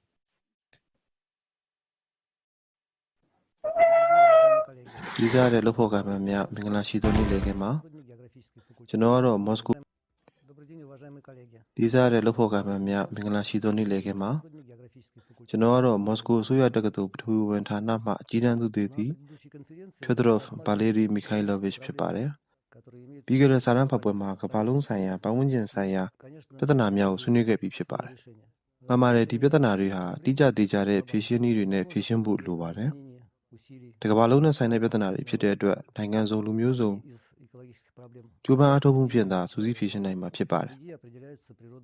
တချို့သဘာဝပတ်ဝန်းကျင်ဆိုင်ရာပြဿနာတွေဟာလူသားတွေရဲ့ဆောင်ရွက်ချက်တွေနဲ့ဆက်ဆက်နေပြီးရလဒ်အနေနဲ့ကတော့ရာသီဥတုတွေပေါင်းလဲဖောက်ပြန်လာတာပဲဖြစ်ပါတယ်။ဒါနဲ့ပတ်သက်ပြီးအစိုးရအဖွဲ့တွေရဲ့ရာသီဥတုပြောင်းလဲမှုဆိုင်ရာအစီရင်ခံစာ9နဲ့6မှာဖော်ပြထားပြီးအဲ့ဒီချက်တွေကမှားယွင်းနေပါတယ်။ရာသီဥတုပေါ်တက်ရောက်စေတဲ့အဓိကအကြောင်းရင်းများကတော့နေရောင်ခြည်နဲ့ဖန်လုံရင်အာနိသင်တက်ရောက်မှုလိုပဲဖြစ်ပါတယ်။နေရောင်ခြည်ဟာမူလဝတ္တဖြစ်စဉ်အလုံးရဲ့အဓိကရင်းမြစ်လည်းဖြစ်ပါတယ်။နေသာမရှိဘူးဆိုရင်ကမ္ဘာအပူချိန်ဟာအနှုတ်283ဒီဂရီစင်တီဂရိတ်ဆိုတဲ့ကမ္ဘာပြင်ပအာကာသအပူချိန်နဲ့နီးကပ်သွားမှာဖြစ်ပြီးရာသီဥတုပြောင်းလဲမှုပြဿနာဆိုတာကလည်းချက်ချင်းပြောက်ကွယ်သွားမှာပါဖန်လုံရင်အာနိသင်ဖြစ်စေတဲ့အဓိကအရာတွေကတော့အားလုံးလည်းသိကြမှာပါရေကိုရေငွေ့တွေပဲဖြစ်ပါတယ်ကမ္ဘာဟာရေကြိုတစ်ခုဖြစ်ပြီးတော့၎င်းရဲ့80%သောမျက်နှာပြင်ဟာသမုဒ္ဒရာတွေဖြစ်ကြပါတယ်ပြင်းပြအားဖြင့်ရေငွေ့တွေဟာလေထုရဲ့2%ခန့်ပါဝင်နေပြီးတော့4%ထိတောင်ရောက်နိုင်ပါတယ်ဆိုတော့ကာဗွန်ဒိုင်အောက်ဆိုက်က0.34%ဖြစ်မှာပေါ့တနည်းပြောရမယ်ဆိုရင်ရေကိုရေငွေ့တွေရဲ့ပါဝင်မှုကကာဗွန်ဒိုင်အောက်ဆိုက်ပါဝင်မှုထက်အစာပေါင်း9000လောက်ပိုများပါတယ်ရုရှားသိပ္ပံအကယ်ဒမီရဲ့တွက်ချက်မှုအရရေကိုရေငွေ့တွေဟာနေမှလှိုင်းရှည်ရောင်ခြည်တွေရဲ့86%အထိထိမ့်သိမ်းပိတ်ဆို့ထားပြီးအပူကိုထိမ့်သိမ်းထားပါတယ်ဆိုလိုတာကတော့နေကထွက်လာတဲ့လှိုင်းတို့ရောင်ခြည်တွေကပဲကမ္ဘာမြေမျက်နှာပြင်ပေါ်ရောက်လာပြီးလှိုင်းရှည်တွေအဖြစ်ထုတ်လွှတ်အပူပေးလိုက်တာပါပဲဆိုတော့ကလှိုင်းရှည်ရောင်ခြည်86%ကိုရေငွေ့တွေကထိန်းထားမယ်20%ကိုအောက်ဆီဂျင်နဲ့အိုဇုန်းတို့ကထိမ့်သိမ်းထားပြီး4%ကိုကာဗွန်ဒိုင်အောက်ဆိုက်ကထိန်းထားတယ်ဆိုတဲ့သဘောပါပဲကာဗွန်ဒိုင်အောက်ဆိုက်ကတော့သဘာဝနဲ့မနုဿဇီဝရုပ်နှမျိုးလုံးအတွက်ပါပဲဒါပေမဲ့100မှာ86ဆိုတော့ရာခိုင်နှုန်းအနေနဲ့နှိုင်းယှဉ်ကြည့်မယ်ဆိုရင်အကြမ်းမြင်အားဖြင့်ရေကိုရေငွေ့တွေရဲ့အပူချိန်ထိန်းထားမှုကအစာပေါင်း1850ထက်ကျော်လွန်နေတယ်လို့ဆိုရပါမယ်ဒါကြောင့်ရေကိုရေငွေ့ပါဝင်မှုနဲ့အပူထိန်းသိမ်းနိုင်မှုဆိုင်ရာသတ်မှတ်ချက်တွေအရ လူတွေရဲ့လှုပ်ဆောင်ချက်တွေဟာကာဗွန်ဒိုင်အောက်ဆိုက်ပါဝင်မှုထက်3 ဆကျော်လွန်နေပါတယ်။ဒါကြောင့်မနုဿဇီဝဆိုင်ရာလှုပ်ဆောင်ချက်တွေဟာရာသီဥတုပေါ်တက်ရောက်မှုရှိနေတယ်ဆိုတာကိုတွေ့နိုင်ပါတယ်။ကာဗွန်ဒိုင်အောက်ဆိုက်ထုတ်လွှတ်မှုဟာသဘာဝပတ်ဝန်းကျင်ဆိုင်ရာပြဿနာတစ်ခုဖြစ်ပါတယ်။ပြီးတော့ရာသီဥတုကိုမထိခိုက်စေဘဲဖြေရှင်းနိုင်ဖို့လိုပါတယ်။ရာသီဥတုပြောင်းလဲခြင်းကဘာတွေဖြစ်ပေါ်စေသလဲ။ဟုတ်ပြီ။ဒါကဘာဂျိုရဲ့ဝရိုးတိမ်းဆောင်ပြောင်းလဲမှုကြောင့်ဖြစ်ပေါ်လာတယ်လို့ဆိုနိုင်ပါတယ်။တကယ်တော့ရာသီဥတုဆိုတဲ့စကားလုံးဟာဂရိဘာသာစကားအရစောင်းခြင်းလို့အဓိပ္ပာယ်ရပါတယ်။ရာသီဥတုပြောင်းလဲဖြစ်ပေါ်ခြင်းရဲ့အကြောင်းရင်းကတော့ကဘာဟာသူ့ဝင်ရိုးပေါ်စောင်းပြီးလှည့်ပတ်နေခြင်းကြောင့်ပါပြီးတော့ဒီတိမ်းဆောင်မှုကလက်ရှိမှာရော့ကျလာပါတယ်ဂျိုရဲ့တိမ်းဆောင်မှုရောနေသွားခြင်းနဲ့အတူအီကွေတာဒေသမှာနေရဲ့စွမ်းရည်ပမာဏဟာတိုးလာပြီးတော့ဝင်ရိုးစွန်းတွေမှာရောနေသွားပါတယ်အဲဒီတော့အီကွေတာကနေဝင်ရိုးစွန်းတွေကိုအပူလွှဲပြောင်းမှုကိုထိန်းချုပ်နိုင်တဲ့ gradients တွေလည်းတိုးလာပါတယ်ဝင်ရိုးတိမ်းဆောင်မှုရောနေလာခြင်းနဲ့ gradients တွေတိုးလာတဲ့အတွက်ပြောင်းလဲမှုတွေကလည်းပြင်းထန်လာပါတယ်ဥပမာပြောရရင်လေထုအတွက်မှာဘာတွေဆက်ဖြစ်မလဲအနေပိုင်းလက်တီကျူကနေထွက်လာတဲ့ပူနွေးတဲ့လေထုကနေအမြင့်ပိုင်းလက်တီကျူကိုစီးဝင်လာတဲ့အတွက်ကြောင့်ပူချိန်ကတိုးလာပါမယ်လေထုပူချိန်တိုးလာတာနဲ့အမျှအငွေ့ပြန်ခြင်းတွေလည်းဖြစ်လာပါမယ်ရေငွေ့ပြန်မှုတိုးလာတဲ့အတွက်လေထုထဲမှာရေငွေ့ပါဝင်မှုမြင့်မားလာပြီးတော့ကာဗွန်ဒိုင်အောက်ဆိုက်ရဲ့ဖန်လုံရဲ့အာနိသင်ကိုပုံပြင်းထန်လာစေပါမယ်ဒီလိုဖြစ်စဉ်ကချိန်မှန်များစွာဖြစ်လာတဲ့အခါကဘာကြီးပူနွေးလာမှုရဲ့အကြောင်းရင်းတစ်ခုဖြစ်လာပါတယ်ဒါအပြင်လေထုဟာအနေပိုင်းလက်တီကျူဒေသတွေကနေအမြင့်ပိုင်းလက်တီကျူဒေသတွေစီကိုရွေ့ရှားလာပြီးတော့ငွေ့ရည်ဖွဲ့ကအေးခဲသွားတဲ့အတွက်ထလောင်းပူကိုထုတ်လွှတ်ပါတယ်အဲ့ဒီဖြစ်စဉ်ကလည်းအဆက်မပြတ်ဖြစ်ပေါ်နေတဲ့အတွက်ရေခဲမြင့်မြတ်ရဲ့မျက်နှာပြင်တွေကိုရော့ကျလာစေပြီးတော့ကဘာကြီးပူနွေးလာမှုကိုထောက်ကူဖြစ်စေပါတယ်ဒုတိယချက်ကတော့လက်တီကျူမြင်းပြိုင်60နဲ့80ကြားဒေသတွေမှာအများဆုံးပြောင်းလဲမှုတွေတွေ့ကြုံရပါမယ်ဝင်ရိုးစွန်းတိမ်းဆောင်မှုနဲ့ပတ်သက်ပါတယ်။ရောက်လက်တီကျူ3နဲ့20ကြားမှာအပူပိုင်းဆိုင်ကလုန်းတွေဟာအပူကိုတည်ဆောင်လာတဲ့အတွက်ကြောင့်ကဘာကြီးကိုပူနွေးလာစေပြီးတော့အခြားတစ်ဖက်မှာလည်းမတည်ငြိမ်မှုတွေကိုဖြစ်ပေါ်စေပါတယ်။ပြောရမယ်ဆိုလို့ရှိရင်ပြင်းပြရွယ်စားရှိတဲ့အပူပိုင်းဆိုင်ကလုန်းမုန်တိုင်းတစ်ခုဟာတိမ်ပေါင်းတန်1000 ဝက်ပမာဏရှိတဲ့စွမ်းအင်ကိုတည်ဆောင်နိုင်ပါတယ်ပြောရမယ်ဆိုလို့ရှိရင်တော့လူသားအလုံးရဲ့တစ်နှစ်တာလျှက်စစ်ဓာတ်အားထုတ်လုပ်မှုနဲ့ကိုက်ညီပါတယ်လူသားတွေရဲ့လှုပ်ဆောင်ချက်တွေကရာသီဥတုပြောင်းလဲမှုနဲ့မသက်ဆိုင်ဘူးလို့ပြောတာကတော့အဓိပ္ပာယ်မရှိပါဘူးဘာဝပတ်ဝန်းကျင်ဆိုင်ရာပြဿနာတွေကိုကျွန်တော်တို့ကင်တွယ်ဖြေရှင်းနိုင်ပါတယ်ဒါပေမဲ့မရေရာတဲ့ခန့်မှန်းတင်ပြချက်တွေထက်စစ်မှန်တဲ့ခန့်မှန်းတွက်ချက်မှုတွေကိုအခြေခံပြီးလက်ရောက်ညီတွေဖြစ်အောင်ကြိုတင်လှုပ်ဆောင်ကြဖို့လိုအပ်ပါတယ်ဒီကုန်းချုပ်အနေနဲ့မီလန်ကိုဗစ်ရဲ့နက္ခတ္တဗေဒဆိုင်ရာရာသီဥတုနဲ့ပတ်သက်တဲ့ theory တွေကိုအခြေခံပြီးရာသီဥတုပြောင်းလဲမှုပေါ်တက်ရောက်စေတဲ့ solar theory ကိုတင်ပြခွင့်ရတဲ့အတွက်ဒီဆွေးနွေးပွဲစီစဉ်တဲ့သူတွေအားလုံးကိုကျေးဇူးတင်ကြောင်းပြောကြားလိုပါတယ်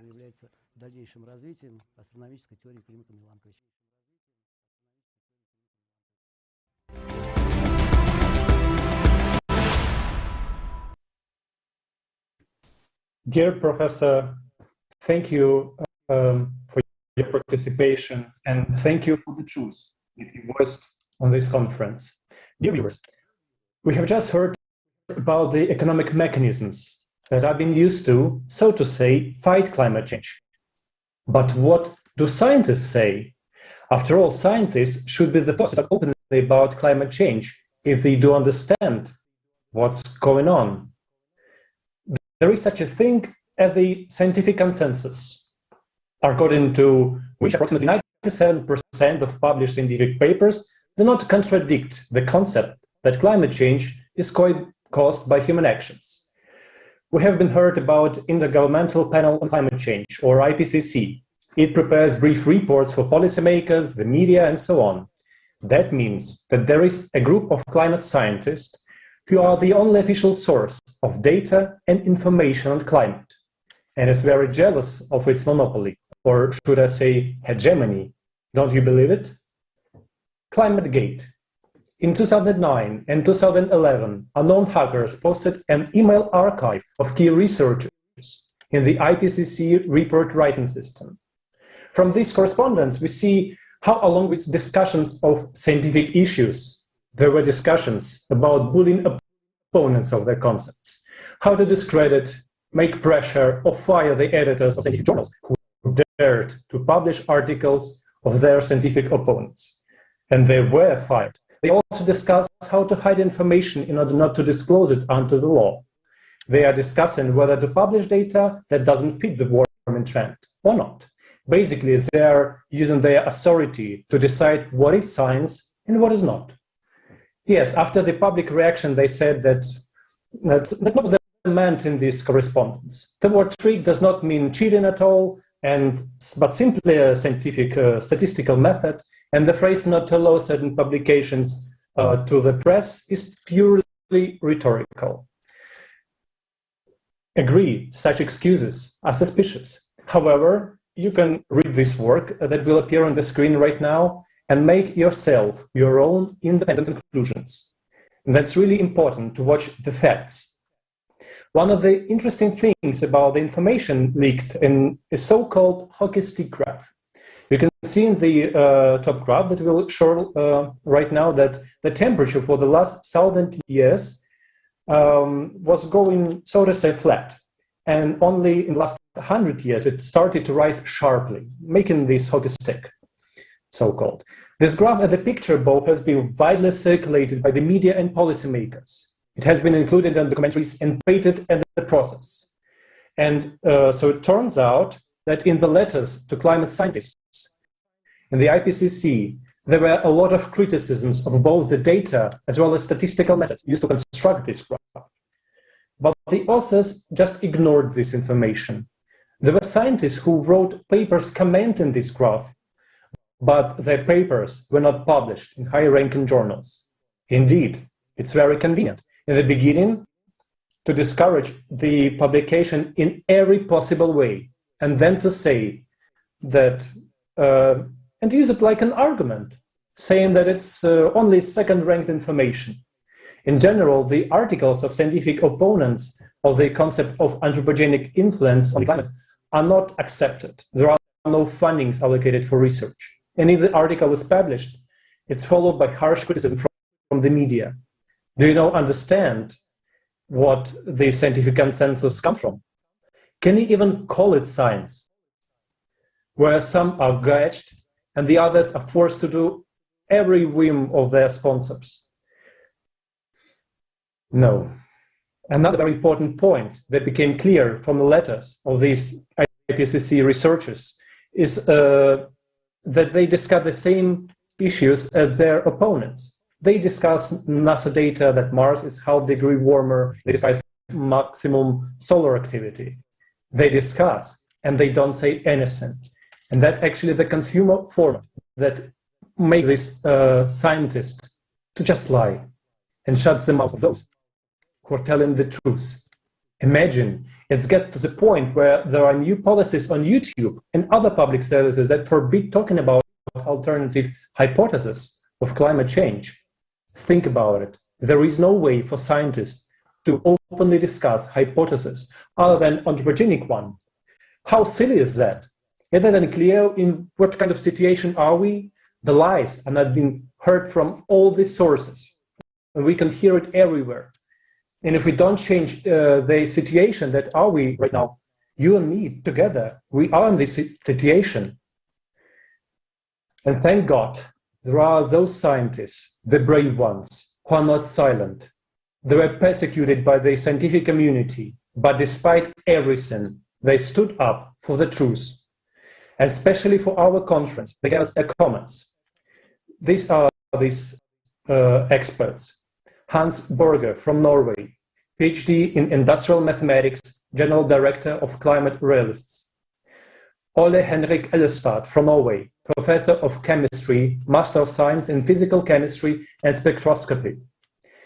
Jan Erik Solheim from Norway, Professor Emeritus of the Institute of Theoretical Astrophysics at the University of Oslo. Gregory Whitestone, geologist, expert reviewer for the Intergovernmental Panel on Climate Change. Dr. Erch Sterling Burnett, PhD in Applied Philosophy, Senior Fellow on Environmental Policy and Managing Editor of Environment and Climate News.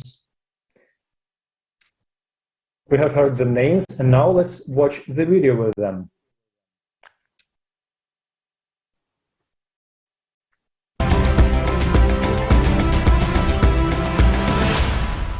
Over time, the atmospheric levels of carbon dioxide have radically fluctuated throughout the Earth's geologic history. They have been in the past as much as 5,000 parts per million. They are currently about 420 parts per million. So over a longer time, they have fluctuated, but in general, they have fallen.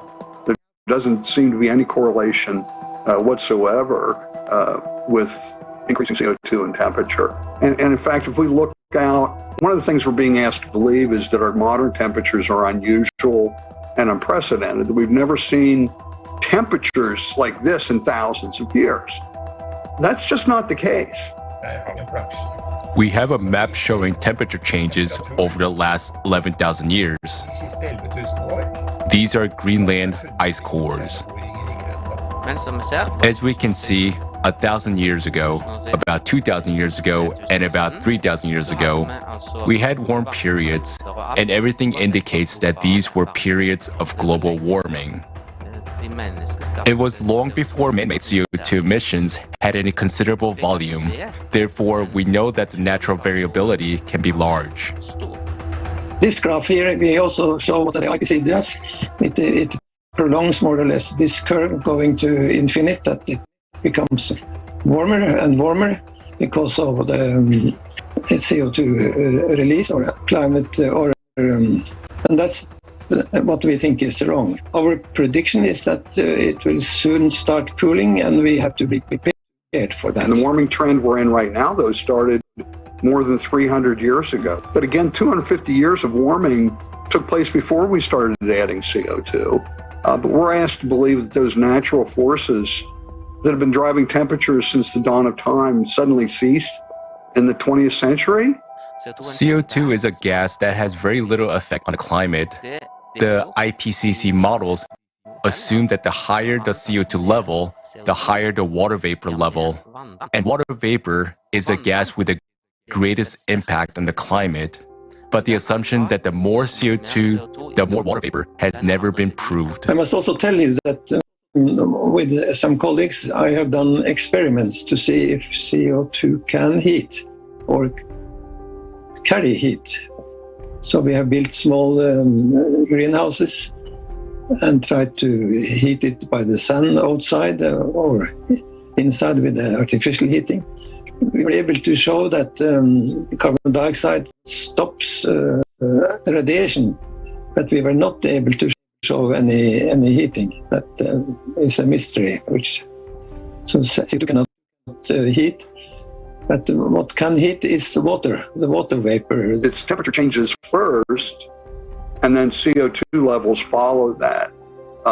It's not the other way around. If increasing CO2 was going to drive temperature, CO2 should change first, and then temperature should change. The blue curve is the temperature of the sea. That is sea temperature, the ocean temperature. The red is the land temperature, which we get from, in this case, Hadkrut, which is an official temperature series. First comes the change in the sea temperature. A little bit later, the land temperature, red. And then about 1 year, 11 months or 10, 11 months, the carbon dioxide changes And when temperature at the sea goes down, the carbon dioxide goes down 10, 11 months later. Well, let me show you another table that might tell you a little bit about the CO2 content. There, take a look. There are 3,000 billion tons of CO2 in the atmosphere. And the total man-made emissions per year are 20 to 30 billion tons. But if you look at the ocean, it has far more CO2. So the exchange of CO2 between the ocean and the atmosphere totally overshadows human activity. Shows a more detailed analysis telling that this red part here is apparently what anthropogenic has, or mankind produce of carbon dioxide, which is about less than 3% of the increase from 1960. But the nature produces the rest, this variable curve here. So 97% of the increase comes from nature, according to these scientists. The IPCC also claims that the sun has no effect on us. It's a great paradox, not clear how they arrive at that. Moreover, today we see that the warming is happening not only on our planet, but also on other planets, and on the moon too, where there's a completely different atmosphere that has nothing to do with CO2.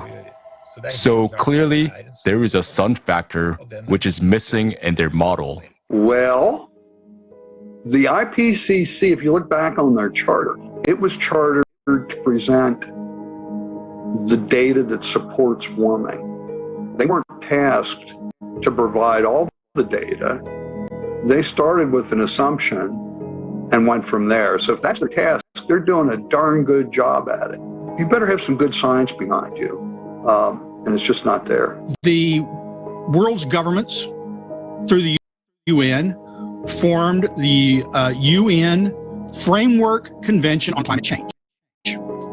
Now, you would think that would be studying climate change, but they specified that you study the human causes of climate change. So they ruled out all natural factors. They said, no, we're not going to study whether the sun plays a role.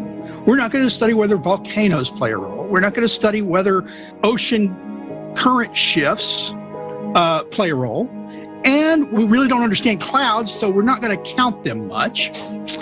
What we're going to study is human CO2 emissions, because that's what we can get a handle on. That's not the way science is supposed to work.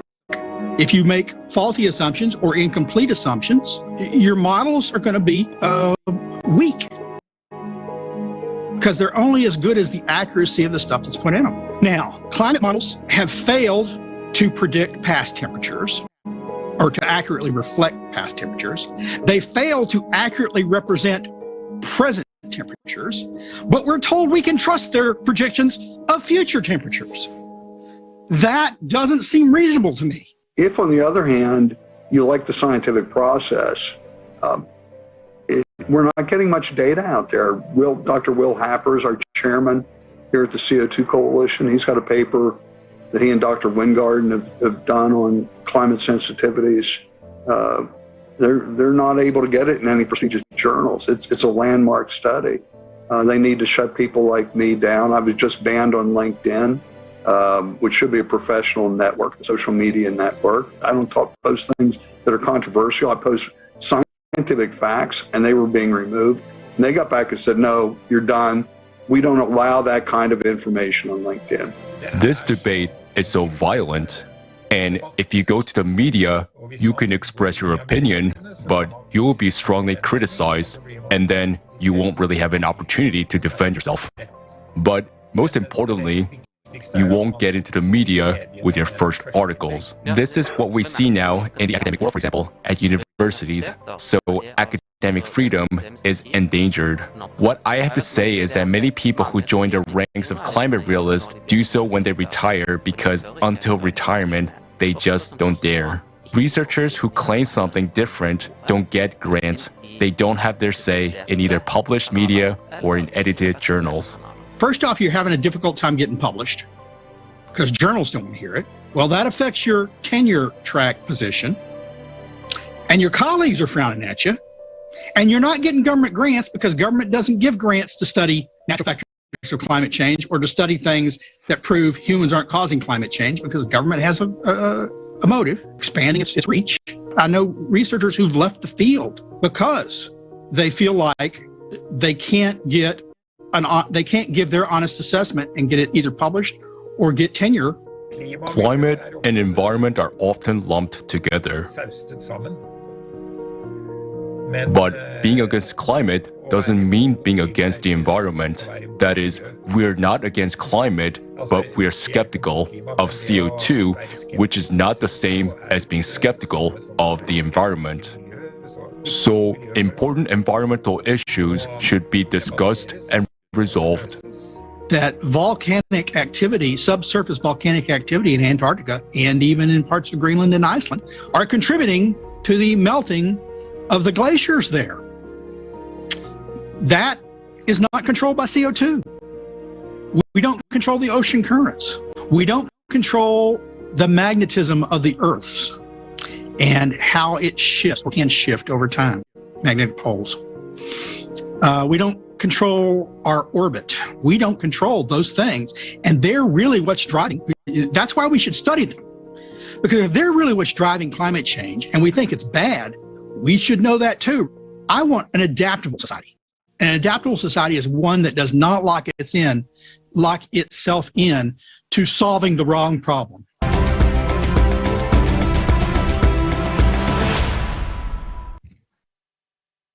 And in conclusion, I would like to appeal to climate scientists who defend the anthropogenic factor. It is time to get over your pride and talk about the real causes of climate change.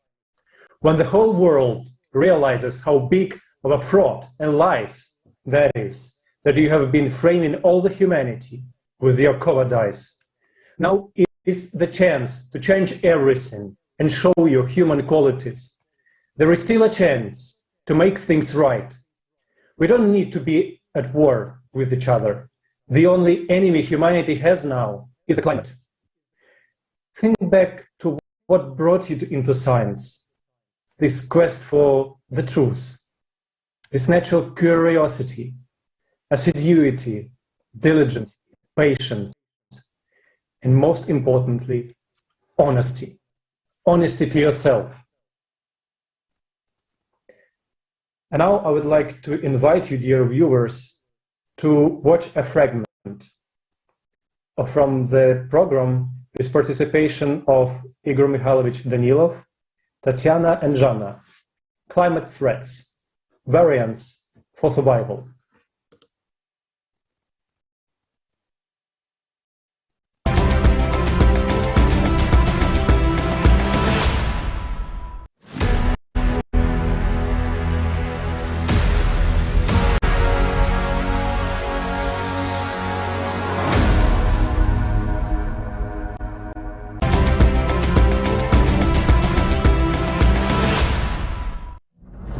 Artificial consciousness Jackie says that humanity has reached the crossroads.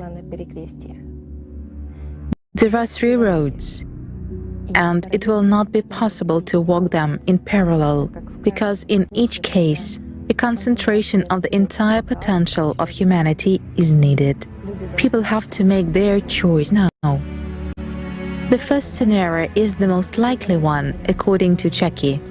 Because in our society, we have a lack of coordination among us. So it means just to let everything run its course. That is, to leave everything as it is, continuing to mercilessly destroy the planet and enhance the consumerist format. According to Jackie's predictions, this will lead to a total destruction of entire humanity already in the year 2000. The probability of implementation of this scenario, according to Jackie, is 80%. Mankind will completely disappear from this planet, just because of the cascade character and the increasing progression of global cataclysms, which simply will spread all over the planet by that time. He calculated that the second scenario is more realistic and closer to people's understanding and habits. According to Jackie, this scenario implies creation of civilization while preserving the consumerist format. Yes, he says, there will be no money, but instead of money, there will be digital points. And the most important thing in his view is preservation of power, that is, one global governance. Jackie claims that only China will be able to implement this. Jackie asserts that autonomous shelter cities should be built with full self-sufficiency for compact residents of 8 billion people. And the advantage of this model, as Jackie claims, is that all humanity will survive. The minimum prolongation of human existence compared to the first model is already 4 to 5 years. And if climate control technologies are created, then in some 15-20 years after the Earth goes through the peak of the cycle, it will be possible to start restoring the planet. A 19.5% probability of realization of the second model. This is Jackie's optimally calculated mathematical model. And there is the third scenario, which is hardly probable because this decision has to be made by people themselves and not by their rulers. The third scenario is construction of the creative society.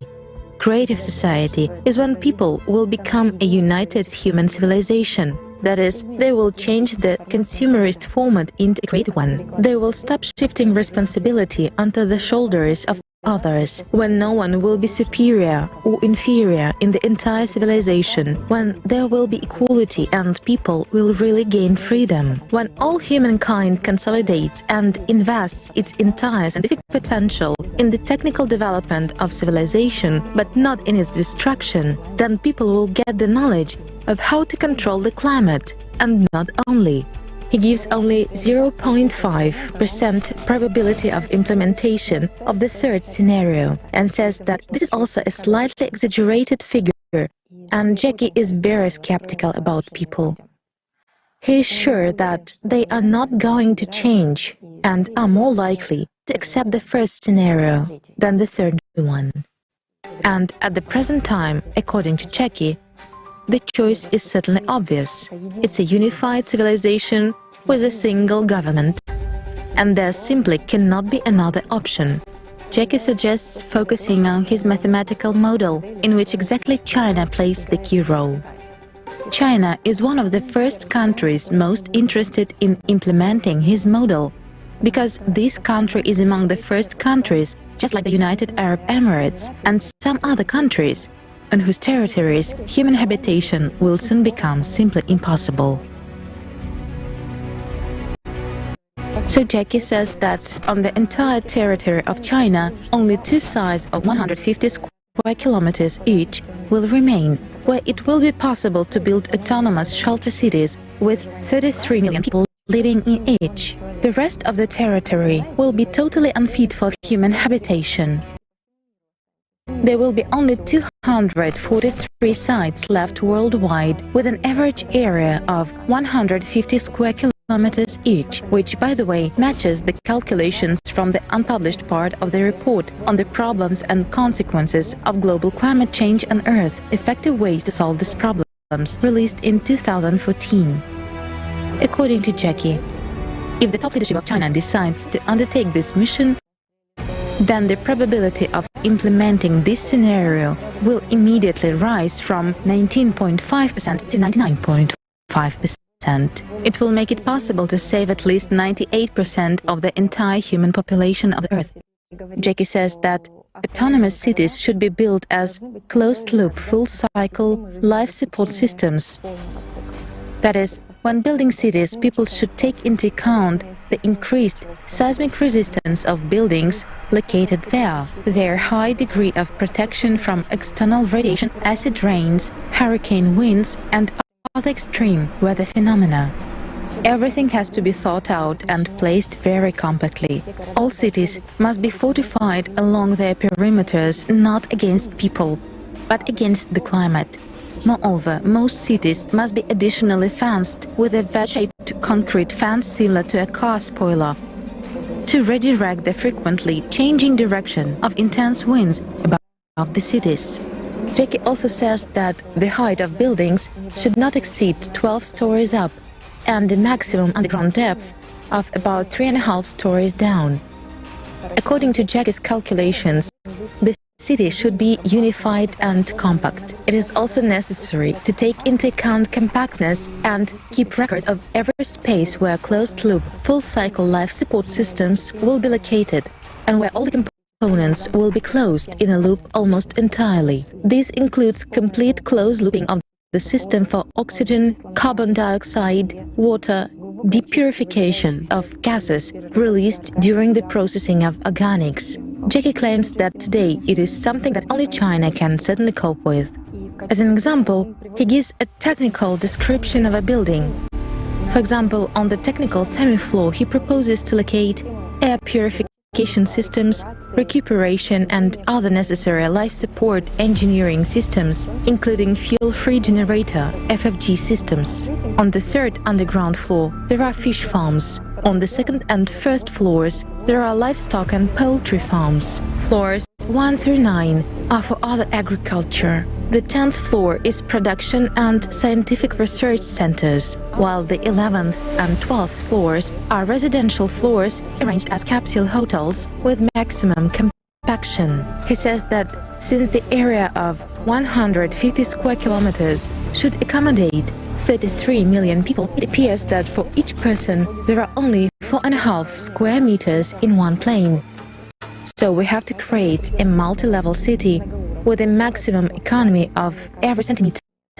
And here, of course, the experience of Chinese and Japanese capsule hotels is simply indispensable. The Chinese experience in using artificial intelligence, digital video surveillance, and social credit systems to monitor and control the behavior of citizens is also important. Jackie says that since the autonomous shelter cities will use the unified Chinese ideology as the best one to date, and certainly closest to the ideology of the creative society, and since the cities will be owned by the Chinese themselves, it would be absolutely appropriate, in his opinion, to assign to them the administrative functions as well as the functions of supervision and control, so as to maintain a unified order for observing the unified ideology and obeying unified rules. For this, Jackie suggests distributing the entire Chinese population among these cities so that 5.5 million Chinese live in each of such cities. That is, people should understand, he says, that it is not the superiority of one nation over all the others, but it is one people, one country, which takes responsibility for all of humanity. And in order to avoid disunity, simply no one else should enter this hierarchical ladder of society. For the rest of the people who enter these cities, there should be no distinctions between nationalities, religions, and so on. The rules, he says, should be the same for everyone. In the face of progressive climate disasters, people themselves will come to the Chinese autonomous cities and voluntarily accept their rules, just to stay in these shelters, just to survive. Based on the psychology of modern people, Jackie even developed special rules for these autonomous Chinese cities. He says that all city residents, except the Chinese, who will perform administrative and supervisory functions, must be equal among themselves. There must be no divisions based on nationality or religious beliefs. According to the rules, when entering the city, people will have to leave everything at the checkpoint, all their possessions, all their clothes, and even all their little things, without exception, for further recycling or disposal. A person who enters the city may not take anything with him, anything that might remind him of his past life. Neither photographs, nor clasps, or earrings, nothing. After the checkpoint, the person is thoroughly sanitized, naked. He undergoes medical examination, gets necessary clothes, and is sent to quarantine, where he or she awaits further allocation.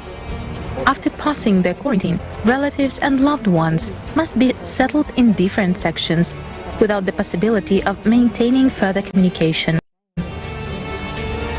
Otherwise, he says, if a person lives with his relatives and loved ones, he will live with memories from the past. There will be controversies, and there will be no ground for unification into a unified civilization. This is because the one who lives in the past does not live in the present, and therefore does not create his future. Jackie says that all the brain and physical activity of the city inhabitants must be directed towards the implementation of a single goal, the survival of humankind.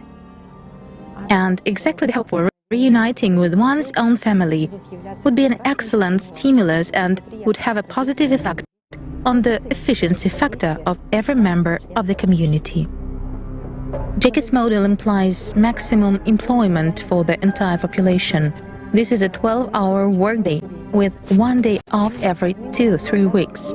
And he believes that these measures will eliminate idleness of mind. Also, within a year, everyone who enters the city should master Chinese at least to the elementary level. And within 2 years, master it to the advanced level. According to Jackie, it is because all people should speak the same language. There will be a ban on the establishment of any social, trade union, political, religious, or any other organizations not authorized by the Chinese global government, as well as a ban on any kinds of religious gatherings, ceremonies, and services. In Jackie's opinion, everyone can certainly believe and pray to God, but one should not have the right to propagandize or even discuss that with anyone. Such actions should be punished by complete zeroing of the social credit score. Such measures are necessary so that internal confrontations and divisions into separate groups do not arise, as these can threaten the ideological integrity of the city inhabitants, and thus the entire civilization as a whole. With regard to social credit score, Jackie suggests that everyone who enters a city is given social credit in the form of scoring because a social credit score system will be implemented in the cities. The number of points will determine the conditions of residing in a city. In other words, an increase in score will result in an improved living standard, and accordingly, a decrease in the score will result in worsening of these conditions. Total zeroing of the social credit score is equated to deprivation of citizenship, and as a result, a person is simply excluded from the city community and forced out of its territory. It will be impossible to dispute this because there will simply be neither lawyers nor judges or prisons in shelter cities, since these take up territory and time. In Jackie's opinion, exemplarily force a few thousand people out of the city territory than to lose the whole civilization. Jackie is sure that a social credit system can not only discipline. Through this system, humanism will be stimulated in each person, and values will be inculcated according to a single ideology. And the Chinese administration, owing to the 24/7 digital surveillance, professional and voluntary informants, and an individual coefficient of a person's usefulness to the community, will regularly update this scores for all its citizens. Jackie says that the Chinese themselves are very disciplined and can certainly teach discipline to others.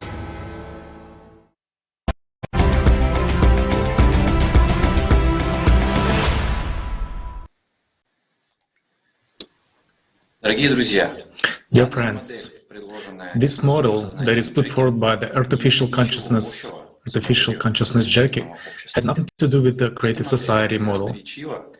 This model actually shows eloquently the development by society of the format that is proposed by artificial consciousness. But we are not satisfied with this scenario.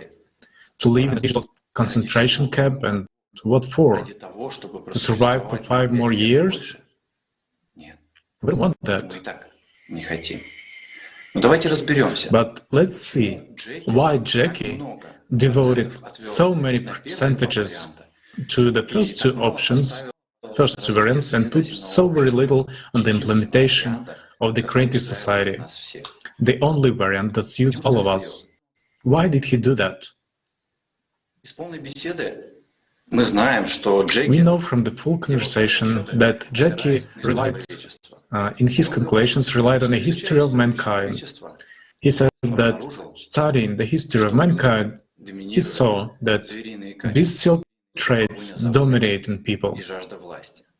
This is pursuit of power and profit and thirst for power. So he says that people are always fighting for freedom. In the end, they only want power for someone, and supposedly the only freedom they can get is the creation of a single civilization under global control.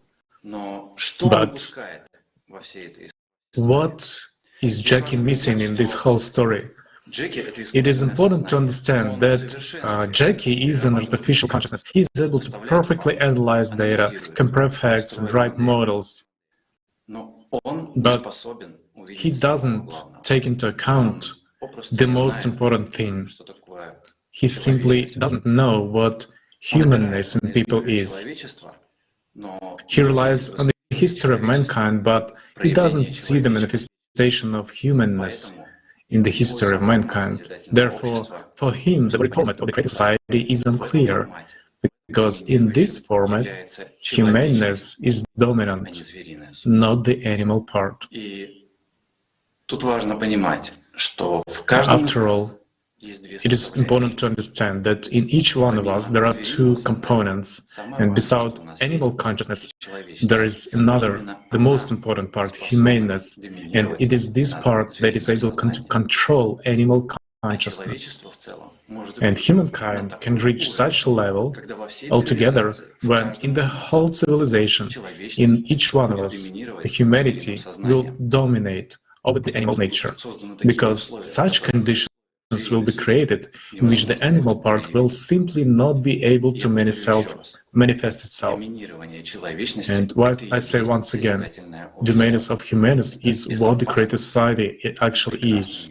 It is a safe and wonderful world, and it has nothing to do with the Chinese model set forth by Jackie. And Jackie, well, doesn't see and does not understand this. I mean, no matter how super developed Jackie might be, but he would never be able to realize and understand this, because humaneness lies beyond the bounds of his perception. And now, I have a question to everyone who hears and sees us. I have a question to all humankind. Which path will we choose? Will we just let things run their course and be idle, waiting until the climate will have completely destroyed us? Or we will live in an additional 5 years, in a digital concentration camp under the leadership of Chinese, shifting all responsibility onto their rulers? Or we will actually choose humaneness within ourselves and follow the path of creative society? It is up to decide to us right now. And the question is this: is it really so sad, and has Jackie really calculated everything? Indeed, Jackie has calculated everything, but except for one thing. He hasn't taken into account that we are humans. Well, a human being is dual, and a human is capable of making decisions that are simply beyond comprehension of some artificial consciousness.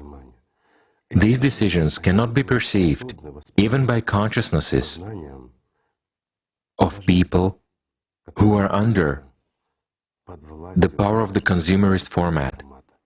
Such decisions are illogical, but consciousness is only capable of perceiving logic. And logic, in this case, we have to pay tribute to Jackie. His logic is iron. Pretty much, except for one thing. It's not going to work. It just won't work. Why? Because humanity actually has not 3 paths, but 2. The one which ends in drowning, in the literal sense of the word, and the creative society. After all, Jackie's model is finite. Yes, it prolongs humanity's torment for 4 or 5 years, but it will not give life. Do you know what's good about his model? We have to give credit too, and there's a huge plus here. Not only does it give shelter and hope for the future, but his model also allows, in a peaceful, quiet way for all of humanity, as they say, holding hands, to wait for the inevitable, for that which is coming. However, it will be impossible to win. It will be impossible to gain knowledge, to control the climate. So, it's a way to nowhere, except that it differs from the first model by the fact that this will happen peacefully. And 4 or 5 years later, is it worth it? It seems to me there is something to think about. Isn't it so? Jackie is capable of calculating a lot. Why? Because it all fits into a mathematical model. That makes sense, but he doesn't know one thing. He doesn't know what we people are capable of, as humans, when we want to live.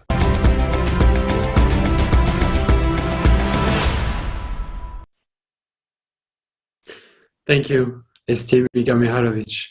I completely agree with you that we are human beings and we want to live. Jackie Chinese model is not an option for us.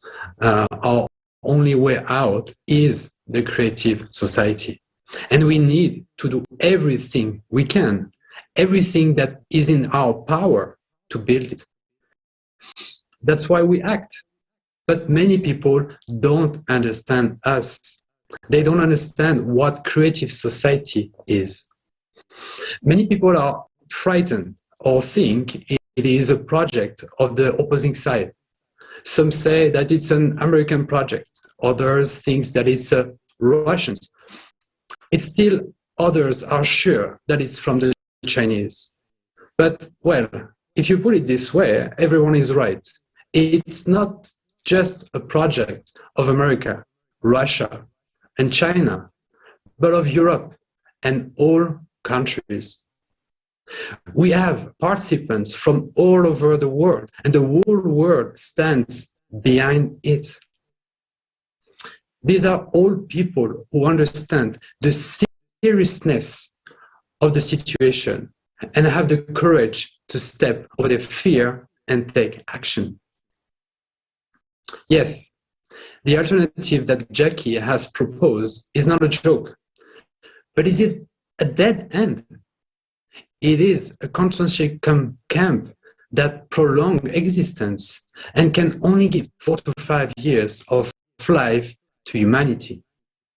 If you consider Jackie's model and take the best from there, then in a creative society, we will be able to feed 25 billion of people. We just need to develop technology and unite. And right now, we are divided. And that is why we have neither technology, nor energy or strength to achieve that. It would take thousands of years for us to make such a technical progress with natural evolutionary development. But we don't have time anymore. And in order for us to have this time, this is what the Creative Society Project is for. We are working for a future to remove hopelessness. The more we study, the more we understand the importance of the creative society. Otherwise, the future sounds like a verdict, and it's scary. After all, no one has a single working idea that is guaranteed to stop the imminent threat of the total annihilation of humanity. There is no and can't be any alternative than the creative society. Thank you. Thank you very much, Jonathan. And thank you, dear viewers, for being with us today and for your comments. Our live chat is very hot and there are a lot of questions coming and a lot of comments. And one of the most frequently asked question is, what is the way out? What is the solution? And today almost every speaker was explaining what is the solution for the current situation and how creative society is the one and only solution. But I would like to give an example which will be clear to everyone. Imagine that there is a family of, let's say, 100 people living in one house. They have been struggling with each other for thousands of years. They live in hatred. They steal from each other. They don't help each other. They exploit each other. And at the end, their house is full of trash. And what is happening to the house will bring it very soon to the big accident, let's say gas explosion. So what can people do in order to prevent it? First of all, to inform each other that the accident is close. Next, to sit together and to come to common understandings and agreement that we need to bring our house to order. Then they should work on rules, how to do it. And these are the 8 foundations of the creative society. And then these people, they have huge potential because they have knowledge, they have skills. And then they bring their knowledge and skills together. And they bring all scientific researches which are hidden from us today. Then there is a big chance that this family will repair their house, will avoid the accident, and even more, will build a beautiful house for everyone. There we will live like one big family. So this is the creative society, and this is the solution. But to start this, we should, first of all, inform each other, because we don't have today another alternative except for creative society. And this is a project for all people, because we are one family finally living on the same planet. And I would like to remind that this broadcast is being simultaneously translated into hundreds of languages by volunteers from around the world. And it's streamed to thousands of channels and platforms. Please don't forget to share this event to your social networks right now, because we have so many topics, important topics to discuss. We have already heard the truth about the dreadful state of our planet. We have heard about the actual reasons for climate change. We have seen the truth for garbage mobs, deforestation, and climate change on our only planet, but also on other planets in our solar system. Stay with us to find out why we don't believe that climate change will affect us. We will know about the reasons for the melting of glaciers, and we will know what has happened to the planet's core. Have you ever heard about an inhale of the Earth? You will hear about it today. And finally, we will watch the premiere of the documentary film, which was done by participations of the Project Creative Society. This film is the result of huge work, and it will really reveal the truth about refugees and slavery. So let's continue. And now I would like again to greet our esteemed speaker, Dr. Tatiana Zinchenko, and I would like to pass you a floor, Dr. Zinchenko.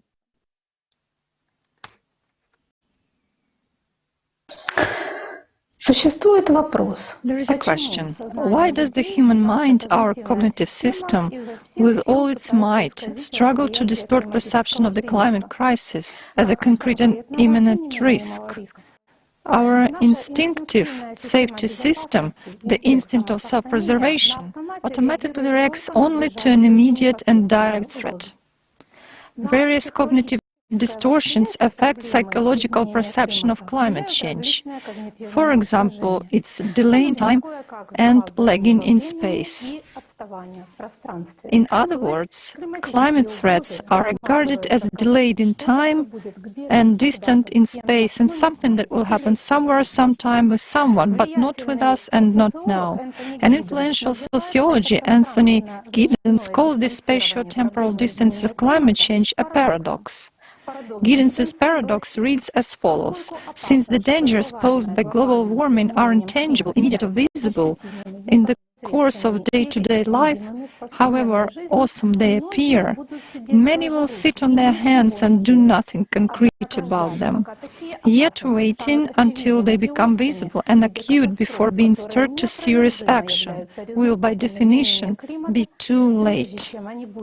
Perception of the environmental crisis is influenced by inclination of the human mind to regard as risky what has immediate outcomes and to underestimate events with consequences distant in time. Distortions also affect the work of memory, including the collective memory of big disasters of the past. An effect of remoteness from the past is triggered. It happened once to someone else, but not to me. And did it really happen? Even if it did, who knows under what conditions? This makes us short-sighted about the future. Mass media do not present information from governments and the scientific communities of climatologists, geophysicists and ecologists about climate change as an immediate threat to the survival of civilization, already now. I would even say that anything is done to play on the cognitive distortions which I mentioned earlier, so that people remain ignorant and inactive. Climatic disasters are mentioned as something that will happen in decades, and when they speak of anthropogenic factor as the cause of the current climate events, the locus of control over the climate situation is shifted to humankind, or rather to the ruling political and economic elite. Perhaps because of this lie, people's healthy instincts do not work and people do not act. There is a deliberate manipulation of public consciousness.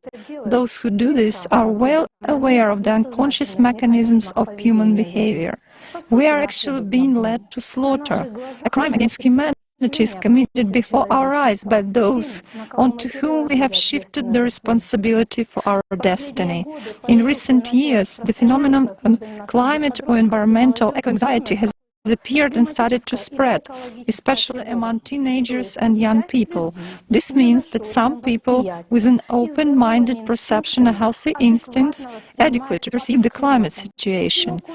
If there is anxiety, there will be a desire to act in order to change the situation, but where is their energy redirected? To fight against the anthropogenic factor, to strikes and other social actions? In the end, people see that their efforts are fruitless and they lose enthusiasm. They remain locked in their desperate anxiety. It reaches its utmost, sometimes causing panic attacks, and then it turns into depression.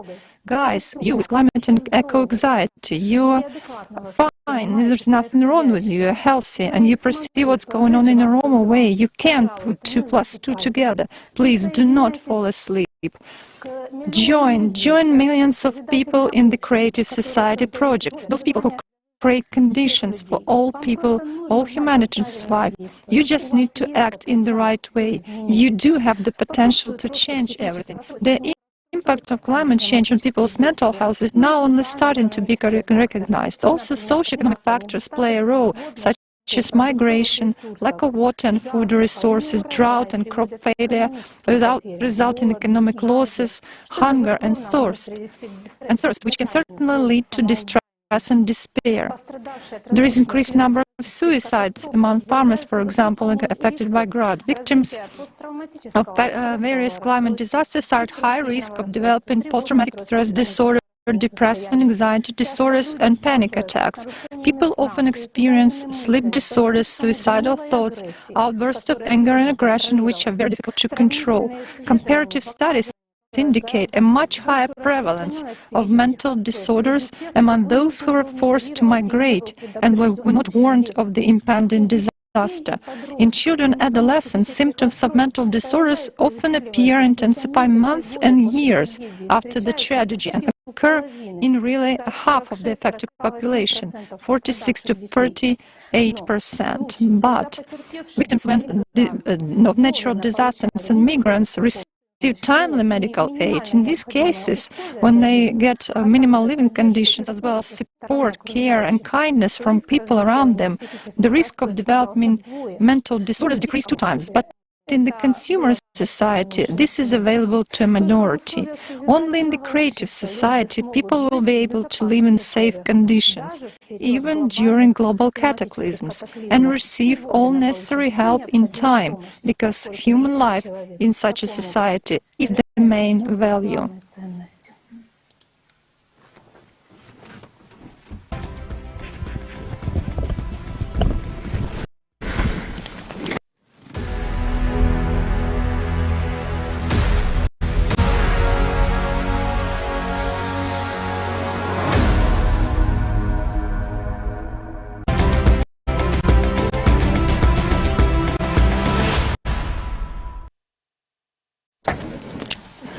Thank you very much, Tatiana, Dr. Zinchenko.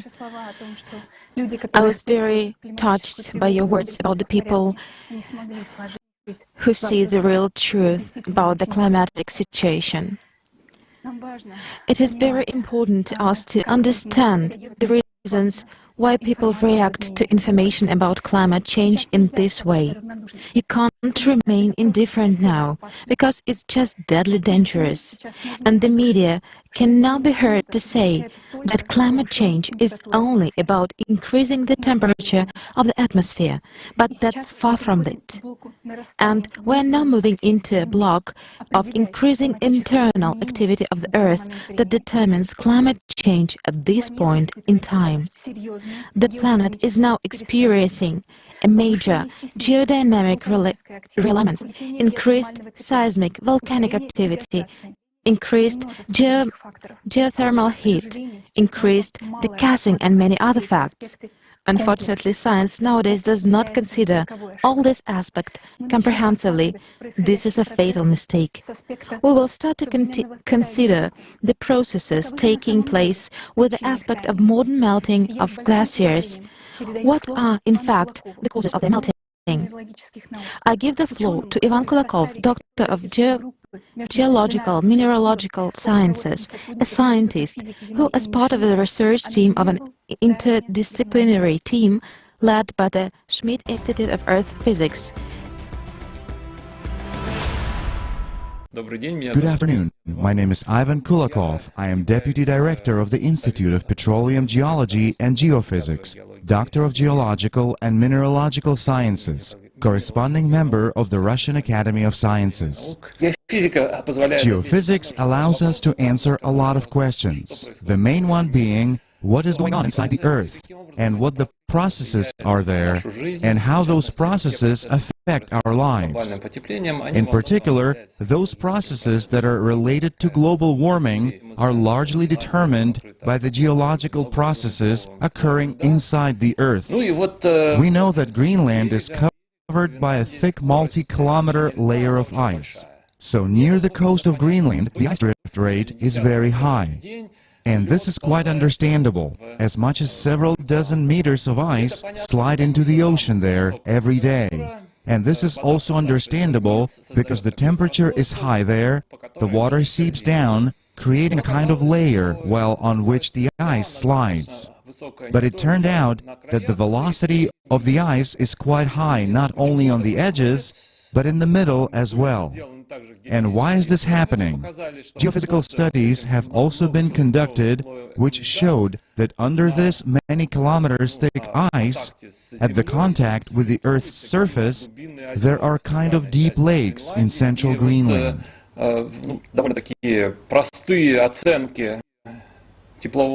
So, pretty simple calculations of heat flux indicate that at the normal heat flux, there should be no such ice melting. I mean, in fact, the ice should be frozen well into the ground, and the temperature should be below zero. In our case, there's some kind of an anomaly there. So together, with our colleagues from Germany, we decided to figure out what was going on there. And what we have is a geophysical method.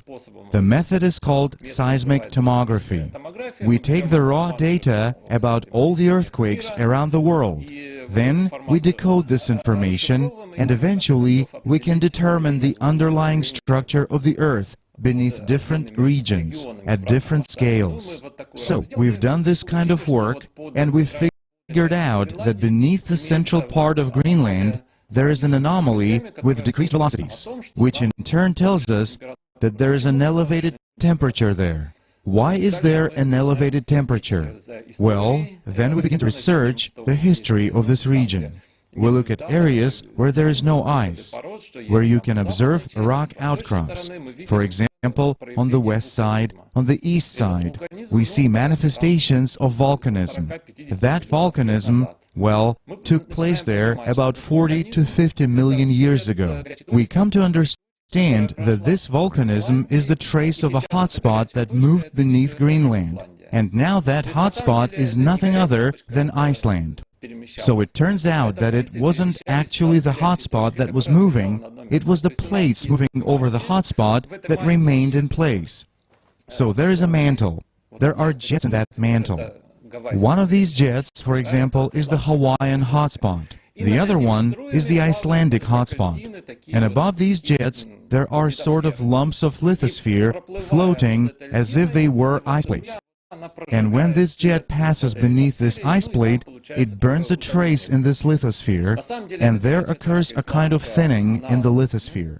In fact, this hotspot, the Icelandic hotspot, is believed to be about 250 million years old, according to some opinions. And when it was formed, it rose to the surface of the Earth in the form of a big mushroom. And when this mushroom came into contact with the lithosphere, that happened about 250 million years ago, and that was in the area of the Siberian plate, meaning it was in the area of Norilsk. So its central point caused a discharge of millions of cubic kilometers of basaltic lavas, which completely changed the entire ecosystem of our planet.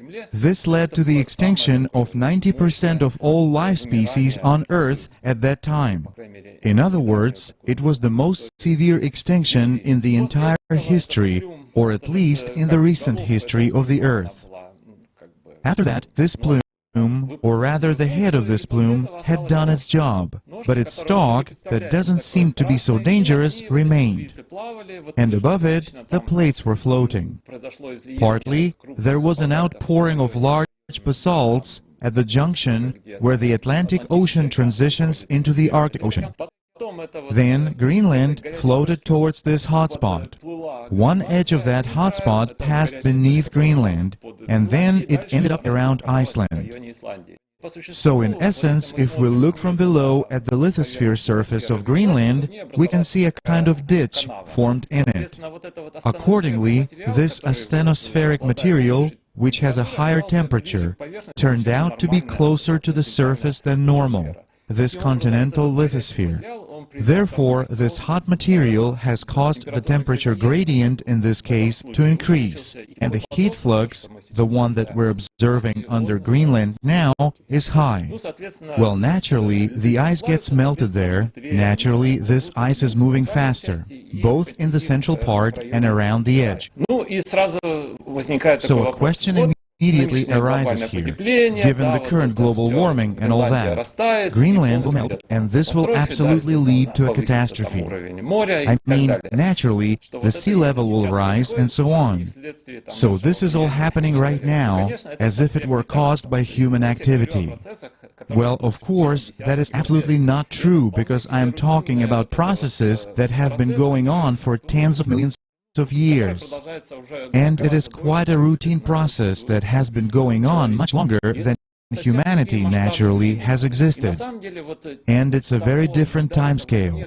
And in fact, that ice, that snow which Greenland had accumulated in previous eras was quite enough to compensate for that rate of ice movement into the ocean. I mean, this accumulation or reduction of ice has nothing to do with our global warming problems. потепления это не связано.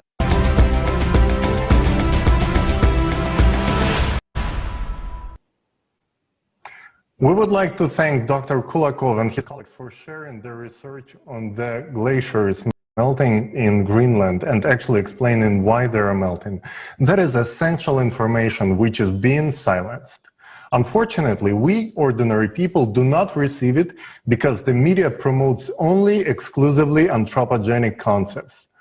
And it may seem that this is a specific particular case that only applies to Greenland. But when we see the whole picture that is presented here today, we understand that this is a sign of geothermal heat increase over the entire planet due to cyclicity. And as a continuation of this topic, please let's watch the following video.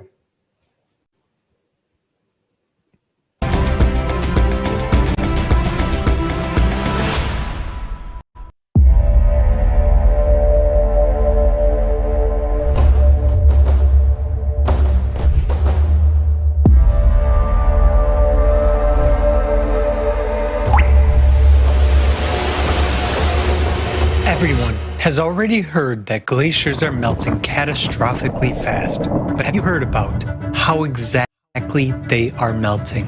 90% of all glaciers on the planet are located in Antarctica, where they are disappearing the fastest.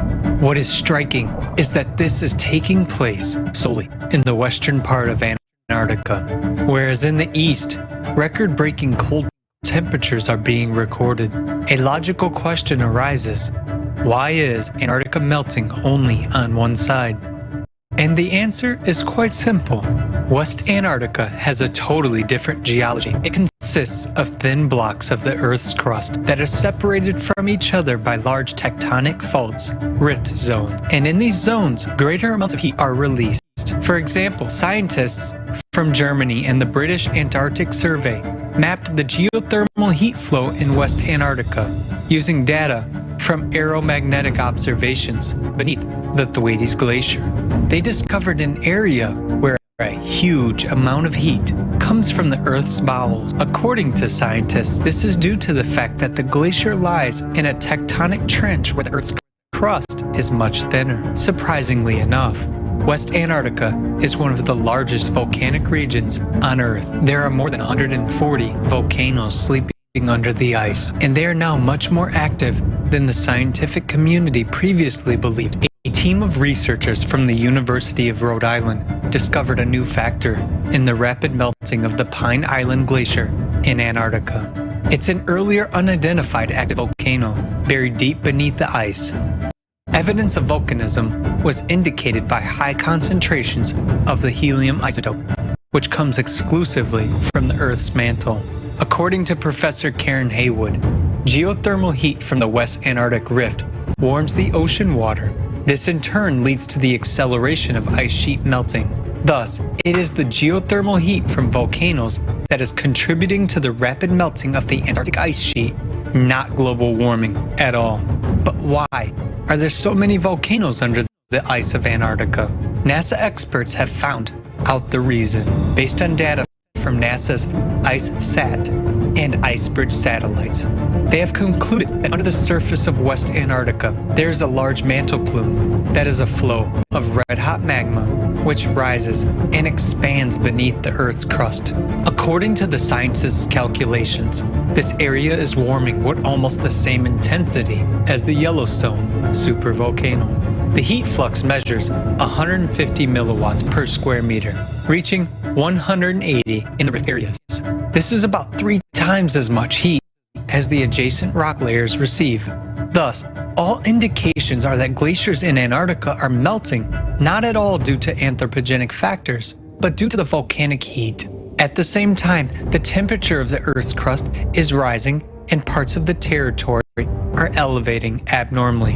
Why does the scientific community ignore the connection between all these phenomena? Equally intense ice melting is also taking place on another part of the planet, in Greenland. Research conducted in October 2020 showed that Greenland's ice is now melting faster than ever before in the past 12,000 years. In 2019 alone, Greenland's ice sheet lost the most ice in recorded history, 600 billion tons. It is also surprising that giant lakes appear under the surface of the glacier, which is actually 1.5 kilometers thick. As of today, we already know about 6 dozen subglacial lakes of Greenland. The temperature of the ice surrounding them is around minus 28 degrees Celsius. But these lakes do not freeze. Why? Several research groups of scientists joined in the effort to find an answer to this very question. They discovered the fact that under Greenland, just as under Antarctica, there is a mantle plume. Geothermal flows coming from its bowels cause formation of subglacial lakes and melting of glaciers. Using gravitational research, a team of American scientists led by Professor Ralph von Friese estimated the thickness of Greenland's crust. Active melting of glaciers has been observed in the northern part of the island, where the crust is thinner and an increased geothermal flow due to the rising mantle plume has been detected. Using seismic tomography data, scientists from an interdisciplinary team at the Schmidt Institute of Physics of the Earth saw that the flow of magma rises from the center of the core to the Earth's surface, right beneath the central part of Greenland. This is where the largest number of subglacial lakes are located. The scientists have calculated the theoretical heat flux corresponding to this magma chamber and found that this heat is sufficient to warm the base of the glacier up to the melting point of the ice. These same results have been confirmed by similar studies using machine learning technology. It is obvious that the world's 2 largest glacial regions, Antarctica and Greenland, are melting because of increased geothermal flows coming from the interior of the planet. But what is intensifying them? Mantle plumes have been beneath the glaciers for millions of years, but it is today that their magma rises closer to the Earth's surface and causes increased heating of the Earth's crust from the inside. This indicates that abnormal processes are starting to occur in the bowels of the Earth, in its very core. And the main question is, why is it happening precisely now? This answer is simple. Cyclical changes on a planetary scale occurring every 12,000 years. The melting of glaciers is only a part of the chain of climatic events that will lead to an imminent catastrophe already in the near future. Today, it is extremely important to unite the entire world scientific community in order to thoroughly study the real causes of climate change and prevent a great tragedy.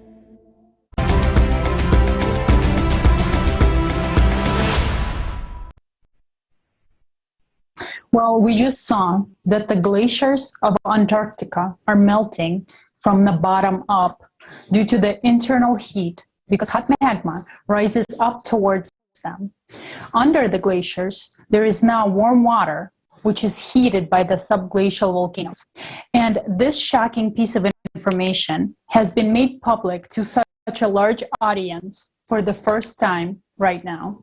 Before today, we have been led to believe that the melting is the result of human activity. But it turns out to be an absolute lie. The anthropogenic factor has nothing to do with it. Magma rises not only under Antarctica and Greenland, but also in areas of thin crust. This is primarily the oceanic crust. And Professor Arthur Vittorino has found an alarming trend in geothermal heating at the bottom of the ocean. And we give him the floor.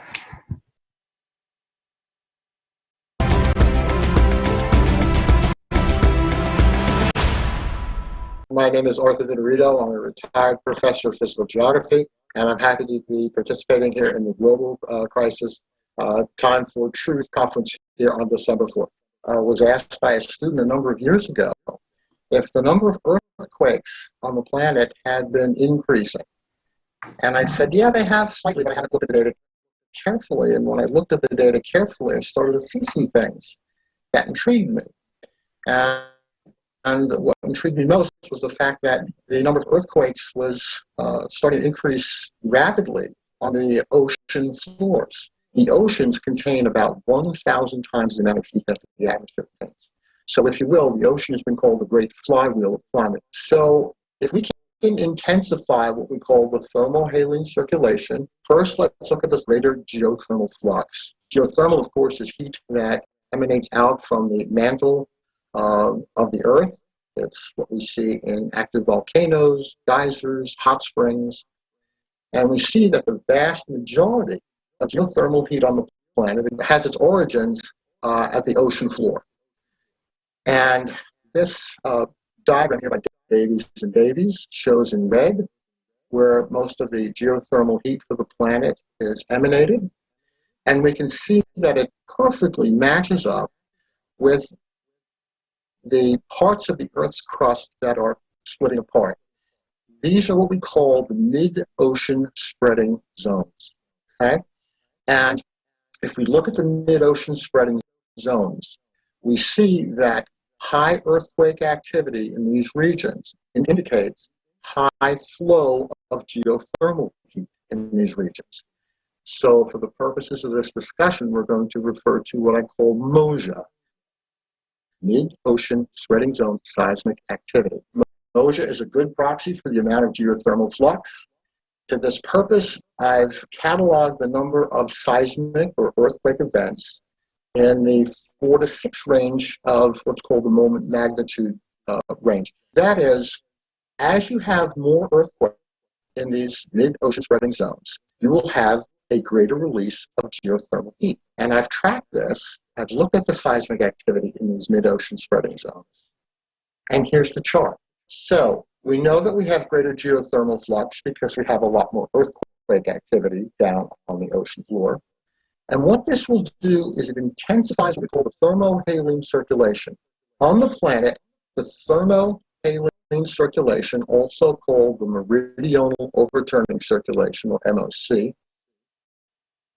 is driven by these density differences of temperature and salinity. And the oceans circulate in this giant conveyor belt, and we call this deep convection. Ocean geothermal heat is a significant forcing that can weaken the stability of the water column. It warms the bottom water, and when you warm the bottom water, you strengthen the thermohaline circulation. This is a well-established fact in oceanography. If you heat the bottom through geothermal heating, what is going to happen is that this conveyor belt is going to move faster. And the faster this moves, the more heat gets pushed up into the Arctic. And this is a critical mechanism that we have to pay careful attention to. It has been shown that the overall circulation of the ocean has increased. And this is what the temperature field looks like. And you can see here the areas in red, primarily in the central and northern Atlantic, have been running much, much warmer than normal. We arrived at this state starting in 1995. That is, these anomalously high temperatures giving us what we call a positive AMO, which is the Atlantic multidecadal oscillation, has been around since 1995. Here we see a shot taken from the NASA Earth Observatory in 1979. Here we can see on a typical day the extent in 2007. We can see that it's been greatly reduced. And this is very, very important because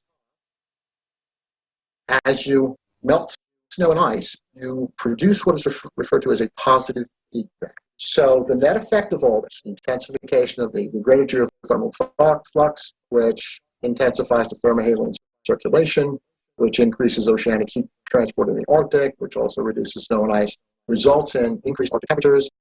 The reason we start this at 1979 is because this is the first year that satellite temperature data became available on a global scale. The mid-ocean spreading zone seismic activity plus global temperature is the bar graph in blue. Global temperatures are the curve in red. We find that the temperatures lag the mid-ocean seismic activity by 2 years. We see that these two curves match up very, very nicely. A correlation coefficient on this is 0.72, which is statistically significant, very high. 1995 was a very, very important year because it was an inflection point in global temperatures. That is, the mid-ocean seismic activity and consequently geothermal release suddenly spiked up in 1995, and we see that a number of other geophysical phenomena also changed in 1995 because it's all connected. That is well documented. A researcher by the name of James Camus, he's documented these fluxes under the ice sheets.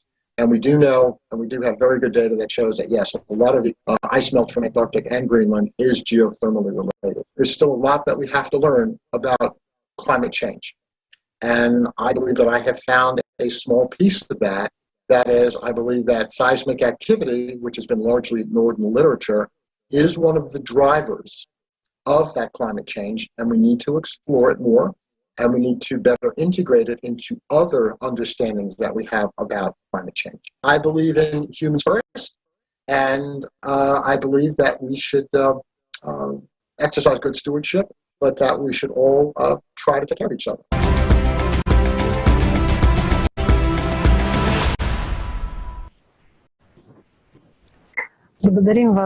Thank you, Professor Vitorito, for sharing your research.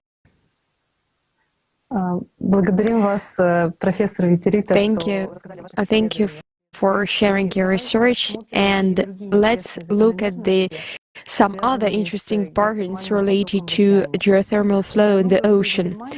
Oceanographers from Germany have found that just off the coast of West Antarctica in the Weddell Sea, the water at the depths of more than 2,000 meters warms up 5 times faster than at the surface. The temperature of the upper layer of water, 700 meters deep, almost never increases. This demonstrates that heating comes from the surface.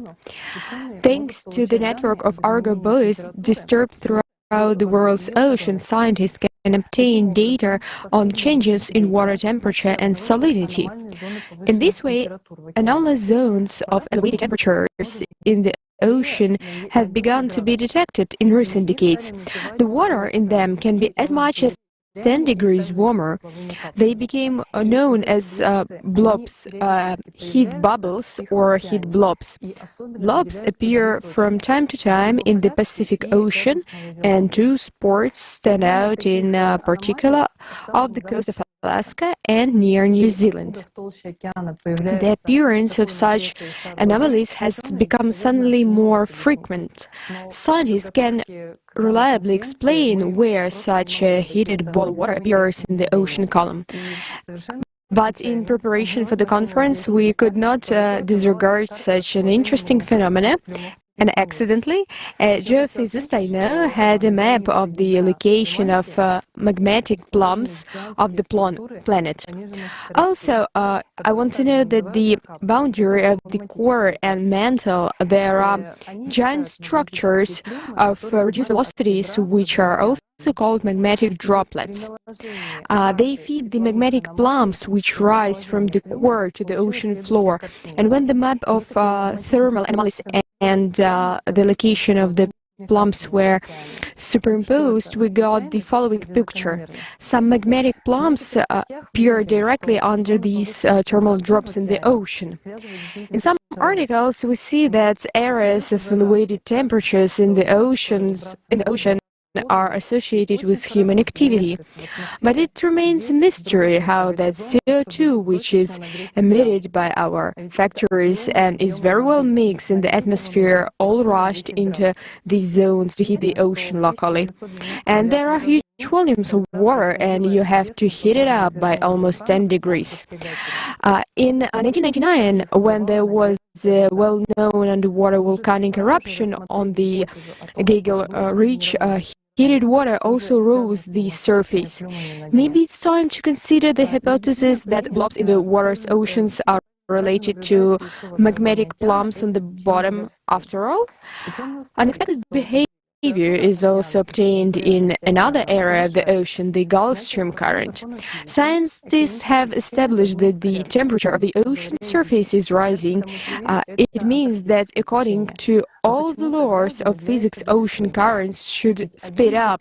And that's what we see. A prime example is the Antarctic current.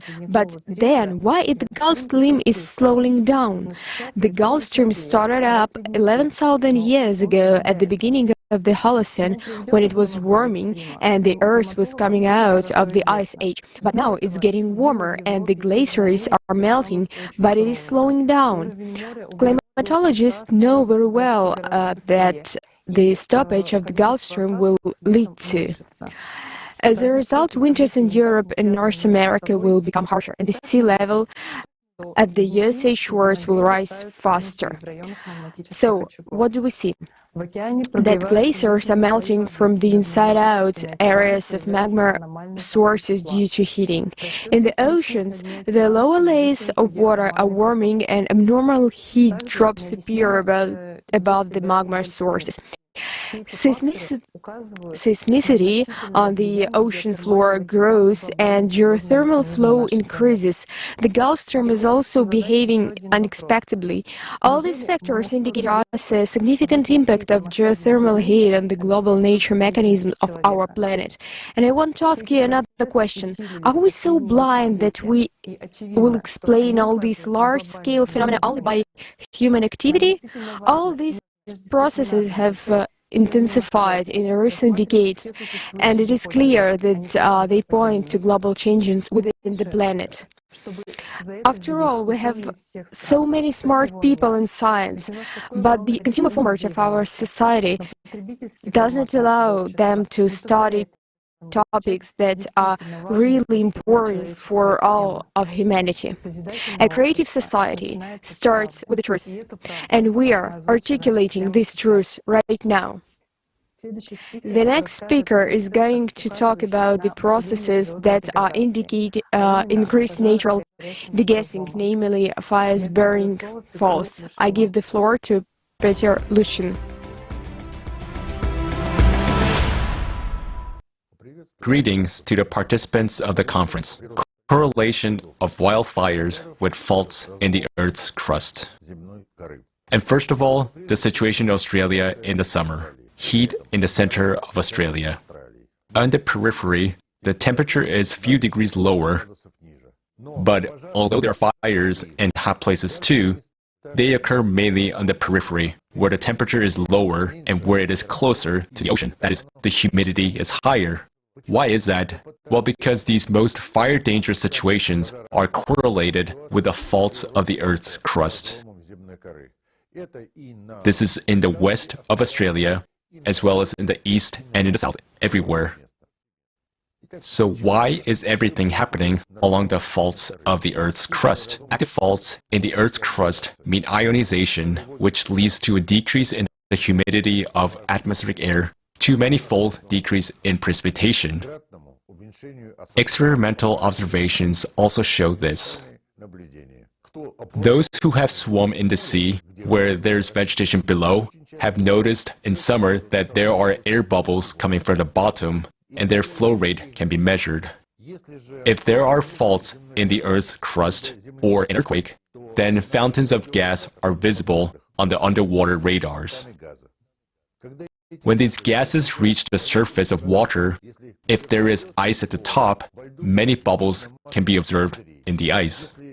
If they make a hole in the ice in these places, even fires occur. Satellite maps show that at places of high concentrations of gases over the centers of earthquakes, fountains of methane appear in the atmosphere, spreading for hundreds and thousands of kilometers. This takes place in the Caspian Sea, in the States, and in Mexico. Everywhere, plumes of methane spread from earthquake epicenters. Baikal region, 2009, there were not many earthquakes and fires, and they were only in the south of the region. But in 2010, there were hundreds of fires, and not only in the south, but also in the west of Baikal and in the southeast. And these fires were localized to linear features, lineaments. Look at the map of the earthquake's hypocenters. Yes, they go along Lake Baikal, but there are no fires there. In the northwest of Lake Baikal, there are no earthquakes at all, but there are hundreds of fires. It turns out that in that area, there is a magnetic anomaly and a fault in the Earth's crust. Next, similarly in Greece, in places where there is methane, there are massive fires. And where there is no methane, fires are sporadic. Turkey. There is a methane outbreak in central Turkey, so there are hundreds of fires, and these are not sporadic incidents. In India, they burn reeds. This is an ordinary situation, but extensive fires occur only in cases when there is an increased concentration of methane close to the Earth's surface. Southeast of the United States, fires are often lined up in lineaments. And if you look at the tectonic map, yes, they are all, or almost all, related to the faults of the Earth's crust. This is Florida and Texas and some other states. Everywhere, everything is the same.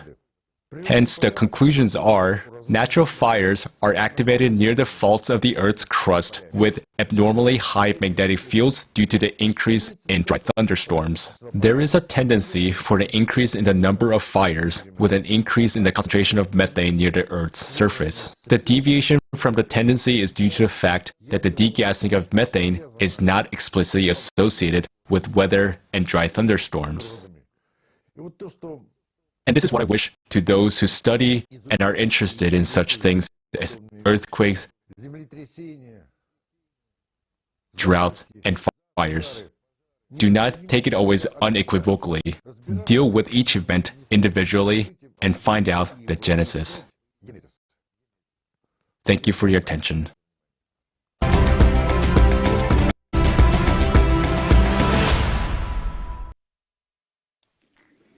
I'm very grateful to Piotr Lyushchin for the information he has provided, because fires that occur along the faults become more and more frequent for a reason. Next, you will learn why they began to increase in certain places. We've been talking for years about the causes of global climate change, about the 12,000-year cycle of cataclysms, and about what will happen. But what I want to share with you now turned out to be a shock to me personally. I naively believed that there are areas on Earth that would be less prone to cataclysms, where earthquakes or volcanic eruptions don't happen, because they are far from the coastline for a tsunami to break through here. I thought that such a safe place was Siberia. But it turned out that I was deeply mistaken, and already in the near future, a devastating disaster could happen there, which would be fatal for all humankind. And you'll understand now why. For 10 years now, people have been trumpeting that Russia is heating up 3-4 times faster than the rest of the world. But have you seen how it exactly heats up? Look at this huge red spot that shows how atmospheric temperatures in Russia have changed over decades. Isn't it weird that this spot is located in the center of the country, in Western Siberia, where the age of the plates is relatively young, and the plate itself is thinner? Precisely in this area, the permafrost degrades most rapidly. Isn't that strange? So what is the reason for the abnormal heating of Western Siberia? No, not in greenhouse gas emissions.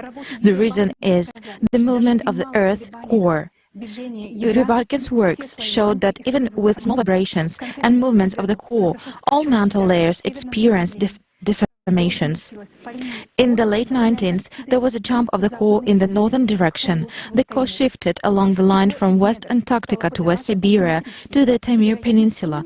The heat from the bowels now comes asymmetrically, and this is probably the reason why the glaciers in West Antarctica are melting the fastest. What is happening in Western Siberia? Heated fluids and magma rise higher to the junctions of the lithospheric plates, to the ocean floor and to the Earth's surface in the direction of the core's pressure. Currently, beneath Western Siberia, heat is accumulating in the upper layers of the mantle. The push of the core towards the Taimyr Peninsula creates conditions for the emergence of deep magma sources. Already now, the thin lithospheric crust beneath Western Siberia starts to be eroded. by magma and becomes thinner. The works by Igor and Elena Morozova from the University of Wyoming back in 1994-97 indicated the weakening, severe heterogeneity and signs of melting of the lower lithosphere, as well as the strong influence of the melts in the mantle on the tectonic processes of the central part of Western Siberia. But what's not all, the rigid basis of the foundation of the Western Siberia plate is not monolithic. These faults are now beginning to crack. Seismicity is appearing where it didn't exist before, and this begins to affect even the neighboring ancient thick plate of West-Eastern Siberia. Between the blocks of the rigid foundation of Western Siberia, at a depth of 2-3 kilometers, there are deep trenches called rifts, filled with the sediments of a volcanic catastrophe that happened long ago, 250 million years ago. At the turn of the Permian and Triassic periods, the Earth was splitting apart here due to catastrophic eruptions that formed nearby magnetic layers called the East Siberian Traps. During these eruptions, the Earth experienced its greatest extinction, the Permian extinction, in which 19% of all species became extinct. And now this disaster could happen again. Already now, in various regions, magma begins to anomalously heat the plate. Groundwater boils and water vapor warms the atmosphere. The hydrothermal potential of the West Siberian plate has long been known, but the paradoxical thermal anomalies that have appeared in recent decades are alarming. Boreholes show unexpected values of water temperatures compared to neighboring areas. Look at the map. The modern increase in geothermal heat in the north is now directly above the ancient rift, exactly where the crust split 50 million years ago. About the other branch of the rift, in the southwestern part of the plate, water in people's wells suddenly starts boiling. And right now, in winter, in December, despite the frosts, peat bogs are burning under the snow. In addition, the North magnetic pole is now drifting in this direction with acceleration, and in the outer core, right under this zone, the molten iron flow is accelerating. What does this indicate? The proximity of new catastrophic eruptions. And there are still many such areas with thin crust on the planet. And it is curious that it is in these regions that the number of forest fires has increased due to increased natural degassing along faults. Current trends suggest that in the coming decades, magma will start popping up in various places around the world, saying hello to us. The solid ground beneath our feet is beginning to crumble, even where we hoped we could be safe. If it is still not obvious that the problem is in magma, very soon everyone will be convinced of it. But what is happening now? National governments are afraid to tell the truth because they fear panic. One can understand them because they have nothing to offer people. Because then the question will arise, how are governments preparing for the coming events? Meanwhile, governments are raising money to fight against CO2. How's that? And scientists echo this lie and engage in some nonsense with this notorious carbon dioxide, just to make a little more money for the last time. Because of such collaborationists, we are totally unaware. Meanwhile, the inevitable is getting closer, and we have no way to counteract it. I'm also afraid of what is going to happen, but it's even scarier if we lose our time and our chance, and the responsibility for the death of billions of people in the next decade will be on our conscience. No, we will not allow civilization to perish because of outright laziness or cowardice. And we have a solution, the only one and the most effective. We need all the scientists of the world to stop concentrating on their own narrow topics and mundane problems and combine their accumulated enormous amounts of knowledge and skills. Is it really difficult to establish communication between people? Just imagine, thousands of volunteers have been preparing for this conference. If we all begin to act to achieve the single greatest goal of our time, the survival of all mankind, in the shortest time possible, we would study all aspects of the ongoing climate change, and we would already be able to begin to find a mechanism to counteract it. But this is only possible if we form part of the creative society. Otherwise, there is no other way. So isn't it time to roll up our sleeves and join the ranks? Together, we really can do anything. Join in. Thank you, Elizabeth. Your information have left me speechless. And I believe many of our viewers as well. How much more convincing evidence do we need, guys? We're being constantly warned by nature that we are slowly crossing the red line and that inevitable is closing very fast. And we are not ready to withstand it. Let's now watch a video with the most alarming information.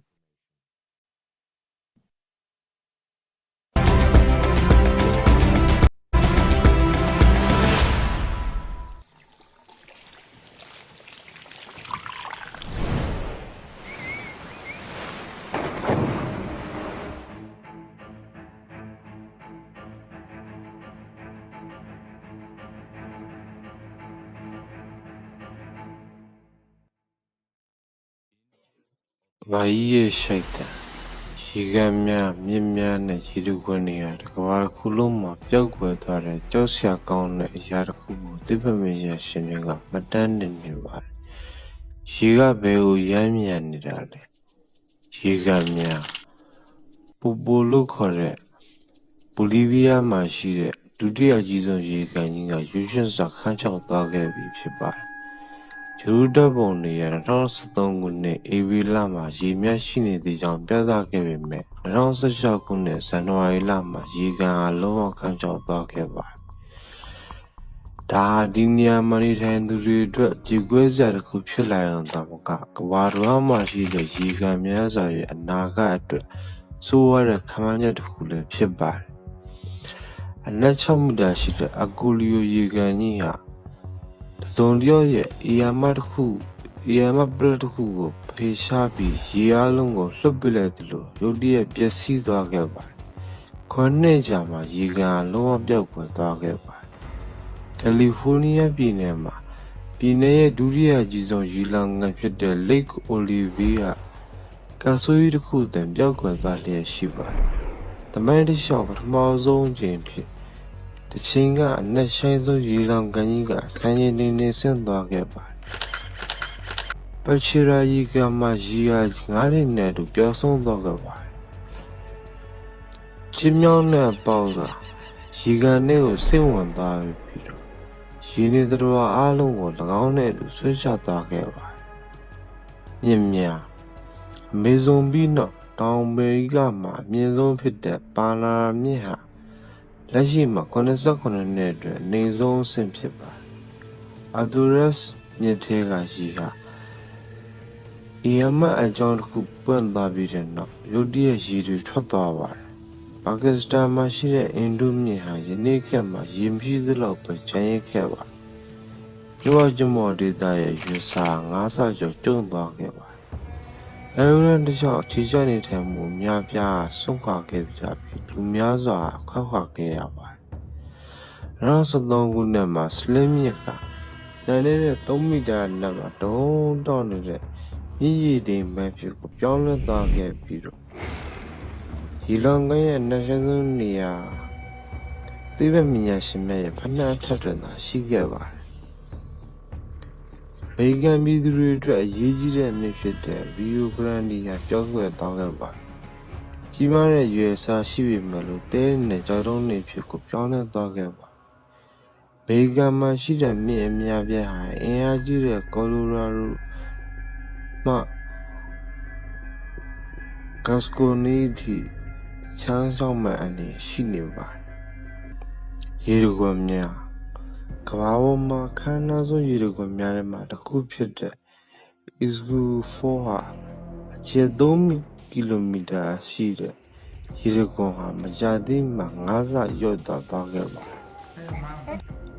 I Yirukon Biranok, Bauma, Rudia Gizon Yirukon Pit, Vidoria Yirukon, Rausagoguna, Piago Lutiba Piniva. Igoronega, Mizo Yirukon, San Rafael Yirukon, Raunazekuna, Piago Dogeba. Sheo Yirukon sa, Gujosa, season with a pala being the Shiro Chonkuda Shiba. The genius of my Jiri 20 job. Surulaga Lagoa, 2 pieces of Shiba. Niama Singa the man, while the one Ji Shabamua, Noru, Alo, those in season of the Lord Juta Shiba. Began the Pavinya near the Buddha Tuja. Kawajizom Mijimia, Shivamana, longer than Nangazer, the Madita, Jason Dogeba. Badawama, town children, Yidri, Yilanga, and Jogger, China Maga, Abian, and Muya, the Murila, Shiniva. Uma, Abian, Dionanga, Shakana, Yijini, the leper. Yabona, Nadonga, Nanjo, Nama. Manga. Ye alo yang aze ya kai no apyo ko ta ge ba tao blue shin pya na Ukraine ma longer ne bang 30 အတွင်းမြေပေါင်း1000ကျော်ပျောက်ကွယ်သွားခဲ့ပြီးယူရင်းများခန်းလျှောက်လာပါတယ်အင်္ဂလန်မြစ်တွေရဲ့လေးဝန်းတော်နဲ့မြင့်ငယ်တစ်ဝက်လောက်ကလည်းပျောက်ကွယ်သွားနိုင်တဲ့အနေရှိနေပါတယ်ရေရှားပတ်မှုကြောင့်အိန္ဒိယနိုင်ငံဟာရခိုင်ရလိုပဲရေကျက်တဲ့နဲ့ရင်ဆိုင်နေရပါတယ်သွားဝကြတဲ့မိခွန်းခုပေါ်လာပါတယ်ရွှေတွေပဲသွားနေတာလေလက်ရှိမှာကျွန်တော်တို့ကဘာကျိုးဟာနှစ်ပေါင်း12000တိုင်းမှာဖြစ်ပေါ်နေတဲ့ဂျိုပြက်ကတ်တွေလက်ပတ်မှုတန်ရာတွေဝင်ရောက်နေပါတယ်လက်ပတ်မှုတွေကလတ်တက်မှာပြန်လည်ကျိုးသက်ရောက်မှုကြောင့်ဂျိုရဲ့ဥရန်ပေါ်တက်ရောက်မှုရှိပြီးတော့ဥရန်ဟန်ကြမညီဖြစ်သွားတဲ့အခါ၎င်းဟာဝင်ရွေးစားပြုလာဒါတို့ကြောင့်ဂျူဟာ၎င်းရဲ့လက်ပတ်မှုကိုအရှိန်မြင့်လိုက်ပြီးတော့ဒီဝိဒတ်တစ်ချောင်းချက်ထွန်လာမိုက်ခရိုခရပ်များဖြစ်လာပြီးတော့ဒီလန်ငံများမှရေရနှဆိုင်စွာကျဆင်းသွားပါတယ်ဒီဂျူဟာရေကိုရှူသွင်းခြင်းနဲ့နှိုင်းယှဉ်နေပါအခုချိန်မှာဂျူဟာရှူဆိုင်နေတယ်တစ်ချိန်ချိန်မှာတက်ရှူထုတ်မယ်လို့ဆိုလိုတာလားဒါကြောင့်ကျွန်တော်တို့ရဲ့ကဘာဂျူဟာဘယ်အချိန်မှဘယ်လိုနည်းနဲ့အသက်ရှူထုတ်နိုင်ပါလဲသူရဲ့ရှင်တော့ကျွန်တော်တို့ရဲ့ဘူပူစွာပြောင်းလဲသွားပြီးကြောက်ရွံ့ပူရကဘာမြင်နေပြင်ပေါ်တက်လာမြောက်ရည်တွေပူနွေးလာယနေ့အချိန်မှာအောက်ချိန်မှာရေခဲမြစ်တွေလင်းမြန်စွာအရေးဖြောတာကဘာမိုးတဲ့နည်းနည်းတဲ့အစွာကအပူရှင်နေရေပြိုတာတွေနဲ့ဒီရင်းတွေကရေတွေပုတ်ပတ်ဆူတာတွေကိုလူတွေမြင်တွေ့နေရပါနောက်ဆိုင်ဗီရီးယားတစ်ခုလေးတော့အနက်1 ကီလိုမီတာခွဲမှာတိုင်းတာနိုင်တဲ့1 ထရီလီယံကုဗမီတာရှိတဲ့ရေနွေးအိုင်ကြီးရှိပါတယ်အဲ့လိုပုတ်ပတ်ဆူနေတဲ့မြောက်ပင်လယ်တွေကိုစိုက်ပြီးတဲ့အောက်မှာမကပဲအခြားဒေသအများပြားမှာလည်းတွေ့ရပါတယ်နောက်ထပ်ကျန်းစာရရေလွှမ်းမိုးမှုတွေဖြစ်ပေါ်လာနိုင်မှုအတွက်ရေလုံလောက်လည်းရှိနေတယ်ဒါကြောင့်ကြောက်ရွံ့မှုတွေကဒီကြီးမားတဲ့အရန်နေရာကိုရောက်ရှိလာတဲ့အခါမှာရေတွေငွေ့ပြန်သွားပါလိမ့်မယ်ဂျူကရှူထုတ်လိုက်တာနဲ့ရေပြင်းထွက်လာတဲ့ရေပမာဏကိုစိတ်ကြည့်ကြည့်လိုက်ပါဒါကြောင့်ရေကြီးရှာမှုတွေဖြစ်လာပြီးအစမပြတ် မူးရွာသွန်းပါစေလိမ့်မယ်ရေမိုင်တွေတွက်လာလို့ရှိရင်ကျွန်တော်တို့မျှော်လင့်ထားတာတွေကတော့တောင်ထိပ်တွေပဲကြံပါတော့မယ်ဂျူဟာအသက်ရှူခြင်းဟူသောအချက်ကိုဟိုးရှိကလေးကတည်းကပေါ်ပြခဲ့ပြီးပါဒါတွေကလူသမိုင်းမှာဖြစ်ခဲ့ဘူးပါဒီဝူမှာတစ်ခုကကဘာဝရှိလူမှုအားလုံးများစွာရဲ့ဒါနာယီတွေများစွာမှာပေါ်ပြထားတဲ့မဟာရည်ပြီးလွှမ်းမိုးမှုပဲဖြစ်ပါတယ်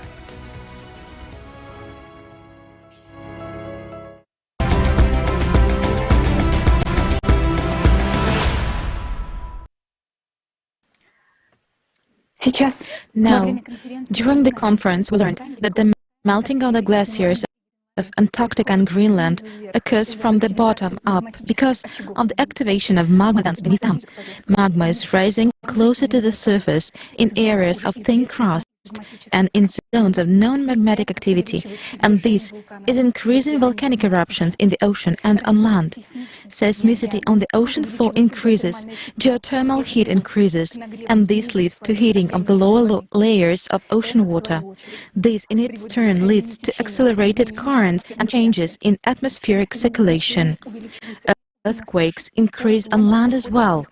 Flammable gases are released through faults, and the number of natural wildfires increases.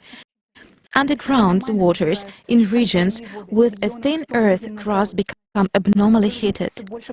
More sinkholes and karst funnels are forming. New cracks are being formed which divert water deep into the earth. All processes are intensifying. The conductor of these changes is the core of our planet, which has been undergoing changes in the cycle of 12,000 years due to the impact of external radiation. We underestimate the strength of the core. It seems to us that if the core is so huge and clumsy, it cannot affect the surface of the Earth. But we are deluded as the tiny bacteria on the crust of an apple, who think they are the reason the apple falls to the ground in the fall. I present to you the most recent open-source data available on the study of our planet's core and the consequences that these changes in the core cause.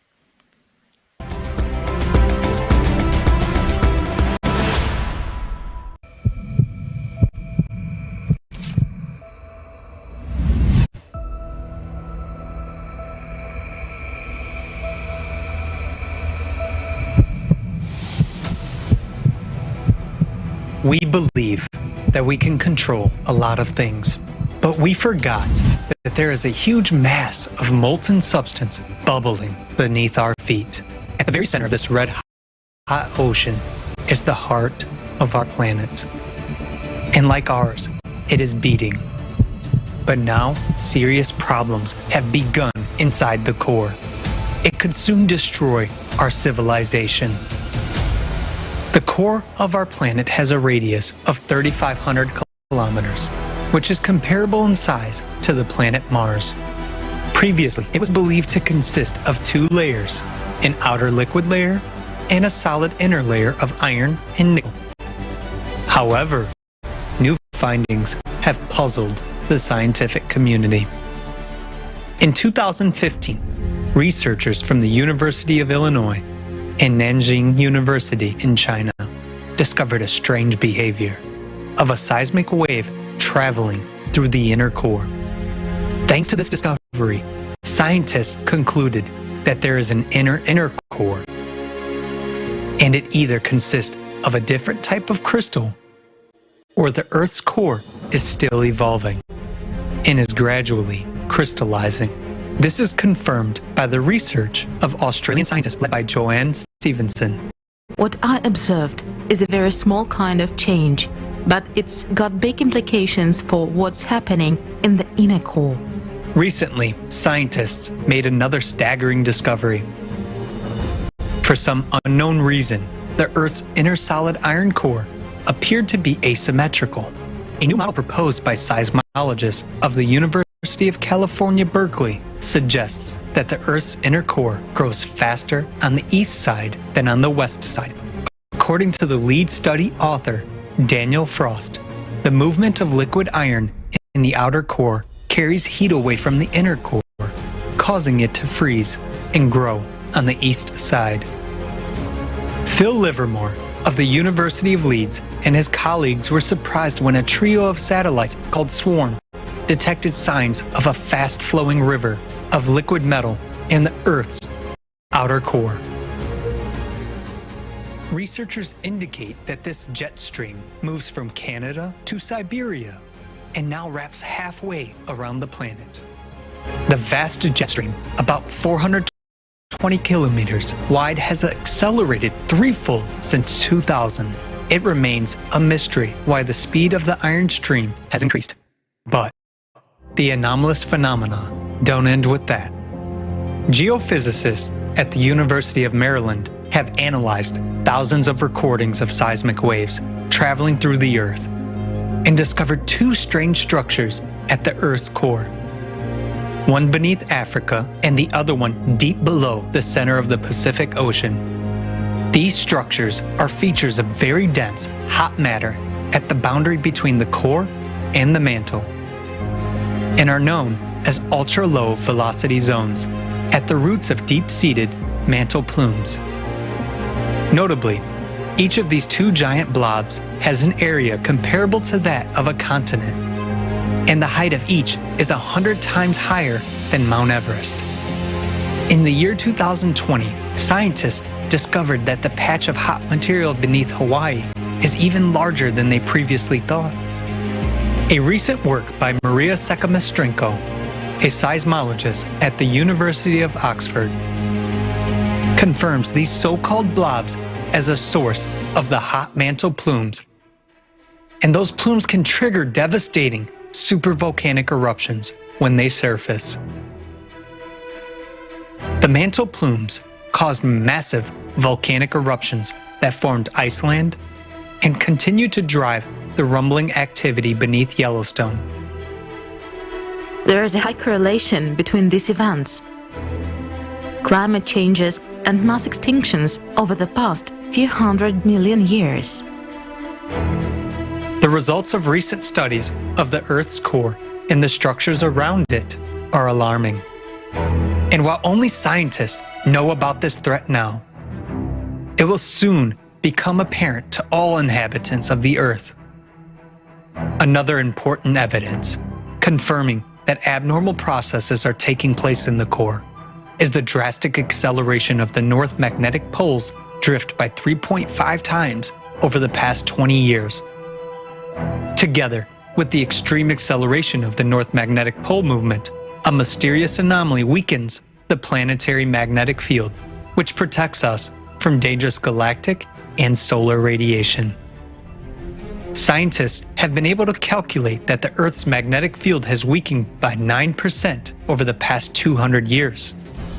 As a result, an area of weak magnetic field known as the South Atlantic Anomaly has been formed between Africa and South America.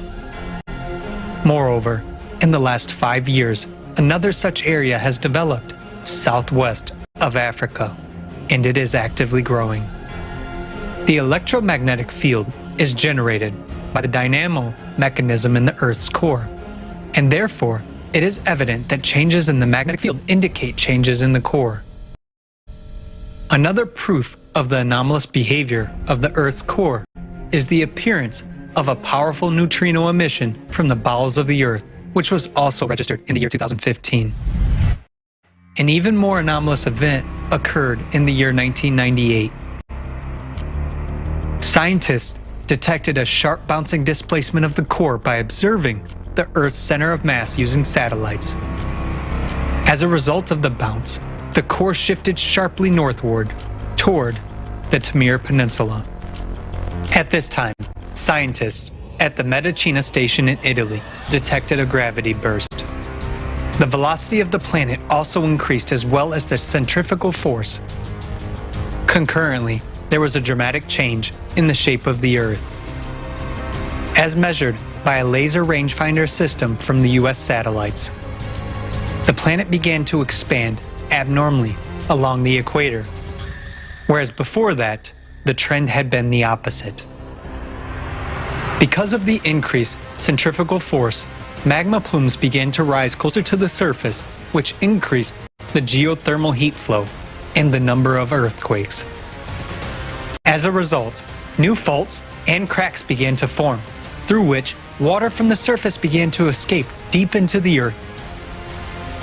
In the same year, there was a sharp increase in the speed of the North Magnetic Pole's drift.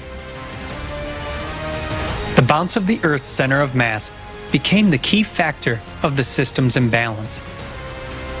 This event led to a dissonance among all the Earth's shelves, which caused a dramatic increase in many natural disasters: earthquakes, volcanic eruptions, tsunamis, hurricanes, tornadoes, and so on.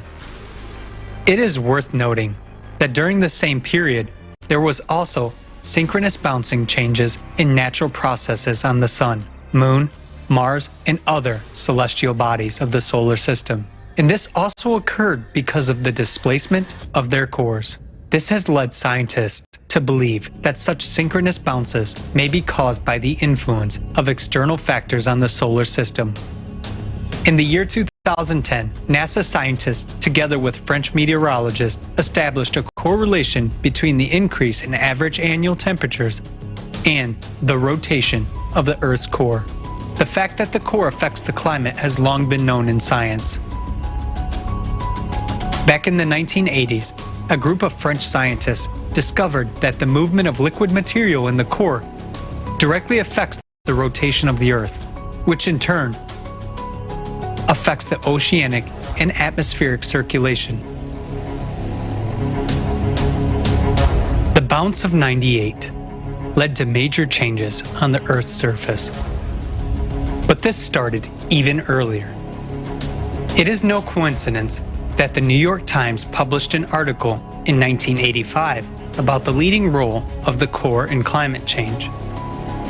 But you can't make the core pay taxes on gas emissions, while you can make people pay. So now, everyone has forgotten about these studies. But over the past 50 years, our planet has continued to accelerate. Since the year 2016, this trend has intensified even more. July 19th, 2020 was recorded as the shortest day in the history of observations. Even seemingly insignificant acceleration of the huge mass of the Earth will cause catastrophic consequences in the near future.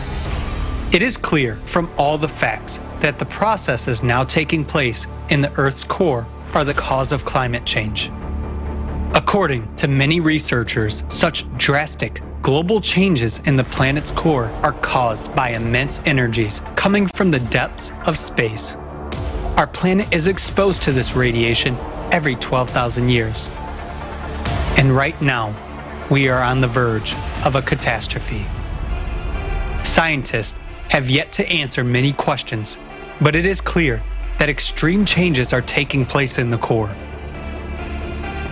The core bounces accelerate the planet's rotation and increase its centrifugal force, which brings the magma inside the mantle closer to the surface.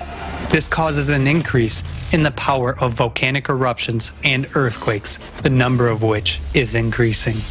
Also, the process of magma uplift heats up groundwater, causing glaciers to melt from below, which leads to catastrophic floods. The situation is progressing rapidly, and very soon we will face supervolcanic eruptions and global floods that will make conditions on the planet incompatible with life. How can humankind survive cataclysms of this magnitude? Each and every person must be involved in the solution to this problem, and we must act with full commitment. Now there is no time to shift responsibility to anyone else. The heart of our planet is already beating faster. This is causing catastrophic changes. Only by admitting the truth about the real causes of climate change will we be able to grasp the full extent of what is happening and unite the entire scientific potential to ensure the survival of all humanity.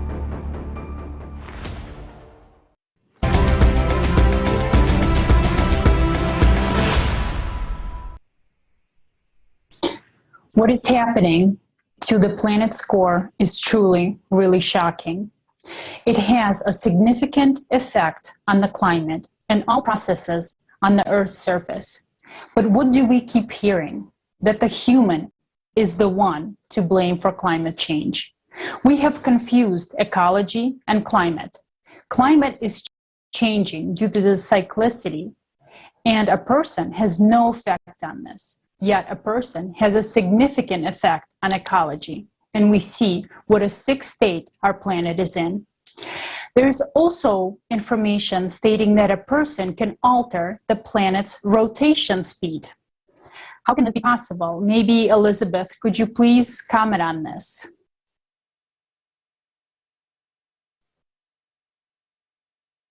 Да, конечно. Действительно, в интернете можно встретить мнение ученых о том, что ускорение планеты происходит из-за антропогенных выбросов СО2. Вы знаете этот механизм. Люди едят слишком много мяса и содержат коров, а коровы вносят большой вклад в парниковые газы, и это разгоняет течение. И из-за ускорения течения Земли начинает быстрее вращаться сама планета. В этой гипотезе смущает только одно. Это не то, что масса атмосферы Земли в миллион раз меньше массы самой Земли. И это не то, что изменения скорости течения океанов произошли на 3%. Меня смущает, что, похоже, выбросы парниковых газов коровами сильно недооцениваются экспертами. Еще говорят, что таяние ледников ускоряет вращение планеты. Но для этого должны были бы растаять полностью ледниковые щиты Антарктиды и Гренландии. Но вы теперь в курсе, как они тают на самом деле. Поэтому да, скорее всего, это продукты жизнедеятельности коров. Безусловно, СО2 действительно влияют, особенно на мозговую деятельность некоторых людей. Вам кажется, это смешно? Но ведь нас действительно держат за дураков. А если серьезно, то хватит нас кормить этими сказками, что человек выбросами своих парниковых газов может повлиять на процессы геодинамики планетарного масштаба таким образом, чтобы Земля ускорялась. И знаете, что еще очень интересно? В последние десятилетия скорость вращения планеты не укладывается в привычные модели. Но эти изменения происходят ступенчато и циклично.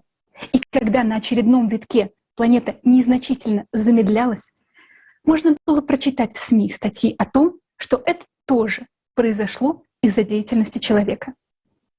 Просто кому-то очень хочется мнить себя настолько великим и всемогущим, чтобы даже планета замедлялась и ускорялась по его желанию. А для всех простых людей очевидно, что это глобальный процесс, и их тенденция сейчас ненормальна. Причины этого ученым неизвестны. Дрожит, ходит ходуном, пишут они. 19 июля зафиксировали абсолютный рекорд скорости вращения Земли за всю историю наблюдений. А значит, и рекордно возросла угловая скорость, центробежная сила, влияющая на подъем магмы изнутри. Даже от скачка ядра 1998 года Земля не ускорялась настолько. А это значит, что это последствия этого ускорения мы очень скоро увидим своими глазами. Спасибо.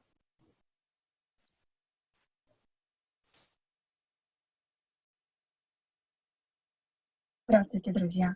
Я бы хотела поговорить об атмосфере и о том, насколько она важна и какие изменения сейчас происходят. Атмосфера Земли — это не только воздух, которым мы дышим, но и это уникальная защитная оболочка, благодаря которой возможна жизнь на Земле. Но именно сейчас, когда мы наблюдаем серьезные проблемы с экологией и климатом, эта защита ослабевает. Life on our planet possible.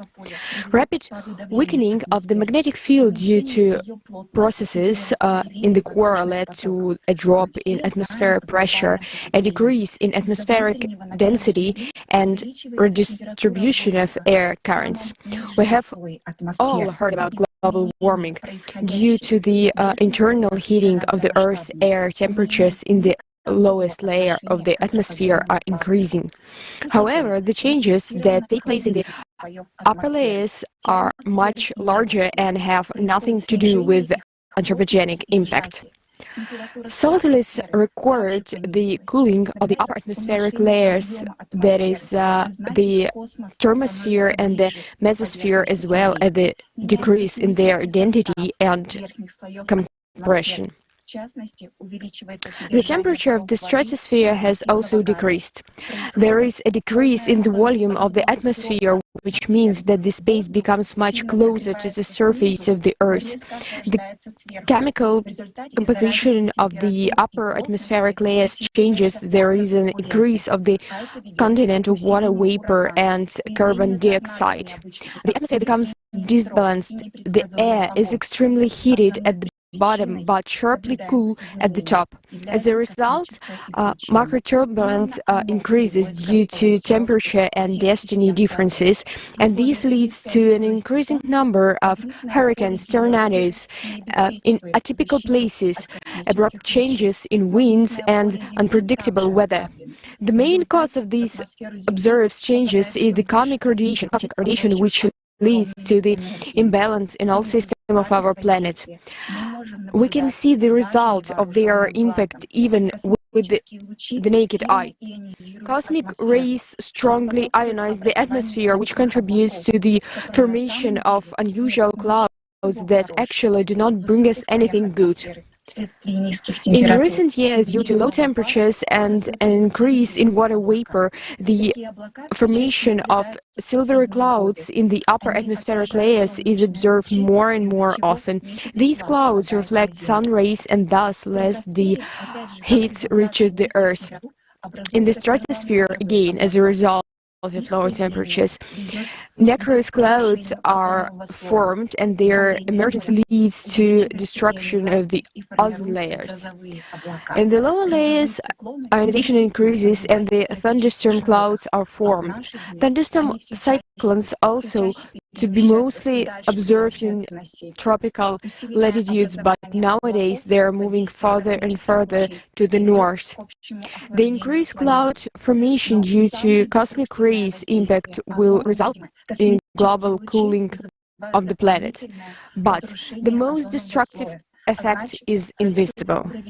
Cosmic rays cause additional destruction on the ozone layer, which means that the level of ultraviolet light is growing, and the chemical composition of the very top layers of the atmosphere changes. And the most dangerous thing is that cosmic rays directly affect the DNA molecules of living organisms, destroying them and provoking their mutations. We are witnessing tremendous changes in the atmosphere due to the 12,000-year cyclicity caused by galactic radiation. On the one hand, the atmosphere is unbalanced and its composition it is changing. On the other hand, due to the processes in the core, the magnetic field is weakened, and its ability to keep the atmosphere increasingly deteriorates. As a result, the protective properties of the atmosphere are weakening. This has happened before in previous cycles, but now, as the environmental load of the planet is increasing, it may simply not be able to withstand it. We are human beings, we are biological structures, and we depend on the atmosphere, the temperature, the concentration of oxygen, and if we don't find a way to counteract the forces that affect the solar system and us, we will simply die. The electromagnetic field and the atmosphere were the defense mechanism against external factors, but now we see what happens to them due to cyclicity. But we do have a chance, and in order to survive, we need to act. Most people don't know what's going on right now, and that's why it's so important to inform them, to inform and not to demand a decision from anyone, but to decide for ourselves and take responsibility. The world leaders cannot decide it. They rule only small fragments and pieces. 6,000 years ago, we were divided into communities, and we still exist like this up to this day. But we all are human beings, and we can change everything. It is extremely important for us to inform everyone in a short period of time to come to a decision that we want to live.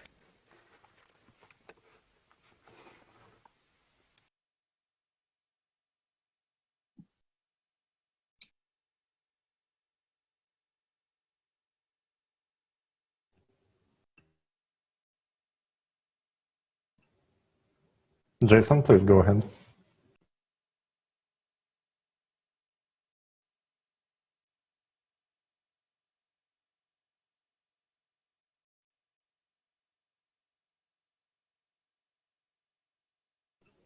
While Jason is solving some technical issues over there, I could take over with the next speech.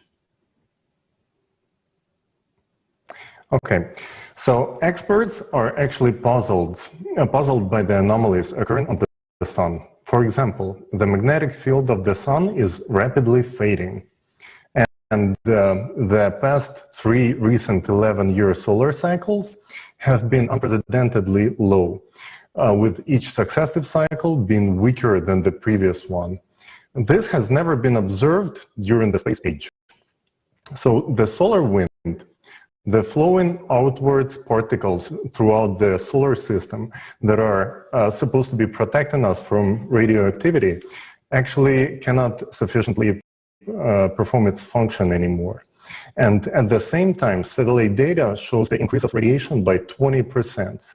And the reason is a flux of galactic cosmic radiation, which enters the solar system and the Earth's atmosphere. Some scientists suggest that we are at the minimum of solar activity and that something similar might have been observed earlier in the Middle Ages. But there are a few extremely alarming facts. So in 2019, astronomers recorded a powerful, record-breaking flare on the nearest star to the Sun, Proxima Centauri, and that flare was 1,000 times stronger than any known flare that previously was ever observed. So something similar, strange, occurs on the other stars near to the Sun, a so-called inactive star of Barnard and the star of Wolf 359. And there is the theory that low activity on the Sun is actually only calm before the storm, along with super strong flares coming up.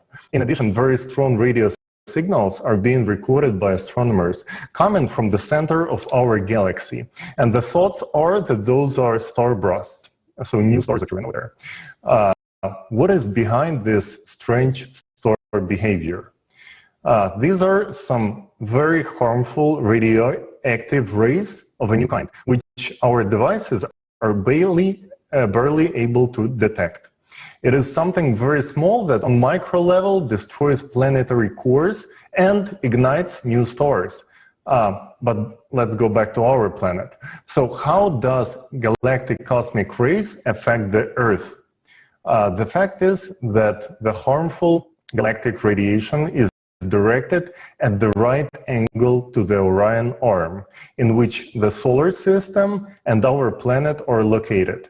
Previously, these rays passed at a tangent, but now we are approaching a point of near interaction.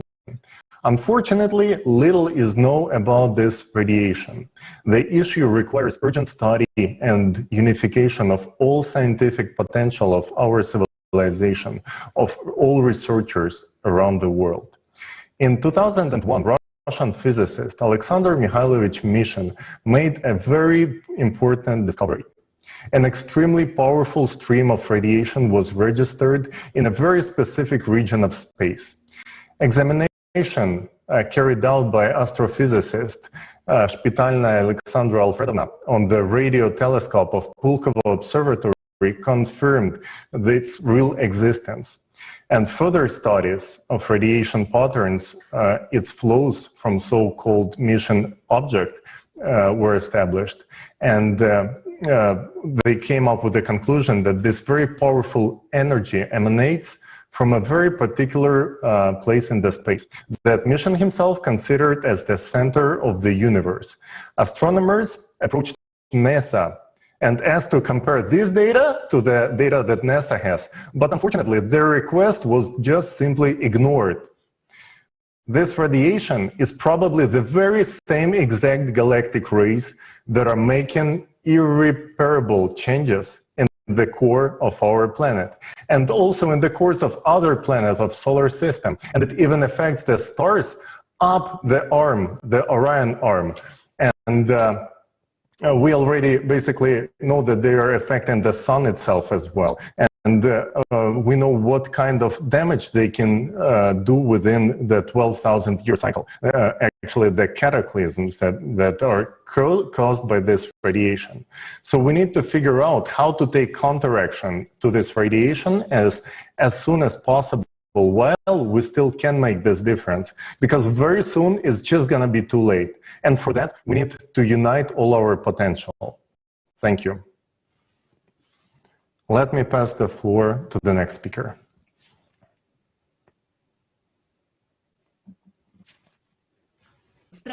Hello. I welcome everyone to the conference Global Crisis, Time for the Truth. My name is Elena Podladchikova. I'm a PhD in space physics. I study the sun, climate and astrophysics. Currently, I'm working at the Davos Observatory on a number of space missions that deal with this field. What's happening with the climate today is really unusual. As a scientist, it got me thinking. I started asking my colleagues, I started summarizing my research, and really, there's a lot of strange things going on. Let's approach this question in terms of solar activity. We all know that there is an 11-year cycle of solar activity. Then there is a 100-year cycle and 200-year cycle.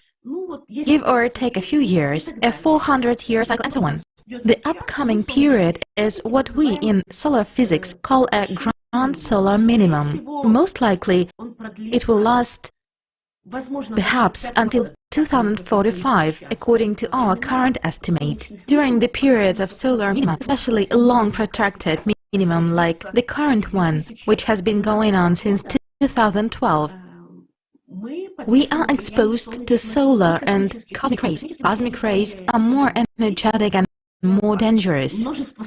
Many stations on Earth that measure cosmic rays are, as expected, registering more and more cosmic rays, very highly charged particles. Cosmic rays are bad for human health.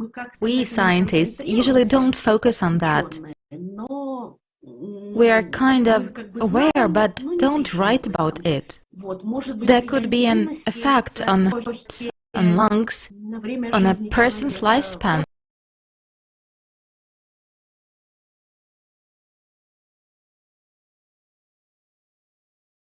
Their effects on soil, wetlands and water. Unfortunately, scientists aren't all united in these studies yet, because everyone is studying their own area. I think scientists are very, very close now to figuring it out, and will soon understand exactly what kind of coherent radiation is affecting the climate. We know very little about our environment and about space. We are scanning outer space at newer and newer wavelengths, at newer resolutions. The technology is improving extremely fast. Sources of coherent laser radiation may be in many places in our galaxy, but the center of the galaxy probably has a strong source of coherent radiation. Again, this has been discovered by a Japanese telescope and a telescope array in Chile. This is a completely new established fact. For example, at Moscow State University, geologists have established the influence of cosmic objects, the center of our galaxy, gravitational and other interactions on geological processes. Friends, the situation is very serious. People are dying. We are aware of that. We can't deny it. A lot of research has been done. Hawking, Zeldovich. Unfortunately, in the past, a lot of scientific minds have been directed towards military developments. Friends, scientists around the world, let's come together and think about how we can use at least that information which we have now. We know what is going to happen to the climate. It had already happened 6,000 and 12,000 years ago. What's happening now is not new to us. How can we survive global disasters? We must act right now, because next year it might be too late. Let's direct our efforts towards saving humanity. I didn't want to say this before, but now, after analyzing all the facts, the future depends on our choices. We don't have time to ponder. We only have time for action, only for treating each other well, for being completely open, for spreading full information, and for involving a lot of people of interdisciplinary fields. Are you ready? I'm ready for that. Friends, you know, we are geniuses. I'm not talking about me, I'm talking about all of us. Do you see how much we, humanity, have done and how much we have understood? Let's use that. Let's tell each other what we can do. And I believe that we will.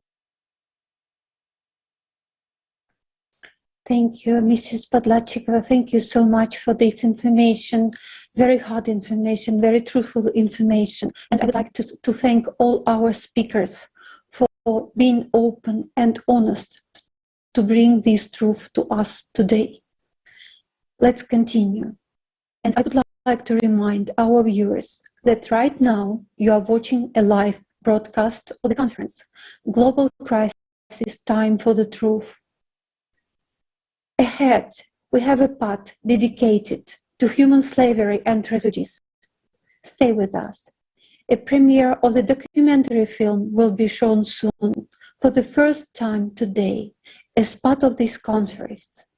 Journalists look into human slavery and mistreatment of refugees. This film is produced by volunteers of Creative Society from all over the world. Now, let's get back to the solution of the climate crisis. Let's watch an excerpt from a video shield with the participation of Igor Mikhailovich Danilov.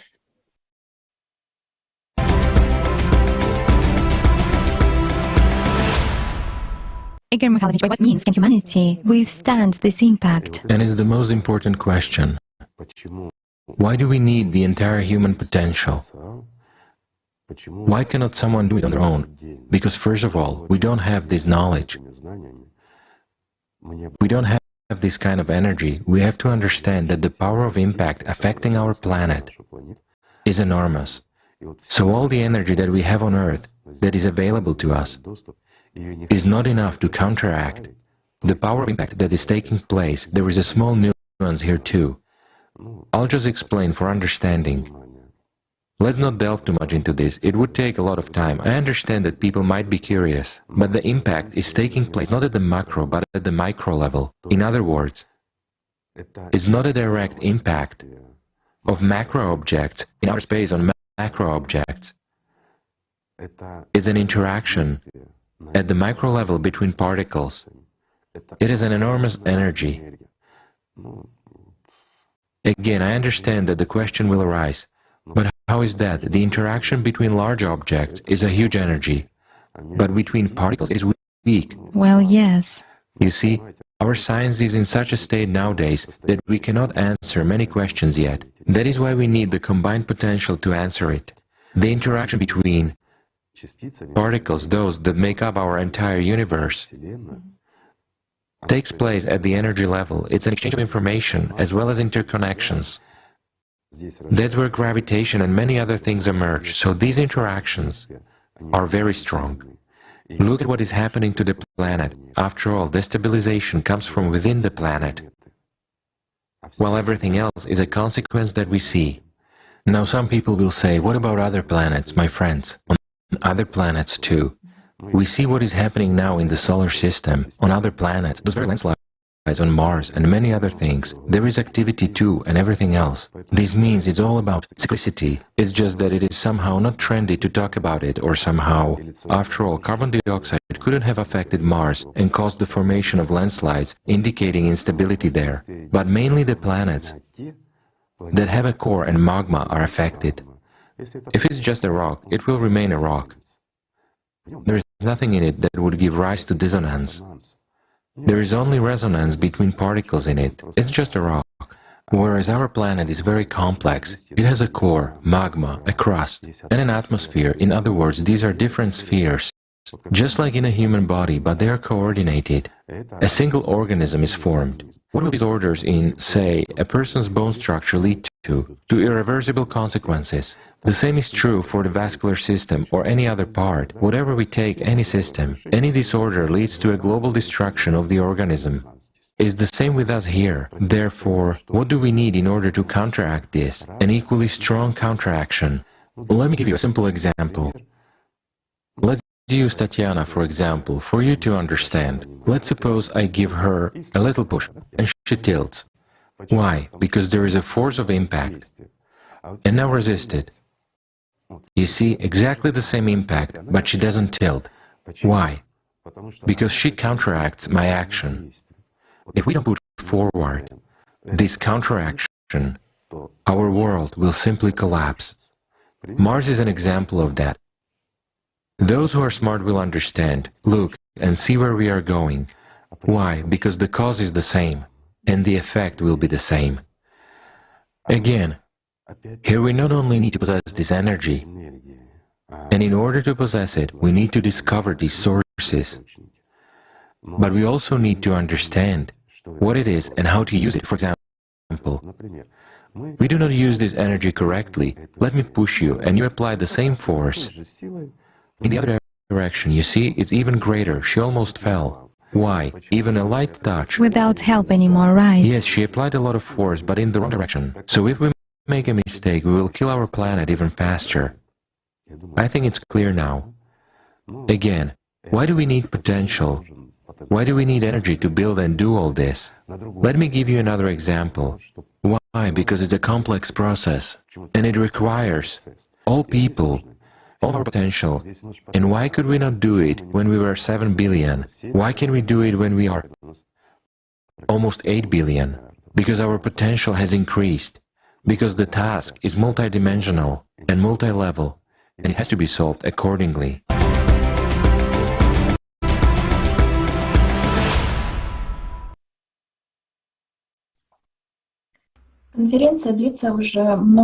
This conference has been going on for many hours, and I'd like to ask everyone a question.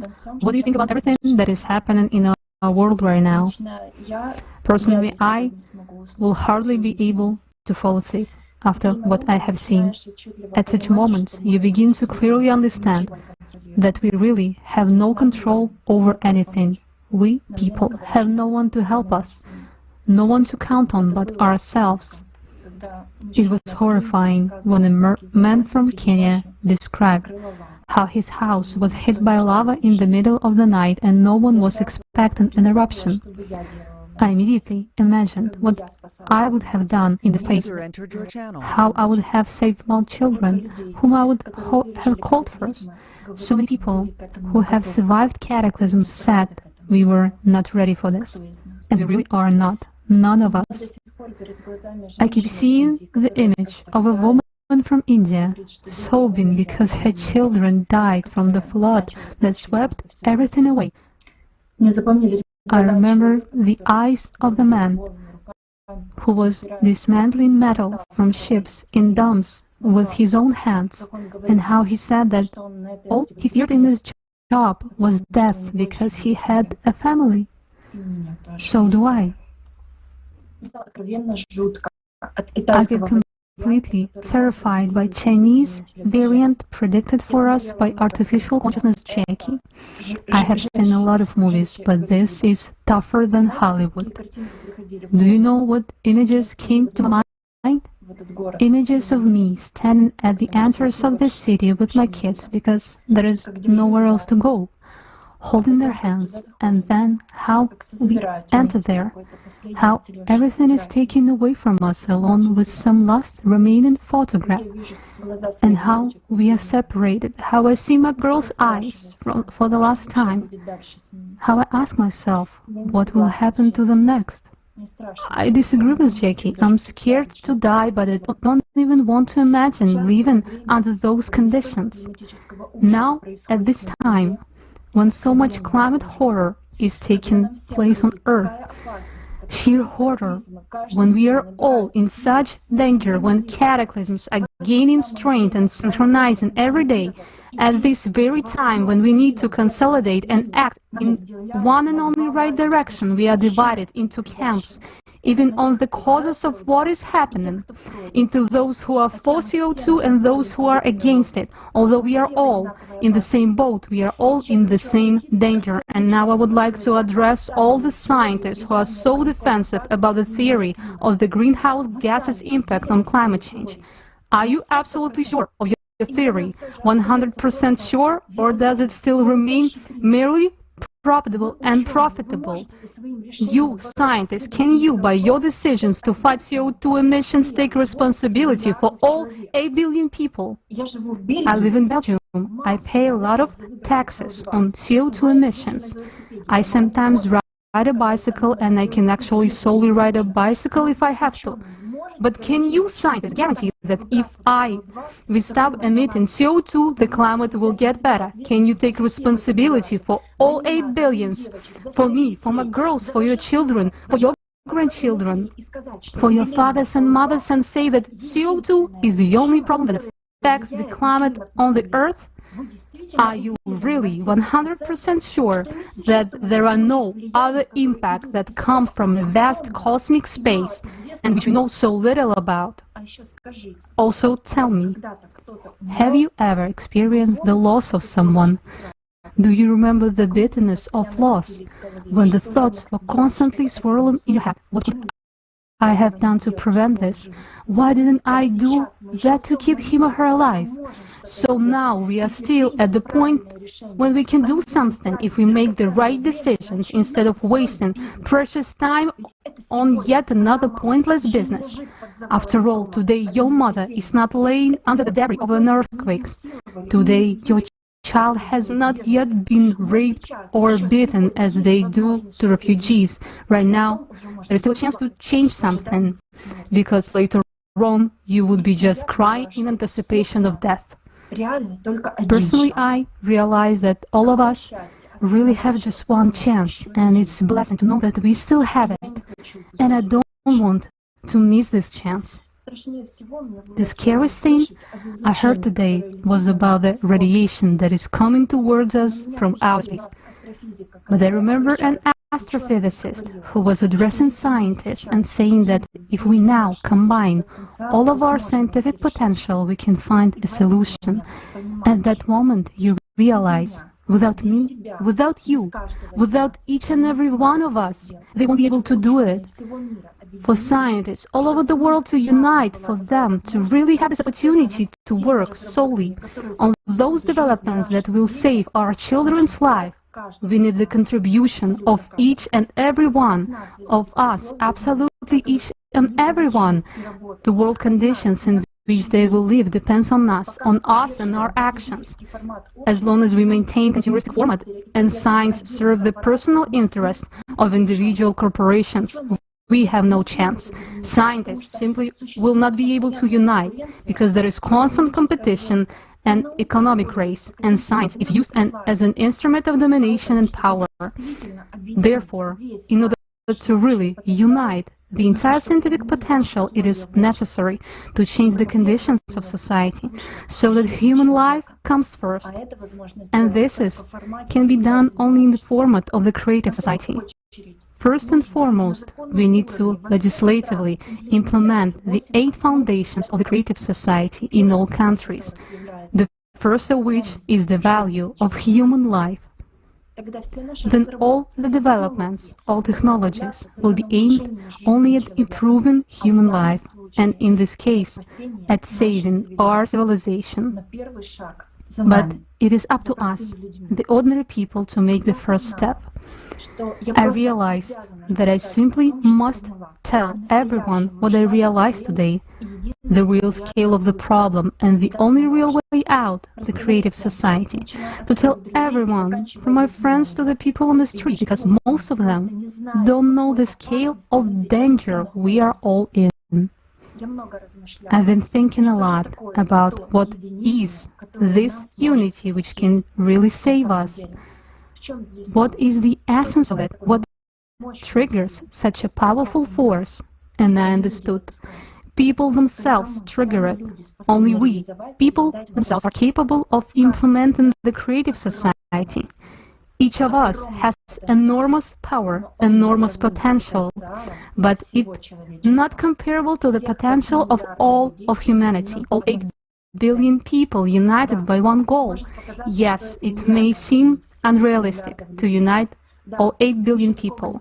We've never done anything like this before, but all 8 billion of us are already united by one desire. We want to live. And for this, we should not only desire, but also start to take an action, to act in sync, to achieve this goal.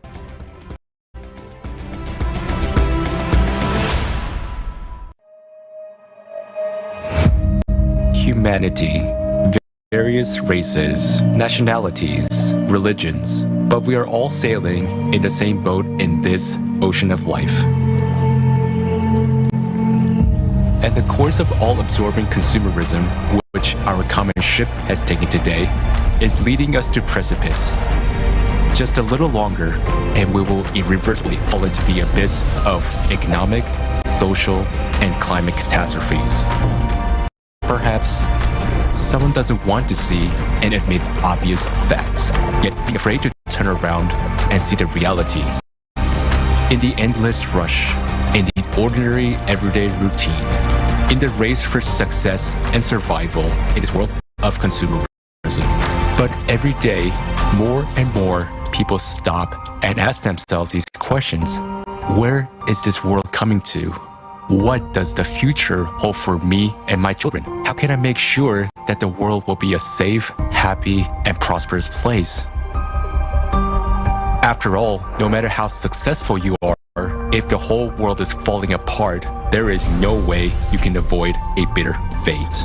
We can change the course of our ship, which is speeding into the abyss, and instead of the abyss of consumption, steer it in the direction of the creative society. But we can do this only together. We need to unite our collective human potential, become a united civilization, and row in one direction. Uniting in a common goal, we need to direct our attention, our efforts, our knowledge, and our skills to charting a new course. And how quickly we can do this depends on the choice of each person. Our salvation is only in our unity. Only by working together can we build a truly decent world that will have a future for us and our children. And that is the creative society. We still have a chance, so let's take it.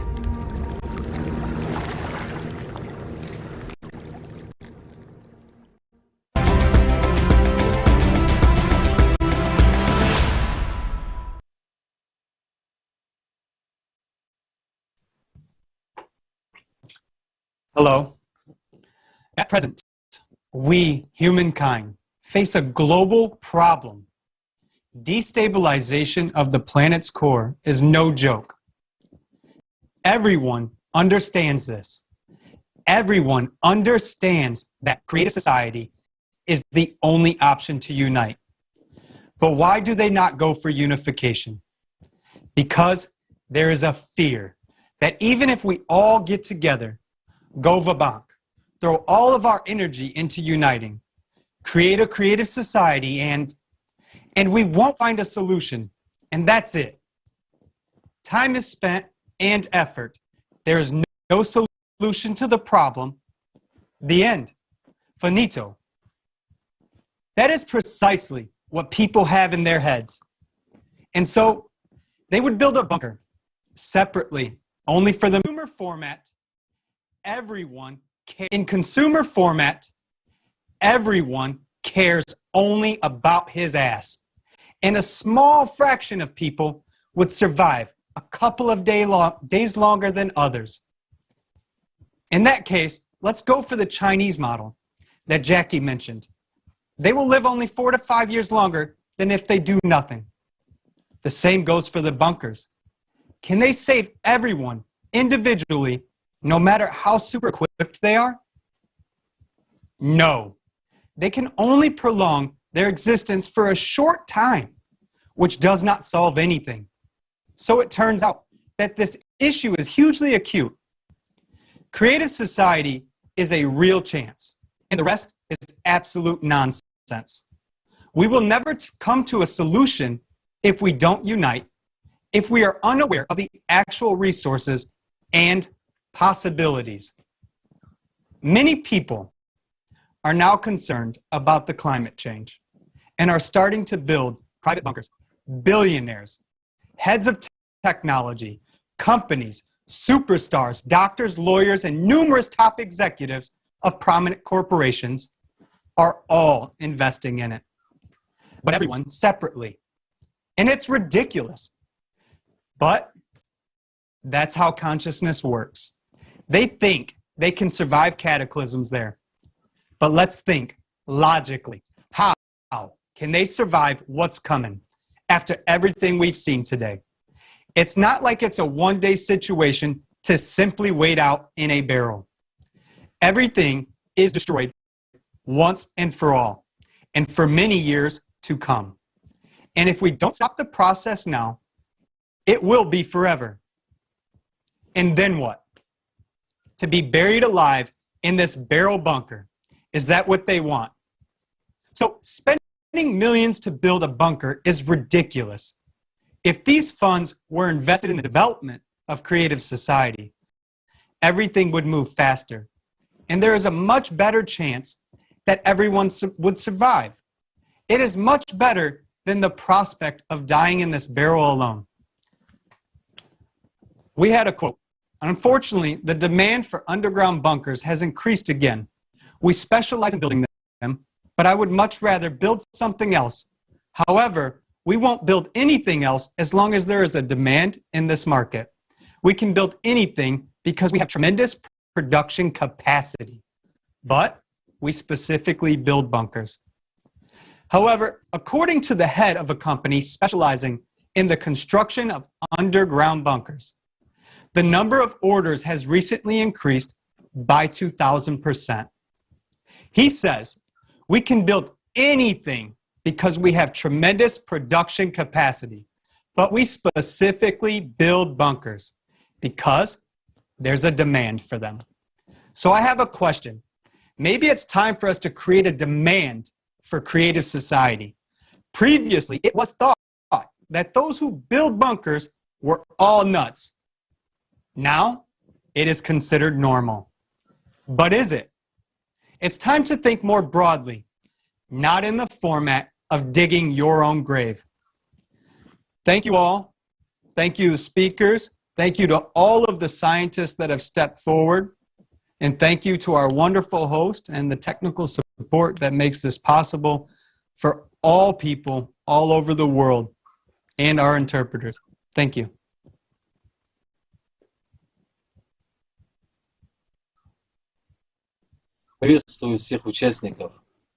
I'm very happy to see all the participants and viewers of the conference, and I want to thank everyone for their active participation. This conference is an essential step for all humanity because it provides truthful information that allows us to come to a mutual understanding. We're getting a holistic picture which allows us to make right decisions in the current critical conditions for the entire humanity and avoid a deadly global threat. And we also have the opportunity to openly ask tough questions and find answers together. And I would like to draw your attention to one of these questions. Today, a very bad trend is emerging in the internet and in the media in general, to shut people's mouths when they tell the truth about the climate situation. If any scientists, public people, or ordinary citizens scientifically refuse the theory of anthropogenic impact and factually prove that the climate problem is actually much more global and cyclical in nature, then this information gets deleted. In fact, there is an even greater restriction of our rights by the consumerist format, in which we all exist like slaves. This is an outright dictatorship. They tell us about democracy everywhere, but immediately limit it. What kind of democracy is this if some media giants, social networks, or media holdings can restrict it? Who gave them this right? Yet, as strange as it may seem, in fact, the answer to this question lies in ourselves. I mean, by our own inactivity, by our own silence, we allow this to happen. Let's be honest, we voluntarily agreed to this without even getting to the bottom of the matter. And all this is happening today. Today, when it is more important than ever for everyone to understand and accept the fact that our common problem should be solved together. Today, when humanity is really standing on the edge of an abyss, we must not remain silent, but tell the truth openly. We must open our mouths, not shut them. After all, this information will save our lives. The louder the truth will sound, the more real facts and reliable information we get from all sources, the faster we will be able to elaborate the right steps. If we sit back and pretend that everything is fine and that tomorrow it will be great, then there will be no tomorrow at all. Therefore, humanity's mouth mustn't be shut today when it concerns the survival of all humanity. We understand why it is being done, so as not to wreak panic and chaos. But why didn't they keep silent about COVID? They could have shut mouths and forbidden to speak, and people would have died quietly. But on this subject, they shut people's mouths while we're already dying from the actions of our common enemy, the climate. It is already killing us on a large scale. Such actions are unacceptable. They are a betrayal of all mankind. This is true collaborationism with the enemy. In order not to create panic, the right solution must be offered. In order to avoid panic, it is necessary to solve the problem, not to hide or conceal it. Those who give these orders are either mentally sick, if they wish death for themselves and their close ones, or they are complete idiots. After all, the climate will not spare anyone. Don't they understand that? If they are suicidal, that's their problem.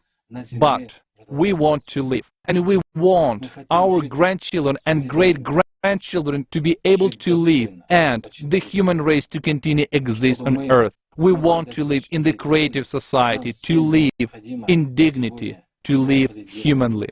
In order to achieve this goal, all of us need to consolidate all our efforts today and not allow these traitorous collaborationists to shut our mouths, not to agree with the lies imposed on us, but instead to be courageous and tell the truth, anywhere and everywhere to all people.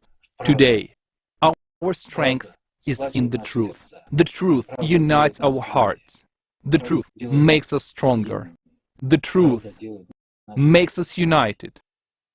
The truth makes us people who are worthy of the creative society, the society that all the prophets dreamed of. Thank you. Thank you very much. And in this next part of the conference, we will show the truth of the consumer format that we live in. This information concerns everyone. Dear viewers, please share this video. Please share this conference because everyone deserves to learn the truth. And also, we would like to remind you that we'll be watching the video on the refugees very soon, the documentary that will be released for the first time today. Dear viewers, finally we came to the moment of our conference that many of you have been waiting for. Right now, we would like to bring to your attention the result of 4 months of work, which resulted in a documentary that will air for the first time right now. First, we would like to give our sincere gratitude to all the volunteers who have been tirelessly worked on this film. During these 4 months, we learned and acknowledged a lot of things. Sometimes it was really scary, but we knew that only by uncovering this truth about what is happening in society, we can change everything. We ourselves realized a lot of things, understood, experienced.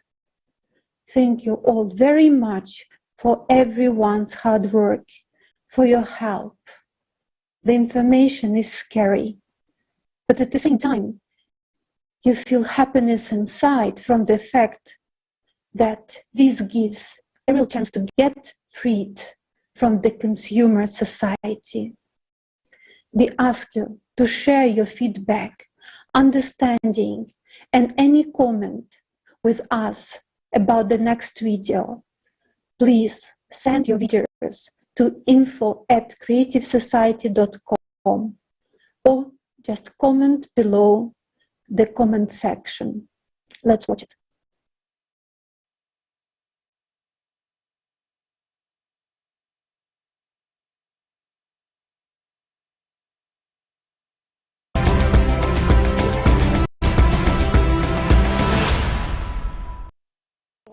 The biggest wildfires. Climate is harder to predict. Flee for your lives. Displaced because of climate change. Where I'm throwing out for a minute. I lost my home.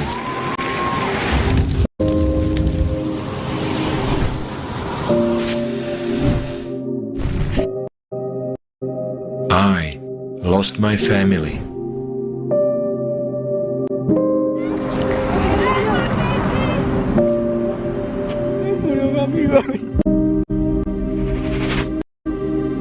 I was running for days.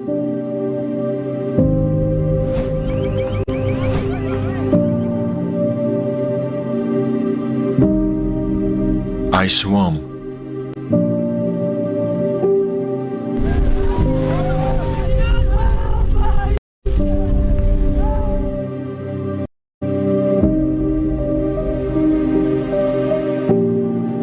To end up here, in a new place. I have no food and no place to sleep. I was trying to find someone, anything, to help me. No one is looking for me. No one needs me. Why is there such inhuman treatment of people? I was thinking about it and decided to figure it out. I reached out to journalists around the world. Over 4 months of communicating with refugees, the host party, and experts. What we have learned was not just unexpected.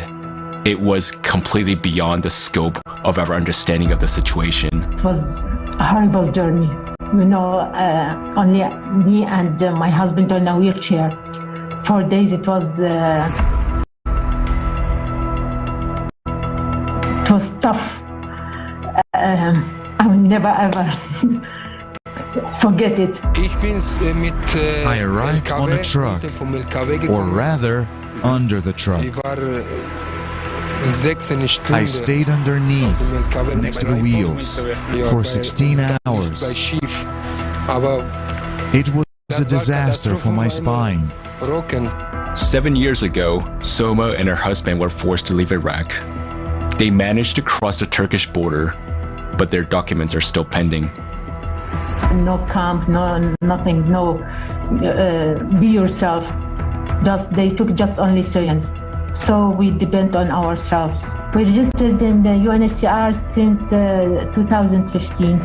but they left our files aside. Almost 7 years was too hard for me because we are in unstable situation. We are struggling too much. People are forced to leave their native lands. The first answers about the reason for displacements were the military situation in the country and violence. We didn't have such an idea at all to go to Germany or to Europe. But suddenly a war broke out and we had to leave our apartments. We didn't have any other choice. I come from Afghanistan. I'm 25 years old. I've been living in Germany for 6 or 7 years. When I came to Germany, I was 17, and nobody helped me so far. I had a lot of problems. It was very difficult and dangerous along the way. It was very hard in Iran and in Bulgaria. For 5 days and nights, we had been walking over the mountains without food. We had only cookies or something that was in our backpacks. And yes, the journey was very hard. We didn't go by car. We walked on foot from Afghanistan to Germany. If there had been no war in Afghanistan, I could have stayed there with my family. I left my family because of the war. I lost my father in the war. We managed to talk to a woman from Sweden who has been helping refugees. She asked us to hide her face for security reasons. Now I'm going to tell you something very scary. Do you know what Bachabazi is? I know that it exists in Afghanistan. They have a clan with a man leader. He has money and he makes all the decisions. They are not allowed to touch girls, but they look for a handsome boy. They take that boy, put makeup on him, and he dances for them at night. Then the boy is forced to go with a man he's told to go with, and he is sexually abused. I took 3 of these boys to a hospital in Sweden to have them undergo surgeries. They were all so very damaged inside. One of the boys even had worms in there. Those clan leaders told one boy to come back to Afghanistan and continue spending time with them. They told his mother, if he doesn't come back, we'll kill his little brother. And we found out they actually did that. The boy survived thanks to the personal involvement of this woman, but that's not always the case. Often, people who seek refuge in another country encounter new troubles and threats to their lives there. I'm in South Africa. It's very difficult here because it's a very nice country, but the only problem that I'm facing is a xenophobic attack. Because here they don't like foreigners at all. You will never spend a month without being attacked with a xenophobic attack, because they say as a foreigner you are stealing their work. I've lost that hope of being in the great society. I don't know, I've lost that hope because seeing the way that people are being killed, seeing the way that people are being shot in my eyes, and the fear that I have right now is having my 2 kids. It's like every day in my mind, like, hey, this can happen to my kid, this can happen to me. And it's like I don't have a peace. I've lost that peace. In the world we now live in, it is not so easy to dare to help one another. A woman in Malmö, Sweden, took children to her place when they were brought to station downtown. They had nowhere to go.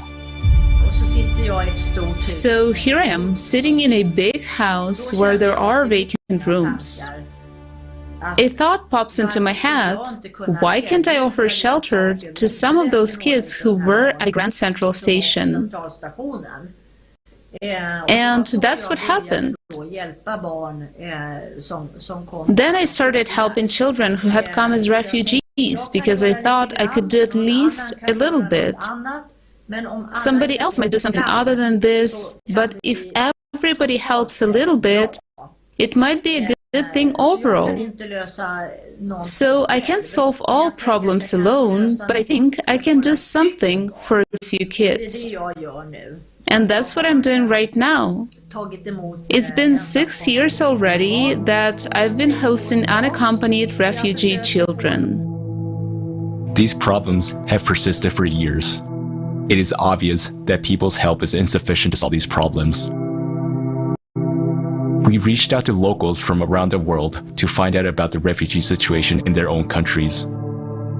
In my opinion, almost nothing is being done, almost nothing. I can say this from my personal experience, as I myself took care of refugee children 3 years ago. When a big wave came, they were very grateful.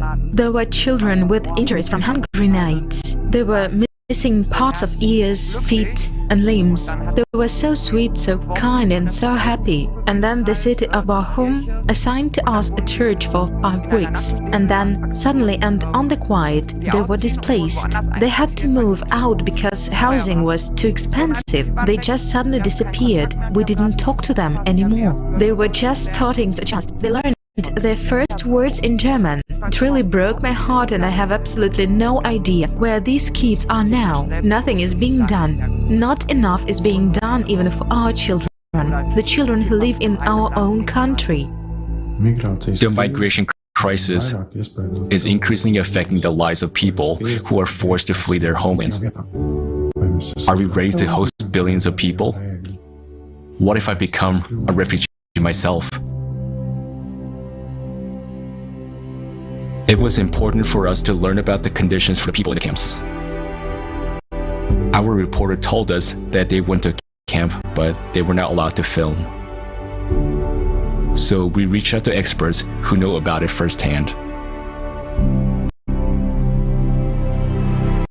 These camps are too much big, the security is never enough, and really people go through every kind of abuse and violence on women, girls, teenagers is really too much. It's something that cannot exist inside a protected structure.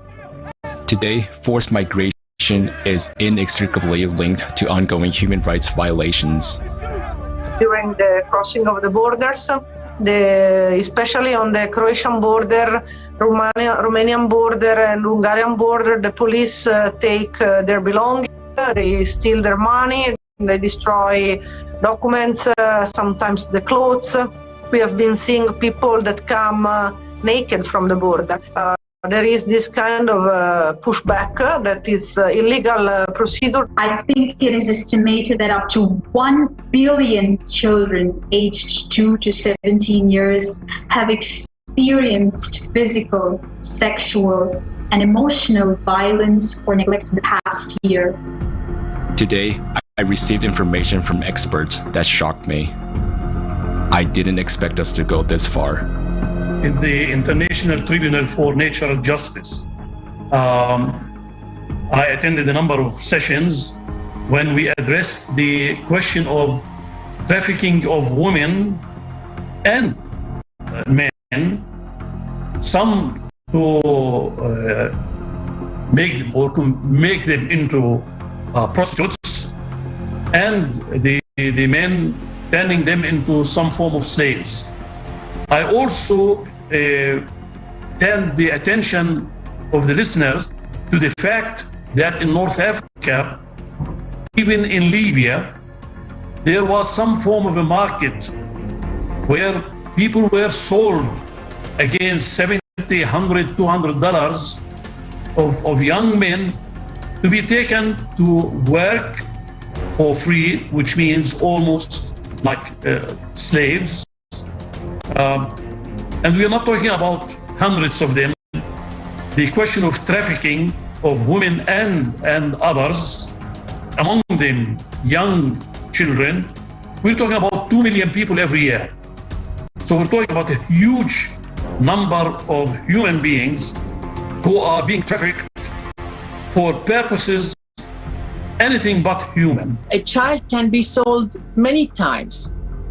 I remember one day I came across the story of a girl who was, she was Turkish. She had been sold 17 times, and she had been trafficked from one country to another 17 times, and she had experienced only rape, no working, no papers, and no money sent back to the country. Children and young people are being trafficked every day as we talk, every day, every minute, every hour. And what happens to them next, nobody knows. In Bangladesh, there is one area where openly that slavery market runs. How we do the auctions for anything, like that the humans are, children are purchased and sold. Yeah, and Myanmar is that place. 2016 when I was doing undercover operation, to that time I also sat in many auctions as a customer, as an undercover when I was doing the undercover. There where we were sitting for the auctions, 9-year-old girl, 10-year-old girl, as per the demands. So the trade called the first time sex. Whenever the auctions will happen, new girls arrive in the trade, so they put the auctions. So who will bid the last demand, the money, that person only will use that victim full night for his choice. I'm finding the problem that the new demands is going about the pedophile. So now there are a category of the clients which belongs to across the world. So they demand for the male child for the sex. The business that is made of spare parts, the human spare parts. How many children have been transferred from one place to another and then being operated on for some rich guys in different parts of the world to get a kidney or get something else from their bodies against their will, or because they don't have money, somebody will contribute a kidney against money. This is happening in Egypt, for example. Many people are poor. They say, well, if I can live with one kidney, I will give the other kidney against $5,000 or so.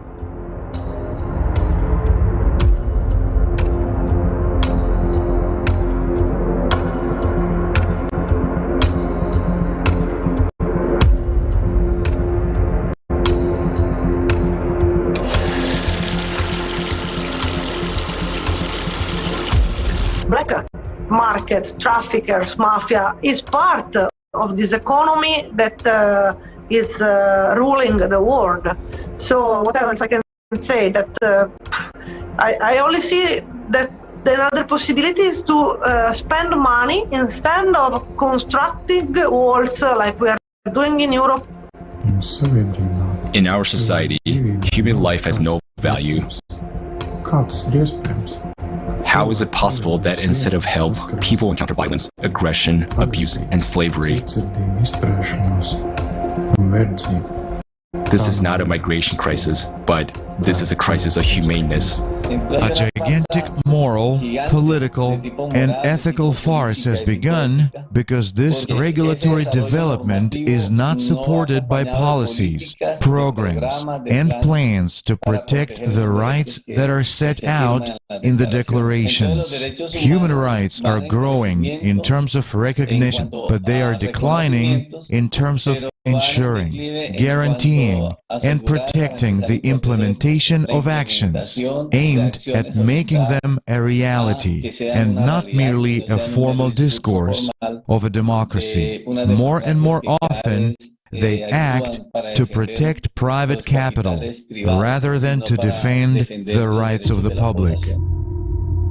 In our consumer society, it is impossible to solve these problems because there are rules and laws, but behind the words migrant, refugee, and internally displaced, there is no primary component: human being. It is terrifying to imagine what will befall us given the escalating climate crisis. Climate change is integral part to national security. Climate change is a threat multiplier. We have climate-induced refugees. A case in point is myself.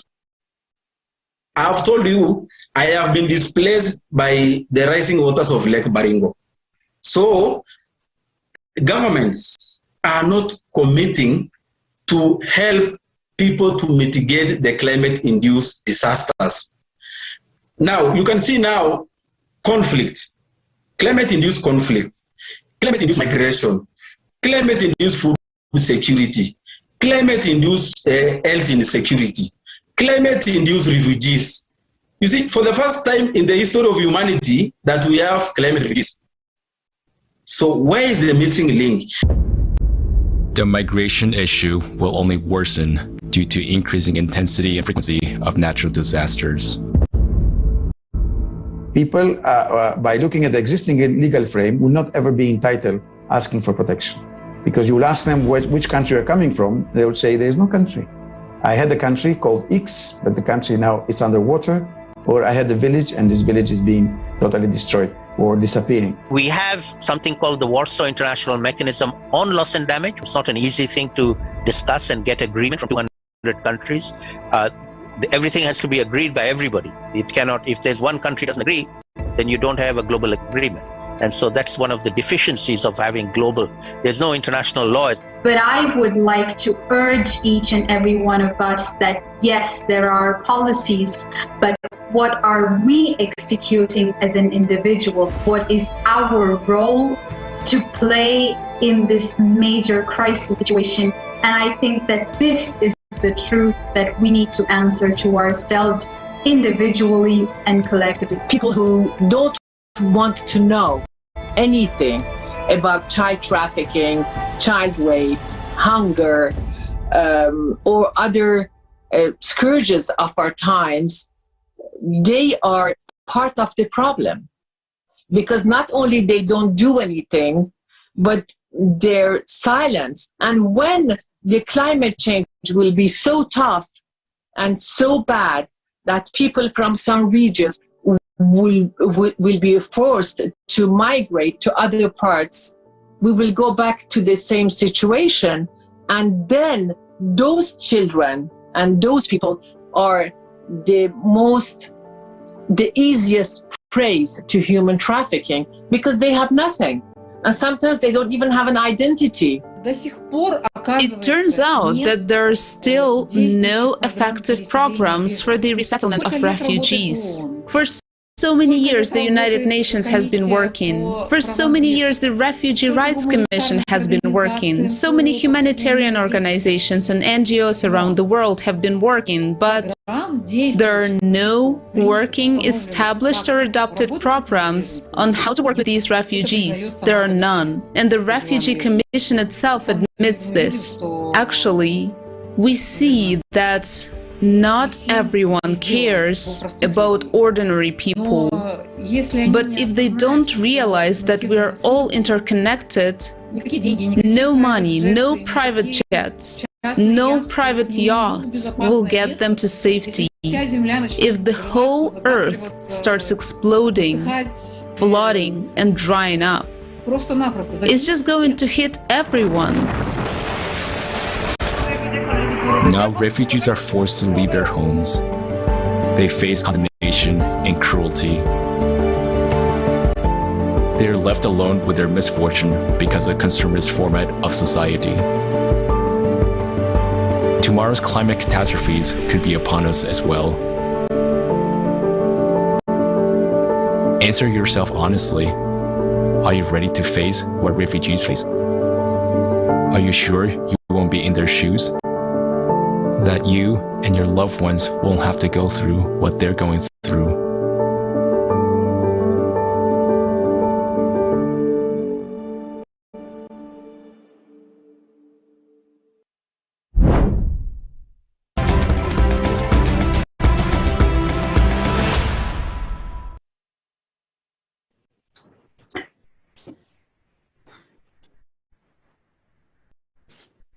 Dear friends, what can we say after watching this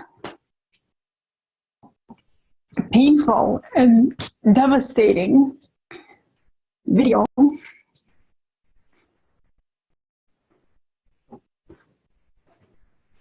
We live in this consumerist format. And if we're quiet, after watching this, after knowing what's going on, then we support this. We can see that there are kids, women, suffering everywhere, and we support this. Don't you think it's time to change this format? Don't you think it's time to show that we are better than this? It is painful, but it is time for the truth. And I think we've seen the truth today. And now let's watch the next video.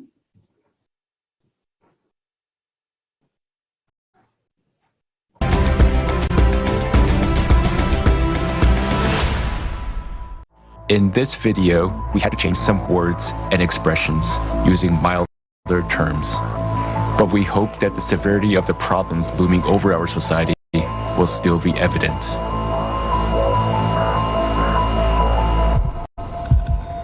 In the 21st century, human civilization boasts about its high level of intellectual development and incredible technological achievements. At the same time, at least half the world's population do not receive the health service they need. 8 million deaths occur every year as a result of poor quality of medical care. Healthcare costs are so high that they drive about 100 million people into extreme poverty each year.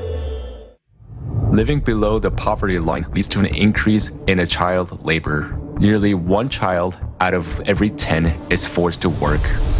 Often, this work involves hazardous machinery and poisonous fumes.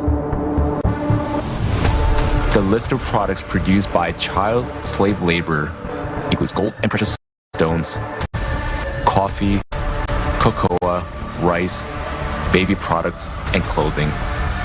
According to UN statistics alone, more than 40 million people are victims of modern slavery. Forced labor, child labor, forced marriage, debt bondage, human trafficking for illegal exploitation, and recruitment of children for armed conflict. In the consumeristic format of society, people have already surpassed wild animals in terms of cruelty. More and more often, children are used as live bombs. In Nigeria, criminals put an explosive on a girl with a baby in her arms. After years of warfare, the economic crisis and drought have caused famine in Afghanistan. There is a well-known case where a mother was forced to sell her little daughter for 400 euros to feed her other children. Today, more than 41 million people are one step to death from starvation, and about 811 million people are starving. Meanwhile, every year, more than 1 billion tons of food are thrown away, and unsold goods, including those produced by means of slave labor, are destroyed. The absurdity of consumer society is that a human himself has become a commodity. Annual income from human trafficking worldwide is $150 billion, which is the largest source of illicit profit in the world. There are 534 human trafficking flows registered in 148 countries. The number of detected child victims has tripled over the last 15 years. Victims of traffickers are mainly migrants and jobless people, as they are the most vulnerable. International treaties proclaim goals of ending poverty and slavery. But in the context of a mass consumption economy, the whole system is designed to protect private capital. In the consumerist format of society, money is more valuable than human life. Worldwide, more than 2 million children a year become victims of trafficking for all kinds of exploitation.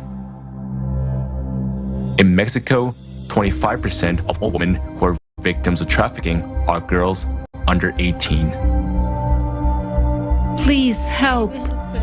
My husband threatens me. He beats me. He forces me to have sex with his friends who come here so he can make money. They started beating me, pouring alcohol on me, making me drink, pointing a gun at me, saying they would kill me and no one would ask about me, no one would know where I was. And they opened the window and said, "Jump or we will shoot you in the head." And did you jump? Yes.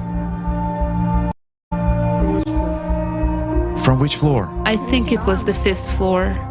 In the consumerist format of society, people are ready to kill each other to satisfy ambitions for fun and profit. Illicit trafficking of human organs worldwide is estimated at $600 million a year. According to WHO statistics, 10,000 human organs are illegally transplanted every year. In Nigeria, special baby factories are set up on a massive scale where children are bred like a livestock. Teenage girls are forcibly impregnated and coerced to bear their life commodity for sale. But most of them are pregnant teenagers. They were held captive for one purpose, to force them to give birth. The kidnappers were making money on selling the babies. I got a call at 6 a.m. this morning saying that there were kidnappers at the school, that all our children had been kidnapped, including my daughter. We rushed there. It was confirmed that they had all been captured. Are we human civilization if human life has no value on this planet? To change this, we all need to stop supporting the consumeristic format of society and unite in a common goal to build the creative society.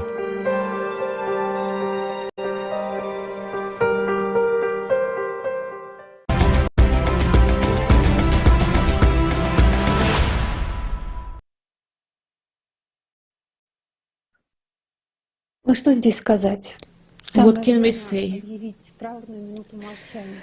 Right now is the time to ring the death toll, because after what we've seen right now, after that it is very hard to stay indifferent. And I would like to express my gratitude to those heroic people who overcame their fear and made this video, and to those who left their comfort zone a long time ago and saved people from slavery literally behind enemy lines. When we were preparing for this conference, it was a great honor for us to meet such people. You've seen a lot of them from the previous videos.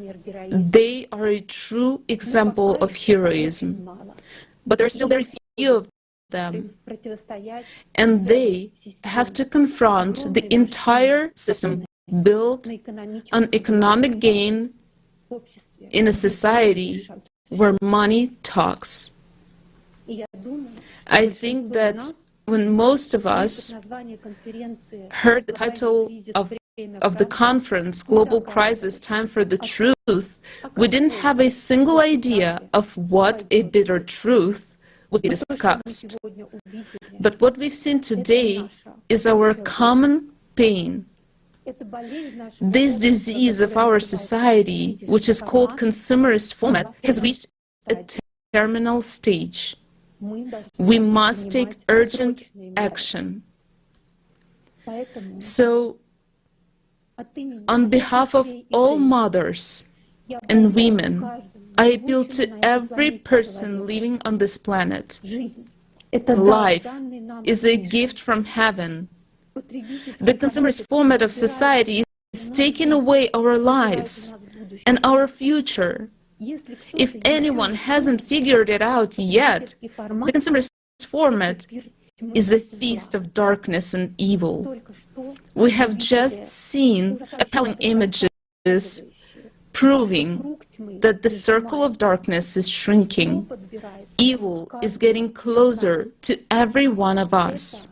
It is the necrosis of humanness. It is caused by our indifference and inaction. We can continue keep silent and hide from the truth. The truth is very painful, and we don't want to see it, right? Or we can start with the major understanding that all this mayhem is only possible in a consumer format. Lie, pain, fear, and suffering are an integral part of consumer society. We have come to the point where a person himself has become a commodity. It is already a symptom of a lethal disease. But we can make a different choice. And I believe in the hearts of mothers, as they are full of boundless love. Therefore, I'm appealing to women today. We make up the majority of the world's population. We can tell one another what we have learned today. We can tell it to our husbands, our sons, our brothers, our colleagues. We can tell them that if you choose creative society today, you are becoming directly involved in stopping slavery on this planet. If your heart and your voice are with those who unite humanity in the creative society, you are directly involved in stopping people from being trafficked for organs. If you spread the word about the creative society to those you know, then all of us will be able to quickly unite our potential in one goal. And then, not a single child, not a single human in the world will not suffer from sexual or any other kind of abuse anymore. If we don't come together and agree that creative society is vital to us, we are putting the lives of all people, all the children of this world on the line. And this is important to understand. Without exaggeration, a great responsibility lies on each one of us today. But it is also a great honor to be part of the solution, because as soon as we unite our joint potential in one single goal, in building the creative society, in changing the format towards the creative society, it will take place very fast.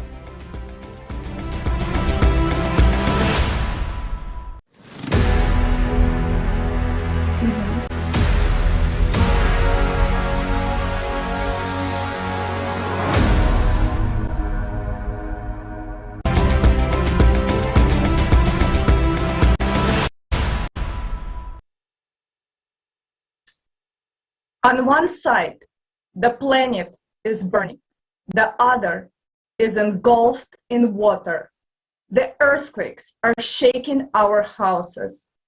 Oxygen is depleting. The volcanoes are erupting. Yet, we have nowhere to run. We are separated. Each of us is trying to save their own life, because there is no more food or water left. Riots are starting to happen. Imagine the distraction, the chaos, and the horror of it all. We are left alone in a crumbling world to die. The worst part is this is not a movie. It is real life. The truth is, each person living on the planet today decides the fate of the whole humanity. There is not going to be one hero to save us all. We all must become heroes ourselves. We are used to complicating everything so much that we cannot even imagine how we can all survive this apocalyptic scenario that is unfolding in front of our eyes. Yet, the solution is so simple. We just need to give up our laziness, foolishness, selfishness, and pridefulness to see it. The good news is that we already have a survival guide of our civilization. It is the Creative Society.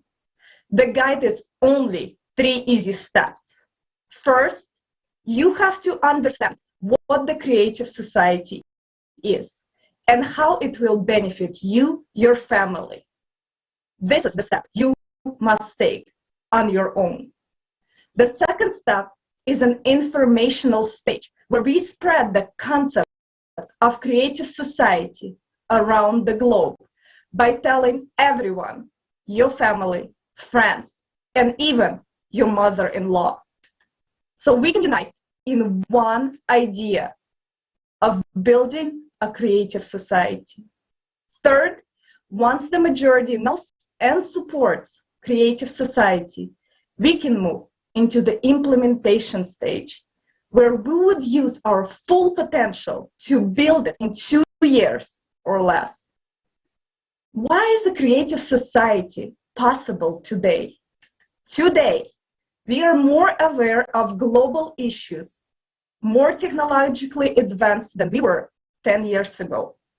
Also, there are 8 billion of us, meaning altogether we form an egregore. What is an egregore? It is not just a sophisticated term. It is when intelligent individuals collectively act for the good of the whole community. Good examples are beehives and anthills. Each insect remains as an individual, but collectively everyone works towards a common goal. For us, this means as soon as we decide to focus our attention on the immediate needs, then together we will withstand all the challenges.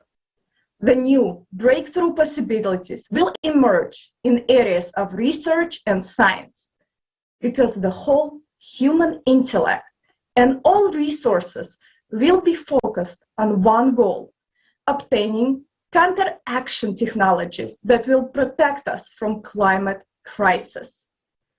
Let's all get over our laziness and pridefulness, and let's follow the Creative Society's survival guide, the 3 easy steps. Learn more, spread information, and unite to build a creative society. I cannot think of better investment we all can make than an investment in the happy future, not only for you and your family, but for the whole humanity. Now, the Creative Society is a project of everyone. We do not collect any donations or funds that disappear in the deep pockets. Instead, each person acts in their abilities and uses resources they already have. So if you are able to spread information about Creative Society by running Facebook ads, putting up a billboard in your city, running national or local commercials, putting flyers around your city or town, putting a sticker on your car's bumper, publishing an article in the New York Times, becoming a Creative Society media partner as a local or national blog, podcast, radio, or TV show. Creativity has no limit. No one will ever ask you how much you have spent or did not spend promoting Creative Society. There will be no tax benefits or deductions. In the end, we will get there faster if everyone knows about the Creative Society tomorrow. Whether you have $1 million or just $1 or simply some free time, your investment in the Creative Society will benefit you, your family, and everyone on Earth. It is your opportunity to be a part of the solution and live out your superhero potential.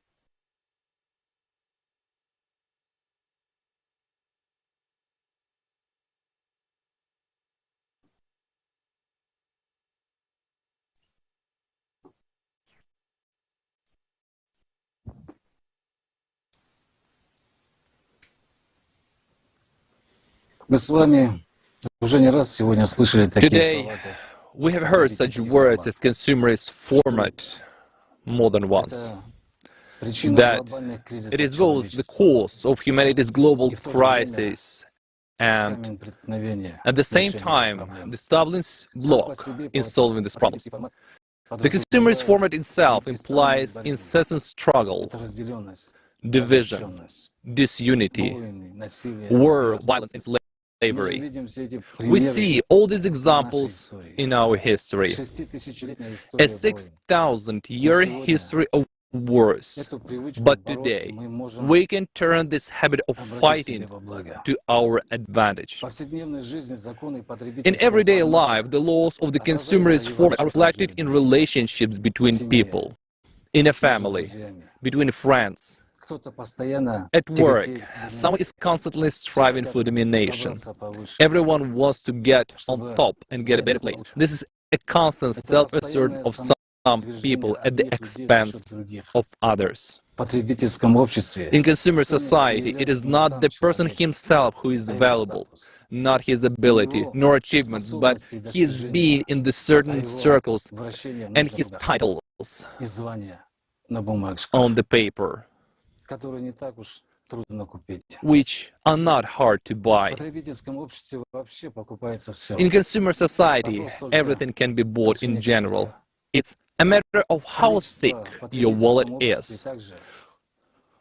Quantity is also more important than quality in consumer society. There is a constant race, a chase, trampling of one another. Everyone strives to survive.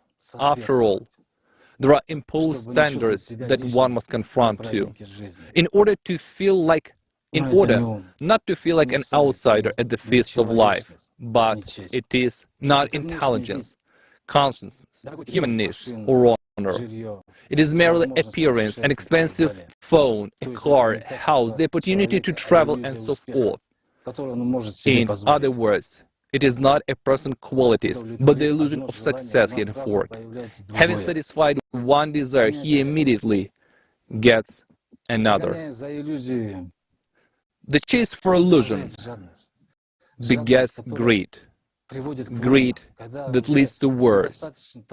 When you are no longer satisfied with what you got, you begin to take things from others by force. And in such a format, losses and destruction are inevitable. Everyone dies in this struggle: kings, rulers, ordinary people, and entire empires. This is an integral and unavoidable part of the consumerist format. Is that really all we're capable of? The consumerist format is a step into the abyss, and that's where we have all been heading for thousands of years, and now we have come to that very brink. This path has cost us the most precious things of all, human life. But the consumerist format is temporary. Sooner or later, humanity becomes convinced that it leads to a dead end. Because constant fighting with each other, destroying each other, means fighting with life itself. But don't we people want to live? Don't we want to live in stability and prosperity? Don't we want to live in respect and prosperity?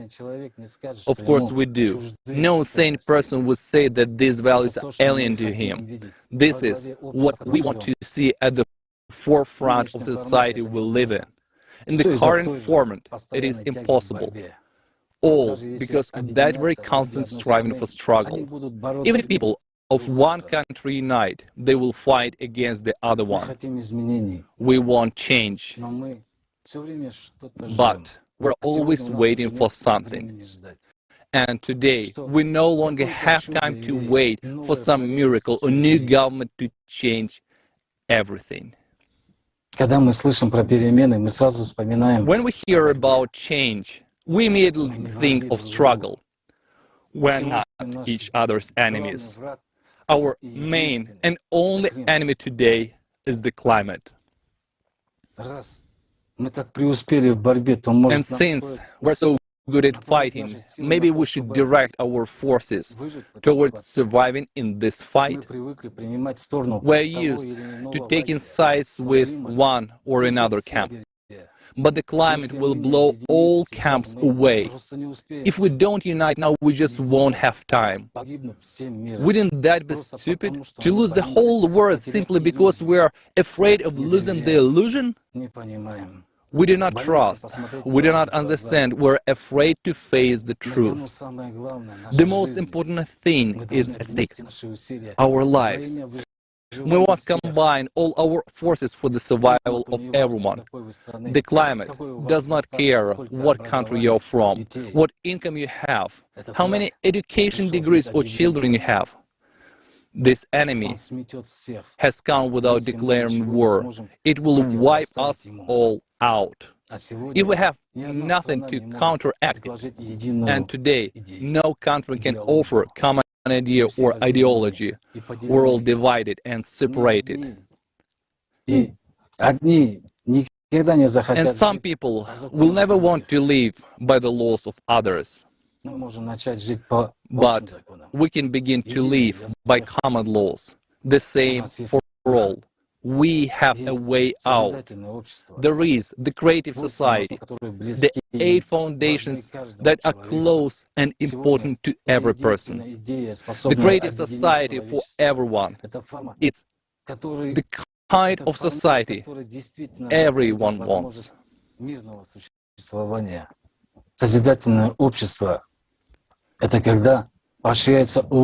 Creative society means that the best human qualities are encouraged and the worst qualities are curbed. In the creative society, no one will be poor. No one will be oppressed. There will be no enemies, no corruption or fear. And each of us can begin to build this society right now by telling everyone around us that only in the creative society people will live in security. Would we deprive ourselves of that chance? Let's think and decide together how we will implement these foundations in our life.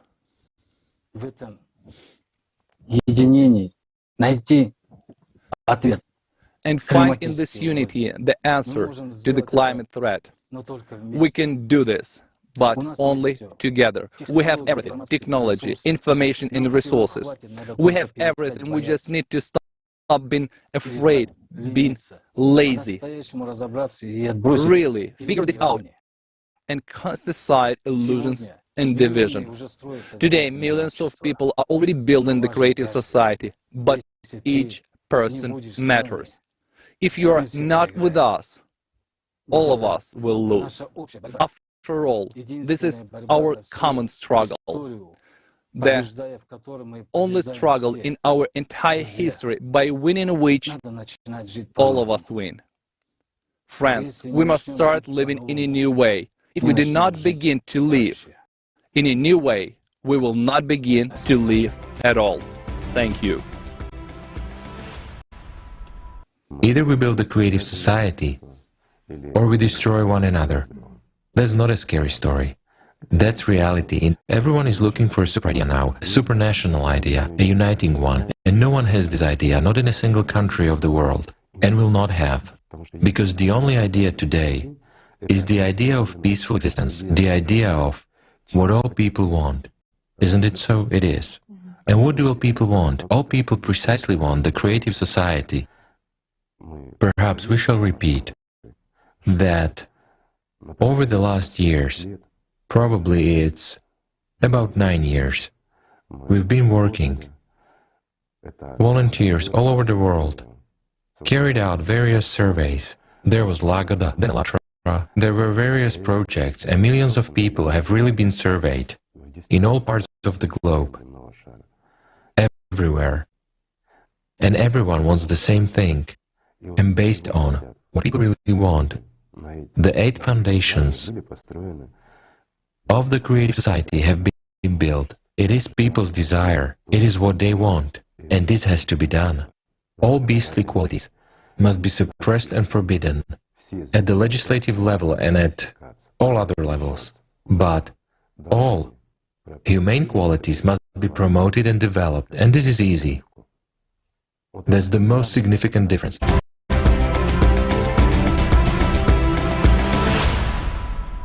The world is on the verge.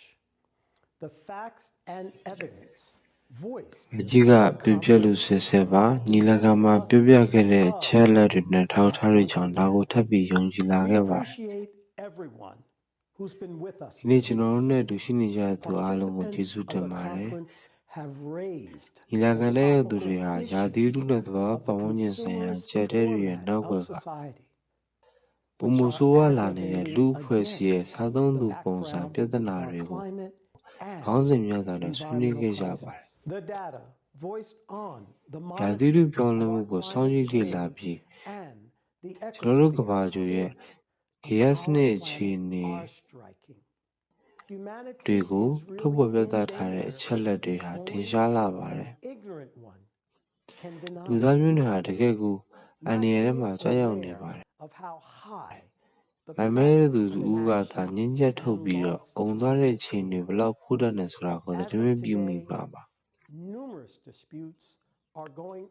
ဒီနေ့ချိန်ကမှကဘာပေါ်ကယာသီတုပြန်ခြင်းရဲ့အကြောင်းရင်းအတွက်ဘယ်သူကိုပြစ်တင်ရပါမလဲ However, these disputes only ဒါပေမဲ့ဒီငြင်းဝမှုဟာတယောက်နဲ့တယောက် division and သ shifting ဘောထားကွဲလွဲမှု responsibility အပြစ်ပုံချ onto one another. တာဝန်လွှဲပြောင်းမှုတွေကိုသာဖြစ်ပေါ်စေပါတယ် For guilty ones will ပြစ် not ရှိသူတွေကိုရှာဖွေနေခြင်းဟာ and will ခြေနေ not ကိုမ save ပြောင်းလဲလာစေုံသာမကပဲလူသားတွေကိုကယ်တင်နိုင်မှလည်းမဟုတ်ပါ time in vain.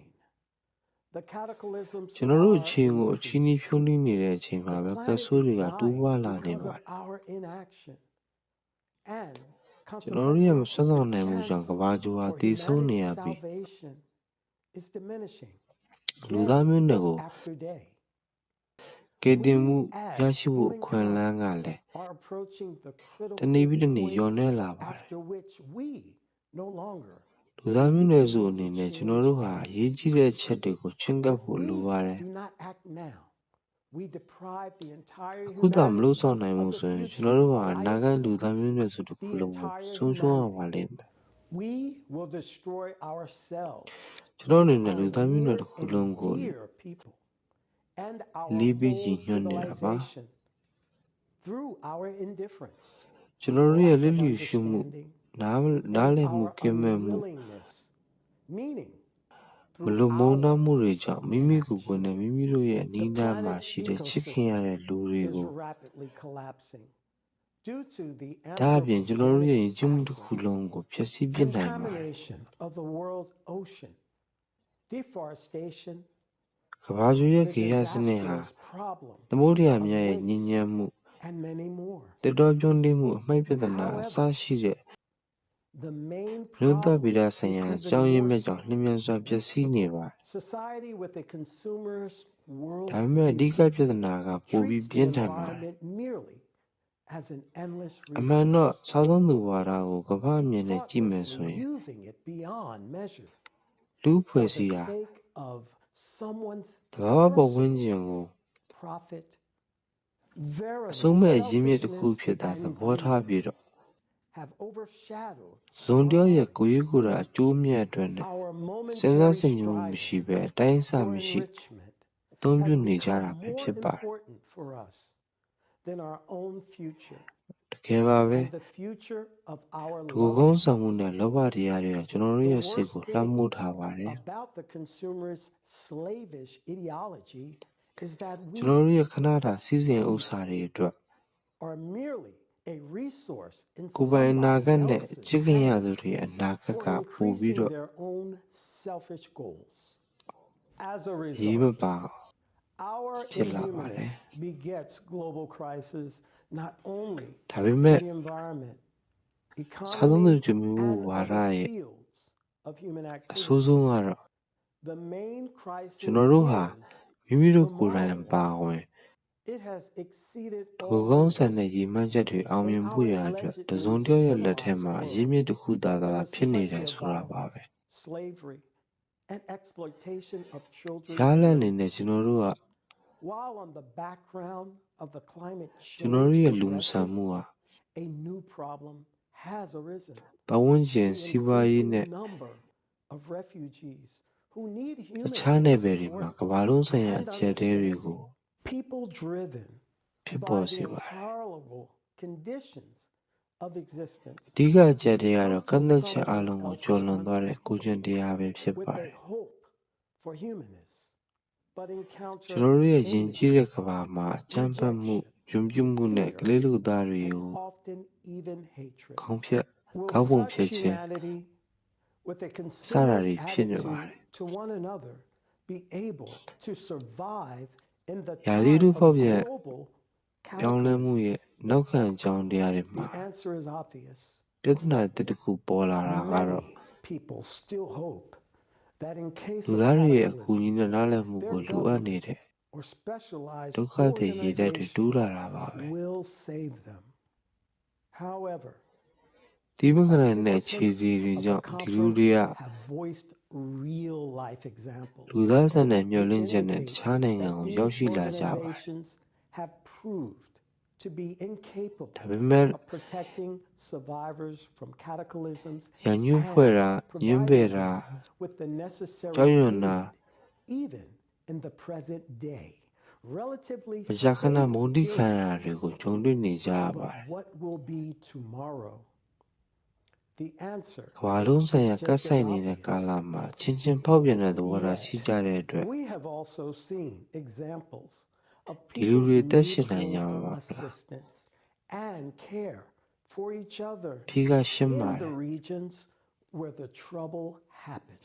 လူတွေကကပ်ဆိုင်လာချိန်မှာအစိုးရ These သို့မဟုတ်ထူးဖြူ examples ဖွဲ့စည်းတွေက demonstrate to ၎င်း us တို့ကို that ကယ်တင်မယ်လို့မျှော်လင့်နေကြ people ပါတယ် as society can come to each other's ဒါပေမဲ့ rescue လို့အဲ့ဒီအဖွဲ့အစည်းတွေက by ကပ်ဆိုးပြရ uniting နေ and အသက်ရှင်တန် assuming သူတွေကို the ကယ်တင်နိုင်စွမ်းမရှိဘူး responsibility မရှိကြောင်း and not relying on someone else.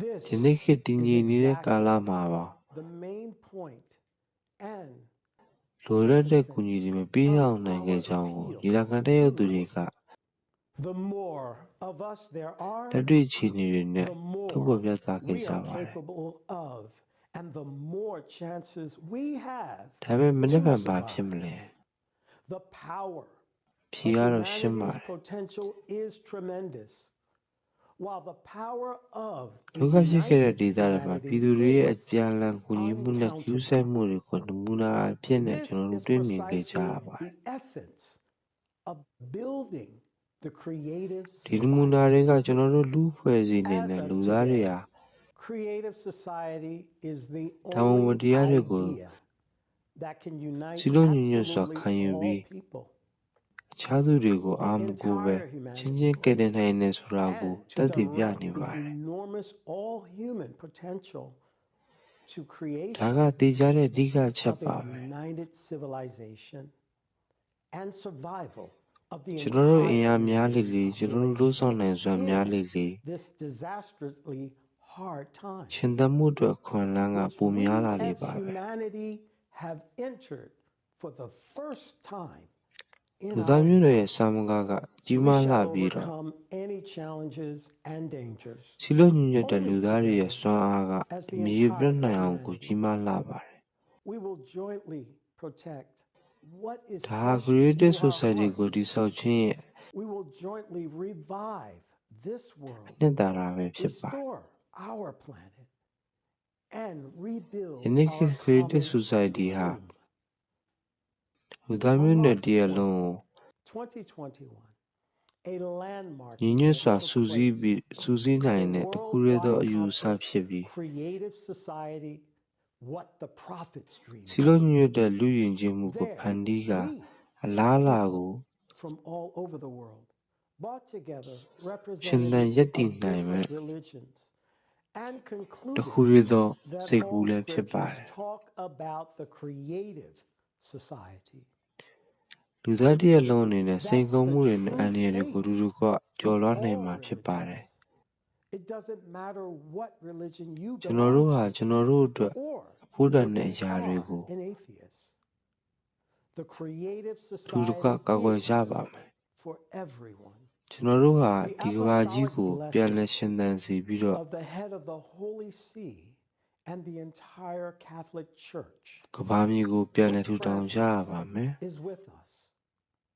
His prayers ကျွန်တော် are တို့ with ရဲ့ us. ပုံနေအိမ်ကိုပြန်လည်တည်ဆောက်ကြပါမယ် Today, the whole world must unite in ပုပ်ရဟန်းမင်းကြီး building the Francis ရဲ့ creative society where humanity's ကောင်း potential ချီးမင်္ဂလာက grows ကျွန်တော်တို့နဲ့အတူရှိနေပါစေ and where every person's life သူ၏ဆုတောင်းချက်များကကျွန်တော်တို့နဲ့အတူရှိနေကြပါစေ today building the ယ creative နေ့အခါမှာ society လူသားမျိုးနွယ်ရဲ့ must အလားအလာဟာအဓိက become ကျတဲ့ the ခန်းကဏ္ဍ number က one ပါဝင်ပြီး task for every sensible person on လူတိုင်းရဲ့ဘဝ this တန်ဖိုး planet. ကိုအမြင့်မား I ဆုံး would like to express gratitude ဖန် to တီး every ပြီးတော့ participant of the Creative Society project. Creative Society ကိုကမ္ဘာလုံးကစည်းလုံးညီညွတ်စွာတည်ဆောက်ကြရမှာဖြစ်ပါတ Pure ယ် conscience, superior moral ဒီနေ့ခေတ်မှာ qualities, တည်ထွင်မှု the highest manifestation of တည်ထွင်ဖန် altruism တီးမှု and လူ love အဖွဲ့အစည်းကိုတည်ဆောက်ခြင်းဟာဒီကမ္ဘာပေါ်မှာရှိတဲ့အသိဉာဏ်ပြည့်စုံသူတိုင်းအတွက်နံပါတ်1အလုပ်ဖြစ်လာပါဦးမယ် by the call of their hearts. Every Creative participant Society project of မှာ the ပါဝင်တဲ့ Creative တိုင်းအားလုံးကို Society ကျေးဇူးတင်ကြောင်းပြောကြားလိုပါ is an inspiring example of ခင်ဗျားတို့ဟာ unshakable ဖြူ faith စင်သော in စိတ် humanity's တာလွန်ကောင်း ability မွန်တဲ့ကိုယ်ကျင့် not တရား only ဆိုင် to ရာ save our အရည်အသွေးတွေနဲ့ but to လူ build သားချင်း a အပေါ် new မေတ္တာတရားကိုအ wonderful မြင့်မားဆုံး world ပေါ်လွင်စေ for ပြီး each citizen of our united society. I'm proud မိမိတို့ရဲ့ of စီ being ရင် here စေ with တနာ you နဲ့လှုပ်ဆောင် today. နိုင်ကြသူတွေပဲဖြစ် I'm ပါတယ် proud of being a Creative Society participant project မှာပါဝင် of သူ the တိုင်းဟာ Creative Society project. And it's a great honor မိမိ for တို့နေ me ထိုင်ရာကိုကာတနေ to stand ကာကွယ်နေုံ shoulder သာမက to ဘူး shoulder စီလုံးတဲ့လူအဖွဲ့အစည်းရဲ့ My dear နိုင်ငံသား friends, တဦးစီအတွက်အောင်ဘကဘာတဲ့တစ်ခုကို the တည်ဆောက်ဖို့ရာ collaborationism of the consumer format, we must win. အတူယူစရာဥပမာတစ်ခု Have ဖြစ်လာပါတယ် nowhere to retreat. ဒီနေ့ခင်ဗျားတို့နဲ့အတူရှိနေတာကိုဂုဏ်ယူပါတယ် Planet. We must Creative all Society unite project မှာပါဝင်ရတဲ့အတွက်လည်းဂုဏ်ယူပါတယ် and victory ကျွန်တော်ရဲ့ချစ်လက်တော်သောတငယ်ချင်းတွေနဲ့အတူအခုလိုပခုံးချင်းရှင်ရက်တည်နေရတာကိုလည်းဂုဏ်ယူမိပါတယ်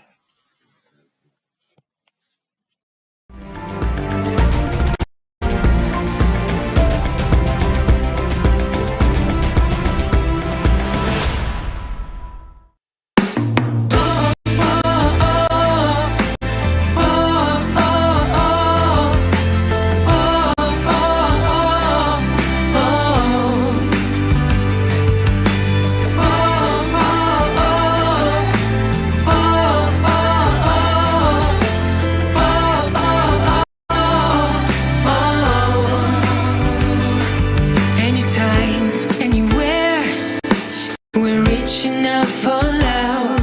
Every time, every day, we're looking up above, waiting for an answer to bring the world some light.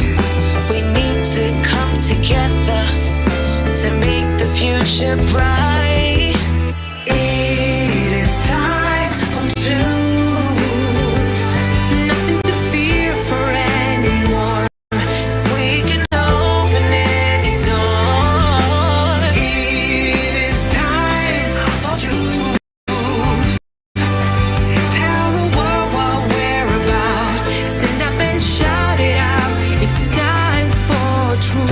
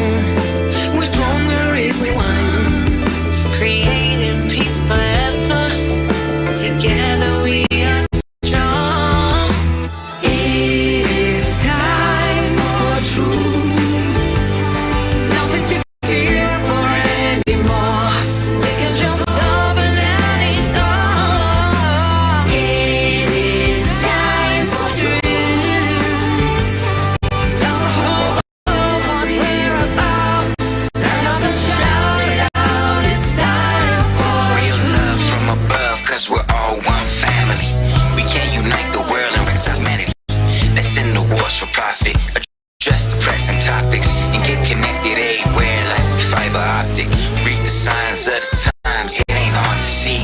It's time for peace and love. It's time for unity. It's time to push that drama, do it for the youth. It's time to stand together. For real, it's time for truth. It is time for truth. Nothing to fear for anymore. We can just open any door. It is time for truth. Tell the whole world what we're about. Stand up and shout it out. It's time for truth. It's time for truth. Nothing to fear for anymore. We can just